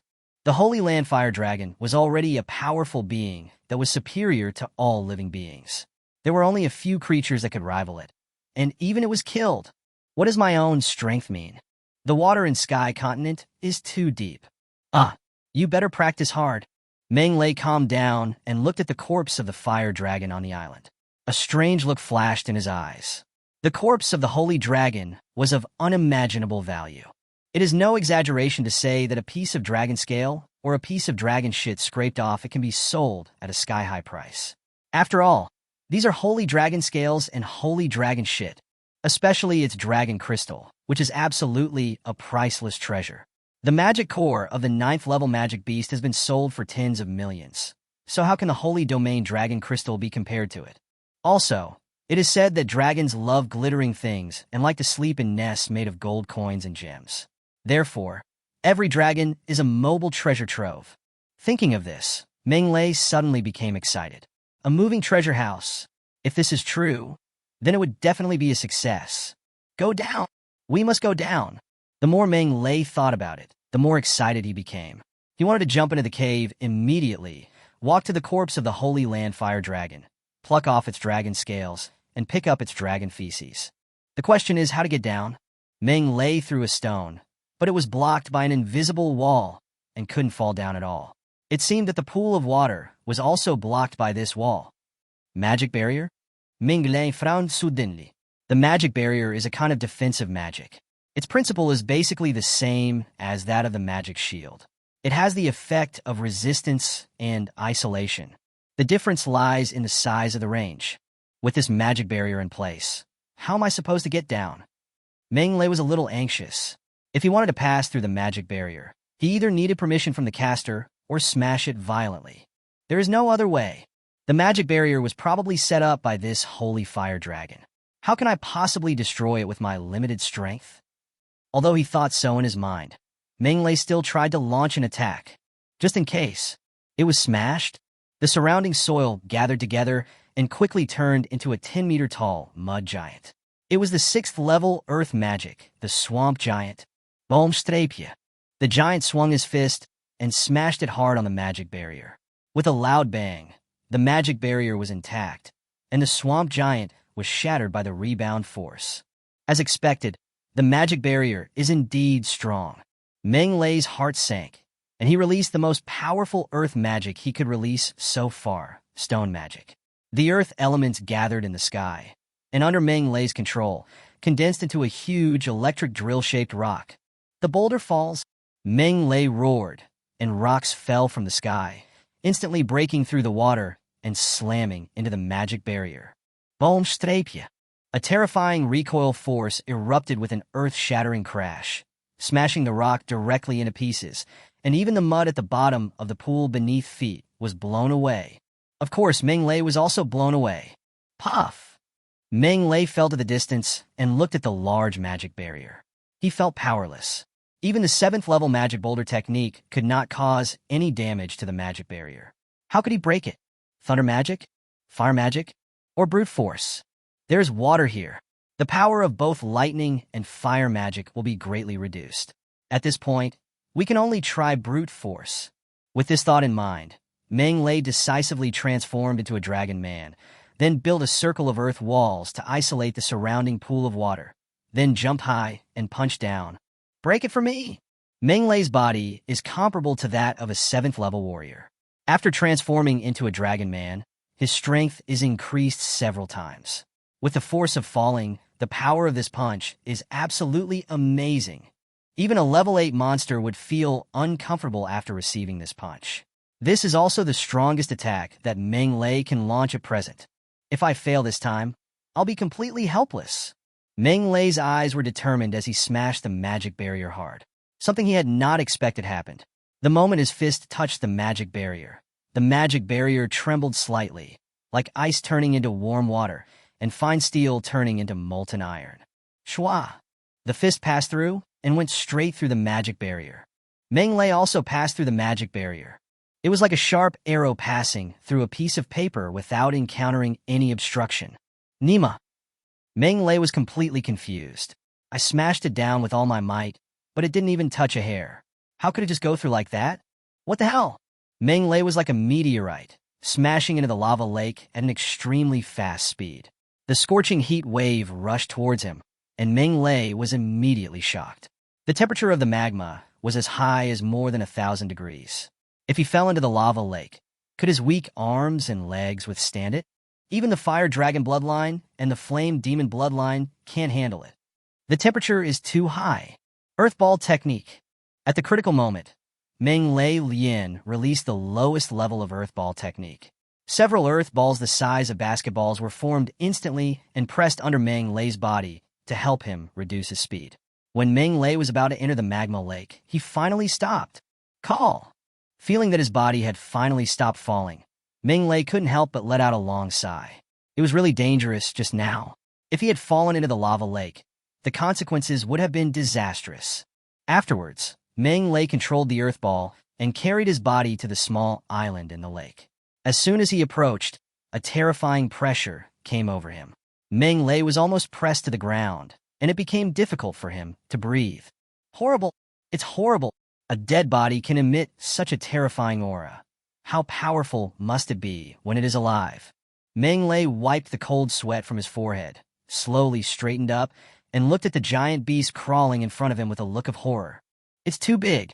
Each scale is as big as a dustpan. Standing under it is like standing under a city wall. The red body was extremely hard. When I touched it, it felt like steel, full of metallic texture. When I tapped it gently, a dull thud was heard. It didn't feel like flesh and blood at all. Hard, huge, scalding hot. Is this the fire dragon? Monterey was amazed and walked around the fire dragon to examine it carefully. In the past, he had only seen this kind of creature in sculptures, walls, and magic books. He had never had the opportunity to see its true appearance like this.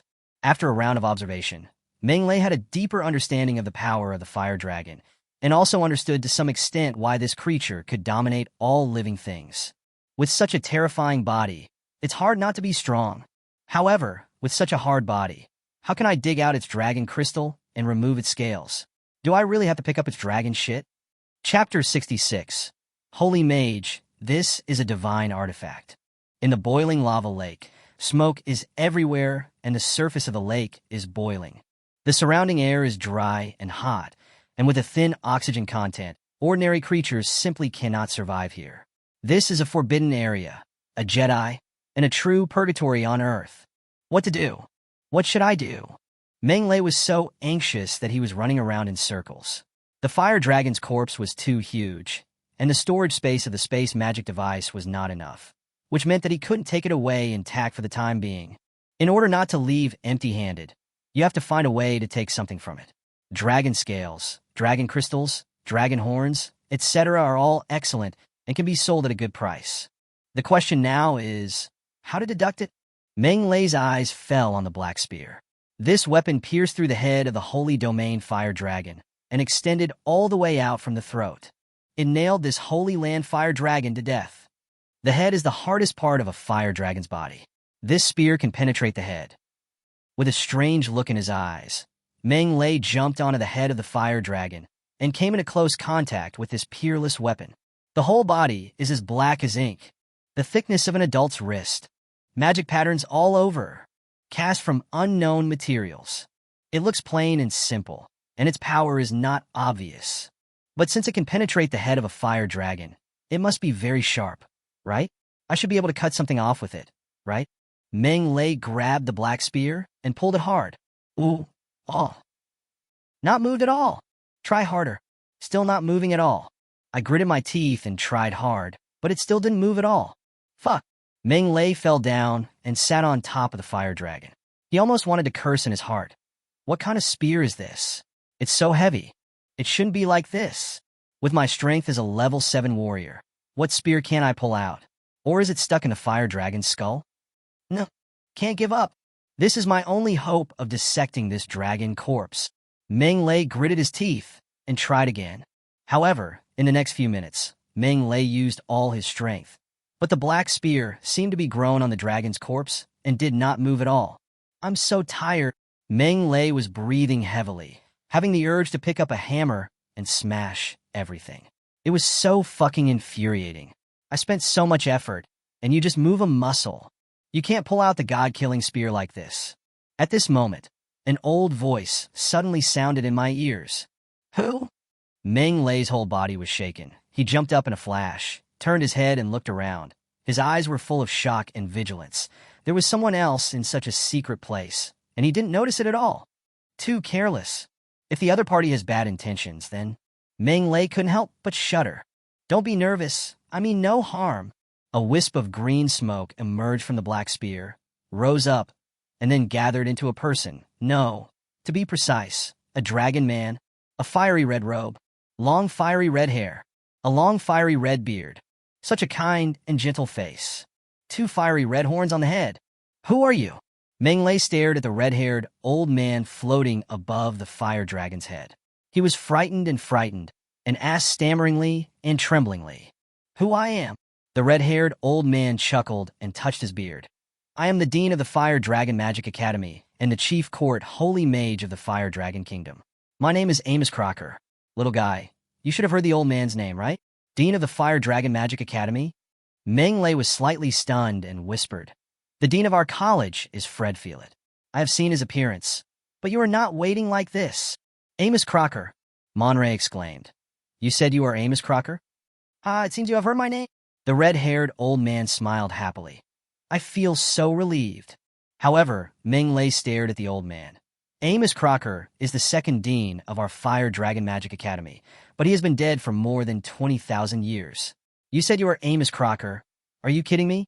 Amos Crocker, the second dean of the Fire Dragon School of Magic, a powerful sanctuary dragon man, a sanctuary mage who was good at dual element water and fire magic, the first dragon man who learned to use dragon language magic, was good at studying magic, and had developed a total of 189 kinds of water and fire magic, making outstanding contributions to the study of dual element water and fire magic.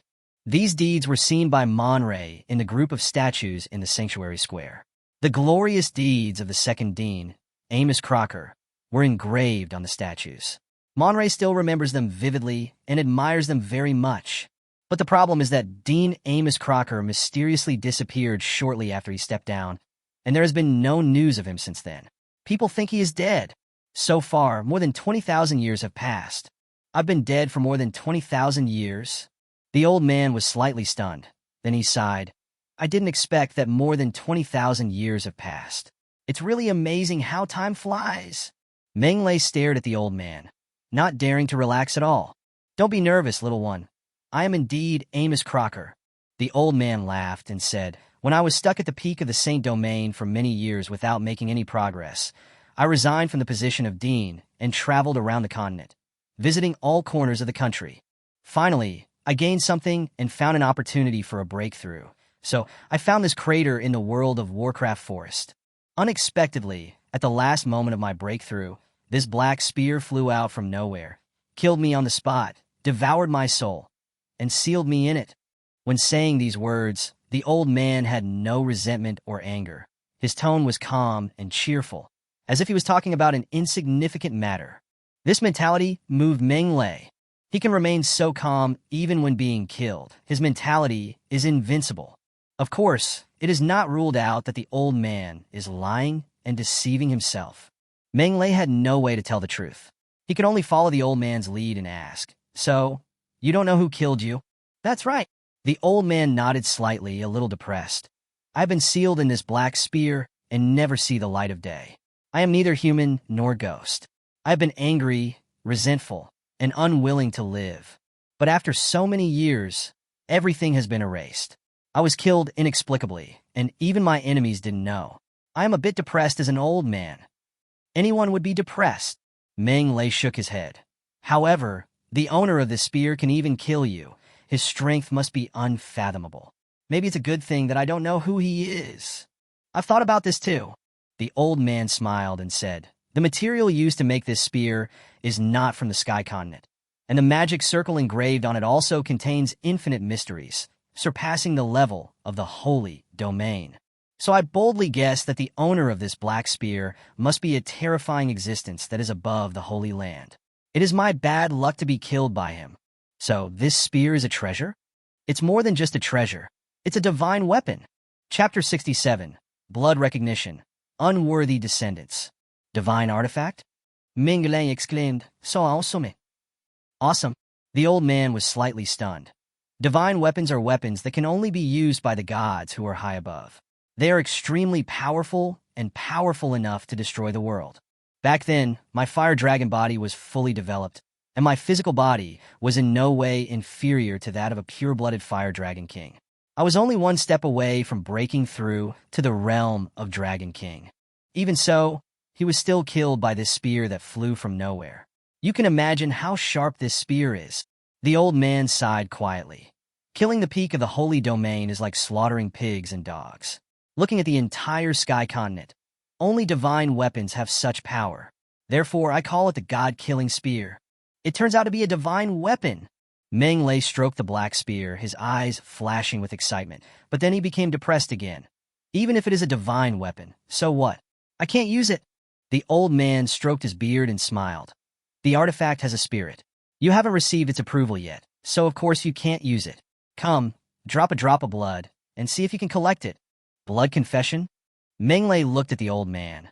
This thing doesn't belong to someone, does it? What if it has an owner? I don't want to die young. Won't. The old man smiled and shook his head. If it had an owner, it wouldn't have been left here for more than 20,000 years. I guess its owner has either died or abandoned it. No matter what, you can try it without any worries.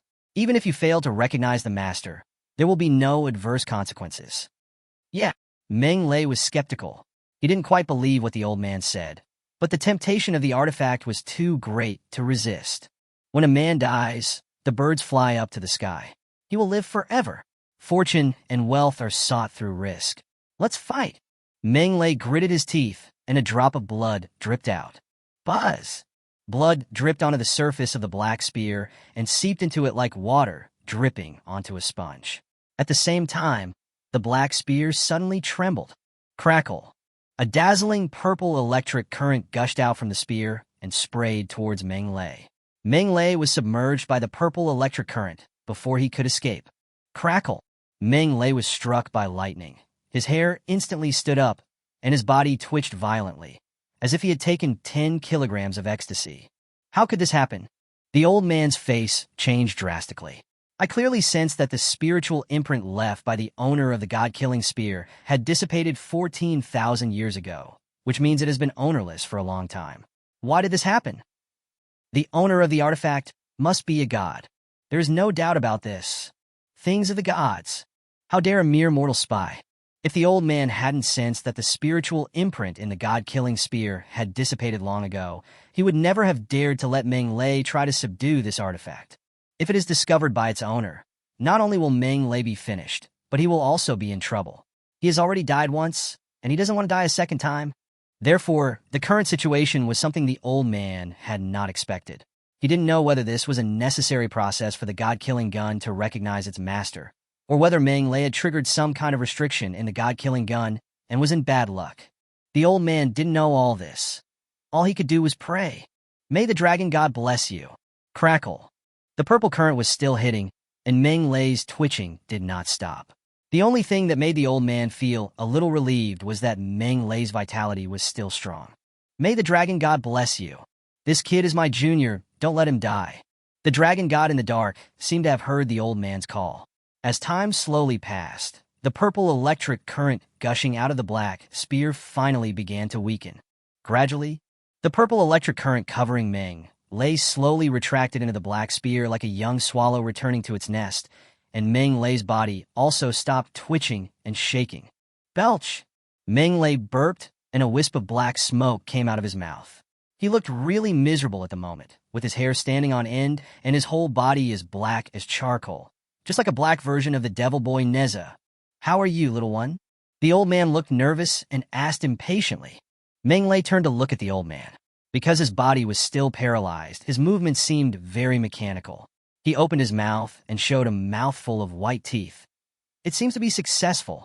"Seemingly? Success?" The old man was stunned. "Did it succeed?" Meng Lei did not answer, but looked at the black spear and hooked his finger slightly, and a strange scene happened. Meng Lei tried his best to pull the black spear, but he couldn't move it at all. It pulled itself out of the dragon's head, then flew into the air and landed in front of Meng Lei. "Go!"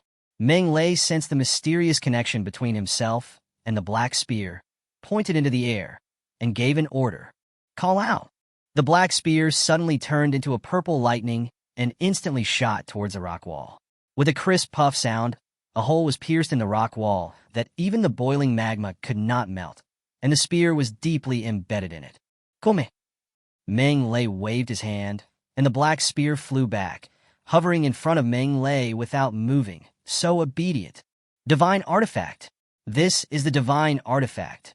The old man's eyes lit up and he laughed heartily. "I have refined countless weapons and am known as the greatest weapon refiner in the Empire, but I have never refined a magical weapon like this that can be controlled by the mind and moved at will by the mind. The word divine weapon is truly worthy of its name. It's really a good baby." Meng Lei stroked the black spear as if he was stroking his beloved woman. "It has the attribute of thunder, which matches my attribute perfectly. It's really a treasure." Meng Lei was really happy. Looking at all the thunder magic, his favorite was the thunder spear. This magic was very domineering, and its single-target killing power was the most amazing. With one shot, the enemy is nailed to death. How domineering! Therefore, the god-killing gun is exactly what Meng Lei wants. It's perfect. How many great beings have fought for their entire lives but failed to obtain a divine weapon? The old man laughed and said, "You are only 20 years old, but you have gained something without any effort. Such an opportunity is really enviable. However, remember to use it properly and don't show it to others easily. I understand the principle of not showing off your wealth." Meng Lei nodded repeatedly and continued to stroke his beloved spear. "As long as you understand." The old man stroked his beard. A look of relief appeared on his face, but Meng Lei's next words made his face completely darken, and Meng Lei said, "I just don't know if the god-killing spear can dissect this dragon corpse." TSK. This is the corpse of a giant dragon from the Holy Land. If we dig out the dragon crystal from it, it will definitely sell for a sky-high price." The veins on the old man's forehead bulged. His face was as black as the bottom of a pot. He stared at Meng Lei viciously and cursed, "You unfilial descendant." Chapter 68, Bloodline Boundary, Leaving the Underground. Unfilial descendants? Sweat. Meng Lei then remembered that the corpse of the Holy Land Fire Dragon was the remains of the old man in front of him. It was indeed a bit too much for him to shout in front of him that he wanted to dissect his body and sell his dragon crystals. "I'm just talking. Don't take it seriously." Meng Lei scratched his head, looking embarrassed. "Humph, don't think I don't know what you're thinking." The old man was not so easy to fool. He glared at Mon Lei and said, "My blood flows in your body. You are the blood descendant of Amos Crocker. Others can clamor to divide my body, but you can't." Meng Lei was stunned. "Dean, what are you talking about? Why can't I understand?" The old man pointed at the magic barrier above the magma lake and shouted, "This is the magic barrier I set up. It uses the dragon crystal in my body as the core and the surging fire magic power in the magma lake to resist and isolate the attacks of the strong men in the Holy Land. How do you think you, a mere level 7 warrior, got in?" "This?" Meng Lei was speechless. "How did you get in? How the hell would I know?" Meng Lei was indeed very confused about this. He only remembered that after he transformed into a dragon man, he came through in a daze. As for the principal, "I don't know either." "Humph, I'll tell you the truth." The old man snorted coldly. "After I died here, I regarded this place as my resting place. I don't want to be disturbed by anyone, so I set up this magic barrier." "Then what?" Monroe blinked. "Anyone will get bored if they stay in one place for too long. Although I am an old man with a detached mind, I am not immune to this. After more than 20,000 years, I am also bored, the old man sighed. I want to go out and take a look at the scenery outside, but I am firmly bound by the god-killing spear and cannot leave the area within 10 meters. So, I can only place my hopes on the outside world. I hope someone can take away the god-killing spear and take me away from here. However, I know very well that human hearts are hard to predict. Here is my body, my life's wealth, and the god-killing spear, a peerless artifact. If I were to encounter someone with ulterior motives, I would be in danger. Therefore, I modified the magic barrier to only allow my blood descendants, whose strength does not exceed level 9, to pass through the magic barrier and come here. The old man smiled bitterly. What a pity. Over the long years, most of the creatures that can come here are monsters. Even if humans occasionally come here, they do not meet the standards. You are the first one in more than 20,000 years. Meng Lei didn't know what to say.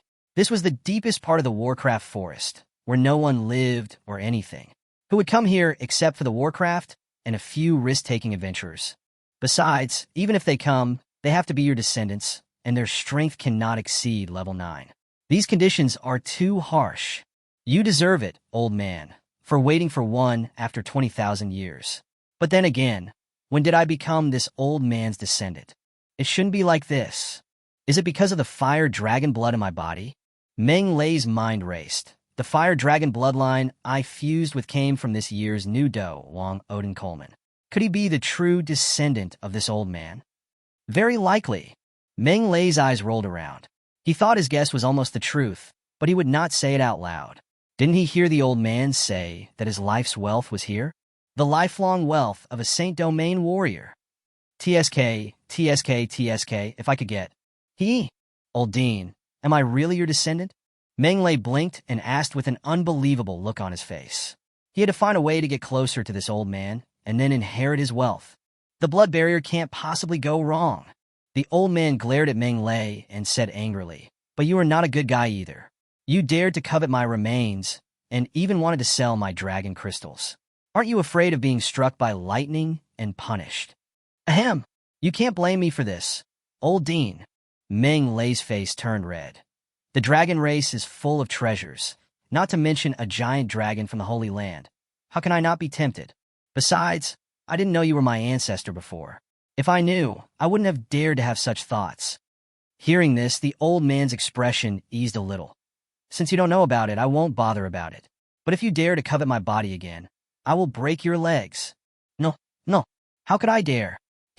Meng Lei made assurances again and again, acting as timid as a grandson. Humph, you're smart.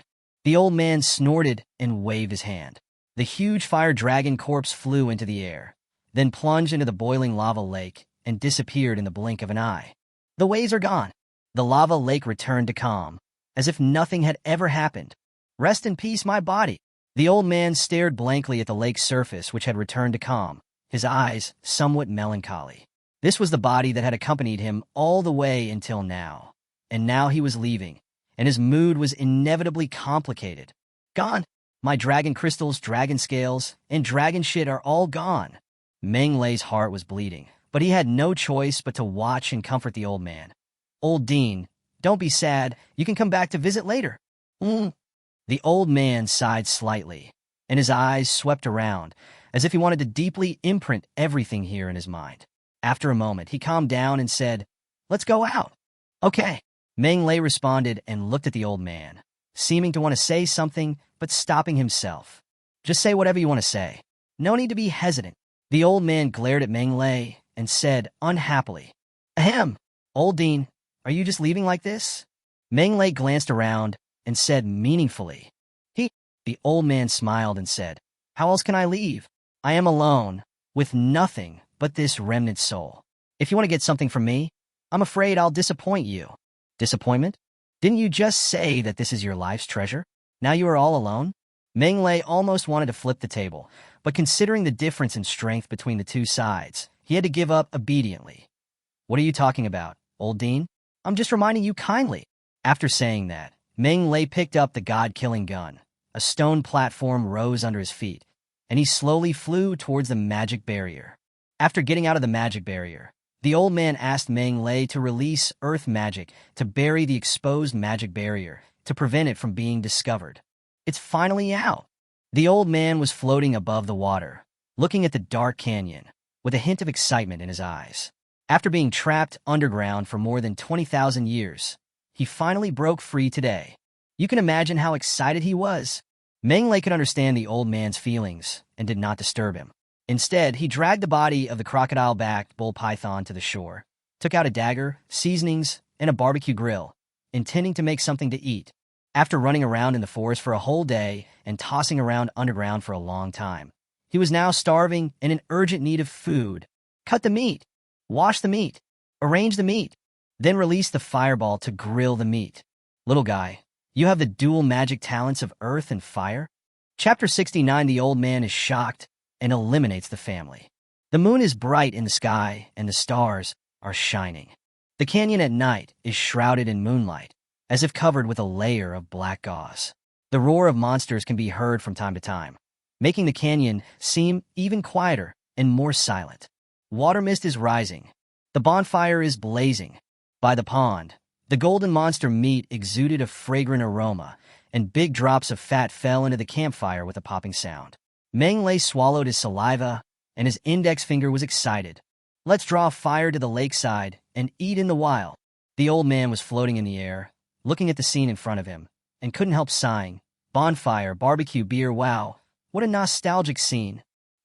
Meng Lei smiled. He could understand the old man's feelings. Anyone who was locked up in a place for more than 20,000 years and then released would find everything outside new and exciting. The meat is ready. Meng Lei raised his knife and cut off a piece of tendon meat and handed it to the old man. Old Dean, you haven't eaten meat for a long time. Come and try my cooking. You little brat, are you really trying to piss me off? The old man glared at him. Can't you see I'm in the state of a spirit now? Forehead. Meng Lei was embarrassed and said awkwardly, I'm sorry, I forgot about this. Then I won't be polite. After saying that, he picked up the fragrant barbecue and started to eat it happily. It is said that everything tastes good when people are hungry. This makes a lot of sense. At least Meng Lei ate it with great relish. In addition, the meat of the 7th level magical beast crocodile-back bull python contains abundant magical elements, and it lives in this kind of hot spring, so the meat is naturally more delicious. Great! So great! Meng Lei ate with relish, his mouth watering. Snort! The old man looked at Meng Lei with oil dripping from his mouth and couldn't help licking his lips. He wanted to pounce on him and bite him hard, but he was in soul state and couldn't hold the food. Woohoo, it's so hard for me. There is no other way but to divert attention. You little brat, you have the dual magic talents of earth and fire. 3 series. Well, 3 elements, earth, fire, and thunder. There's also a thunder system? Not bad, it's not bad. Make do? Right. How is your elemental affinity? Do you have superior elemental affinity? Superior elemental affinity is the minimum standard for breaking through the holy domain. If you don't even have this, your future achievements will be limited. It's just super level in both lightning and fire, and top level in earth. It can't be compared with you, the old Dean. What? The old man took a deep breath. He suspected that Meng Lei was just showing off, but he was still shocked by how big of a big shot Meng Lei was. Superior in both thunder and fire? Superior in earth? Boy, are you kidding me? Why would I lie to you? Meng Lei's mouth was full of oil. I am the most talented one among the new students admitted by Fire Dragon Magic Academy this year, and I also get a scholarship of 5,000 gold coins every year. The old man didn't know what to say. After a long while, he angrily said, super elemental affinity is extremely rare in itself, let alone double super affinity. You are just lucky to have such a talent. Just some bad luck? Can you speak? I picked this up by my own strength. If you have the guts, go pick one up and have a look. Meng Lei curled his lips and didn't want to pay attention to this old man who couldn't speak. By the way, I see that your mental strength is not weak, so your cultivation speed should be very fast, right? What stage have you reached in your cultivation now? The old man asked again. It's just average. Only at the level of a 7th level great magician. With such a good talent, you have reached the realm of a great magician? The old man snorted coldly and said dissatisfiedly, Brat, have you been slacking off and not practicing well? Only level 7? Meng Lei was immediately unhappy. Old Dean, you are right. After all, I'm already 15 years old and have been exposed to magic for more than half a year. However, I have only reached the level of a 7th level magician. It is really too slow. What? 15 years old? You've been exposed to magic for more than half a year? The old man's jaw almost dropped to the ground in shock, wondering if he had heard it wrongly. You have only been exposed to magic for half a year? Dragon God! How is this possible? It took me 4.5 years to cultivate to the level of a 7th level magician. It's impossible for others, but I'm really good at cheating. How can others compare with me? Meng Lei ate without saying a word, and continued to finish the delicious crocodile-back ox-python meat with a low-key demeanor that concealed his achievements and fame. The old man didn't believe what Meng Lei said. He stared at Meng Lei and shouted, "You little bastard, are you trying to trick me? You are 15 years old. How could you have been exposed to magic for less than a year?" Forehead. Meng Lei was slightly stunned. As a member of our Crocker family, you will start learning magic at the age of 5, formally study magic at the age of 10, enter the Magic Academy at the age of 14, and graduate at the age of 20. The old man looked fierce and roared angrily. And you told me that you have been exposed to magic for less than a year. If this is not deception, what is it? How dare you, unworthy descendant, deceive me? I am so angry. Wait, the Crocker family? Meng Lei interrupted the old man's roar. Old Dean, you must be mistaken. I am not a member of your Crocker family. By the way, which family is the Crocker family? It seems that there is no such family in the Fire Dragon Kingdom. Meng Lei was a little unsure because he was not very familiar with the families of the Fire Dragon Kingdom. Still want to fool me? The old man sneered. The Crocker family is the family I founded. There are many talented people in the family, and it ranks first among the 3 major families in the Fire Dragon Kingdom. You actually said that this family does not exist. Are you looking for a fight? Okay, I understand. Meng Lei knew what was going on. He didn't waste any time, took out the magic communicator, and dialed the fat man's magic key. What are you doing? The old man glared. Old Dean, please be patient. After a while, the fat man's round face appeared in the magic communicator. He was yawning and looked sleepy, obviously awakened from a sweet dream. Brother, what are you doing so late? The fat man yawned and complained. Do you know that disturbing others' rest is very rude? Excuse me. I'll treat you to a nice dinner when we get back to the academy. Meng Lei apologized and asked directly, Fatty, let me ask you something. Have you heard of the Croc family? The Crocker family? The fat man shook his head. I haven't heard of it. Meng Lei glanced at the old man and reminded him. Think about it again. I heard that this family is ranked first among the 3 major families in the Fire Dragon Kingdom. It was founded by Amos Crocker, the 2nd Dean of our Fire Dragon Magic Academy. The family founded by the 2nd Dean? The fat man rubbed his eyes and said unhappily, Brother, are you kidding me? Those are old almanacs from tens of thousands of years ago. How could they be preserved until now? They have been eliminated long ago. Eliminated? It must have been eliminated. Anyway, we don't have this family in our Fire Dragon Kingdom, let alone the leader of the 3 major families. Chapter 70. Level 9 Magical Beast, Titan Dragon Ape. The world has changed dramatically. No matter in which world, there is nothing eternal and unchanging. This is the law of nature, and no one can change it. The old man understood this truth, but he couldn't help feeling sad when he learned that the family he founded was lost in the long river of history. I should have thought of this earlier. After I was killed, the Crocker family lost its leader, and its destruction was almost inevitable. The old man sighed softly, unable to hide his sadness. The strong ones in the holy domain are high and mighty. They can establish a family and support a family. But when the strong ones in the holy domain die, without cultivating a successor, no matter how powerful the family is, it will perish. Accomplished in the Holy Land, destroyed in the sanctuary. There are countless similar examples. Fortunately, our family has an outstanding descendant like you. There is still hope for a resurgence. Yes, rise again. The old man was shocked, his eyes sparkling with brilliance. Stinky boy, from now on, you must shoulder the responsibility of rebuilding the Crocker family. Practice hard, and don't slack off. Old man, I will do my best to teach you, supervise you, and assist you, so that we can rebuild the family as soon as possible and let the glory of the Crocker family rise again in the Sky Continent. Meng Lei was speechless. Rebuilding the Crocker family? It has nothing to do with me. I'm not from your Croc family. Of course, this cannot be said casually. Meng Lei considered his tone and said thoughtfully, Old Dean, I have to apologize for rebuilding the Crocker family. I was born a commoner and have never had the concept of the Crocker family. Even if I succeed in my cultivation in the future and have the idea of establishing a family, I will only establish my own family, such as the Meng family, not the Crocker family. I hope you can understand this. You! The old man was so angry that he blew his beard and glared at Meng Lei fiercely. Meng Lei did not back down this time and glared at him without showing any weakness.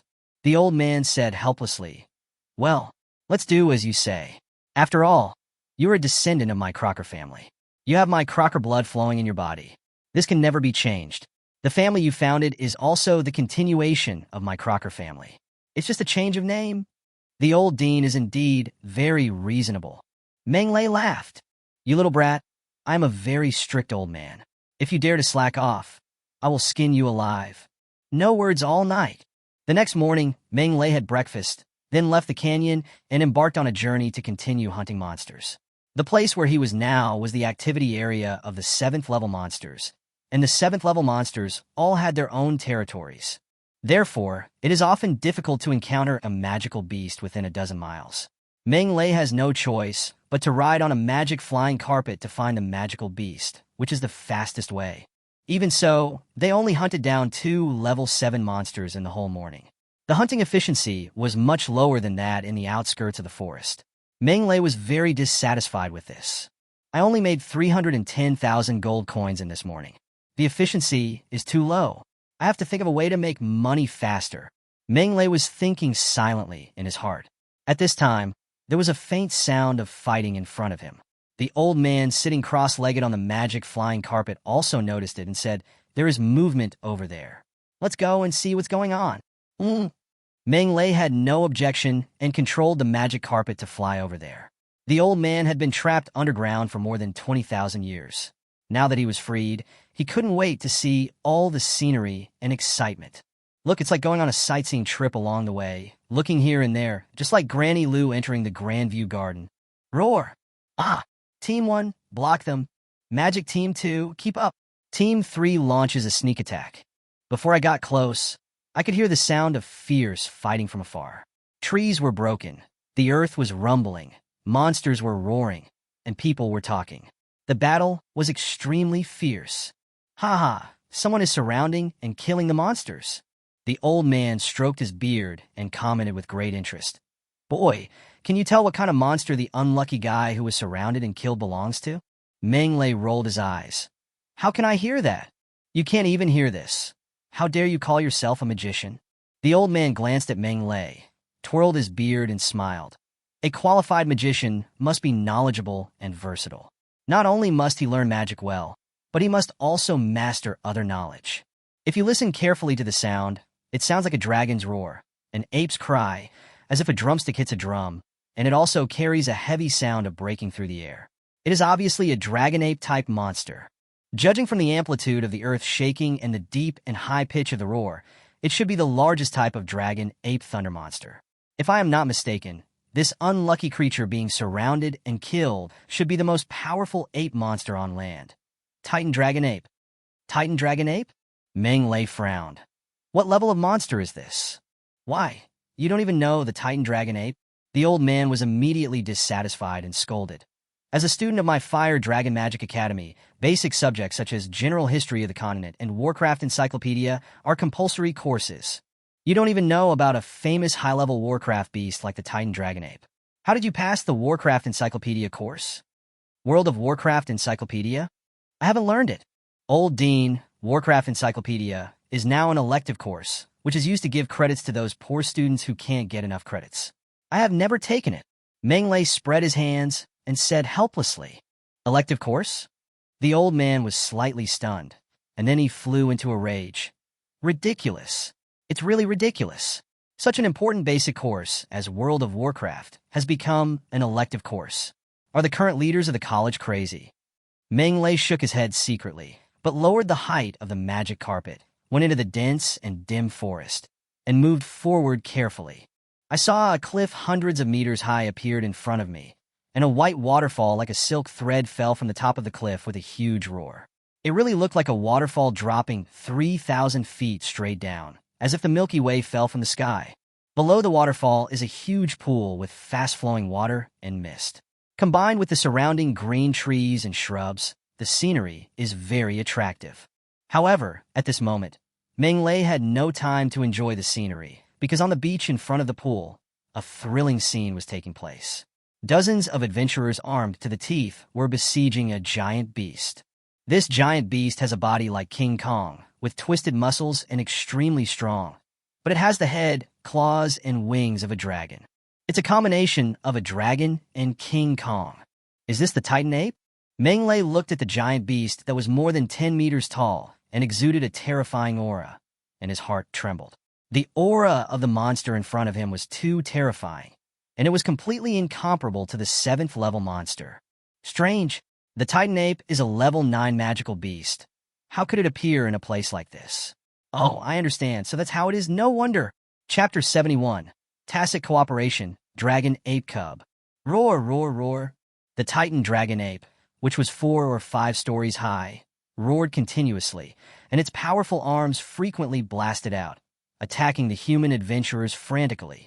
Its claws are so sharp that they can split mountains and rocks, and its roar is earth-shaking, with sound waves rolling. Its entire body exudes an extremely terrifying aura, as if it were a prehistoric beast. Compared to it, tigers and lions are simply weak, but it's in a very bad situation. Dozens of adventurers surrounded it. Dozens of warriors formed a solid barrier defense line to resist the attack of the Titan ape head-on. Each of them was strong and powerful, running like lightning, leaping like a bird, jumping up and down, and extremely fast. Judging from the speed and offensive power, he is at least a level 6 or 7 fighter. Behind these warriors were 5 or 6 magicians in magic robes.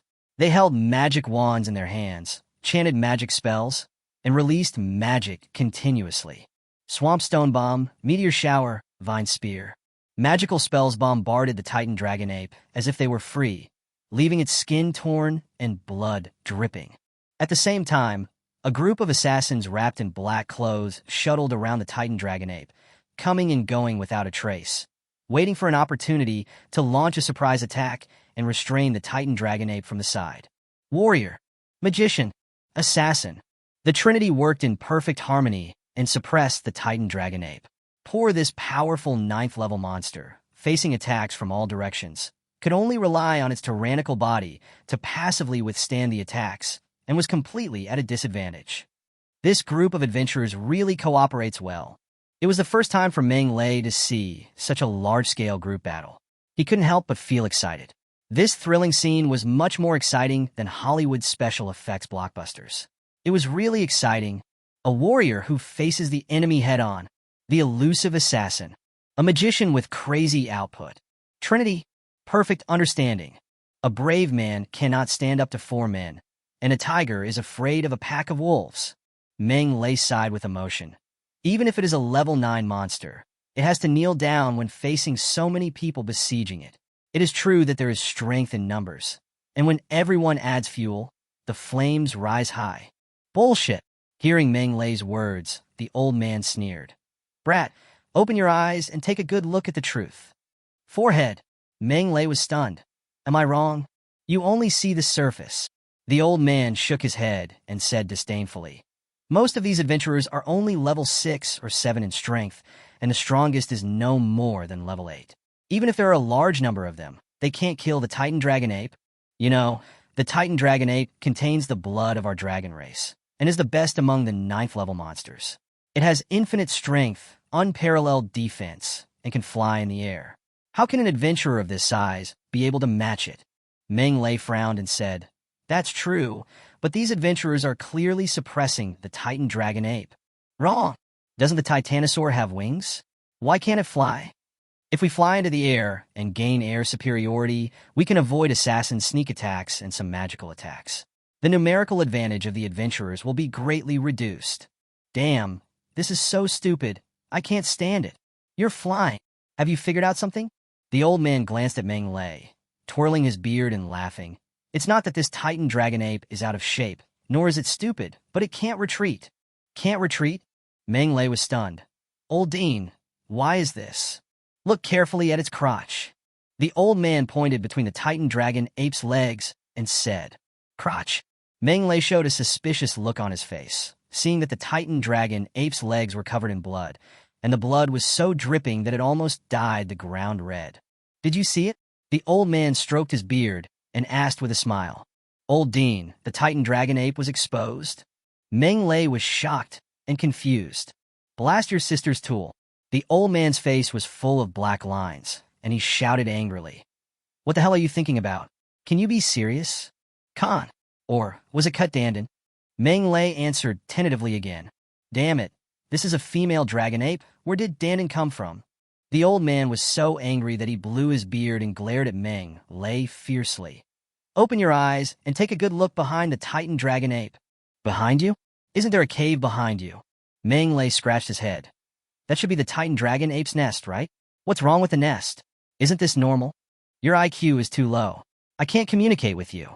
The old man was very angry and didn't bother to keep Meng Lei in suspense. This Titan dragon ape's combat power has obviously dropped drastically. It is not even as good as an ordinary level 8 monster. There is blood under its crotch, and it is desperately guarding the nest. The matter is clear. It just gave birth to a baby. Production? Meng Lei was stunned and exclaimed in a low voice. "Old Dean, are you saying that this Titan dragon ape's combat power plummeted because it just gave birth to a cub?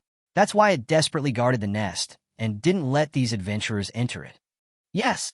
The old Dean nodded slightly, twirling his beard and sighing. "A Titan dragon ape in its normal state is capable of fighting an adult dragon. How could these adventurers dare to get involved? Only when it has just given birth, and is in a weak state will it attract the covetousness of these adventurers. After all, this is a level 9 magic beast, and its cub. The temptation is too great." "So that's how it is?" Meng Lei's whole body was shaking violently, and a look of realization flashed in his eyes. The value of a 9th level magical beast was beyond words. Its magic core alone was worth tens of millions, not to mention the corpse of a 9th level magical beast. Besides, there might be a newborn cub here. Both methods have a fatal attraction for adventurers. Not to mention these adventurers, even Meng Lei was moved by them. The corpse of a level 9 demon beast. A 9th level monster cub. Meng Lei's eyes glowed green. His breathing gradually became rapid, and he muttered to himself, "If I can snatch it, I will definitely make a fortune." "Why? Are you moved?" The old man glanced at Meng Lei and poured a basin of cold water on him. "While the snipe and the clam fight, the fisherman benefits. This is naturally a good idea, but you have to be able to eat it." The old man pointed at a sturdy man behind the adventurer and said with a smile, "Let alone this group of adventurers. That guy alone is not someone you can contend with. He is at least a level 8 fighter." "Level 8? Meng Lei bared his teeth and looked at the man. Behind all the adventurers stood a sturdy man wearing silver armor and holding a broadsword. He stood on the hillside, commanding and giving orders. It is obvious that he is the leader of this group of adventurers. "See," the old man warned. "This leader, plus such a group of powerful high-level adventurers, you can't handle it." "Maybe." Meng Lei smiled and said nothing more, observing the battle situation carefully. Just as the old man said, the Titan ape must have just given birth. Its fighting power is only 1/10 of what it had left. It was also worried about the cubs and the nest behind it, so it could only passively take the beating and allow this group of adventurers to bombard it. At first, he was able to resist with his strong defense, but as time went on, the Titan ape's injuries became more and more serious, and his physical strength was gradually exhausted. The Titan ape can't hold on any longer. It's my turn. Chapter 72. Dragon Ape Dies. Stupid to the extreme. Roar, roar, roar. His body was covered in blood and flesh. The blood on the ground gathered and formed a small river. The Titan dragon ape roared continuously. His momentum was still fierce and violent, but the roar was more than half smaller than before, and his arms smashed around wildly, and the speed was half a beat slower than before. It's bruised and exhausted. It's my turn. At this time, the leader of the adventurers who had been sitting on the Daitai moved. He picked up the giant sword, and a dazzling red light rose from his body, condensing into a suit of armor. Fighting armor. Meng Lei's eyes lit up. When a warrior practices fighting chi, initially the fighting chi can only circulate within the body and its power is not externally visible. Only high-level warriors can unleash the true power of fighting chi. The 7th level of fighting spirit liquefaction, long-lasting physical strength. The 8th level of fighting spirit turns into armor, greatly increasing defense. 9th level fighting spirit turns into wings and allows for a short flight. One change at each level. The combat power is incomparable. The fact that the sturdy man in front of him was able to display his fighting spirit armor was enough to prove that he was an 8th level warrior. As to whether he was a 9th level warrior, that remained to be seen. But no matter what, he is a strong opponent. Fighting chi armor. This is a true level 8 warrior. Menglei licked his lips. A strange look flashed in his eyes. He could exchange attributes at any time to allow his body to break into the 8th level, comparable to a powerful 8th level warrior. But he is not a true level 8 warrior. Because his cultivation of Do Chi is still far from perfect, the Fire Dragon Manual is not yet mature enough, and he can neither liquefy Do Chi nor transform Do Chi into armor. Having an 8th level physical body alone can only be called a fake 8th level body. But it doesn't matter. One day I'll be able to do it. Just as Menglei was pondering inwardly, the old man beside him shouted in a low voice, "Look, this guy is going to collect heads." Menglei was shocked and saw the leader of the adventurers turned into a red stream of light and shot towards the Titan Dragon Ape. His speed was as fast as lightning, and he arrived in an instant. You evil beast. The giant sword in his hand was filled with dazzling red light, like a laser sword, and it slashed across the throat of the Titan Dragon Ape. Only a crisp puff sound was heard. Blood splatters. The roar stopped. The Titan Dragon Ape froze in place instantly. The leader of the adventurers succeeded in one strike, then quickly retreated. In an instant he was back to where he was standing before, looking down at the Titan Dragon Ape with a glimmer of excitement in his eyes. Stop! Wow! The adventurers on the battlefield stopped at the same time, and each of them excitedly looked at the Titan Dragon Ape, whose throat was cut by a sword, with an excited and ecstatic expression. Ha ha! Success! We succeeded. After all the hard work, it's finally done. TSK. Titan Dragon Ape. This is a level 9 magical beast, Titan Dragon Ape. We got it. We got it. Unlike the adventurers who were cheering in unison, the Titan Dragon Ape had a sad expression. It tried its best to cover its throat, but could not stop the gushing blood. It turned its head to look at the nest behind it, but it could not utter a single cry. All the sounds that reached its throat turned into blood bubbles mixed with blood, gushing out. Gurgling. The Titan Dragon Ape stretched out its arms and reached towards the direction of the nest. However, its arms, which had in the past been able to tear tigers and leopards apart and split mountains and rocks, fell down with a loud bang before it could even be raised. Production consumes too much of its energy. The fierce battle drained its remaining energy. With one sword, its last chance of survival was extinguished. Bah! The Titan Dragon Ape's eyes were filled with tears. It wailed twice towards the nest, then fell to the ground with a bang, without a sound. It's dead. Completely left this world. But it was obviously worried about its newborn baby. I'm dead. What should I do with my child? The Titan Dragon Ape just died like that? Seeing this scene, Menglei felt a little sad for no reason. In the past, he hunted monsters without any problems. But at this moment, seeing the various behaviors of the Titan Dragon Ape in his dying moments, Menglei felt as if his heart was touched by something, and it felt sour. A mother's love for her child is deep, and humans are inferior to animals. The old man sighed. In this respect, all things are equal.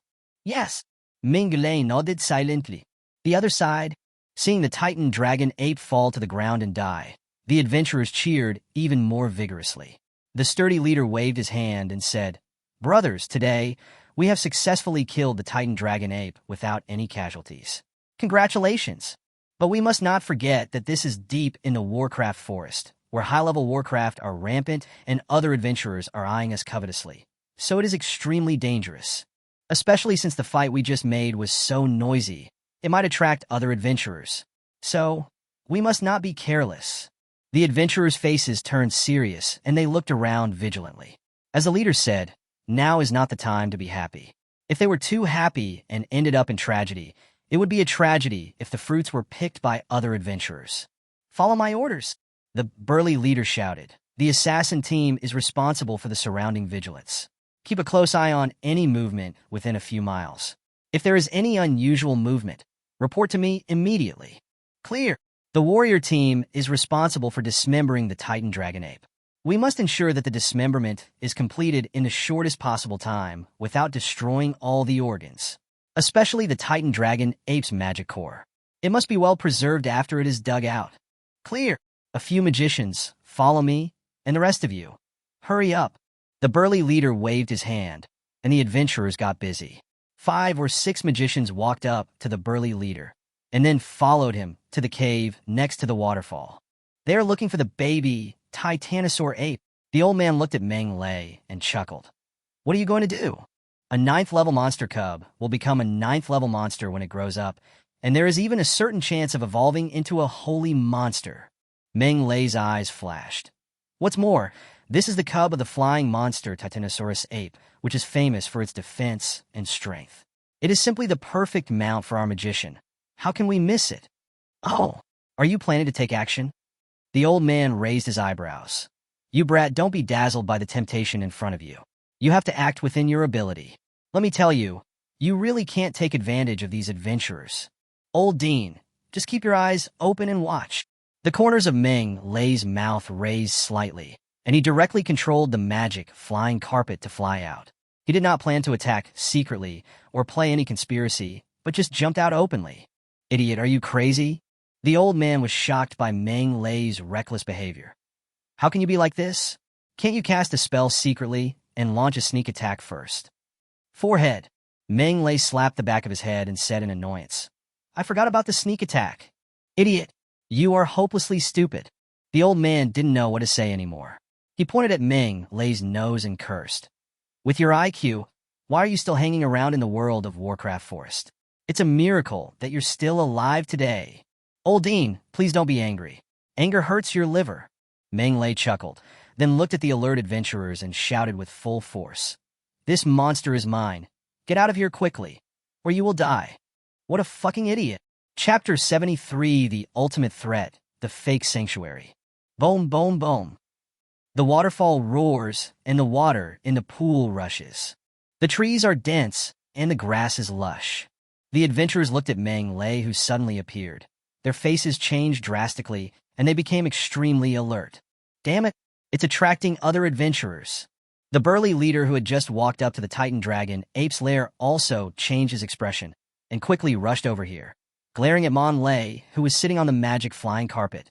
Meng Lei wears a black magic robe and a golden mask, making it impossible to see his true face or figure out his background.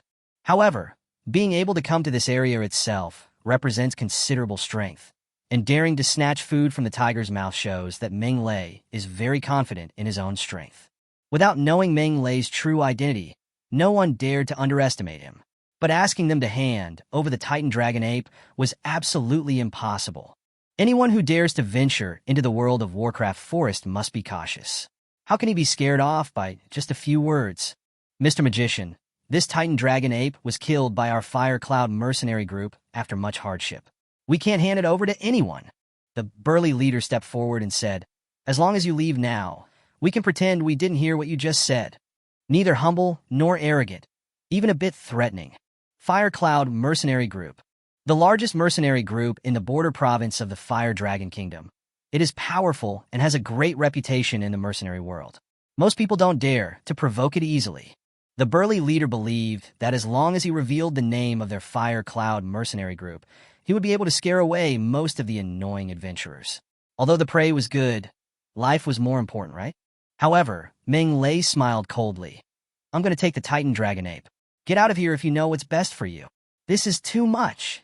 The sturdy leader's expression changed slightly, and he shouted, Be on guard. Swish, swish, swish. The Fire Cloud mercenary group is indeed a first-rate mercenary group, and all its members are well-trained. With a command from the sturdy leader, all the assassins disappeared instantly without a trace.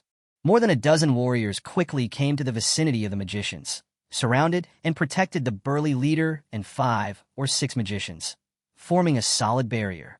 At the same time, the magician quickly chanted the magic spell. Ice and Snow Goddess, who is dormant in a remote and extremely cold place, please obey my call and come to me. and use your clean hands to protect me with ice. O red lotus flame buried deep in the darkness, I summon you in my name. Become my magic sword and crush all those who stand in my way. Fire god explosion. Well trained. Good cooperation. Very good. Seeing that the Fire Cloud mercenaries formed a battle formation in just a few seconds, the old man couldn't help but clap his hands and praise them endlessly. These guys are average in strength, but they have been through the trials of blood and fire, are experienced, have a good understanding, and have formed a good chemical reaction when they get together. To put it simply, 1 + 1 + 1 greater than 3. This is something that you genius students in the Ivory Tower cannot compare to. The old man looked at Meng Lei and said with a smile, the academy can teach you magic knowledge and lead you into the door of magic, but it cannot make you a real magician. You still have a long way to go. Old Dean, I admit that what you said makes sense. Meng Lei did not refute. But some people cannot be judged by common sense. Oh. The old man raised his eyebrows and said nothing. I'd like to see what's so special about you. You'll see. Meng Lei smiled faintly, slowly raised his right hand. The thunder elements gathered in his palm. Lightning flashed, and a spear composed of surging thunder elements quietly took shape. Third-level magic. Lightning spear. The old man shook his head and smiled. It's nothing strange that a 7th-level magician can cast 3rd-level magic instantly. How about this? Meng Lei smiled, and the thunder spear in his palm suddenly spun at high speed. The tip became thinner, and the tail became thicker. Thunder circles wrapped around it, and a dazzling arc of light burst out. Level 4 magic. Spiral lightning drill. The old man was a little surprised. You can actually cast level 4 magic instantly?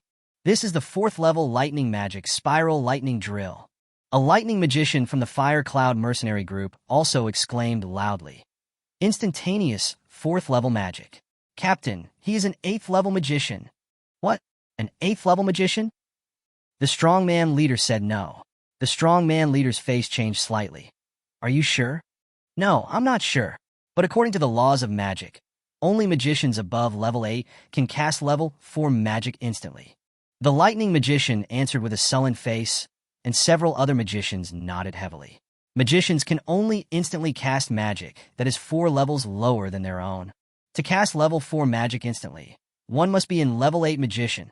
Things are getting tricky for the level 8 mage. The sturdy leader's face turned ugly.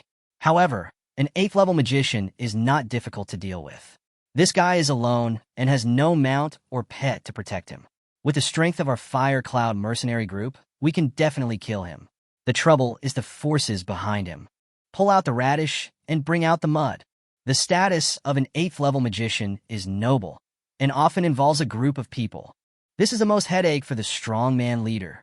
However, just as the sturdy captain was secretly calculating, the spiral lightning drill in Meng Lei's hand changed again. The spiral spear suddenly spread out, and its diameter instantly expanded to 2 meters. Boom, boom, boom. What would happen if a 2-meter-thick cylinder rotated at high speed? The answer is a tornado. This should be called tornado thunder. The tornado was spinning at high speed, and everything close to it was torn into pieces.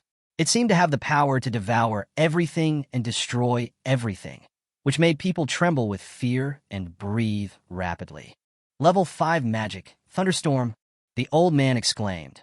From spiral lightning to thunderstorm, it only took 1 second to complete. This is also instantaneous. Aren't you a level 7 magician? How can you cast level 5 magic instantly? This is level 5 magic, thunderstorm. Instant. He actually instantly released a thunderstorm. Captain, he can instantly cast level 5 magic. He is a level 99 Grand Mage, 9th level Great Magician. The heart of the sturdy captain twitched violently, and a trace of despair rose in his heart. He was confident that he could kill an 8th level magician, but he encountered a 9th level Great Magician. How can we fight this, TM? I can't beat him. Are you scared now? Meng Lei smiled without saying anything. He waved his hand casually, and the thunderstorm suddenly dissipated, as if it had never appeared. Just when everyone was puzzled, roar! A shocking roar suddenly came from the sky, and a ferocious dragon head suddenly poked out from the dark clouds, followed by a majestic dragon body. Level 7 magic. The advent of the Thunder Dragon. Instantly casts 7th level magic. Holy Mage. He is the Holy Mage. Chapter 74 Dragon Ape Cub, Equal Contract. The dark clouds rolled in, and the scales looked hideous. As fierce as a tiger, a thunder dragon soars into the sky. A surge of pressure spread out from the thunder dragon, making everyone's scalp numb and unable to breathe. In the Sky Continent, level 7 magic is already considered high-level magic, which can cause huge lethality and terrifying destructive power. Once a level 8 warrior is hit hard by level 7 magic, he will be seriously injured even if he does not die. This leads to the fact that everyone present is afraid of the Thunder Dragon above their heads. But the most terrifying thing is, the Thunder Dragon was born in just 2 or 3 breaths, which meant that the 7th level magic was cast instantly. Holy Mage! He is the Holy Mage! Captain of the group, he is a Holy Mage! He is a Holy Domain! 5 or 6 magicians were trembling with fear in their eyes. Holy Land, the high and mighty Holy Land. There was actually a Holy Land standing in front of them. Holy Sanctuary. The sturdy leader and the other members of the Fire Cloud mercenary group also looked terrified, without any of the confidence and courage they had before. They could fight against an 8th level magician. If they encounter a 9th level great magician, they have to run away. What about the Sanctuary? Sir, it is our arrogance and ignorance that have offended you. We are willing to offer this Titan Dragon Ape, and we hope you will forgive our sins. The sturdy leader reacted quickly, fell to his knees on the ground with a plop, and began to beg for mercy. The other members of the Fire Cloud mercenary group also knelt on the ground and begged for mercy. Although they were extremely unwilling and reluctant, facing a Saint Domain, they had no intention of resisting, and all they wanted was to save their lives. In the Sky Continent, anyone can be offended. The only thing you must not offend is the Holy Land. Otherwise, death would be in vain. So what if it's a level 9 monster? You can give up your life as well. If you want to survive, you can, but you have to dismember the Titan Dragon Ape first. Meng Lei's voice was indifferent. He originally wanted to kill this group of people, but when he saw the towering Titan Dragon Ape, how long will it take me to clean up such a big piece of meat? So, let's leave them to help. Yes. I am happy to serve you, sir. The sturdy leader did not dare to delay, and even ordered his men to dismember the Titan Dragon Ape, fearing that Meng Lei would change his mind because he thought they were too slow. For a moment, the sounds of cutting meat and chopping bones could be heard all around. Good! Meng Lei was very satisfied with the performance of these people. With their help, it would be much faster than doing it alone. If nothing unexpected happens, the dismemberment should be completed before dark. How did you manage to cast 7th level magic instantly? At this time, the old man's voice sounded, full of confusion and shock. Are you from the Holy Domain? That's not right. Your spiritual power is only level 7. Secret. Meng Lei smiled triumphantly and ignored the angry old man. Instead, he turned and walked towards the Titan Dragon Ape's lair. He was not afraid of any dirty tricks from the Fire Cloud mercenary group. The cave is very large, more than 10 meters high, but appearing on a 100-meter-high cliff. It is at most a small scar. The cave is very deep and crooked, and you can't see the end at a glance. There are rugged rocks and hanging stalactites in it, which makes it quite a cave. After walking about 300 or 400 meters, the cave suddenly became bright, and the walls were inlaid with sparkling gems. There are transparent and pure diamonds, colorful gems, jadeite as warm as jade, agate as big as a dog's head, and colorful crystals. Oh my god! This big diamond must be as big as a pig's head, right? What a green emerald. It looks like a green hat. Is this agate? Meng Lei's eyes glowed green. From the perspective of an earthling, every gem here was a priceless treasure that could definitely be sold at a sky-high price. Apart from anything else, the diamonds here alone are of inestimable value. The smallest one is as big as a baby's fist, and the largest one is no smaller than a pig's head. So many priceless treasures were casually embedded in the damp and dark earthen wall. As lighting, it makes people indignant and beat their chests. Such a treasure is actually used for lighting. It is a waste of natural resources to have a pearl covered in dust. Meng Lei shook his head and sighed, and made up his mind that he would take all the gems with him when he left, not leaving a single one behind. Those fat and big-eared nobles would like these sparkling things, and he would be able to sell them for a good price. As they walked all the way to the depths of the nest, the lights suddenly dimmed, but Meng Lei's eyes lit up, 10 times brighter than when he saw the gem before. Did he see a nest? Meng Lei breathed rapidly and walked over quietly.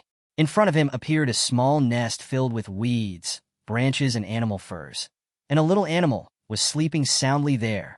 Under the wet mucus are soft and fluffy scales, a pair of bloody wings tightly wrapped around the body, and the nose and lips are pink and tender. Is this thing really a Titan dragon ape cub? After seeing the true appearance of the little animal, Meng Lei began to doubt his life. It was dry and wet, and it was clearly a soft and tender naked gorilla with wings. Just born one.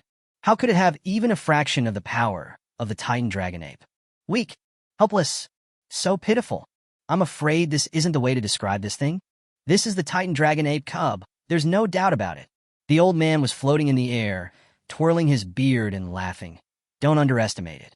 Once it gets through the 2 days of weakness, it will be comparable to a level 5 monster. It will be able to tear tigers and leopards apart and devour jackals alive. Is this guy that powerful? Meng Lei curled his lips with 1,000 doubts in his heart.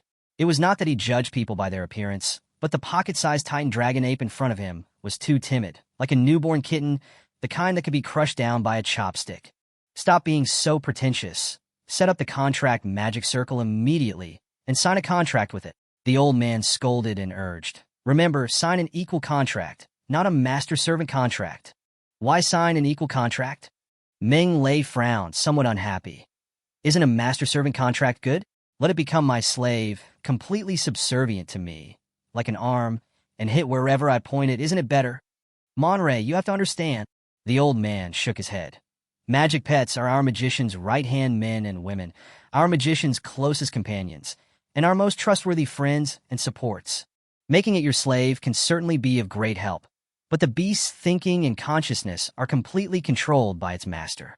It is like a puppet in battle, and the tacit understanding between the two is too poor. 1 + 1 2, the chemical reaction is very bad. Equal contracts are different. After signing the equal contract, the Warcraft and the master are equal, and they will prosper and suffer together. The Warcraft has its own consciousness and thinking, and it is in tune with the master's mind. The mutual cooperation can achieve the effect of 1 + 1 greater than 2. I see.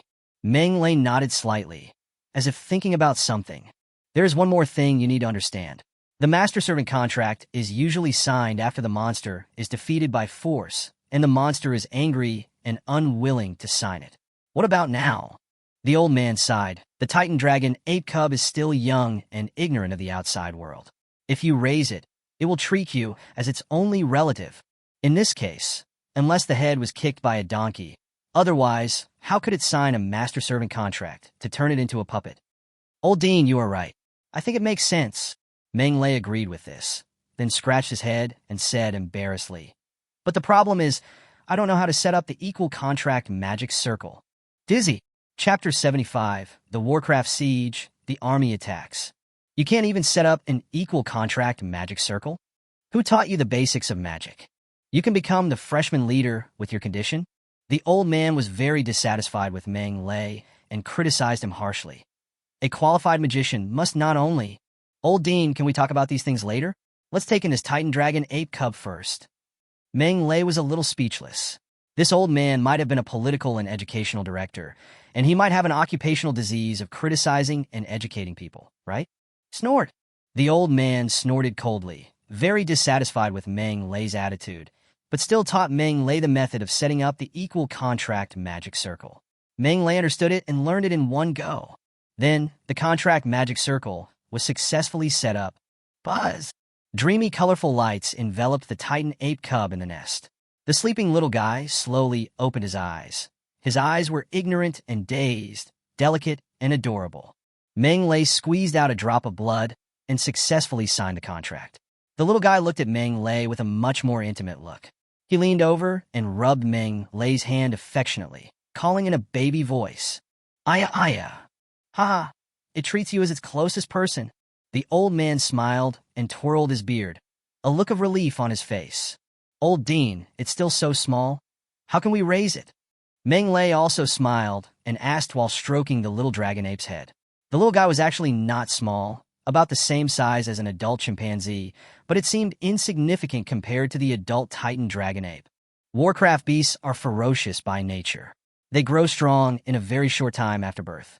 This is something that we humans cannot compare to. The old man stroked his beard and smiled. You just need to wait for it to get through the 2 days of weakness. By then, it will be like an ordinary monster, eating raw flesh and blood and growing on its own. I see. Meng Lei exclaimed in amazement. The monster cubs don't drink milk. This is very similar to non-mammals. Amazing. No mamad. The old dean was stunned. At this moment, a series of chaotic footsteps suddenly sounded. Meng Lei turned his head and saw a member of the Fire Cloud mercenary group running in. Master, it's not good. The monsters are coming to kill us. Warcraft. Meng Lei's pupil shrank, and he quickly ran out of the cave. Hiss, hiss, hiss. Rustle, rustle. Boom, boom, boom.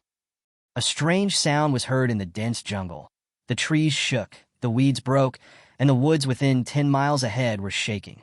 This unusual movement added a bit of weirdness to the quiet and dead forest. The members of the Fire Cloud mercenary group tightly grasped their weapons, their faces extremely solemn. The assassin on guard outside reported that there were monsters attacking. The number was unknown, and they were targeting this side. This situation is very abnormal and totally out of common sense, but it makes people even more terrified.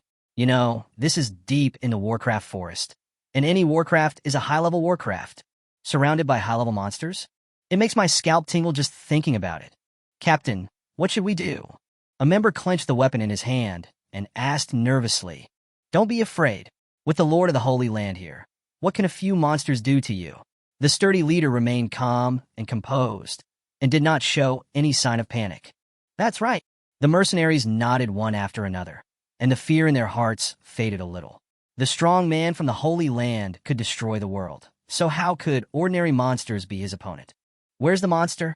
At this time, Meng Lei walked out of the cave. My lord, the monster is approaching. The sturdy Captain Lien answered respectfully. As soon as he finished speaking, a monster came out of the forest.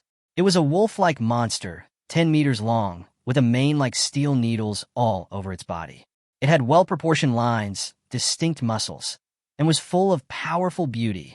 What's weird is that this wolf-like monster has 2 heads, one black and one white, and its entire body is also half black and half white, clearly distinguished, like a national treasure. Level 7 magical beast, sun and moon, 2-headed wolf. A mercenary revealed the name of this monster. A level 7 monster scared you like this? Meng Lei looked at the sun and moon 2-headed wolf and was speechless. My lord, there is more. The sturdy leader gave a bitter smile. At this time, the second monster came out of the forest. It was as big as a truck bed and had 8 legs. It was a blood-red, spider-like monster with a human head. It was extremely creepy. Level 7 magical beast, the human-faced demon spider. Then the 3rd, 4th, and 5th. As the trees swayed, magical beasts emerged from the forest like bamboo shoots after a spring rain. Some were big, some were small, some were wolves, some were tigers with terrifying power and cold eyes. Level 7 magical beast, 3-eyed poisonous toad. Level 6 magical beast, iron-armored saw crocodile. Level 7 magical beast, velociraptor. Level 7 magical beast, dragon god is above. Why are there so many high-level monsters? Seeing so many high-level magical beasts, all the members of the Fire Cloud mercenary group were horrified and their legs were trembling. Too many. There are too many high-level monsters appearing. 50 heads? Or 100? The most despairing thing is that high-level monsters keep coming. How can we fight them? My lord, what should we do? The sturdy leader's face turned pale, and he stared at Meng Lei closely. He had placed all his hopes on Meng Lei. A tiger could not defeat a pack of wolves, let alone a group of high-level monsters. Being besieged by so many high-level monsters, even though their Fire Cloud mercenary group is powerful, and even though they have good cooperation, there is still no hope. They will be torn to pieces by these monsters.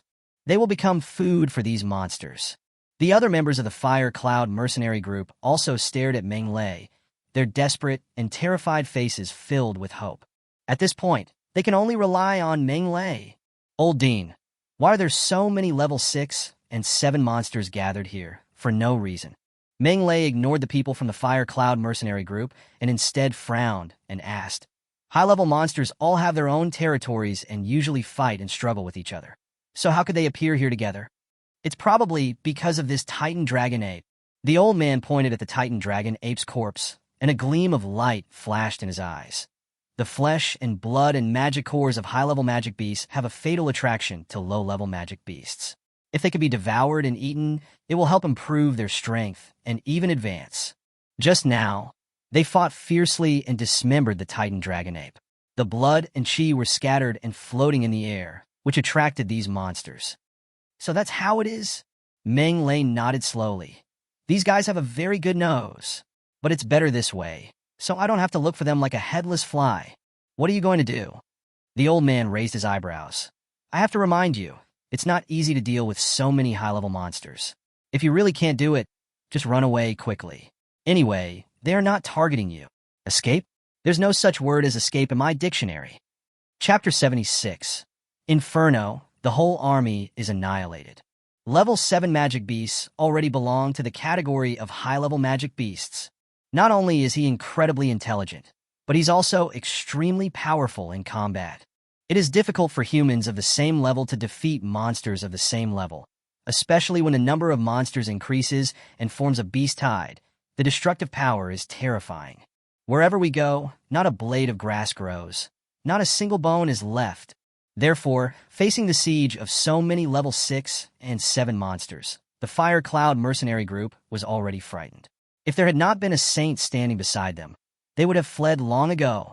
Human-faced demon spider, purple gold electric python, armored saw crocodile, sun and moon two-headed wolf. The monsters had hideous, bloodthirsty, and brutal faces. Looking at the corpse of the Titan dragon ape lying on the ground, their noses kept twitching, saliva dripping from their mouths, and their eyes were full of greed. Swallow it. Swallowed the Titan dragon ape. As long as they swallow the corpse of the Titan dragon ape, they will gain great benefits, and advancement and breakthrough are just around the corner. All of a sudden, all the monsters became agitated and rushed towards the Titan dragon ape one after another, fearing that they would be preempted by other monsters if they were a step slower. At this moment, they all went crazy. My lord, what should we do? The mercenaries screamed in fear and trembled. Why are you panicking? Get back. Meng Lei snorted coldly, looking displeased. Yes. The mercenaries even hid behind Meng Lei. Behind them were cliffs and waterfalls. It was impossible for the monsters to launch an attack from here. So, it's safe behind you. There's a road to heaven, but you don't take it, Meng Lei said in a high-pitched voice. It's just right to catch you all in one fell swoop and turn you into my wealth. The next moment, Meng Lei moved. Boom, boom. The earth shook suddenly, as if a magnitude 9 earthquake had occurred. The ground was shaking. The trees were swaying. Cracks appeared out of nowhere, and earth spikes suddenly popped up. Puff! Puff! The crazy monsters were caught off guard by this sudden attack. Some of them fell into the cracks, while others were hit by earth spikes, looking a little embarrassed for a moment.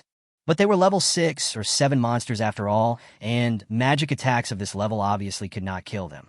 The monsters jumped out of the cracks, smashed the earth spikes, and rushed forward again. The closer to the Titan dragon ape, the stronger the smell of blood, and the more restless, crazy, and bloodthirsty the monsters become. However, when they were still 10 meters away from the Titan dragon ape, a majestic fire dragon suddenly fell from the sky, hit them head-on, and then exploded. Roar! Ah! Sparks flew, and screams rang out one after another. Good! Happy! Seeing this scene, the mercenaries were overjoyed and cheered. Level 6 magic, meteor fire dragon. The old man smiled and twirled his beard. It's quite powerful. It can already hurt level 6 or 7 monsters. However, this kind of large-scale magic consumes a lot of magic power, so you have to be careful. I know. Meng Lei did not comment, but frantically drew magic power from his body and gathered it above his head. The fire elements within 100 meters were attracted and gathered together. In an instant, a giant fireball with a diameter of more than 60 meters quietly formed, like a blazing sun, emitting astonishingly high temperature. The mercenaries felt the scorching heat above their heads and looked up with shock in their eyes. The power of the fireball that was more than 60 meters long was too astonishing. What was even more terrifying was that there was still an endless supply of fire elements that continued to gather and strengthen the fireball. Expansion. Expansion. Expansion. It was like the protagonist of a certain anime rolling a ball, which expanded at an astonishing speed, exceeding 100 meters in diameter in just a few breaths. This is... The old man's mouth twitched. Stinky boy, you release large-scale magic in succession.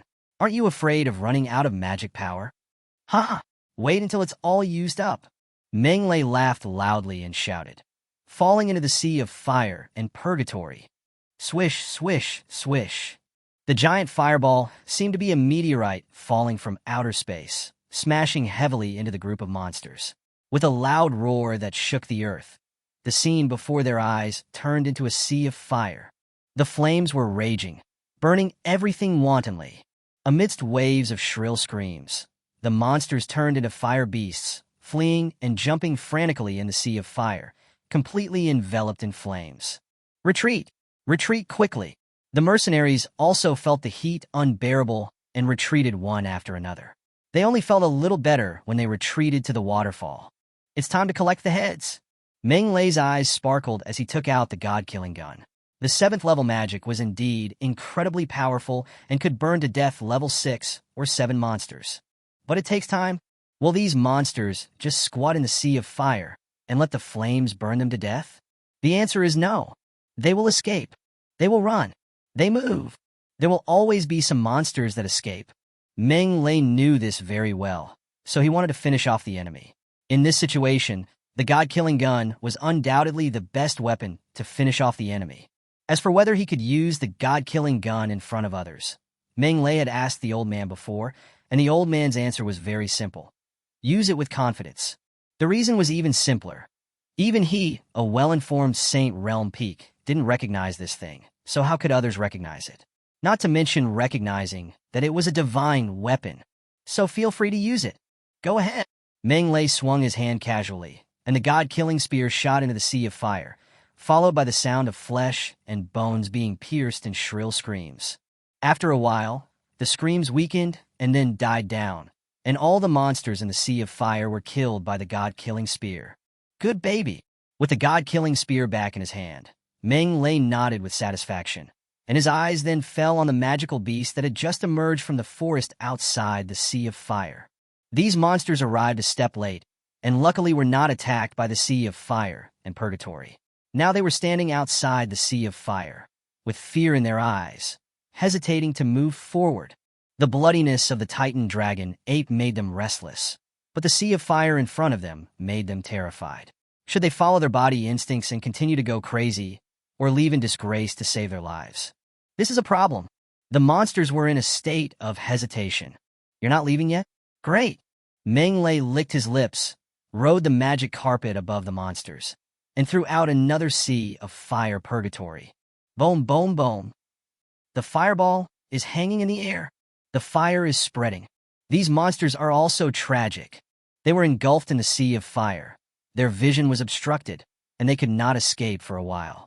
Then they were stabbed to death one by the god-killing spear, and their souls went to hell. This time, all the monsters farther away were frightened. They were so terrified that they no longer dared to hesitate or hope for luck, and they fled with their tails between their legs. You run pretty fast. Menglei licked his lips, feeling a little unsatisfied. The old man reappeared, somewhat dissatisfied. Use the god-killing gun less in the future, otherwise, the trial will lose its meaning. I see. Menglei nodded slightly, with an expression of being taught a lesson, but he didn't agree in his heart. I came to the Warcraft forest not only for experience. Earning gold coins is the first priority. Naturally, we need to hunt as many monsters as possible. Although the monsters were engulfed in the sea of fire just now, they will definitely not be wiped out. In this case, are we just going to watch them escape? Chapter 77. The mythical beast Teddy. Half a month passes quietly. There is a burning sea of fire ahead. Behind is a rushing waterfall. Such a strange sight appearing in the same place is undoubtedly a rare wonder. However, the mercenaries of the Fire Cloud mercenary group had no intention of watching it because they were busy dismembering the Titan dragon ape. Everyone works diligently and conscientiously, fearing to slack off in the slightest. As for resentment, I dare not. In less than 5 minutes, nearly 100 high-level monsters were destroyed. What kind of terrifying strength is this? Who dares to resent? They only hoped to dismember the Titan dragon ape quickly and send Meng Lei away. As for other things, he had no time to think about them. In the cave on the other side, Meng Lei was teasing the little Titan dragon ape. After signing the contract, there was a mysterious connection between the little guy and Meng Lei, and it seemed as if the little guy regarded Meng Lei as his closest person. Meng Lei touched the little guy's head and said with a smile, "You look very dark. How about calling you a Tibetan Mastiff?" The little guy blinked his cute eyes, looking confused, but the old man was frowning. "Tibetan Mastiff? Can't you give it a better name?" "How's Era?" "What is Era?" "It's also a kind of dog." The old man was completely speechless. "What kind of names are these?" "Your naming skills are too poor. There are only cats and dogs. Can you be a little more promising?" "It's just a name, a code name. Why take it so seriously?" Meng Lei didn't care, tilted his head and asked, "What about Teddy? How about this name?" "Teddy? Teddy. Well, that sounds good." The old man thought for a moment and nodded. "What does this name mean?" "Teddy is also a kind of divine beast. A divine beast that can destroy the world and has destructive power comparable to that of a dragon." Meng Lei explained while trying hard to hold back his laughter. "Divine beast? Is there such a divine beast?" The old man was half believing and half doubting, always feeling something was wrong. "Teddy is a mythical animal in my hometown. It is little known to outsiders. It is normal that you don't know it." Meng Lei smiled and made the final decision. "Let's call him Teddy. This little guy also happens to have the last name Tai, so Teddy is very suitable. I always feel like something is wrong. My lord, the Titan dragon ape has been dismembered." At this time, the sturdy leader walked in and interrupted their chat. "How should we deal with this?" "What to do? Take him away, of course." Meng Lei came out of the cave and put the dismembered Titan dragon ape into the space magic device one by one. However, when he was halfway through, it could not hold any more. Meng Lei has 6 space magic devices of different sizes, all of which are fully filled, while the Titan dragon ape still has half of them left to be filled. "Old Dean, what should we do if there is no more room?" Meng Lei doesn't want to give up the Titan dragon ape. It is a level 9 magical beast, and he can't leave even a hair behind. It's all money. It's just a small matter. The old Dean smiled faintly and waved his hand, and the remaining half of the Titan dragon apes disappeared on the spot. Seeing this, Meng Lei exclaimed, "Old Dean, you also carry a space magic device with you?" "Nonsense. After all, I am a dignified holy domain. If I don't even have a space magic device, wouldn't it be a joke?" The old man snorted coldly and said arrogantly, "That's right." Meng Lei's eyes rolled around, and he began to have some thoughts. This old man had said before that he was alone and had nothing, but now it seems that it was all a lie. They all carry space magic devices with them. "Sir, how do we deal with these monsters?" Seeing that all the dismembered Titan dragon apes had disappeared, the sturdy leader's mouth twitched. He felt so painful, but he didn't dare to show it. So he pointed at the charred corpse of the monster and asked. The sea of fire has been extinguished, with only sporadic sparks still burning, revealing piles of charcoal, which are those unlucky level 6 or 7 monsters. "Dig out the magic core and throw away the body." Meng Lei glanced at the corpses and said lightly, "Throw it away? Sir, why would you throw it away?" The sturdy leader was stunned and quickly persuaded.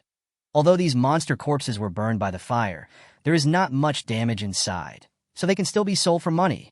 "If you want it, I'll give it to you." Meng Lei shook his head slightly and had no intention of taking away the corpses of these monsters. Not to mention that his magic device was already full, he would not take them away even if it was not full. It couldn't hold much. "Thank you for the reward, sir." The sturdy captain was overjoyed and thanked them repeatedly. These were all corpses of high-level monsters. Although they were burned by fire, their internal organs were intact and could all be sold for money. There are enough key quantities. If you sell it, you will definitely make a lot of money. "Go!" Meng Lei waved his hand. "Yes, sir." The Fire Cloud mercenary group was very fast and dug out all the magic cores in just half an hour. Meng Lei took the magic cores and left with satisfaction. Looking at Meng Lei's back, the mercenaries breathed a sigh of relief, and some even fell to the ground. "I've finally gone. Being with him is too stressful. Quick, collect these monster corpses immediately, and then we will leave here. This place is not safe." "Yes, Captain." The waves are rippling and sparkling. Without the breeze, there will be no waves. This is a vast lake with clear water and lush aquatic plants. When the breeze blows, circles of ripples appear on the mirror-like surface of the lake. Quack! Quack! A green-eyed frog as big as a millstone floated on the water, its chin bulging and chirping happily, chanting the green-eyed frog clan's unique song, trying to win the favor of the opposite sex. Crash! There was a sound of breaking water suddenly, and a bloody mouth suddenly jumped out from the bottom of the water. It swallowed the courting green-eyed frog in one gulp and began to chew it happily. Bones were broken, tendons were torn, and blood was gushing out. The poor green-eyed frog not only failed to find a mate, but also brought disaster upon himself. It was so tragic. Bang! However, at this moment, a black shadow fell from the sky, grabbed the monster that was chewing the green-eyed frog, and pulled it out of the water. The whole body is shining with golden light, the mouth is exaggerated to the extreme, and the whole body is bathed in sunlight, as if it is made of gold. The one that was caught was a level 4 magical beast, the golden fish. The black shadow grabbed the golden fish, flew across the lake, and came to the woods nearby. He threw the golden fish on the grass. The golden fish slapped the ground, causing the ground to shake. "You're back, Teddy." A bonfire was lit nearby, and a shirtless young man was fiddling with bottles and jars, smiling and greeting the black shadow. The black shadow was 3 meters tall, shaped like an ape, with black dragon scales all over his body, black dragon wings on his back, and a strong body with bulging muscles. It was none other than Meng Lei's contracted magical pet, the little titan dragon ape Teddy. Goo goo. Teddy leaned over and rubbed against Meng Lei, his eyes full of intimacy.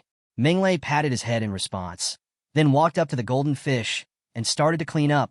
"This is today's lunch." Half a month has passed since the contract with Teddy was signed. The fragile little guy has passed his weak period and can easily tear jackals, tigers, and leopards apart. He is comparable to a level 5 monster. Meng Lei was very satisfied with Teddy's growth rate. The little guy got through the weak period in just 3 days, and then he got better every day, with his strength increasing amazingly. In the words of the old dean, a titan dragon ape cub like Teddy, who has a 9th level bloodline, grows at an extremely amazing rate. In just a dozen years, it can reach a height that other Warcraft cannot reach in their entire lives. It can be called the King of Warcraft. Chapter 78, Golden Dragon, Thunder Titan. Remove the scales and guts, cut into strips, clean, and grill. After a while, a faint fragrance rose up. The little dragon, ape Teddy, sniffed hard, moving restlessly on the ground, his eyes full of anxiety. Meat. Through the power of the contract, Monray can communicate with Teddy's soul, but Teddy is still a baby. His speech is very incoherent, and he can only express simple meanings. Even so, this was an unprecedented experience for Meng Lei. Listening to animals talk and communicating with animals was something he had never experienced in his previous life. Meng Lei felt very novel. "Don't be impatient. It's not cooked yet." Meng Lei touched Teddy's head and continued to slice and grill the meat. Little Teddy used to eat raw meat, but after eating barbecue once, he never ate raw meat again.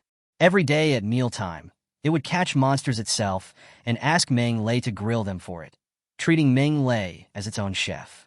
It was truly a foodie. The fish is easy to roast and soon gives off a fragrant aroma. Meng Lei sprinkles seasoning on the fish and then hands a piece to Teddy. "Baizi." Teddy was not afraid of the heat and swallowed it whole.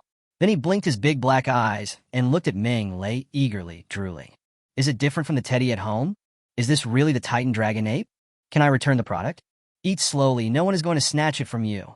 Meng Lei rolled his eyes at it, took a piece for himself, and then pointed at the remaining barbecue and said, "These are all yours. Eat as much as you can." Woof! Teddy cheered and pounced forward. Baji. After a while of wolfing down, half of the grilled fish was gone. "You are the reincarnation of a starving ghost."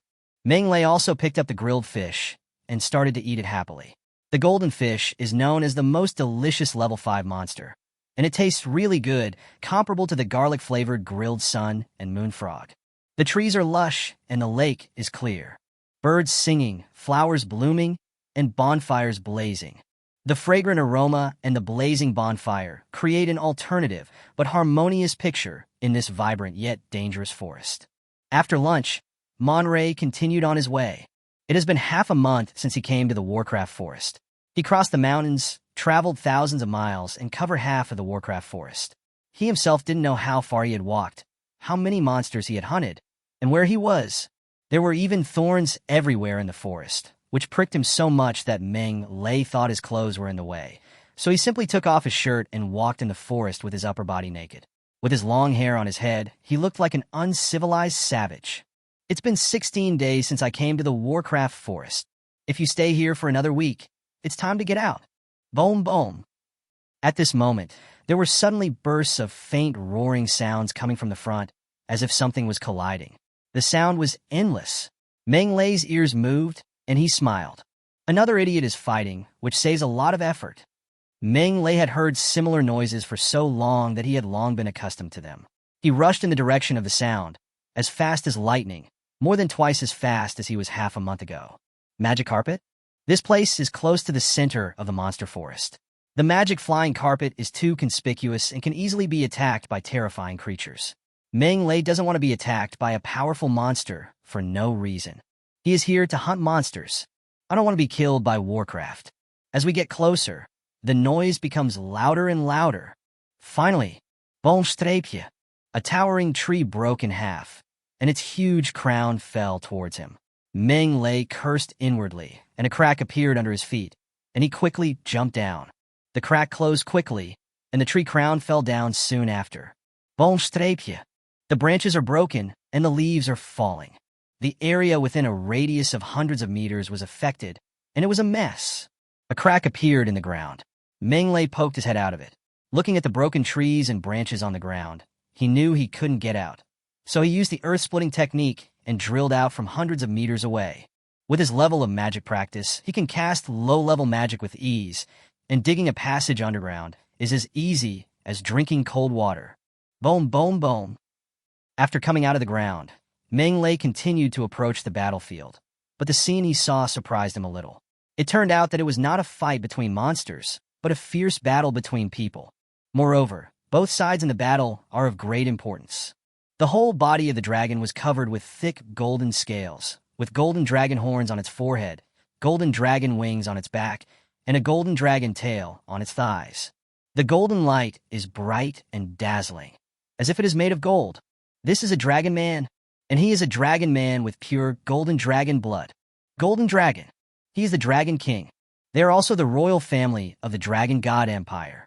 Not only is his strength terrifying, but his status is also respected. This results in the fact that the subdragons with golden dragon bloodline also have a very transcendent status in the entire dragon god empire. Just look at the fat man's father. The fat dad's strength is average, barely comparable to an 8th level warrior.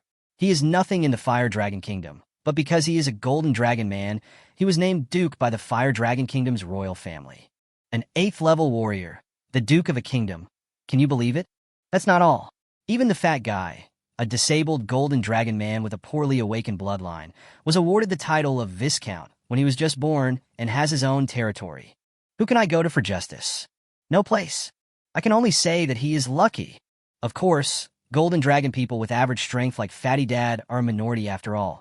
The golden dragons are terribly powerful, and the dragon people who inherited the golden dragon's bloodline are also powerful.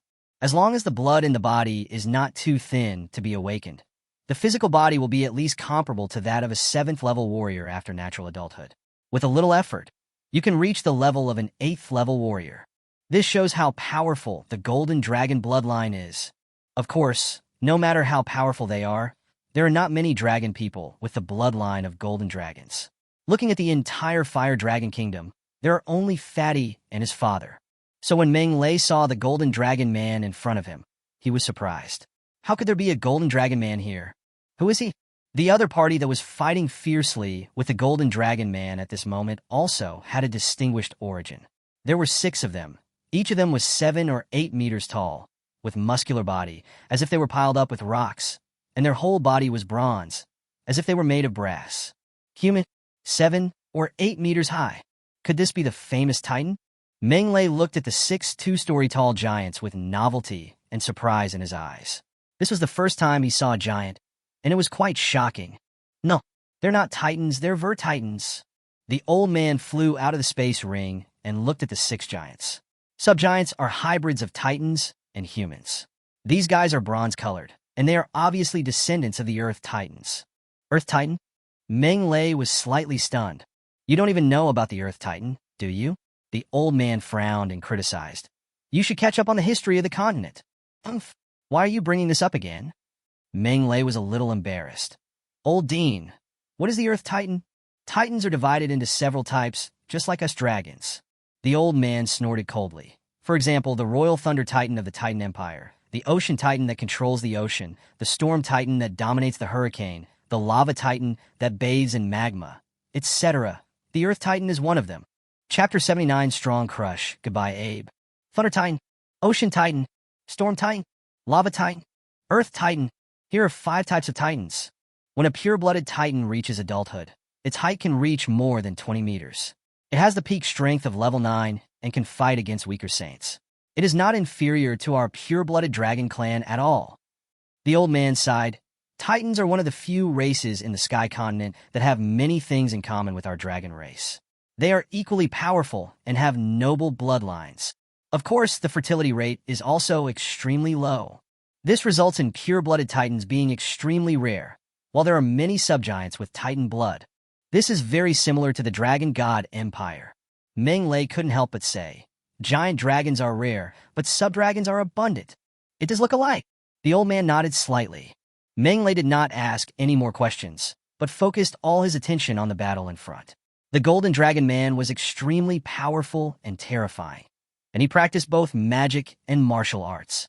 But sadly, facing the attack of 6 subgiants, he was completely at a disadvantage. The 6 subgiants not only possessed powerful strength, but also had the ability to control the earth. The 6 men stepped on the ground and completely overwhelmed the Golden Dragon Man. Or to be more precise, they beat him violently. The Golden Dragon Man can't hold on any longer. The old man shook his head slightly. Smelly boy, get ready to save him. Save him? Why? Meng Lei was somewhat reluctant. Wait until he is beaten to death, and then I will kill the 6 subgiants in the name of revenge for him. Not only can I monopolize the property of the 6 subgiants, but I can also inherit his legacy. Isn't that wonderful? The old man was furious when he heard this and shouted angrily. After all, the dragons are of the same race. How can you bear to watch them die without helping them? How can you be so cruel? Meng Lei said with a chuckle. I don't even know him. How could you do this? The old man blew his beard and glared. I know you are a commoner and have no sense of belonging to the Empire or your fellow dragon people, but you have the spirit flowing in your body after all. All right. Old Dean, please stop nagging. Meng Lei waved his hand. Isn't it okay for me to save him? Even so, Meng Lei stood there with no intention of helping, which made the old man very dissatisfied. Then what are you waiting for? If you keep wasting time, he will die. Old Dean, you don't understand this. Meng Lei chuckled. I will wait until he is completely desperate after being beaten and knows that he is doomed to die before I take action. This way I can win his gratitude to the greatest extent and maximize the benefits. Listen, is this human language? The old man's eyelids twitched, and he resisted the urge to hit the man and angrily cursed. You are a kid who hasn't even grown all his hair yet. Why are you talking so much nonsense? Stop talking nonsense and save people. At this moment, the Golden Dragon Man was unable to dodge and was hit in the chest by a subgiant, with blood spurting out of his mouth. Upon seeing this, the 6 subgiants rained down their fists as big as copper hammers, violently and ferociously. My life is over. The Golden Dragon Man fell to the ground, his eyes full of despair. His sternum was broken, and he had no power to dodge. If he was hit, he would definitely be smashed into a meat paste. You little brat, what are you waiting for? The person is about to die. Seeing this, the old man urged angrily. Now! Meng Lei laughed loudly and clapped his hands on the ground. Boom, boom. The ground suddenly shook, and the 6 subgiants were caught off guard and almost fell to the ground. They were so huge that it was easy for them to lose their balance. What's going on? The Golden Dragon Man was shocked and saw a figure falling from the sky, blocking him. The figure had disheveled hair and his back was facing away from him, so he couldn't see his real face clearly. Who? The 6 subgiants staggered to steady themselves, glaring at Meng Lei, who had suddenly charged out, their large copper bell eyes filled with anger and cruelty. A human bastard dared to ruin our good deeds. He is courting death. Bastard? Very good. Monrison smiled and disappeared instantly. When he appeared again, he had already killed the subgiant. Then, in front of the subgiant's astonished eyes, he punched him in the abdomen. Boomstrapje. A tremendous force exploded with a bang, and with a crisp sound of bones breaking, the subgiant flew backwards without any surprise, and broke a towering tree that was as thick as a man's embrace in half. Gisli. The other subgiants were shocked and looked at Monlay in disbelief. They never expected that Monlay, who was not even as tall as their knees, actually possessed such terrifying power. Knocked Gisli away with one punch. What kind of power is this? 5 left. Manglay licked his lips and disappeared again. Careful. The subgiants were startled and became more alert. But it's useless. Manglay suddenly appeared in front of another subgiant. He raised his right foot and kicked the subgiant in the chin. With a crisp click, the subgiant screamed and flew backwards. For left. Land. Disappear. Boomstrapje. There are only 3 left. There are only 2 left. 1 left. In a flash, all 6 subgiants flew backwards. Before they could get up, 6 lightning spears shining with dazzling light fell from the sky and pierced their throats. Puff! The 6 subgiants had their eyes wide open with anger, their eyes full of unwillingness. They would not close their eyes until they died. Game over. Manglay showed up and looked at the 6 subgiants. His face wasn't red, and he wasn't breathing hard. He looked calm and composed, as if he hadn't moved at all. So strong. The Golden Dragon Man looked at Manglay's back, and his mind was completely shocked. In his mind, Manglay's back was so tall, majestic, and unattainable. Are you okay? Manglay turned around and looked at the Golden Dragon Man with a gentle smile on his face, like a gentleman. The Golden Dragon Man finally saw Manglay's true face, and his eyes widened immediately. Why is it you? You know me? Manglay was stunned. He looked at the Golden Dragon Man carefully. He looked very strange. He had never seen him before. How could he recognize him? The Golden Dragon Man remained silent, staring at Manglay for a moment, and the Golden Dragon scales on his face gradually faded away, revealing an ordinary yet familiar face. Manglay was shocked. Abe. It's me. Abe nodded slowly, covered his chest, and stood up, then flipped his hand, took out a test tube filled with blue liquid, tilted his head back and drank it. After swallowing the liquid, Abe's complexion improved a lot. He looked at Manglay with complicated eyes. I didn't expect that you had become so strong in just half a month. It's really you. Manglay shook his head, not knowing what to say. How come he could run into Abe here? What a coincidence. By the way, why are you here? Shouldn't you go back to the capital after the winter break? Although he was his roommate, because they seldom communicated, Manglay only knew that Abe was from the imperial capital, and knew nothing else. He thought Abe had gone home for the holiday, but he didn't expect that he also came to the world of Warcraft Forest. I don't want to go home. Chapter 80 Meteoric Plains, Ice Age. Several subgiant corpses lay quietly on the grass, their blood dried up, attracting countless mosquitoes and flies. Manglay frowned. If you don't want to go back, then don't go back, but you shouldn't wander deep into the Warcraft Forest. It's too dangerous here. Abe is silent. What are your plans next? Manglay asked again. I advise you to leave, or go to the outskirts of the forest, so that your life will not be in danger. I know. Abe nodded silently, covered his chest, and turned away. Thank you for saving my life. I will repay you. Where are you going? Seeing him like this, Manglay became a little worried and couldn't help but ask. I don't know. We'll just take it as it comes. Abe replied coolly, then left without looking back and soon disappeared into the depths of the jungle. This guy. Manglay was silent. Forget it. Let it be what it is. If you don't take your life seriously, why should I be sentimental? Manglay shook his head slowly and checked the corpses of the subgiants. These guys were quite powerful, and their bodies were comparable to those of level 6 warriors. With 6 people joining forces and the ability to control the earth, they can fight even if they encounter a level 7 warrior. They should have a lot of good things on them, right? Ding! Dropped items detected. Do you want to pick them up? Pick it up. Ding! Fusion successful. Host's physique plus 91. After some searching, Manglay actually found a space magic device, which was a brass ring. It looked simple and elegant, rough and bold, which was very consistent with the style of a giant. see what's inside, release the mental power, and extend it into the space ring. That's all. Meng Lei frowned immediately. The space in the ring was not big, only about 10 cubic meters. In addition to a small pile of magic cores, there were only a few pieces of clothing, armor, maces, barbecue, and so on. Besides that, there is nothing else. What kind of subgiant is this? He's even poorer than me. Meng Lei was greatly disappointed. He cursed as he threw out all the clothes, armor, mace, and other things in the space ring. These things could only be used by subgiants and were garbage to him. Rubbish. Of course, throw it away. Huh? What is this? At this moment, a piece of parchment-like object fell out of a suit of armor, catching Monri's attention. Parchment is a very primitive thing. Except for the poor people in remote mountainous areas, no one would use it. These 6 subgiants are obviously not among the poor. So why do they carry a piece of parchment?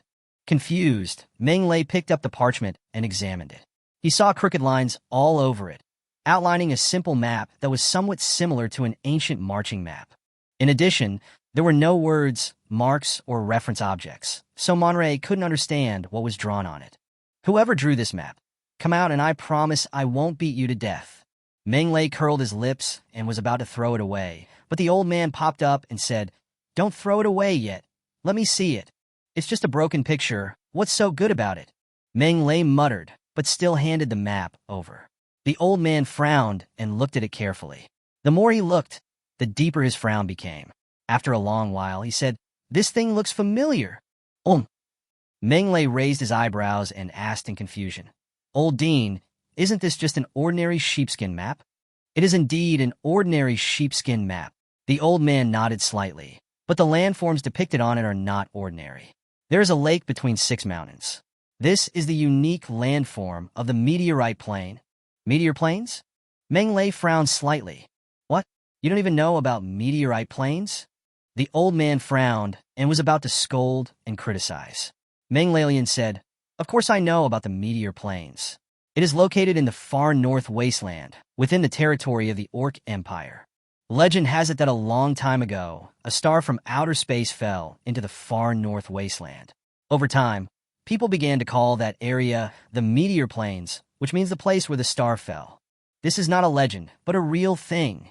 The old man nodded slowly, with a look of reminiscence on his face. "That happened when I was a teenager. I clearly remember that it was an ordinary night. Our family had just finished dinner, and my sister and I were playing in the yard. Suddenly, a meteor fell from the sky, dragging a long tail flame, cutting through the sky and illuminating the entire night sky. The meteor appeared from the sky above the Elf Empire and flew from south to north, passing through the Elf Empire and the Warcraft Mountains, and finally fell into the far north wasteland. The moment it hit the ground, the Fire Dragon Kingdom, countless kilometers away, could feel the violent tremors. A gray mushroom cloud rose into the sky, rushing tens of thousands of miles high, several times higher than the highest mountain in the sky continent, the Theodore God Burial Mountain. The earth continued to shake, countless buildings collapsed, and the night sky became as bright as day. The entire sky remained bright for several minutes before gradually fading away. The old man's eyes flickered, and there was still shock in his eyes. We stayed awake all night that night and waited until dawn, only to find that the sky had been completely covered by dust. The dust in the sky blocked the sunlight and also blocked the vision, just like the fog in winter. You can only see things within 5 meters around you, and you can't see clearly beyond that. The meteorite fell and raised too much dust. Meng Lei nodded slowly. It's understandable that it blocks out the sky and the sun, but the noise is too loud. I was young at that time and thought it was fun at first. I played hide-and-seek with my friends and had a lot of fun. But not long after, disaster struck. The old man took a deep breath and said, the temperature started to drop drastically. In June and July, there was a blizzard in the Fire Dragon Kingdom. Snow? Meng Lei's whole body was shocked. The Fire Dragon Kingdom was backed by the Warcraft forest and had a tropical rainforest climate. The temperature remained high all year round, and June and July were the hottest times. Snowing this season? It's really unimaginable. This sudden abnormality did not attract people's attention. Instead, everyone found it quite novel. However, as time went by, the dust covering the sky showed no signs of dispersing, and the temperature continued to drop. Since then, Our fire dragon kingdom has become a kingdom of ice and frost. Civilians are freezing to death every day, and livestock and wild animals are dying on a large scale. The old man sighed and said, "If the fire dragon kingdom is like this, you can imagine what the other kingdoms are like. Not to mention the Orc Empire far away in the great northern wasteland." Ice Age. These four words involuntarily appeared in Meng Lei's mind. Temperature imbalance, ice covers the land, the climate is very cold, the sea level drops, and a large number of animals become extinct. This is the Ice Age. Ice ages often represent the extinction of life. How similar is the scene described by the old man to the Ice Age? Old Dean, what happens next? Chapter 81. Missing Meteorites, Golden Leaves. After, the old man's eyes were deep, and he was lost in distant memories. His voice also became vicissitudes. In the next 10 years, the entire continent became a country of ice and snow. Countless lives died, and all major empires and races suffered heavy losses. Among them, the Orc Empire suffered the most deaths. According to subsequent statistics, 3/4 of the Orc Empire's civilians died, and 1/5 of the nobles suffered. The Orc Empire was very powerful at that time, and its national strength was definitely stronger than our Dragon God Empire and Titan Empire. However, after this incident, the Orc Empire was severely damaged and became the weakest of the four empires. 3/4 of the civilians are really cruel. Monray was extremely shocked. No matter which world it was, civilians were the class with the largest population base. According to statistics, the current Orc Empire had more than 200 billion civilians. 3/4 dead. Hiss. A full 150 billion. If we include the civilian deaths across the continent, the number would probably be several times higher, which shows how cruel the disaster was. It's so cruel. We magicians study the nature of the world and explore the true meaning of nature, but in front of the entire world, we are insignificant. The old man shook his head slightly. Even if it is a powerful holy land, what does it count for in front of heaven and earth? It is just a drop in the ocean, a corner of the mountains and rivers. Old Dean, what happened next? What happened next? Meng Lei asked hurriedly. Later, in order to change the situation, the four empires began to join forces, gathering earth, water, and ice magicians from all over the continent, settling the dust, gathering water vapor, and starting a vigorous dust removal operation. It is worth mentioning that our Fire Dragon Magic School and many other magic schools were established during that period. Their purpose was to train magicians, especially earth magicians. The old man recalled.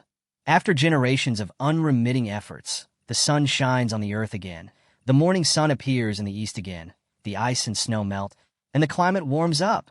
Everything is finally back to the way it was before. We did it. We successfully drove away the ice. It's a pity that the creatures that have disappeared are buried in the ice and snow and will never come back. Shocking and heart-wrenching. Meng Lei sighed slightly, feeling quite complicated. Since then, all the races on the continent have been busy licking their wounds and recovering their vitality. The Sky Continent has won a rare period of peace. I was promoted to the Holy Domain during that period. The old man sighed. After achieving the Holy Land, I immediately went to the meteorite plain. I wanted to see with my own eyes what the alien star was that caused such a great turmoil. Outer stars. Meng Lei's eyes lit up. However, when I arrived at the meteorite plain, the stars had already disappeared, leaving only a huge impact crater. The old man shook his head and laughed. At that time, there were many people who had the same idea as me, and many people even believed that a meteorite that could cause such a disaster must be some incredible treasure. As a result, in the following hundreds of years, strong men continued to come from all over the continent to survey the meteorite plain and search for fallen treasures. However, after digging 3 feet underground, they found nothing. Why is there nothing to be gained? Meng Lei's eyes were full of confusion. Such a large meteorite can't be destroyed directly by the impact. Who can take it away? That's hard to say. The old man shook his head and smiled. There are always people who are better than you. Looking at the entire Sky Continent, there are still strong people who are capable of taking away the fallen stars. At least when I was at my peak, I had a way to take away that meteorite. All right. Meng Lei curled his lips and remembered that this was the Sky Continent, a world of advanced martial arts where individual martial arts skills could reach a terrifying level. What happened next? Monroe asked again. Later, as time passed, the treasure hunting craze gradually faded, and no one paid attention to meteorite plains anymore, the old man replied. This is the origin of meteorite plains. Meng muttered to himself and looked at the parchment in his hand. Is this parchment the map of meteorite plain? Yes. In my time, exploring the meteorite plains was a very trendy thing to do. There's a saying that goes, if you haven't been to the meteorite plains, you can't be considered a true strong man. The old man nodded and smiled. That's why maps of meteorite plains were everywhere. Any map of meteorite plains you bought from a street vendor would be much more detailed than the map on parchment in front of you. Hey, it turns out to be just an ordinary map. I thought I got some extraordinary treasure. Meng was very disappointed. A flame came out of his hand and burned the parchment directly. The old man did not stop him. He said so much just because he felt it was familiar, not because there was anything special about this picture. It's burned. It's no big deal. As the parchment was burned to ashes, a piece of golden thing fell out of the parchment and fell to the ground. What is this? Meng picked it up and found it was a leaf the size of a baby's palm, which looked like the leaf of an elm tree, but it was golden in color and covered with dense lines, as if it was made of gold. Show me. The old man took the golden leaf and examined it carefully. The more he looked at it, the more surprised he became. Strange. This thing can actually block my spiritual power? Strange. I still can't get through it. It shouldn't be like this. The old man muttered to himself for a long time, but couldn't figure out anything for a long time, which made him feel very surprised. This golden leaf looks ordinary, but it is completely integrated. It completely isolates my mental power, and I can't see through its essence at all. I don't know what this thing is, old man. You don't even know about the old dean? Meng looked at the golden leaves carefully, his eyes sparkling. Could it be some treasure? Let's give it a try first. Meng bit his finger and dripped blood on it. What are you doing? The old man was stunned. Drop your blood and confess your master. Meng smiled and explained. There is a group of amazing people in my hometown who are well-read. They worked hard and read countless predecessors. In the end, they summed up this experience. For things you don't know or are unsure of, you should just use your blood to identify them. If you can successfully identify them, you will make a lot of money. If you can't, then there is no loss. The old man was speechless and criticized. What a weird theory this is. You even need to drip blood to recognize the master. Do you think this is a divine weapon? However, before he could finish his words, the blood dripping on the golden leaves strangely seeped in and disappeared. That's what I told you. Meng was overjoyed. My fellow villager really didn't lie to me. He really didn't lie to me. ITM. The old man was a little dumbfounded. Chapter 82 Soul Space, a useless artifact. Seeing the drop of blood strangely entering the golden leaves, the old man's eyes almost popped out. I can do this too? At this moment, the old man felt that his 3 views were overturned. Only a divine weapon can recognize its master by dripping blood. If it can recognize its master by dripping blood, it must be a divine weapon. But how could it be so easy to come across a divine weapon? Think about me, Amos Crocker. I've been through a lot throughout my life. I rose from obscurity and made rapid progress. At the age of 58, I broke through the shackles of the Holy Land and became the best in the world. The old man's eyes were filled with indignation. After that, it only took a short 1,000 years for him to reach the pinnacle of the Saint Realm and rank among the most powerful people in the continent. However, in my entire life, I have only encountered one divine weapon, and that was the god-killing spear that killed me. Even so, I am proud of it. How lucky is it to be killed by a divine weapon? But you! The old man glared at Meng and shouted. You are a little kid who hasn't even grown all his hair yet, and you actually encountered a divine weapon 3 or 4 times. Are all the gods in the sky blind?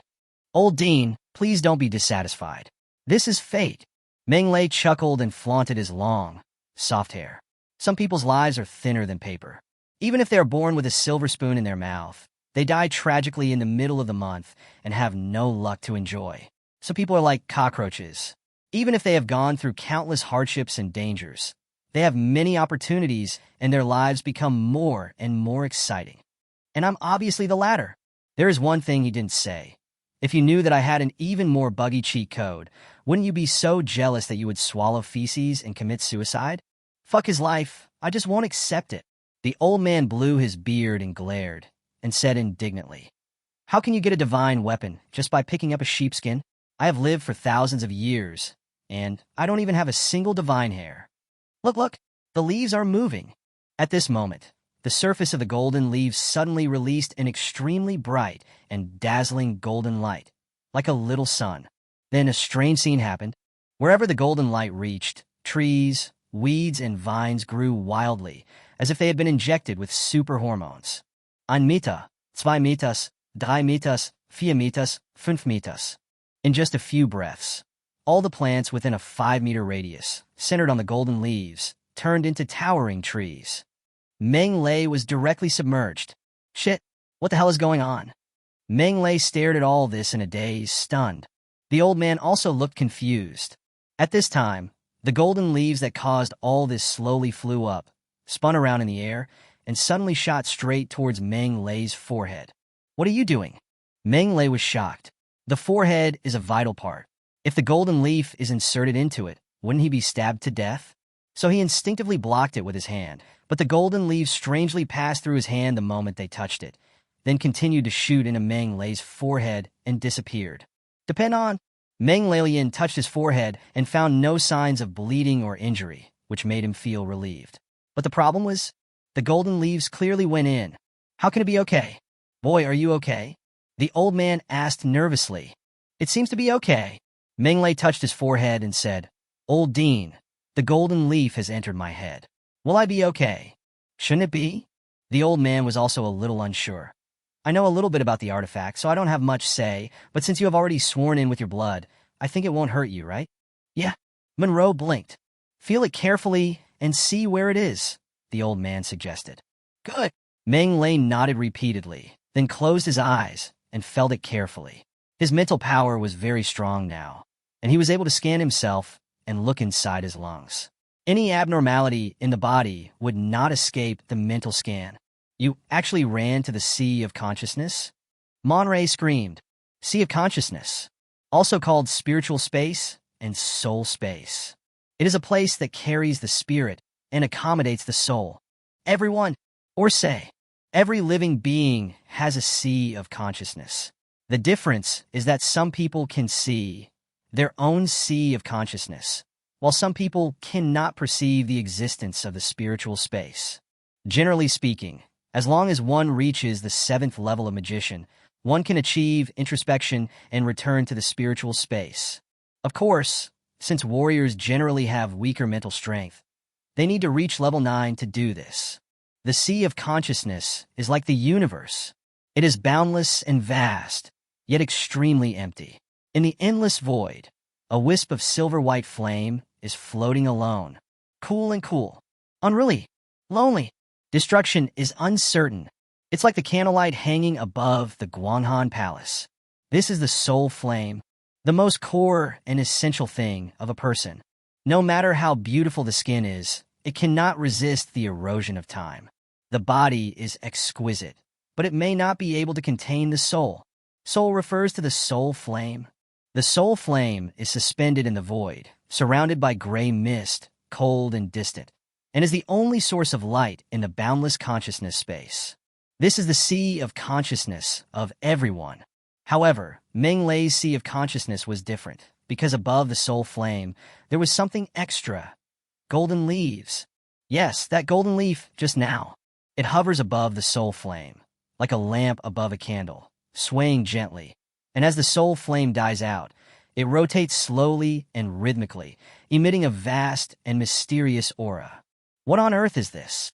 Meng Lei was filled with doubt and confusion. He felt that this divine weapon was too strange. He had previously recognized the god-killing gun as his master by dripping blood, and a strong connection had been developed between him and the god-killing gun. Through this connection, he can easily mobilize the god-killing gun. But gold leaves are different. After dripping blood to recognize the master, no connection was established between him and the golden leaf. Even though it entered his sea of consciousness, Meng Lei still did not feel any connection with it. Gold leaf, just like a dead object. It's like there's no blood oath. You can clearly see it squatting there, but you can't sense it, let alone command it or give it an order. This feeling is really frustrating. Can anyone tell me what the hell this is? Meng Lei tried to touch the golden leaves with his mental power, The golden leaf didn't move. Use a little more force. Still not moving. Smash it hard. Just don't move. Smashing like crazy. Standing still? Are you a dead thing? Meng Lei was a little crazy. He finally understood the pain of a tiger eating a hedgehog. He wanted to eat it but couldn't, and he wanted to throw it away but couldn't. He could only watch and do nothing. Get lost. What the hell is that? It's a bullshit artifact. Meng Lei was very angry and reluctantly left the sea of consciousness. How is it? Have you found it? The old man looked at Meng Lei eagerly and asked with concern. I found it, but... Meng Lei shook his head and told what happened in his sea of consciousness. There is such a thing.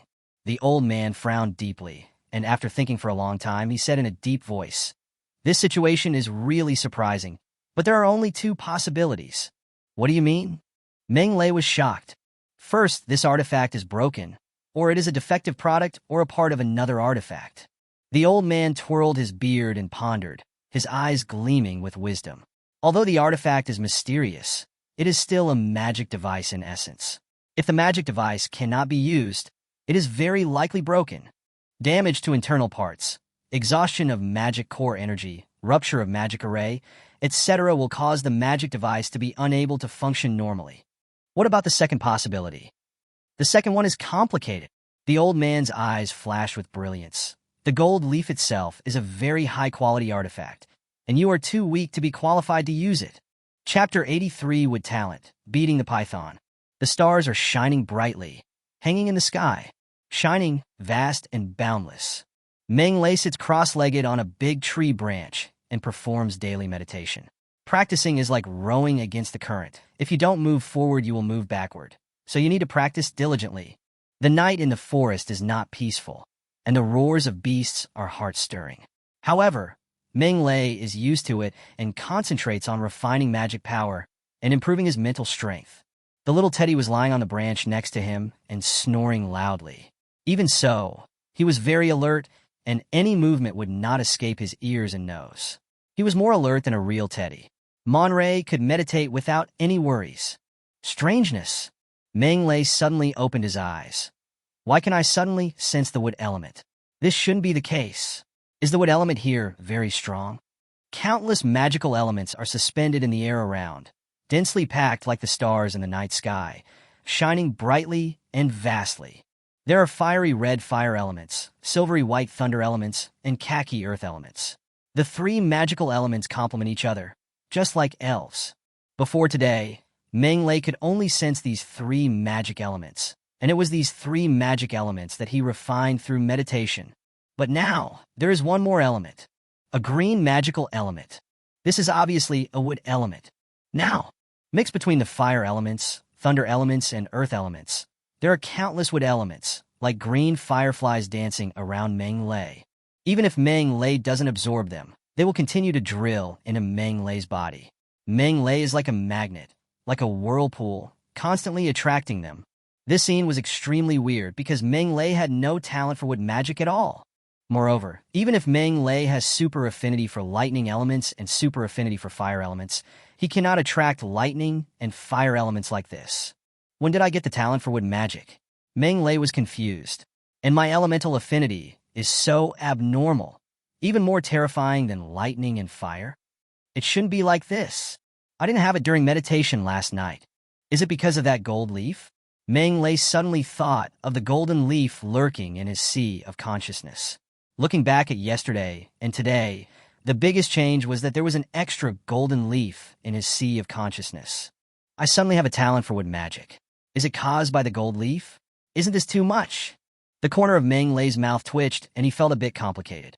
He thought the golden leaf was a dead thing, but as soon as it squatted in his sea of consciousness, it acted like a big boss and refused to listen to anything he said. But I didn't expect it. It actually bestowed upon itself the talent for wood magic. Really? Could it be true, as the old dean said, that the golden leaf is a super high-quality artifact, and I am not qualified to use it? Meng Lei's eyes sparkled. If that's the case, then I'll make a fortune. Never mind. Let's refine the wood magic first. Since I have the talent for wood magic, how can I waste it? No conversation all night, crazy refining. The next morning, Meng Lei was woken up. Roar! Teddy was seen squatting on a tree, glaring at a monster, baring his teeth, beating his chest, and stamping his feet, and he was extremely alert. This is a red python that is more than 30 meters long, as thick as a water tank, fiery red all over, with a red comb on its head, a pair of black wings on its back, and as tall as a 10-story building. Level 8 Magical Beast, Black-Winged Coxcomb Python. Meng Lei recognized the monster and couldn't help but smile. After wandering in the monster forest for half a month, he liked it most when the monsters gave themselves away. This is all money. Hiss, hiss, hiss. The black-winged python stuck out its tongue and made a hissing sound. Its brown pupils stared at Teddy and Mon Ray in the tree, and a hint of greed flashed in its eyes. Are you treating us as food? Meng Lei raised the corner of his mouth and said with a smile. Teddy, how about having this black-winged crested python for breakfast today? Well, Teddy jumped twice and responded happily. Hiss!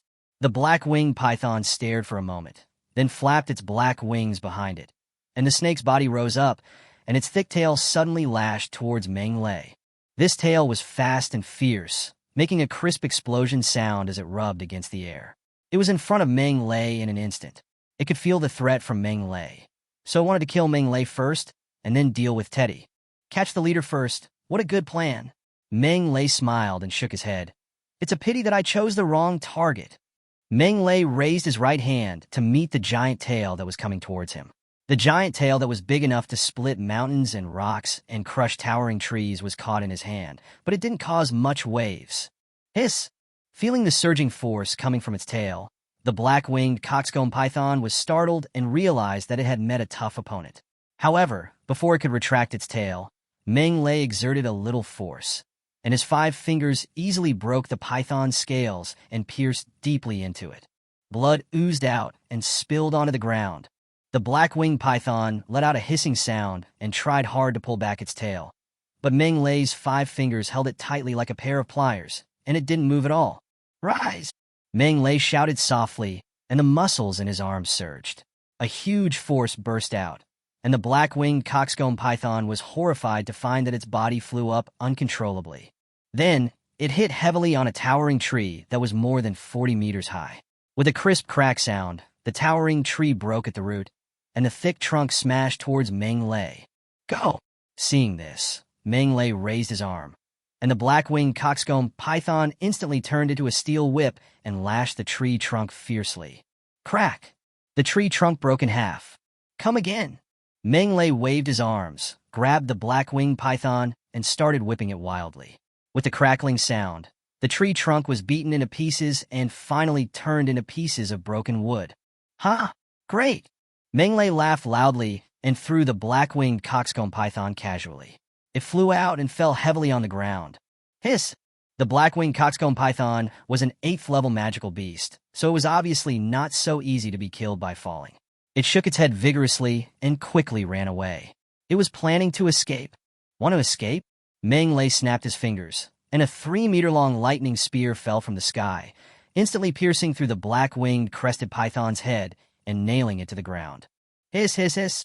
The black-winged python had strong vitality and was still alive. Its body was twitching, and it was screaming continuously, looking terrified. I told you I'd eat you. How could I let you escape? Meng Lei casually pulled out a dagger and said with a smile, Teddy, dig out its magic core. Ah! Teddy howled a few times, grabbed the dagger, and flew towards the black-winged python, then happily started digging out the magic core. Dig the magic core. One of the joys of Teddy. Meng Lei discovered that every time he killed a monster, Teddy liked to dig out the magic core before him. At first, Meng Lei thought that Teddy wanted to eat the magic core to increase his strength. In the end, I found out that Teddy just likes to pick. Over time, Meng Lei handed this glorious and arduous task to Teddy. Since Teddy likes to pick, then just let him pick. It is a good opportunity to make use of his expertise and cultivate his wildness. Kill 2 birds with 1 stone. Why not? Chapter 84. Horrible Roar, Warcraft Riot. Ding! Kill a black-winged coxcomb python and get 1.19 million gold coins. Listening to the system prompt sound coming from his mind, Meng Lei felt very happy. He woke up early in the morning and got more than 1 million gold coins. It was simply too great. What use do I have for this iron rod? Meng Lei hummed a little tune while cleaning the body of the black-winged python. The morning sun shone through the overlapping branches and onto Meng Lei, outlining a beautiful picture. The little teddy was squatting on the side with his eyes wide open, drooling and looking impatient. He loved eating barbecue the most, especially high-quality Warcraft barbecue. The taste. Woof woof. Just thinking about it makes it uncontrollable. Roar. However, at this moment, an earth-shaking roar suddenly sounded from the depths of the forest, like rolling thunder, exploding. What's that sound? Meng Lei looked in the direction where the sound came from, confused and puzzled. How could the sound make him feel so frightened? Roar! There was another more violent roar. Meng Lei felt his scalp tingling and his heartbeat accelerated involuntarily. Looking at the little teddy again, he was curled up and shivering, covering his head with his wings, his eyes full of fear and anxiety. The sound came from deep in the monster forest. Could it be a 9th-level magical beast, or even a Holy Domain magical beast? Meng Lei was shocked and confused. At this time, the old man emerged from the space ring, stretched himself, and yawned. "Good morning, little bastard." Roar! Unexpectedly, a roar exploded in his ears. The old man was so frightened that his whole body was alert and his face changed. "Stinky boy, what's that sound?" Meng Lei shook his head, indicating that he didn't understand the situation either, and then pointed at Teddy, who was curled up on the ground. Although Teddy is a cub, he has the bloodline of a 9th-level magical beast. He is not afraid of a level 8 magical beast. How could he be so scared? The old man looked solemn and shouted in a low voice, "Brat, get ready to run. I feel something is wrong." Meng Lei shuddered. Even the old man said it was not good. Roar! At this time, another roar was heard. Immediately afterwards, roars one after another sounded from the depths of the Warcraft forest, one after another, continuously, interweaving into a chapter of angry roars above the Warcraft forest. Every roar made Meng Lei's scalp tingle, as if it was the roar from a prehistoric beast, making people feel cold and frightened. That was the sound just now from the Holy Domain demonic beast, the 6-winged sky-devouring beast, the old man shouted in a low voice. "Ah! This is the voice of the Howling Moon Wolf King, the Holy Land demonic beast. Moo! This is the cry of the Holy Land magical beast, the golden-backed bull scorpion. Damn it, why are there so many holy beasts? What happened in the center of the monster forest?" The old man looked horrified and shouted, "Meng Lei, something must have happened over there. Hurry, leave the monster forest." "Old Dean, what happened?" Meng Lei asked. "Are there any Holy Domain monsters fighting? Can we take advantage of the situation and reap the benefits?" "Stupid. How can you take advantage of the Holy Land monsters so easily? Even if you can, it's not your turn." The old man shouted, "Stop talking nonsense. Get out of here first." "All right." Meng Lei pouted and had to release the magic carpet, grabbed the cowardly Teddy, and rushed into the sky. The magic carpet flew at high speed over the forest. The sound of wind whirred in my ears. The old man suddenly shouted, "Look over there, little brat." Meng Lei turned his head and saw that the forest in the distance was shaking violently. Large trees fell down, and countless bushes were broken, revealing a huge creature with a pair of wings on its back, its whole body shining with silver light, as if it was made of silver. Even from a distance, Meng Lei could feel an extremely terrifying and murderous aura coming from the monster, which made it hard for him to breathe. "Hiss!" Meng Lei took a deep breath and said, "Such a big monster? It must be about 60 to 70 meters long, right? This is the Howling Moon Wolf King, the sacred beast." The old man said in a deep voice, "The Howling Moon Wolf clan is an 8th-level magic beast when they grow up. The best ones can grow into a 9th-level magic beast, and the kings of this clan are all Holy Domain magic beasts." Howling Moon Wolf King. Meng Lei was shocked. It's so handsome and majestic. Compared with it, the mounts of those old men are so weak. In the Magic Academy, many senior students have their own mounts, which are a symbol of status and also a symbol of strength. However, student strength is limited after all, so how powerful can the mounts be? Most of them are level 3 or 4 monsters, and there are very few level 5 monsters. Things like the ironclad rhino, the wind wolf, and the fire lion are all low-level monsters that are not worth looking at. This made the freshmen envious. Meng Lei was one of them at the beginning. At that time, he fantasized about being able to tame a powerful monster and use it as a mount like the seniors. How majestic! How awesome! However, as his strength grew and his standards became higher, Meng Lei no longer looked down on those mounts. He felt that only a handsome beast like the Howling Moon Wolf King was worthy of him. Ha! You're comparing those rubbish monsters with the Howling Moon Wolf King? The old man's mouth twitched. If Howling Moon Wolf King knew you were thinking this, he would be so angry that he would slap you to death with one claw. Ha! Just talking. Meng Lei laughed loudly.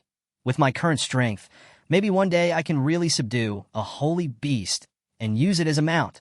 The old man curled his lips when he heard this, but did not refute. Meng Lei's magical talent was so good, and his strength improved so quickly that he had never seen anything like it before. Sanctuary. It's not a dream for him. The other side, another monster roared out of the jungle. It was a huge monster with a body of red gold, an ox, and scorpion legs. It squeezed the forest forward. The towering trees, tens of meters high, were like dogtail grass in front of it. A slight collision would break them at the roots, in half, or uprooted. Too fierce, too violent. This is the Holy Land magical beast golden-backed bull scorpion, the old man said slowly. It is an extremely powerful alien monster. It has no tribe. It is one of the few hermaphroditic monsters. It can only give birth to one offspring in its lifetime. Hermaphrodite monster. Meng Lei was stunned and didn't know what to say. He was playing his own world of Warcraft. The world is really big and full of wonders. That is the Titan Star Bull, a sacred beast. It is an insect-like beast with great strength and unparalleled defense. In terms of strength alone, it is no less powerful than the Earth Bear. Old Dean, what's that end? That is the King Kong crocodile, a water-attributed sanctuary demonic beast, the overlord of rivers and lakes. Even a saint-level monster at the peak of the sanctuary realm would have difficulty killing it when it is in the water. One after another, terrifying monsters appeared like mushrooms after a spring rain. Wherever they passed, the ground shook, trees broke, and countless towering ancient trees suffered misfortune. This scene really scared the adventurers in the forest. Countless adventurers fled in panic and madly, wishing they had 2 more legs. Some of them were unlucky enough to be shot to death because they were too close to the holy beasts. All in all, the entire Warcraft forest is in complete chaos. 6. There are 6 holy domain monsters. What the hell is wrong with these guys? Looking at the restless and roaring holy domain monsters, the old man's eyes were full of worry. They are all overlords entrenched in the southeastern part of the Monster Mountain range. They usually stay in their nests to sleep and rarely come out to move around. Why are they acting in unison today? What on earth inspired you? Don't let a beast tide attack the border, otherwise, who knows how many people will be killed or injured. Chapter 85, King of Warcraft, Giant Ant Tide. In the jungle intertwined with vines, hundreds of mercenaries wearing armor and carrying huge swords cut through the thorns and ran for their lives. They are well-equipped and well-trained, and their lineup is many times stronger than that of the Fire Cloud mercenaries. They are none other than the famous Lascivia mercenaries of the Fire Dragon Kingdom. Lascivia Mercenary Group. It is affiliated with the Luzawiya Chamber of Commerce of the Fire Dragon Kingdom. It is rich, powerful, and strong. It holds a high status in the mercenary world of the Fire Dragon Kingdom. Countless adventurers dream of becoming one of them. However, at this moment, these enviable mercenaries were all in a state of panic. Even the Captain Lucian, a 9th-level warrior, was no exception. He no longer had his usual calmness and composure, and was only in panic. Hurry up! Hurry up! Follow up! Don't fall behind! Bang! At this moment, there was a sudden rustling sound in front of them. The mercenaries stopped immediately and looked ahead in doubt. The leader Lucian shouted in a low voice, "Wesley, go and see what's going on in front of you." "It's the captain." A thin mercenary wrapped in a black robe responded very reluctantly, and then went to investigate ahead. However, not long after, a shrill scream was heard. This is Wesley's voice. What's wrong with Wesley? What happened? Could it be that he... The screams were like the howling of a night owl. The mercenaries, who were already like frightened birds, were even more frightened. The leader Lucian shouted hurriedly, "It's dangerous ahead. Change direction quickly." After saying that, he took the lead and rushed to the other side. "Yes, Captain." The mercenaries followed one after another. However, before they had gone far, they all retreated back, turned around again, and fled in another direction. Unfortunately, They still didn't get far before they retreated back again. Adjust direction again. Still returned. The rustling sound coming from all directions was like a flood or a beast, blocking the mercenaries' way. Rustle, rustle. The trees shook, the bushes trembled, and the culprits that blocked the road appeared one after another. They were a group of ant-like monsters as big as calves, with bright red bodies, sharp sickle-shaped teeth, and hard bone armor, legs and feet covered with barbs, and a hideous head. Level 6 magical beast. Bloodthirsty iron crystal ant. There are so many bloodthirsty iron crystal ants. Surrounded. We are surrounded by bloodthirsty iron crystal ants. Captain, make a decision quickly. The mercenaries' faces turned pale, and they retreated in fear. What can I do? Looking at the bloodthirsty iron crystal ants that were rushing towards him like a tide, Captain Lucien's face turned as pale as paper, without a trace of blood. The bloodthirsty iron crystal ants are only level 6 magical beasts and are not to be feared. What is scary about them is their terrifying number. 10,000 bloodthirsty iron crystal ants acting together are enough to sweep away everything. Most magical beasts will have to take a detour when they see them. Once the number of bloodthirsty iron crystal ants exceeds 100,000, it will be a disaster. Wherever they pass, no grass will grow, no chickens or dogs will be left, and all living things will perish. How many bloodthirsty iron crystal ants are there in front of us? 10,000? 100,000? Or more? Captain Lucien didn't know. He could only see dense swarms of bloodthirsty iron crystal ants, forming an endless tide of ants that surrounded them. Aren't bloodthirsty iron crystal ants underground monsters? Why are there so many bloodthirsty iron crystal ants here? Lucien couldn't figure it out, but it didn't matter whether he understood it or not, because a dense swarm of ants was already rushing over, pouncing on him with their sharp teeth waving. Get lost! Stay away from me, ugly thing! Facing the crazy ant tide that was like a wave, the Lascivia mercenary group was like an isolated island in the ocean.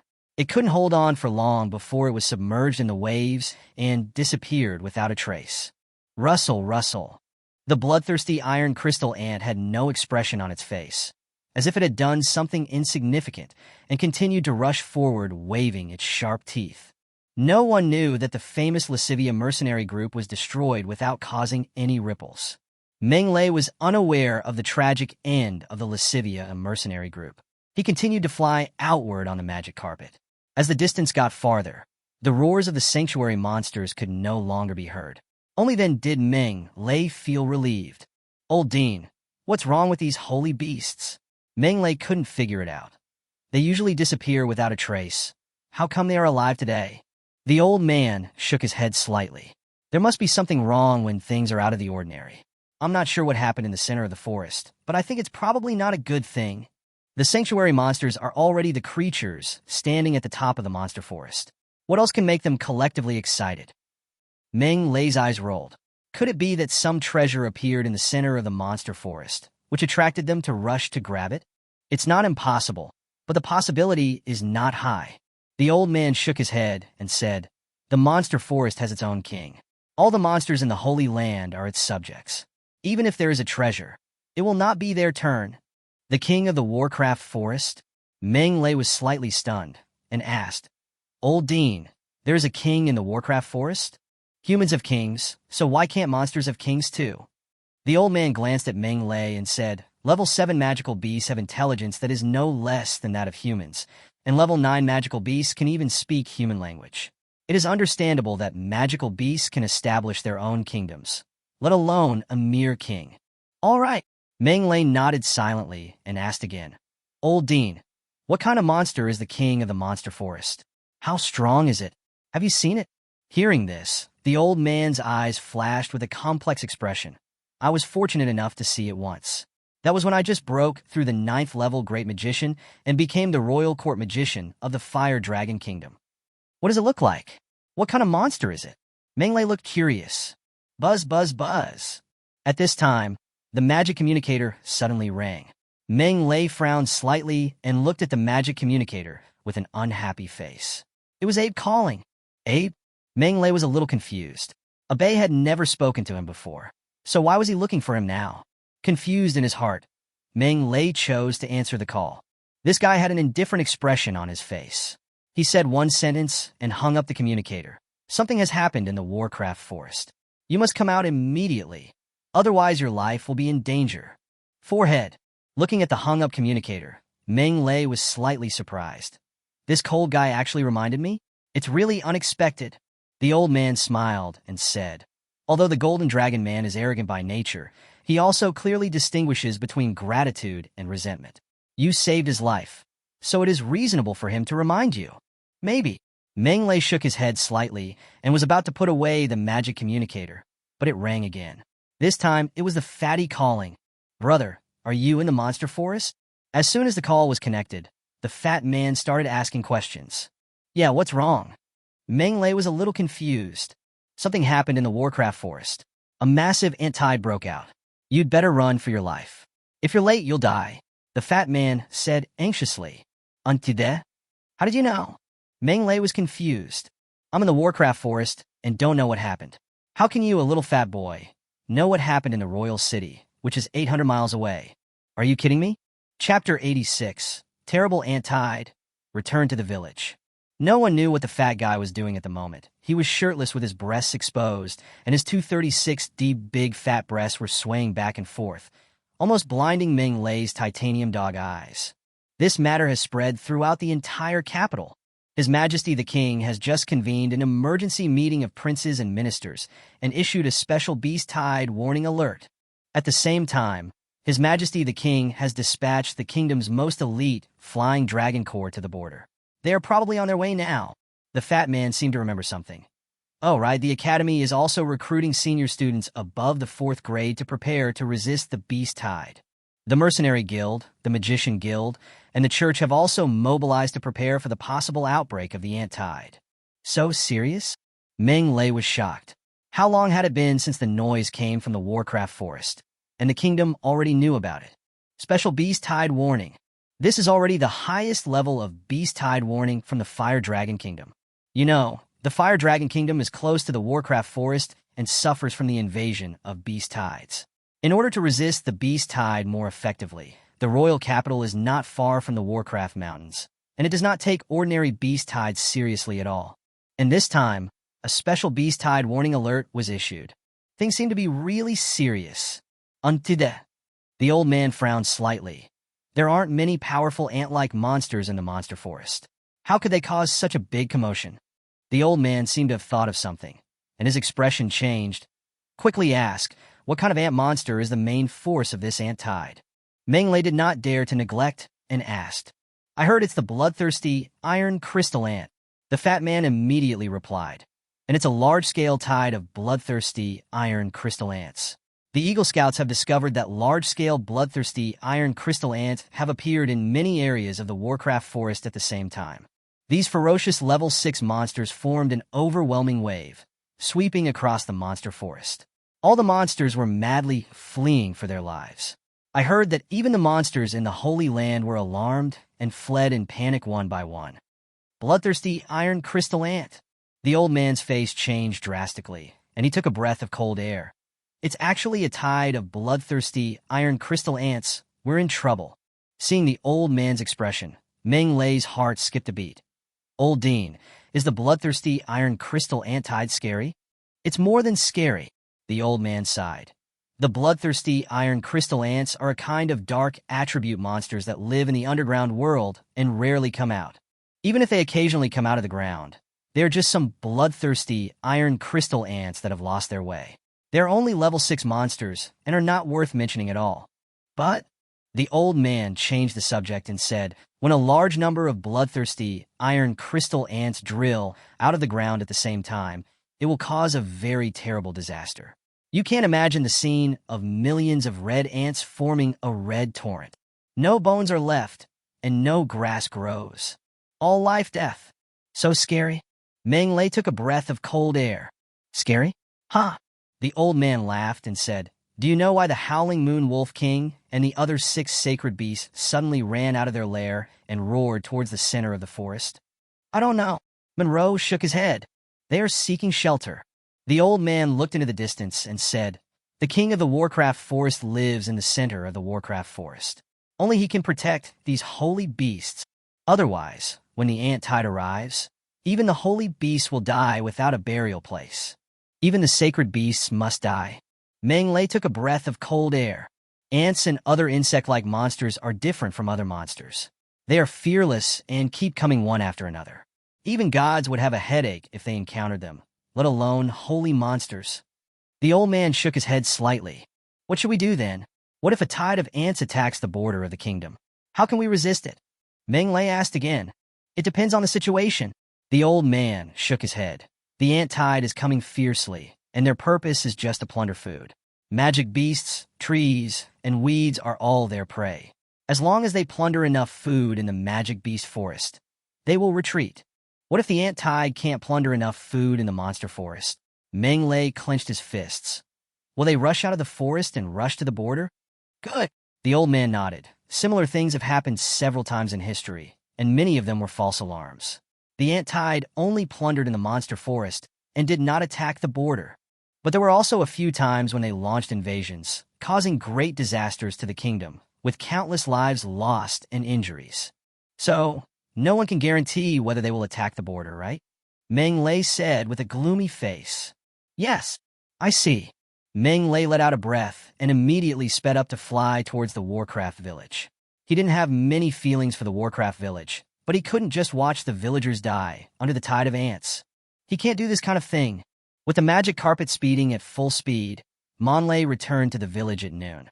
The adults were busy, the children were playing, the smoke from cooking was rising, and the smell of meat was in the air. The Warcraft village is still immersed in peace, and no one knows that a disaster is about to strike. Boom! Meng Lei landed on the city wall at the entrance of the village and rang the old bronze bell. The dull bell sound resounded over the Warcraft village, alarming all the villagers. The adults' faces froze, and the children stopped where they were, all looking towards the direction of the village entrance. The old brass bell is ringing.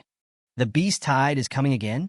Captain Hades, who was eating lunch in the wooden house, suddenly changed his expression, threw away the bones in his hand, picked up the giant sword, and flashed out of the house, not even bothering to wipe off the oil stains. Swish, swish, swish. The middle-aged men also stopped what they were doing, walked out of their homes, picked up shovels, hoes, giant swords, rakes, and other weapons, and headed straight for the village entrance. The women shouted their children's names loudly, ready to enter the underground shelter at any time. For a moment, nearly 100 villagers in the entire world of Warcraft village were all alarmed. Monray! Hades was the first to arrive at the city wall.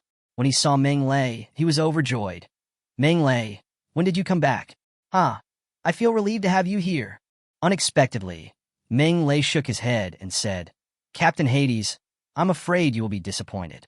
The scale of the beast tide this time is too large. I can't stop it. Hades' expression suddenly changed. You are a level 6 warrior and a level 5 magician. What scale of beast tide can't even you resist?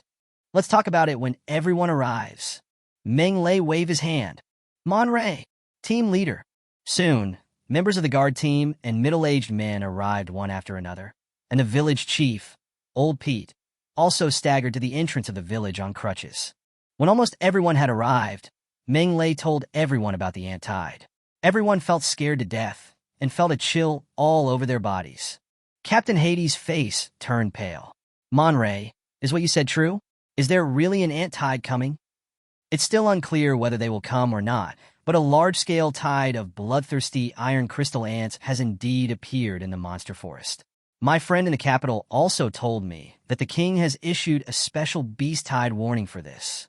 Meng Lei's face was solemn, and he said in a deep voice, I heard that even the flying dragon army has been dispatched. I rushed back to remind everyone to prepare as soon as possible. Be prepared. If the bloodthirsty iron crystal ants really surge out of the monster forest, villages like ours will be doomed. The kingdom's army will not be able to escape from the border fortress to save civilians like us. Special beast tide warning. The Dragon Legion is on the move. Everyone's face turned pale. Monray is right. It's better to be prepared. The village elder, Old Pete, was the first to make a decision. Tell every household to prepare food and water immediately. Once any trace of ant tide is found, everyone should immediately take refuge in the underground shelter. Chapter 87 Dragon Blood Great Wall. Resettlement of villagers. Grandpa Village Chief, I'm afraid the shelter won't work. Meng Lei immediately rejected Old Pete's suggestion. The shelter can only resist ordinary beast tides, but it can't stop the bloodthirsty iron crystal ants. Why? The village elder, Old Pete, frowned. Bloodthirsty iron crystal ants are a kind of dark monster that lives underground. As long as they smell food, they will dig a hole. Meng Lei explained in a deep voice. You can imagine how fast a level 6 monster can dig a hole. The shelter can't stop them at all. What should we do then? Old Pete's face changed suddenly. The village was located on the edge of the Warcraft forest, and the shelter was their last resort. Now that even the shelter was useless, what should the villagers do? Retreat to the Dragon Blood Wall? Meng Lei said slowly. Only the Dragon Blood Great Wall is the safest place. Only there can our safety be guaranteed. Dragon Blood Wall? Everyone looked at each other. Yes, the Dragon Blood Wall. Ming Lei nodded heavily. As a frontier kingdom, the purpose of the Fire Dragon Kingdom's existence is to defend the territory and borders for the Dragon God Empire. This is the mission that everyone in the Fire Dragon Kingdom has shouldered from generation to generation. In order to better accomplish this task, the first-generation Fire Dragon King of the Fire Dragon Kingdom specially established the capital near the Warcraft Mountains, only a day's journey away from the Warcraft forest. One day. This means that once a beast tide occurs, if there is no resistance, the army of monsters will be able to reach the capital city in just one day and threaten the entire kingdom. How can I allow others to sleep soundly on a bed lying on its side? Such a close distance makes the Fire Dragon Kingdom feel very uneasy. Therefore, the Fire Dragon Kingdom not only has Eagle Scouts in the Warcraft forest, but also monitors the movements of the Warcraft forest all year round. A defense fortress thousands of kilometers long was built between the monster forest and the royal capital. This solid wall, which is 50 meters high and 20 meters thick on average, is a tall, solid, and continuous border fortress. This is the Dragon Blood Wall that is famous throughout the Empire. Over tens of thousands of years, countless monsters have been buried at the foot of the Dragon Blood Great Wall, and it has been stained with the blood of countless monsters and has resisted countless beast tides. Standing tall and lasting forever, it can be said that the Dragon Blood Great Wall is a protective fortress and the most important and final line of defense for protecting the Fire Dragon Kingdom. The Fire Dragon Kingdom will never allow the Dragon Blood Great Wall to be lost. Therefore, the Dragon Blood Great Wall not only has elite troops stationed there all year round, but once a war breaks out, armies from other regions will be mobilized to support the garrison, as that is the safest place. The Dragon Blood Wall is safe, but it's a long way from our village. How can a village of more than 100 people get there? The village elder, Old Pete, gave a bitter smile. Not to mention the elderly, the weak, women and children with their families, many of whom can't even make it to the Dragon Blood Great Wall. Hades and others also nodded silently. The Dragon Blood Wall must be safe, but it is too far from the village. If not for this, when the beast tide broke out in the past, they would have moved to the Dragon Blood Wall long ago. Why would they have to stay in the village and wait, shedding blood and sacrificing their lives? That's not a problem. Meng Lei smiled slightly. There are only 100 people in the whole village. We only need to rent a few large magic vehicles. The magic vehicles are very fast, and it won't take long to transport people back and forth. Rent a magic car? Everyone was stunned. Yes, rent a magic car. Meng Lei smiled and said, leave the issue of renting the magic car to me. You go back and pack your things. When I come back with the car, we will set off directly. After saying that, Meng Lei jumped onto the magic carpet and disappeared into the sky. But Monray, everyone looked at his back and looked at each other in confusion. Renting a magic car? Wouldn't that be a lot of money? It must be a huge sum of money. How can the village afford it? Everyone looked embarrassed. Just do what he says and don't worry about the rest. Hades shook his head and smiled bitterly. There were some things he was not comfortable saying, so there was no need to say them. He would remember the kindness in his heart and repay it when he had the chance in the future. You're so nice to these villagers, little brat. The old man was suspended in the air. No matter how fast the magic carpet was flying, he was just floating above it. It was very strange. Those are my fellow villagers. I can't just watch them die. Meng Lei replied calmly. Besides, helping them is just a piece of cake for me. That's right. The old man smiled and said, with your current strength. As the old man and the young boy chatted and laughed, The magic carpet sped away at lightning speed, and soon they arrived at the nearest town to the Warcraft village. Warcraft Town. The Warcraft Town is close to the Warcraft forest. It is the place where countless adventurers buy supplies, sell prey, and rest. It is also the place where merchants collect magic cores and furs. It is very prosperous with people coming and going, walking on the bustling streets and listening to the shouts. Meng Lei's heart relaxed a little, and then he went straight to the magic car station. "Dear magician, how may I help you?" When we arrived at the magic car station, the waiter came to greet us. "Rent a car," Meng Lei said calmly. "Boss, how many passengers can your largest magic car take?" The waiter smiled and replied, 50 people. 50 people? Great. I want to rent 2. Meng Lei raised 2 fingers and asked, "How much does it cost to rent 2 magic cars with 50 people?" "Mr. Magician, we charge by the hour. The rental fee for 1 large magic car is 88 gold coins per hour, and 2 cars is 176 gold coins." The waiter asked with a smile, "How long do you want to rent it for?" "About 15 hours. Meng Lei calculated silently. 15 hours, 2 large magic cars, a total of 2,640 gold coins. The waiter smiled and said, "Would you like to pay by card or cash?" Meng Lei casually threw out a pile of gold coins. The waiter counted them and wrote a note. Meng Lei took the note and went to the parking lot. After a while, 2 large magic vehicles roared out of the Warcraft town. 7 hours later, they arrived at the Warcraft village smoothly. The villagers were ready and boarded the vehicles in an orderly manner. For most of the villagers, this was the first time to ride on the magic car. They were extremely excited. Several children were laughing and playing in the aisle. They were so happy. Hades looked at this scene with gratitude in his eyes. "Monray, thank you so much this time. If it weren't for you, who knows what would have happened? It's too polite to say that. I'm also a member of the village, and this is what I should do." Meng Lei waved his hand and said with a smile, "By the way, I picked up some things in the Monster Mountain range. They are useless to me. See if the villagers can use them."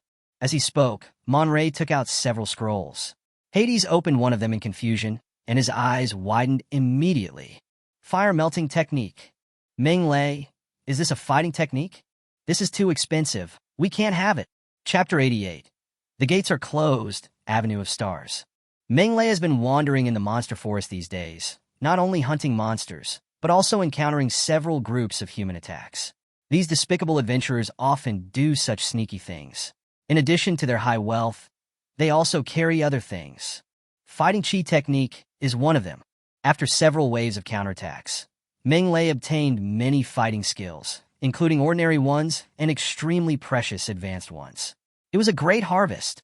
It's a pity that these are useless to Meng Lei. The Fire Dragon Manual is enough for him to practice. No matter how many skills he has, they are useless. Since they are useless, it is better to take out a few for the villagers to practice. This will not only improve the strength of the villagers, but also make the best use of them.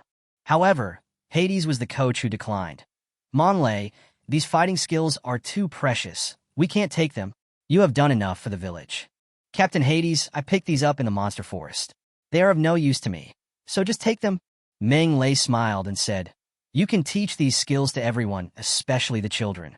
Once everyone's strength is improved, I won't have to worry about anything when I go out." This? Hades hesitated for a while, but finally agreed. 7 hours later, Meng Lei and his team arrived safely at the Dragon Blood Great Wall, but what no one expected was that all the gates in and out of the Dragon Blood Great Wall were closed, and entry and exit were prohibited. The people inside can't get out. People outside can't get in. Soldiers wearing armor and holding spears stood upright on the top of the city wall, ready for battle. And below the city wall, many adventurers, merchants, and civilians gathered. They were blocked outside the city and were shouting and cursing at the officers and soldiers on the city wall. "Open the door! Open the city gate! The ant tide is coming! Let me in! You damn bastards! Open your dog eyes and see clearly. I am Baron Scales of the Hills. Open the city gate for me. Dragon God, have you abandoned your people?" Faced with the aggressive shouting and cursing, the soldiers on the city walls were as indifferent as statues. They ignored them and had no intention of opening the city gates. This made people even more angry, and they kept using all kinds of vulgar words, which was incompatible with the majestic and solemn Dragon Blood Great Wall. The magic car stopped in front of the crowd. Meng Lei got out of the car and frowned at the scene in front of him. Hades followed Meng Lei and said anxiously, Meng Lei, the city gate is closed. What should we do? Don't worry. Meng Lei waved his hand and walked to the front of the crowd. He saw a fat middle-aged man in aristocratic clothes cursing, Damn bastard. I'm a noble. You can't keep me out. Master, think of a solution quickly. A noblewoman beside him, holding a baby, sobbed and said anxiously, Our child is only 1 year old. I don't want to whine. The fat man took a look at the baby in the cradle. His fat face trembled a few times, and he cursed even more angrily. You bastard, open your dog eyes and take a good look. I am a baron and nobleman. Just as the fat man was shouting and cursing, a black shadow suddenly shot out from a distance, and in an instant it was under the city wall. Then it jumped high, tapped the city wall with its toes repeatedly, and climbed up to the top of the wall like a spider. Seeing this, the fat man shouted at the top of his voice, Strong man, this respected strong man, I am willing to pay 10,000 gold coins. Please take us up. However, the strong man disappeared deep into the city wall without looking back, as if he didn't hear the fat man's words at all. Asshole! Baron Scales stomped his feet in anger. Mr. Baron, are they allowed to jump onto the city wall like this? Monlay pointed at the soldiers on the top of the city wall and asked. Baron Scales turned around and glared at Monlay unhappily. Why not? As long as you have the ability to jump up, can they still drive you down? That's right. This Dragon Blood Great Wall is a fortress used to resist the beast tide, not to stop us. These damn bastards shouldn't have kept us out. Those who are able to jump up have already jumped up, leaving us innocent civilians who are powerless. They really want us to die under the city. The wall is more than 50 meters high. Only level 3 warriors can climb it. The crowd around them was indignant, angry, and helpless. Hades also said, once the beast tide attacks, the Dragon Blood Great Wall will be closed in advance. It will only reopen after the beast tide recedes. Those who fail to enter the Great Wall in time can only leave it to fate. There is nothing we can do about it. The old man floated out at this time and said faintly, the material used to build the city gate is the hardest and heaviest obsidian in the sky continent. A city gate weighs 1,000,000 pounds. Every time a city gate is opened, a level 8 magic core is consumed. You know the value of a level 8 magic core. The old man sighed. Perhaps in the eyes of the officers and soldiers responsible for guarding the Dragon Blood Great Wall, ordinary people who can't even climb the Dragon Blood Great Wall are not worth even as much as an 8th level magic core. Meng Lei was silent. When he first came here, he might not understand such a disregard for human life. After all, the world is big, but human life is the most important. But after living in the Sky Continent for a long time and seeing a lot, it becomes easier to understand. In the Dragon God Empire, there is a clear hierarchy of 4 classes of people. In the eyes of those nobles and powerful people, ordinary humans are just lowly pariahs. Are the lives of untouchables valuable? Not at all. Yusti, how can it compare to an 8th level magic core? What a miserable world.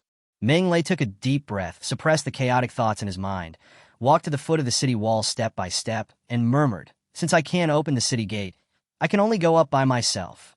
Just as he finished speaking, the ground in the distance suddenly trembled, and an earth dragon suddenly broke out of the ground, roaring, and rushing towards the underside of the city wall with its fangs and claws bared. Then dive headfirst at the foot of the city wall. Boom, boom. The soil is surging and the earth is roaring. A huge amount of soil piled up, and in less than a few breaths, a star-studded avenue leading to the top of the city wall was formed. Dragon God is above. Seeing this scene, everyone under the city was stunned. Looking at the slope leading directly to the top of the city wall, they forgot to react for a moment. Road! Someone shouted, and the crowd went wild in an instant. Everyone cried with joy and cheered wildly. Magician! It's the master magician! He made this road! People looked at Meng Lei, who was standing at the top of the slope, their gratitude overflowing from words. Meng Lei smiled faintly. Hurry up and come up. Time waits for no one. Yes. People did not dare to delay, and quickly packed up their things, and climbed up the city wall along the slope. The fat Baron Scales walked up to Monlay, feeling embarrassed and grateful, but he did not forget to perform a standard aristocratic etiquette. Respected magician, thank you. I Scales Purunga, will always be grateful for saving my life. You're welcome. Chapter 89. Conquering Menglei. I'm only 15 years old. Dragon Blood Great Wall. Jingyi Tower. A sturdy dragon man wearing golden armor and with 2 horns on his head sat on a high chair, emitting a terrifying aura and showing his majesty. Marquis Gould, a powerful 9th-level warrior. A pure-blooded fire dragon man. Members of the Fire Dragon Kingdom's royal family. The supreme commander guarding the Dragon Blood Great Wall Fortress. As a fire dragon man born into a royal family and holding a high position of power, Marquis Gould, like the vast majority of dragon nobles, looks down on the human commoners from the bottom of his heart. Therefore, after receiving the kingdom's warning of a super-level beast tide, Marquis Gould immediately ordered the closure of all gates in and out of the Dragon Blood Great Wall. All 1,314 city gates were closed. Countless people were stopped outside the high city walls. Marquis Gould knew the consequences of this order. Countless people would die tragically under the iron hooves of the beast tide, and countless lives would be lost. But he doesn't care. Sky Continent. The strong survive. The weak die. It's not a pity for someone who can't even climb up the city wall to die. As for people's curses and shouts, Gould was too lazy to pay any attention to them. They were just the barking of the weak. Would a dragon care about the wailing of ants? Of course not. Suddenly, the curses and shouts stopped abruptly and immediately turned into earth-shaking cheers. Marquis Gould frowned slightly, and a hint of doubt arose in his heart. What's going on outside? Why don't you curse anymore? Someone come. Gould shouted. My lord Marquis, what do you want? A personal soldier in armor ran in. What happened outside? Marquis Gould asked calmly. In reply to the Marquis's words, the armored guards recounted what happened under the city wall. Marquis Gould's eyebrows jumped. Earth magician? Human or dragon man? Human race. A noble? Judging from his age and attire, he doesn't look like an aristocrat. You are neither a dragon nor a noble, yet you are still so nosy. What a nonsense, Marquis Gould said calmly. Well, since he likes to meddle in other people's business, let's help him. Tell him that he has been recruited by my border defense army. Let him stay on the city wall and wait for his use at any time. As you command, Lord Marquis. The personal soldier turned around and left the city wall and soon appeared in front of Menglei. Menglei just happened to be leading the villagers up the slope and reaching the top of the city wall. Climb high and look far. You will have a broad view. The Dragon Blood Great Wall is like a majestic long dragon, crossing mountains, passing cliffs, passing through grasslands, crossing deserts, and undulating on the top of towering mountains. Various marks and dried bloodstains were left on the hard black wall, and a solemn and vicissitudes of life atmosphere filled the air, making people think of the scene when the beast tide attacked. The Dragon Blood Great Wall was built by 49 Earth-type holy mages over a period of more than 100 years. It is made entirely of hard black granite mixed with a large amount of obsidian. The old man sighed and twirled his beard. Even the strongest 9th-level monster, the Earth Bear, can't destroy the wall at all. It's truly indestructible. There are arrow towers, crossbow towers, and turrets every few steps on the top of the city wall, where archers, crossbowmen, and gunners are stationed, ready for battle. In addition, a wizard tower is also built. Is this the Mage Tower? Menglei walked to a tower several dozen meters high, stroked the wall engraved with a magic circle, and his eyes sparkled with wonder. For magicians, the Magician Tower is a vital thing, and many magicians long to own a Magician Tower. With the help of the Mage Tower, not only will the casting speed be greatly accelerated, but the magic power will also be greatly enhanced. Some mage towers can even gather the magic power of dozens of magicians and release the ultimate magic that is not weaker than the forbidden spell. The Mage Tower is the most powerful defensive weapon of the Dragon Blood Great Wall. The old man was in a good mood when he revisited the old place. He was ready to give advice.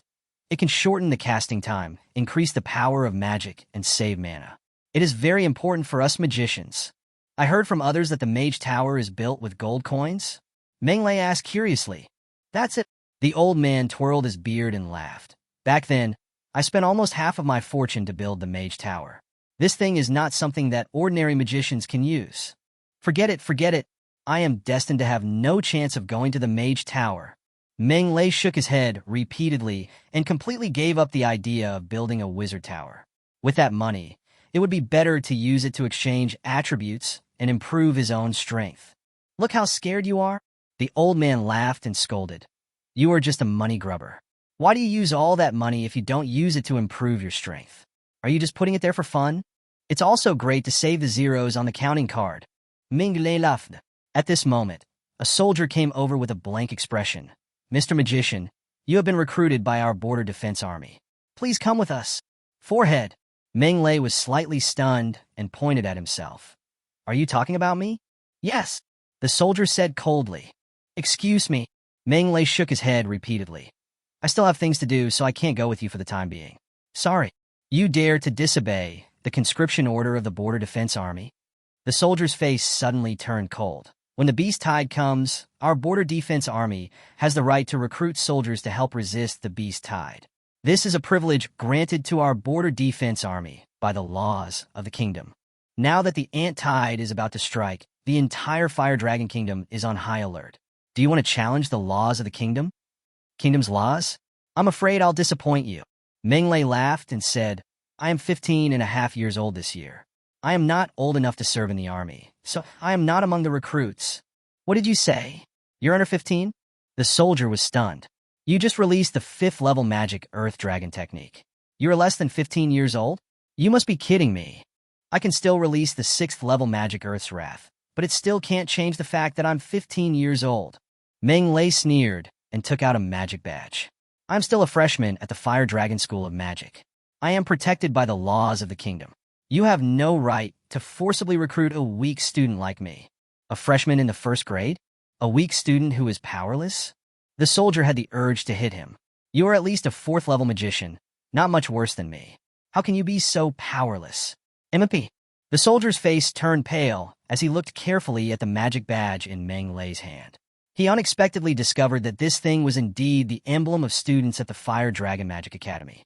There was a Fire Dragon scale on it, indicating that Meng Lei was a first-year student. 3rd graders are protected by the laws of the kingdom. Not to mention 1st grade, Meng Lei is really unconquerable. If it's all right, I'll leave first. Meng Lei waved his hand, led the villagers away, and left. A 5th level magician is actually a first-year student? The soldier's face turned black. Are you kidding me? The other side. Meng Lei led the villagers down the city wall and headed straight for the world of Warcraft Town. However, when they arrived, they found that the world of Warcraft Town, which was bustling more than 10 hours ago, had become extremely deserted. The adventurers who lingered here disappeared without a trace. The magic corps and fur traders also left the town. Even the shops that do business are closed. The huge town has become like a ghost street. It seems that the news of the ant tide has spread here. Hades shook his head and sighed. Everyone has been scared away by the ant tide.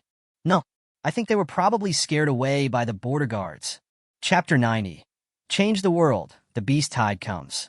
How cruel the kingdom's laws are to ordinary civilians is vividly demonstrated when a war breaks out or a beast tide breaks out. All the soldiers were killed.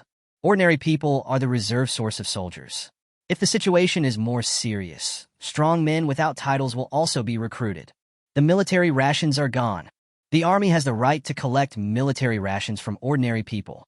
This means that once a war breaks out, ordinary people will not only have to serve as reserve soldiers and be ready to go to the battlefield at any time, but they will also have to provide rations and food and drink for the army. In contrast, nobles who are stronger and wealthier are neither included in the list of reserve soldiers nor required to provide military rations. Instead, they are protected by the law and the army. Social treatment is very different. It is a mixed society of feudal society and slave society with a seriously distorted social system. The working people, who account for 99% of the total population, enjoy less than 1% of the social resources, but have to bear 100% of the social burden. Distorted is no longer enough to describe this society. Cruelty is its most true portrayal. Meng Lei felt like there was a fire burning in his chest. He did not consider himself a savior, nor was he the kind of goody-goody who would worry about the world before he enjoys himself. He has only one goal from beginning to end: to live a better life, to live freely, wonderfully, and as he pleases. But now, Meng Lei felt very unhappy. Why was this world ruled by a group of dragons who were just sitting there doing nothing and eating for nothing? Why could the human race only serve as vassal and be ravaged by them? Just wait. This is a fucking world. One day, I will change the sky and transform the earth. If not, then, break the sky, crush the earth, give the world a clear and bright future. What are you thinking about, little brat? Suddenly, the old man's voice rang in his ears, awakening Meng Lei from his deep thoughts. Meng Lei looked at the deserted town and said quietly, "When the country prospers, the people suffer. When the country perishes, the people suffer." I finally understand the meaning of this sentence. When prosperity comes, the people suffer. When decline comes, the people suffer. The old man murmured and fell silent for a moment, with shock and contemplation in his eyes. After a long while, he sighed and said, "You can see this? It's rare. Old Dean, can you understand?" Meng Lei raised his eyebrows. "You are a dignified Saint Domain, and you are of noble birth, so you can understand us." "Monray, you are wrong." The old man shook his head slightly. "It's true that I was born into a noble family, but that doesn't mean I don't know the sufferings of the world. Did you know that my father was a human and a slave?" Meng Lei was stunned. He really didn't know this. "Back then, my father was assigned to my mother by the family as a slave. However, my father was very lucky because he met a kind-hearted mother." The old man's eyes softened as he fell into distant memories. "Although my mother was a noble lady, she was very kind to my father. Not only did she treat him as a relative, she also taught him how to practice." "Then what?" Meng Lei asked again. My father is a genius." The old man was very proud. In just a few years, he has successfully cultivated his fighting spirit and became the youngest 9th-level warrior in the Fire Dragon Kingdom. 10 years later, he successfully advanced to the Holy Realm. "So amazing." Monroe blinked. "Of course, my father's fighting spirit talent is rare in the world. My sister inherited his fighting spirit talent and also broke through to the Saint Realm at the age of 70. Of course, I'm not bad either." The old man snorted and said, "I tell you this because I want you to know that I also have the blood of humans and slaves flowing in my veins. I understand the suffering of the lower classes better than you do. Old Dean, it seems that I know too little about you." Meng Lei shook his head and smiled bitterly. "In the future, you should tell me more about your heroic deeds in the past." 3 holy domains in one family, my old Dean, is amazing." "That's enough. Stop flattering me." The old man waved his hand and said, "If you have that much free time, you might as well practice hard and achieve the holy domain as soon as possible to restore the glory of our Crocker family." "The Crocker family? I'm afraid you'll never get to wait. In the future, there will only be the Meng family, the Meng Kingdom, and the Meng Empire." Meng Lei laughed loudly, then led the villagers out of the town. "Monray, where are we going now?" "The Warcraft town is not safe either. If all the soldiers are killed, the villagers will easily become targets for conscription. We have to find a hidden place." Meng Lei controlled the magic flying carpet and soon found a remote canyon, which was sparsely populated and had abundant water resources, making it very suitable for settling the villagers. "Everyone, please bear with it here for a while. Captain Hades, old village chief.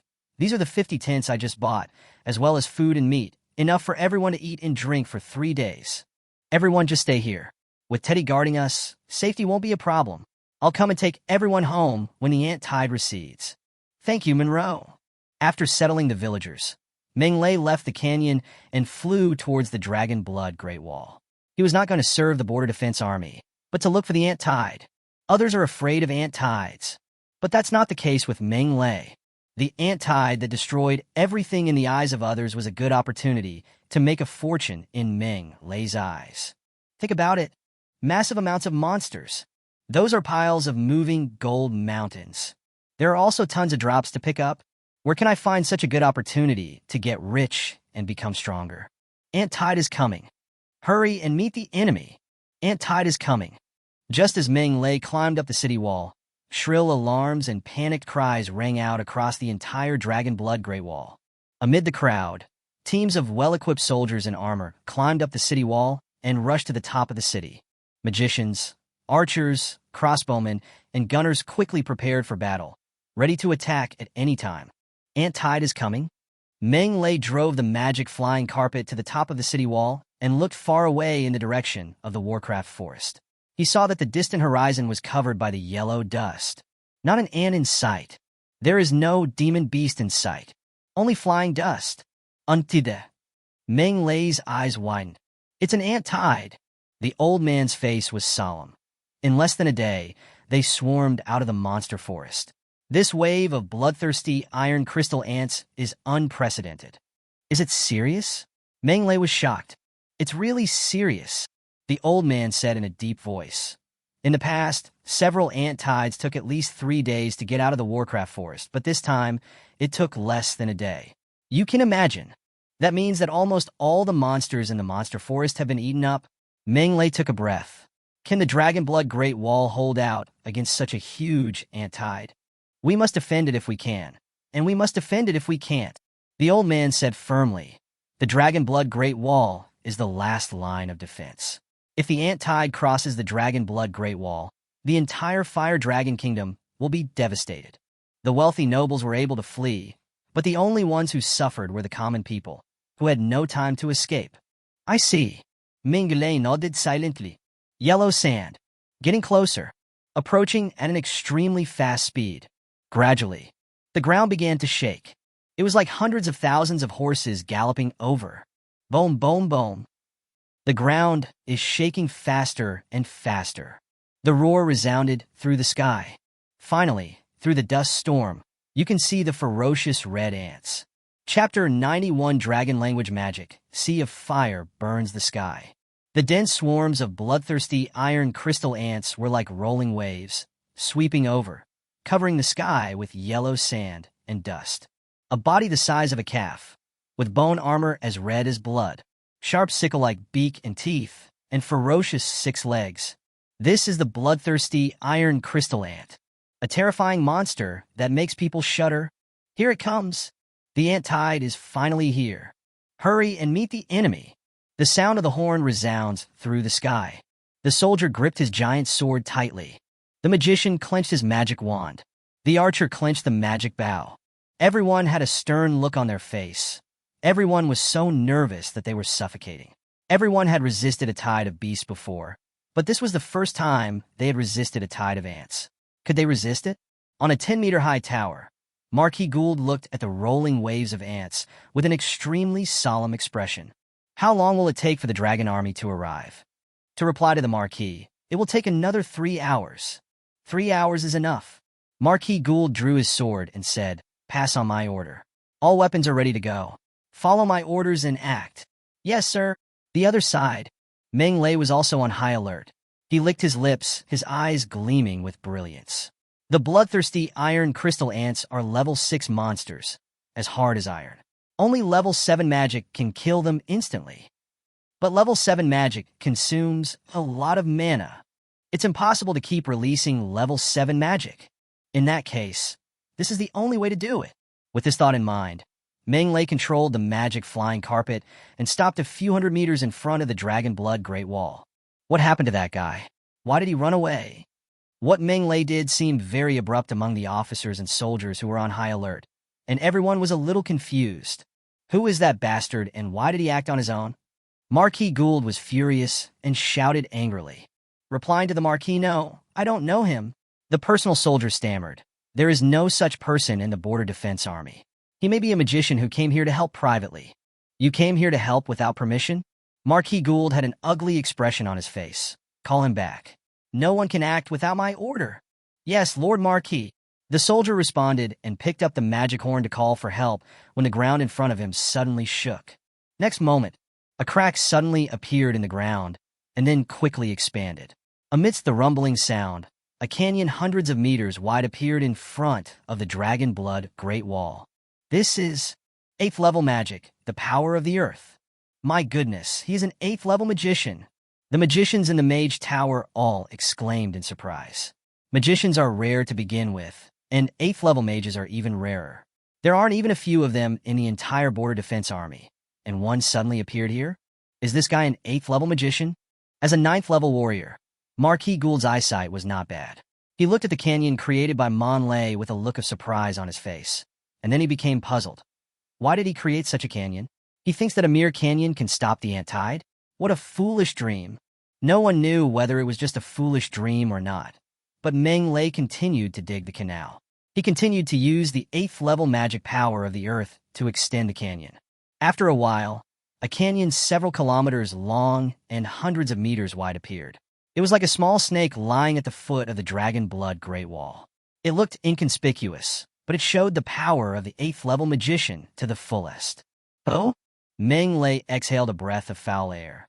Level 8 magic really consumes too much magic power, a full 100,000 magic points. I have to replenish it from the ant tide later. Boom, boom, boom. At this time, the vanguard of the ant tide finally arrived at the canyon, and they jumped down without any hesitation. Amidst the strange noises, countless bloodthirsty iron crystal ants swarmed into the canyon. At this rate, it won't be long before the canyon that Monray worked so hard to create will be filled up, and everything he has done will be in vain. A futile childish trick. Seeing this, Marquis Gould snorted coldly. His strength is good, but his brain is a hole. A gully of this size is nothing to the overwhelming ant tide. They easily cross it. The magicians also shook their heads and sighed. At this time, Meng Lei in the sky moved again. He opened his lips slightly and chanted an ancient and obscure language. The sound was not loud, but it sounded like some ancient Sanskrit mantra, mighty and clear to everyone's ears. This is... Marquis Gould's whole body suddenly shook violently. Boom, boom, boom. The fire elements within a radius of hundreds of meters gathered together madly, and a huge fireball shining with white light appeared in the air. As massive amounts of fire elements continued to pour into it, the fireball expanded at a terrifying speed. After a few breaths, a little sun, with a diameter of more than 100 meters appeared. This is... Everyone widened their eyes at the same time. Flame sea, purgatory falls. Meng Lei shouted loudly. Bon streepje. 100-meter-high sun suddenly fell from the sky and plunged into the canyon. Accompanied by an earth-shaking explosion, a dazzling fire snake suddenly erupted from the several-kilometer-long canyon. Bon streepje. A raging fire broke out in the canyon, and the flames shot up dozens of meters into the sky. Amidst the crackling sound like popping beans, countless bloodthirsty iron crystal ants that jumped into the canyon died instantly, being burned to ashes by the white flames. At this moment, the canyon that was hundreds of meters wide turned into a sea of fire. The wall of fire was more than 10 meters high, like a blockade that kept the tide of ants out. Anyone who approached was turned into ashes. For a moment, the bloodthirsty iron crystal ants were blocked in place and hesitated to move forward. Is this the 7th level magic sea of fire purgatory? Inside the mage tower, all the fire magicians were doubting their lives. Judging from the appearance of the huge fireball, it was undoubtedly the 7th level magic inferno, but wasn't this power too great? 100 meters in diameter? White flame. Is this really a sea of fire and purgatory? Earth and fire dual mage. Marquis Gould narrowed his eyes slightly. Also, if I heard correctly, the magic spell just now was in dragon language. He actually knows dragon language magic. How can he know dragon language magic? Meng Lei didn't know how shocked others were. He was a little annoyed at the moment because the system prompts kept ringing in his mind. Ding! Kill a bloodthirsty iron crystal ant and get 10,380 gold coins. Ding! Kill a bloodthirsty iron crystal ant and get 11,029 gold coins. Ding! Kill a bloodthirsty iron crystal ant and get 10,853 gold coins. Ding! Kill! System. Can you block the notification sound? Meng Lei shook his head, a little overwhelmed. Okay, host. The prompt sound disappeared immediately. It's finally quiet. Meng Lei breathed a sigh of relief, and his eyes fell on the personal attribute panel, only to see that the wealth column was jumping wildly. At the same time, the physical and mental columns are also growing to varying degrees. Chapter 92. One person suppresses? How can this be possible? Host Monray. Race. Human, blood of fire dragon, blood of fire demon. Wealth, 16729,428 gold coins. Constitution, level 8 warrior, 331456/100,0000. Spirit, level 8 mage, 249518/100,0000. 100,000. Magic power, level 8 mage, 20648/100,000. How wonderful! Looking at his personal attributes, especially the constantly jumping wealth value, Ming Lei felt so happy. A bloodthirsty iron crystal ant was worth about 10,000 gold coins, and he just killed hundreds of them in an instant. Millions of gold coins in hand. It's just like robbing money. The most gratifying thing is that the ant tide is still coming in an endless stream with no signs of retreating. They are so stubborn. These are moving mountains of gold. If I kill them all, how rich will I be? Meng Lei's eyes were bright and hot. Kill them all. They are all money. System, fill up my magic power. Meng Lei waved his hand with great heroism. He was usually a bit stingy and save money, but now was not the time to be stingy. If he continued to be stingy, the money would be snatched away by others. What the hell are you doing? Okay, host. Swoosh. The wealth value shrank by nearly 10 million in an instant, and the magic power soared to 1 million in one go, almost bursting. Meng Lei took a deep breath, feeling the endless magic power in his body, just like drinking chicken blood, full of energy. Jinshin's the master is here. Meng Lei raised his head and looked at the surging tide of ants, only to find that these guys had actually changed direction and dispersed to both sides. The Dragon Blood Great Wall is thousands of kilometers long. The canyon and the wall of fire are only a few kilometers long. The ant tide did not rush into the flame like a stubborn moth, but avoided it from both sides and advanced in a roundabout way. You know how to avoid it. 666. Meng Lei drove the magic flying carpet to the side and activated the 8th level magic power of the earth. Another canyon blocked the way for the ant tide. Wawawawa. Unaware of the flames, the ant tide jumped into the canyon without hesitation. Seeing this, Meng Lei chanted the ancient and obscure magic spell again. The mighty dragon sounds resounded through the heavens and the earth. Marquis Gould narrowed his eyes and murmured in a low voice. It is indeed dragon language magic. This guy really knows dragon language magic. Here we go again. Another fireball this big. Can anyone tell me if this is the 7th level magic sea of fire purgatory? Bonstrapia. A milky white fireball with a diameter of 100 meters fell from the sky again. Amidst the tremendous roar, flames spewed into the sky, and countless bloodthirsty iron crystal ants died tragically. Bite! Bite! Bite! Bite! Bite! The wealth value started to soar again. Ha! That's it! Rise! Rise as high as you can. Meng Lei laughed loudly with his mouth split like an orangutan, which confused the officers and soldiers on the city wall. Why is that guy grinning like an idiot? He's like a stupid animal. Maybe he's secretly happy about killing so many bloodthirsty iron crystal ants? God is secretly happy. The ability is good, but the brain is a little bit. Make persistent efforts. Bonstrapia. Bonstrapia. Bonstrapia. The following time became Meng Lei's showtime.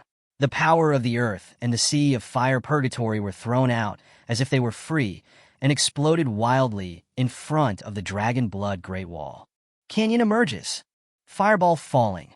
A large swarm of ants was wiped out. Countless ants died, tragically on the spot. What does it mean to be reduced to ashes in the blink of an eye? That's it. What is the art of explosion?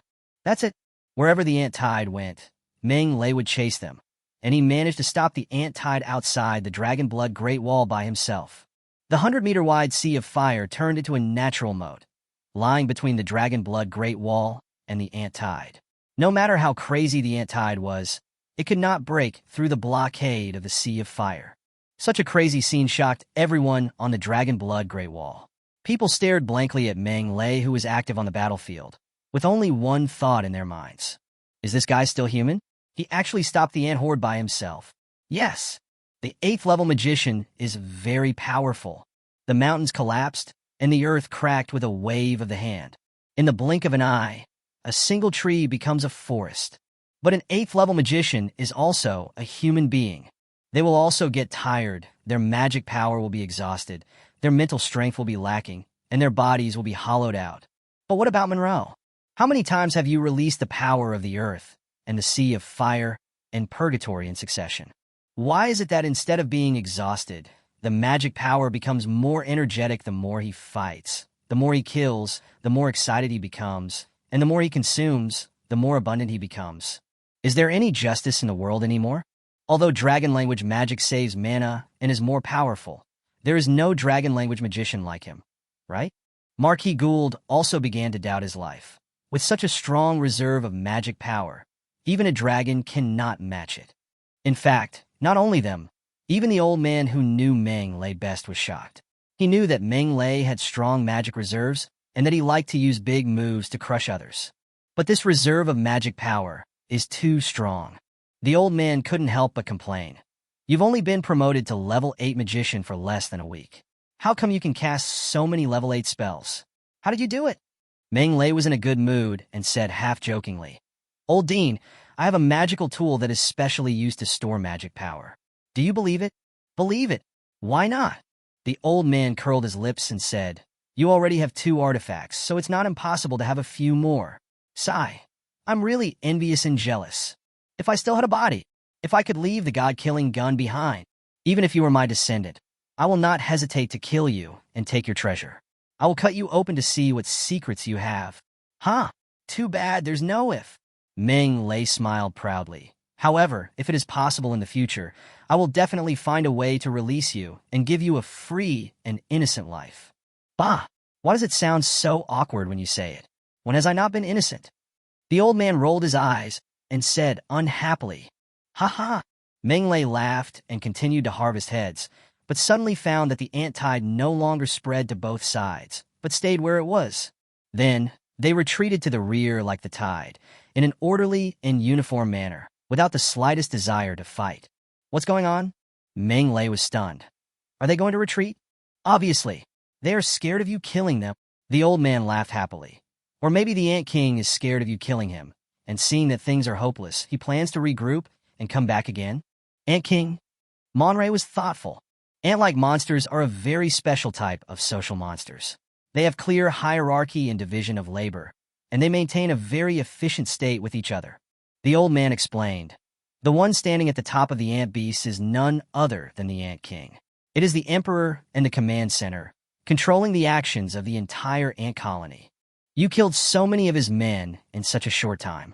The Ant King must be heartbroken, right? I see. Meng Lei suddenly realized. Will they come again? You never know. Maybe he will come. Maybe he won't. Can't tell? How can that be possible? Meng Lei was anxious. System. Quick. Exchange it for me. Exchange 1 million points of magic power and mental power each. Swoosh. 20 million gold coins evaporated in an instant.